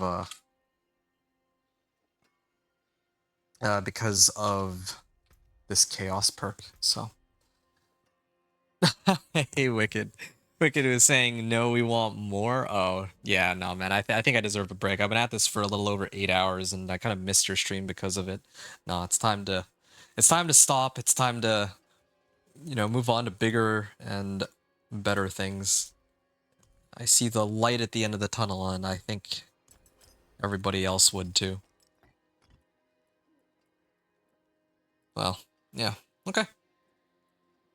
That's looking good.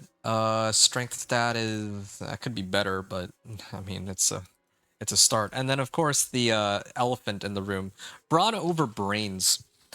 My infernal warp is only at 600. Well, is it 600? I could have actually pumped this all the way up to max if I really wanted to. And then yeah, I'd boost my damage even higher, but I'm gonna hold off on that like I said I would, just because, again, like, when I do my build guide, I'll talk about how I wanted to show that it could be done. Like, just even running, like, rank 1 Brawn over Brains is more than enough to take on Pit 55 with a bunch of scrappy equipment. But then if I were to put on, like, rank 10, it would be even easier, of course. In terms of survivability, and in terms of damage. Talking me up for streaming before work. My guy is over here on 8 hours going strong. Ah, man, that's fine.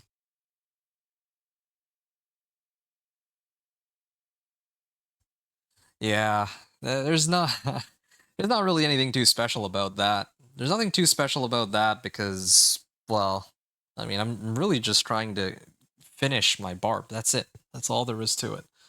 What was the next one? It's gonna be Dance of Knives Rogue, actually. Either Dance of Knives Rogue or Sorcerer. No, I think it's gonna be Dance of Knives Rogue. I always like to do Dance of Knives Rogue third because I do it in order of, well, Companion Druid always comes first because it's my personal favorite, and then I do it in order of how popular I perceive these builds to be. So, Dance of Knives. Sorry, Thorns Barb is usually, like, in the past has been most popular.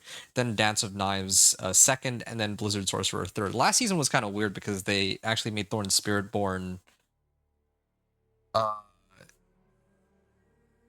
Sorry, one sec.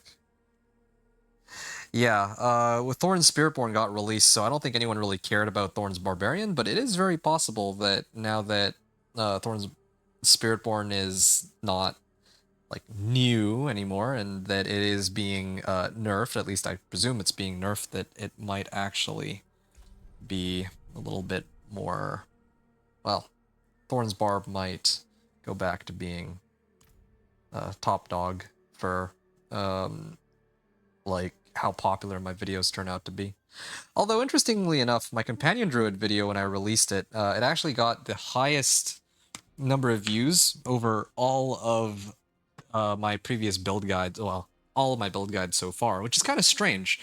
I wouldn't have expected Companion Druid to somehow end up being more popular than Thorns Barb, which, well, and all of the other options, basically. But yeah, Thorns Barb, then Dance of Knives Rogue, and then Blizzard Sorcerer. Those are usually the three top, like, those seem to attract the most attention, so I try to focus on those three. It's easy with the Sorcerer. Ah, man, that's all the way until, like, I'll be able to do the Dance of Knives Rogue on Sunday, but then I think the Blizzard Sorcerer will be on, like, Monday going into Tuesday. I don't even think I'll be able to do a Ball Lightning build in this PTR. I actually don't think I have enough time. Not especially, like, especially factoring in I gotta do all these, like, build guides too. That causes some, well, yeah, that also kind of slows me down too. Maybe because that's going to be the new predicted meta? No, I'm talking about last season. Last season, like, okay. In season 9, right, where it wasn't exactly meta, the Poison Puddle Pulverize was going to be meta. Companion Druid, when I released the video, was my top performer. This season, it's expected to be meta. like in season 10, right? It's expected to be meta, understandably, but yeah, like I'm not talking about season 10, I'm talking about season 9. I released season 9, did the Companion Druid video, I did Incinerate, I did Blizzard, I did all these other ones, and the Companion Druid happened to be the most popular one. Granted, I did release it before all the other ones, but still, that's a bit surprising. But yeah, I stand by what I said. The 3 build guides that I usually like to do are Dance of Knives, Thorns, and Blizzard. 1, because it's popular, but also 2, because I don't think that there's too many other people who do build guides for those, since there's usually a lot of better endgame builds, but these are really fun for like casual play, I think. Spiritborn and Necro are kind of weird because like I don't every time I try to do like a Necro or a Spiritborn video, they just don't get as much attention. I suspect it's just because like there's no one Spiritborn that everyone loves playing, and yeah, Necro, I guess it would just be minions, but there's so many other content creators that do minion-based stuff, like Macro Boy, that, or is it Bio Boy, that my videos just don't get as much traffic. Yeah, you're on the same page. Yeah, no, I can tell you're playing like hardcore and all that, so I understand that. You'd be interested in a Bone Spear? Well, let me get back to you on that one. I'll think about Bone Spear. When I make a Necro, like, I haven't made a Bone Spear Necro since, like, Season 0, like, when the game first launched. And I remember... yeah, and well, since then, they've made so many changes to Bone Spear, and, like, added so much stuff since then. But the problem... if I were to play Bone Spear... well, I don't know. I'll have to see. I'll have to see because, like, with Necro, it's kind of hard to tell what I'm going to play ahead of time since I'm pretty impartial towards Necro. Like, I do Necro and Spiritborn because I want to do all 6 classes in the game. But the reality is just that Necro... I don't... I don't... like... I feel like rolling out a build guide for Necro doesn't really... I don't really feel like I get much out of it, and I don't feel like other people get much out of it for just Necro specifically. That's just how I feel. You might forgo my Lightning plan and run your Blizzard build? Well, yeah, I don't know what to say there. You'll have to see what my Blizzard build looks like, and then maybe you can decide from there. I would have wanted to try to run a Ball Lightning build, too, to see how strong it was in this upcoming season, but yeah, I mean, I gotta budget my time, right? You haven't made one since Season 1? Nice, okay. Well, let me think about it. I mean, I already did one for Blood Surge, I did one for Affliction, and I think I did one for Minion Necro, too. And so far, I think that the Necro build that gets the most traffic is still Minions, but I don't know. Maybe I'll do Bone Spear just to see if anyone at all is interested in that, and then I'll go from there. Yeah, I'll wait and see. But, okay. I'm gonna stop you here. I'm gonna mute myself, and then, well, you know the drill. I mute myself, and then I go, or I start, well, I go over all my gear, and then, you know, I start the Pit 55 run, and I keep it on mute. So, you know me, I like the non-meta builds. That's fair. I understand that, but Minion Necro isn't even a meta build. I think that dots usually are like shadow-based builds, and I actually hate shadow. Or I wouldn't say I hate it. It just it doesn't. It's just not very interesting to me. Affliction is really interesting. I think, yeah, I feel like you'd have a lot of fun playing Affliction, unless they nerfed it. But I don't think they did.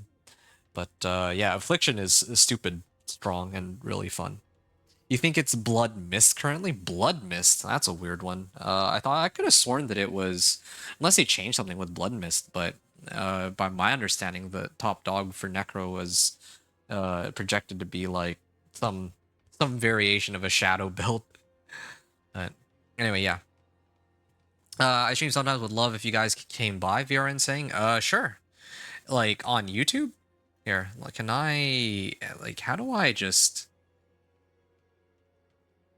I wish it would be easier to just pull up your channel from here, rather than if I click on your name, it doesn't let me try and, like, why do they make it so... I think it should be in my About Here on YouTube if you guys are interested. Well, Why don't you just link me? It's easier that way. I'd be down to check out your stream too. Down to check out like most streams of people that come here. I just don't have as much time as I'd like to because I make my own content too. Right, that's the main issue. All right. I'm going to, like I said, no more interruptions. I'm going to mute myself. I'm going to start the run, and then when I finish, I'll give my overall thoughts on the Barbarian or my Thorns Barb and how it's played with the season or interacted with the season overall, and then maybe chat with you folks a little bit longer before I end. Okay. Yeah, I can't pull up the channel for some reason on YouTube chat VRN. Another drawback to YouTube, but yeah, it has its advantages too. But anyway, all right. Hope you've enjoyed until this point, and I'll see you all on the other side.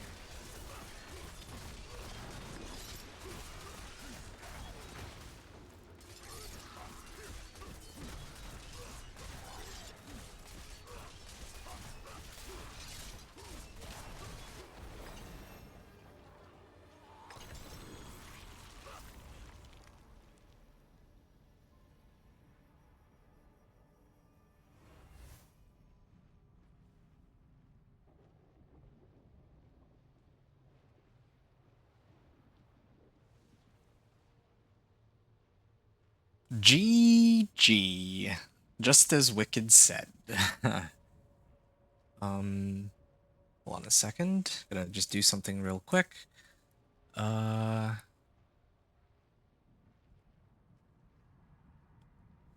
Yeah, that was easy. That was about as easy as I expected it to be. I mean, I don't really think I was expecting much else from this run.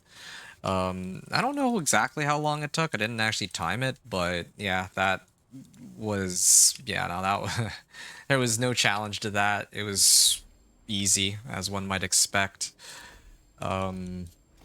Yeah, and I'm still missing 3 glyphs. I still am, well, I have all my legendary nodes at least, but I am missing a lot of the max life rare nodes.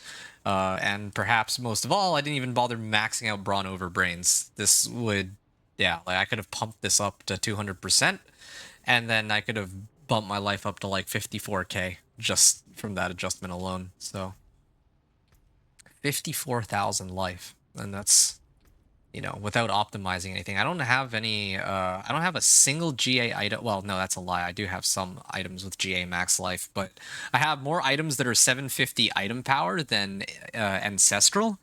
And yet,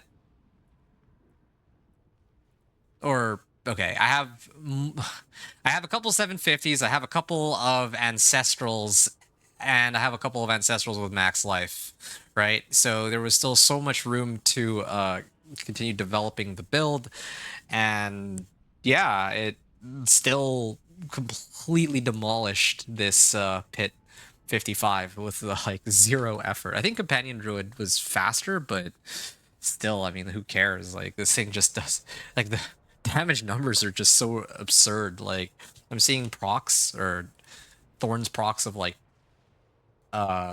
50 plus million sometimes, which is just completely insane. Got like 1300% all damage too. Anyway, yeah, thanks VRN, and thanks Wicked. I once again wanted to thank you both for sticking around for as long as you have. This Thorns Barb has been a lot of fun, and yeah, he didn't ask anything, so I'm gonna assume. Oh, I just followed you, by the way, on Twitch, VRN, so I can swing by and check it out next time you do. Next time you do a stream. It says that the last stream you did was Rushing Claw and Thorns for Spiritborn, so that's quite lovely. I presume in the like season 9. Okay, I think it's time for me to talk about my build and how things turn out. My pleasure. I shall be on the next journey. Also, nice. I'll be happy to swing by on yours when I can manage it. Wicked. On Sunday, I think I mentioned that I'll try to swing by yours. I'll try to make time for it. Yeah, either between my streams or before. No, thank you, VRN. Okay. So since you guys don't really have anything to say, we can catch up more next time, but now I'm gonna discuss kind of like my overall thoughts on Thorns Barb and how it plays out in this season. Personally, I had a lot of fun, first of all, right? From the start of the game all the way to the end, right? Like leveling from 1 to 60 was a breeze. It just took like a little bit of time, and I had to do a little bit of experimentation here and there, but it worked out, and I enjoyed it from start to finish. And then when it came from Torment 1 to 4, trying to like grab all of the uniques was a bit of a grind. But eventually it kind of worked itself out, right? I'm happy. Like, I could have made it a Torment 4 like a couple hours ago, but when I do my build guide, I want to actually show myself having all the uniques that I would recommend people get. Do you need these uniques? Like, all of these to make it a Torment 4? No, definitely not, but I definitely would want to show people that, yeah, I would use a Razor Plate and a Tybalt's, and at this point, I would use Battle Trance because that's a lot of free damage. And a Shard of Varathiel too, just so that, you know, the build is, well, the way the build works is that it just, I spend Fury, I gain Fury, I spend Fury, I gain Fury. The one thing I will do though is I think I'll roll off the resource cost reduction real quick, just so that I don't end up encouraging people, like for Flay.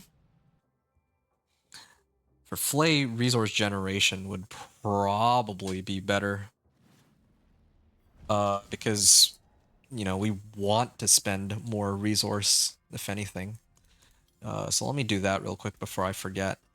The only other issue, though, is none of the other modifiers actually really help all that much. Resource gen, chance to restore primary resource? Well...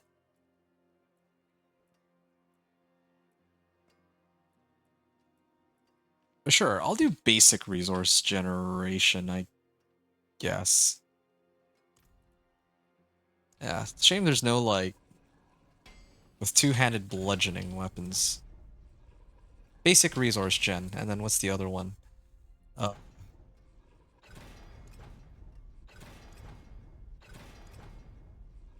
Basic resource gen, good. Okay, that's a lot better. So, that... I mean, might as well just not have a resource temper at all for this slot, but whatever. Okay, so yeah.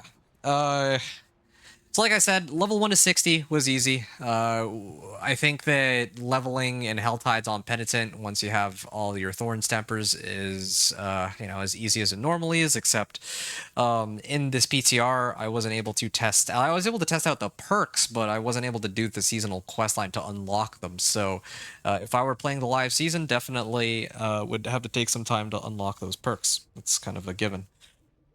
As for Torment 1 to 4, like I said, I would need to get from Torment 1 to 4, there's like so many different things that need to be picked up. Like ideally the very first thing you'd go after is Brawn. Well, this actually wouldn't be the first thing that I think about it. When I do the build guide, I think probably what I would recommend to people is to actually get some, like, Paragon boards, because this build kind of needs it. Yeah, I would say, well, definitely Infernal Hordes, unlocking that first, like doing just the quest so that you can pick up the Infernal Horde compasses.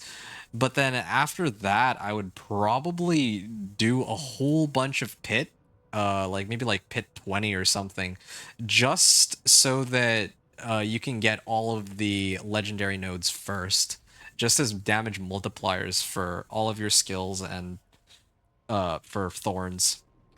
And then you pick up items along the way. I actually think that would be the most important thing. And then after you pick up maybe like 3 or 4 boards, then you go do the bosses. I think that's the right approach rather than the way I did it, because it was so needlessly painful the way I approached it. Yeah, like killing packs of monsters is this build's specialty, so might as well lean in to that. So that's a good learning. Yeah, this is good. So definitely got to pick up those Paragon boards first. Then Unique second, because that was the biggest pain for me. Or, no, actually Uniques would probably come third. I'd actually want to pick up this first. You could probably survive on Legendaries, so... Chaos Powers come second. I think I'm going to write that in, yeah. That's good. That's a good realization.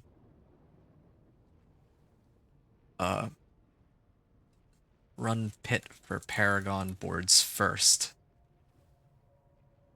Yeah. And then do whispers for them if needed. For Artificer's Stones. Then Chaos Power. Yeah, Infernal Hordes. Probably would want to do the Infernal Hordes quest first to unlock the compasses. Then Pit, then Chaos Powers.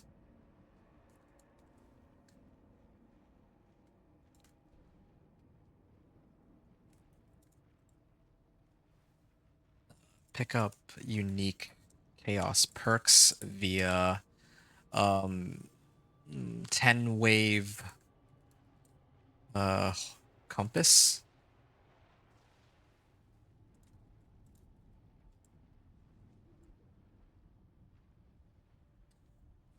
Then level up chaos powers, and then the last thing would be to run the uniques.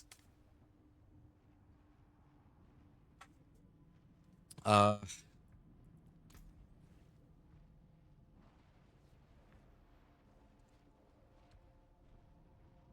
then masterwork to rank 4. And then maybe glyphs last if needed. Yeah, I think that's how I would do it. For this character. Yeah. So yeah, picking up the uniques was took the longest, but everything else was easy. Yeah, there were some tempering recipes that were missing too.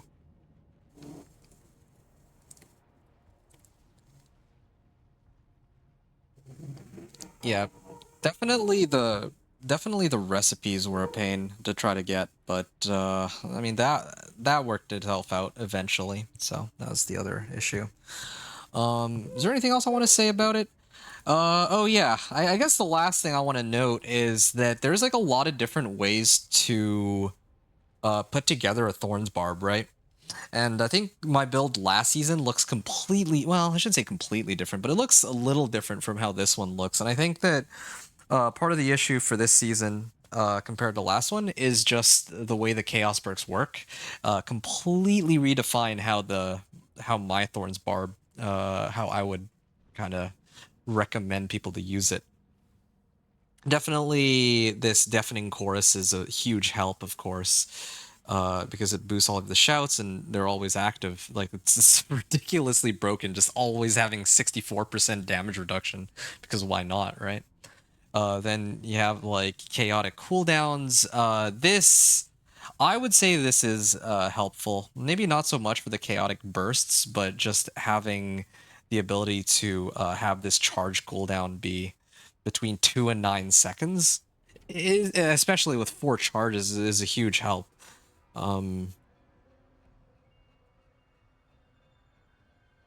Yeah, I guess hypothetically, weapon mastery might not be the worst thing either, but I kind of like this the way it is. Definitely need dual threat though, too, so that you can get the damage bonus from battle trance, and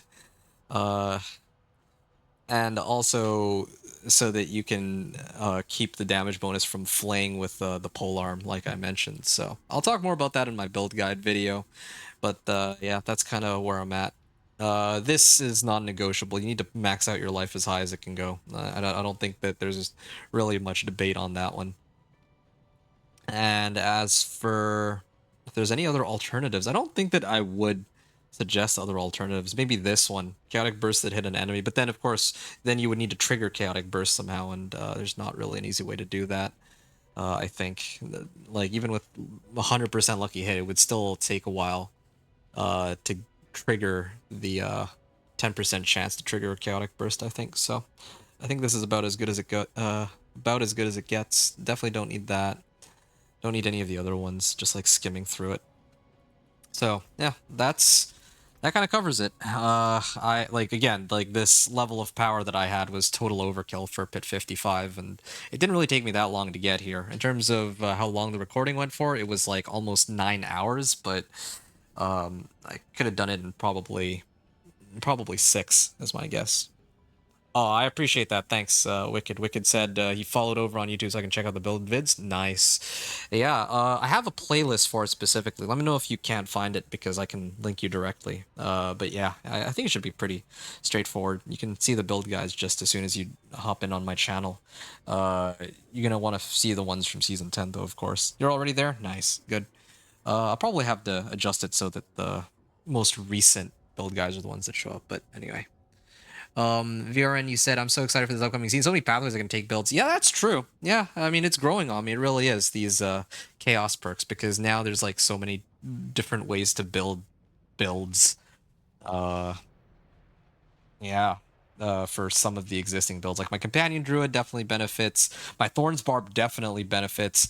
Dance of Knives Rogue is the one that I'm a little skeptical about, but I guess I'll see when I get there. And then Blizzard Sorcerer. Oh man, that'll be fun playing around Mana Shield. You said you're most excited for Teleport Sorcerer. Nice. Yeah, I'm curious to see how Teleport Sorcerer can end up. I didn't actually take a look into how that build can operate, but Companion Druid is first one up. Nice. Okay, good. All right, folks, that brings me to the end. In terms of how I felt like this Thorns Barb works with the season, I would say it's been amazing. And I have had I've had a ball with this Thorns Barb, and yeah, I still think that the Chaos Rifts need to be reworked. They need to be like more reward for how risky they are, and yeah, I kind of wish that the Infernal or the Fleeting Hordes would be more easily accessible. And yeah, I think I talked about the powers that I wish that they were more generically available for some of the other builds, but it worked really well for the Thorns Barb, so really happy with how this turned out. Anyway, folks, funny timing, Logan, I'm actually just about to hop off, so sorry to say, but this is where I end. I just reached Torment 4, so yeah, I'll catch you on the next one, hopefully. Hope you all enjoyed the hope you all enjoyed the run. Thanks everyone for watching. Adventure out.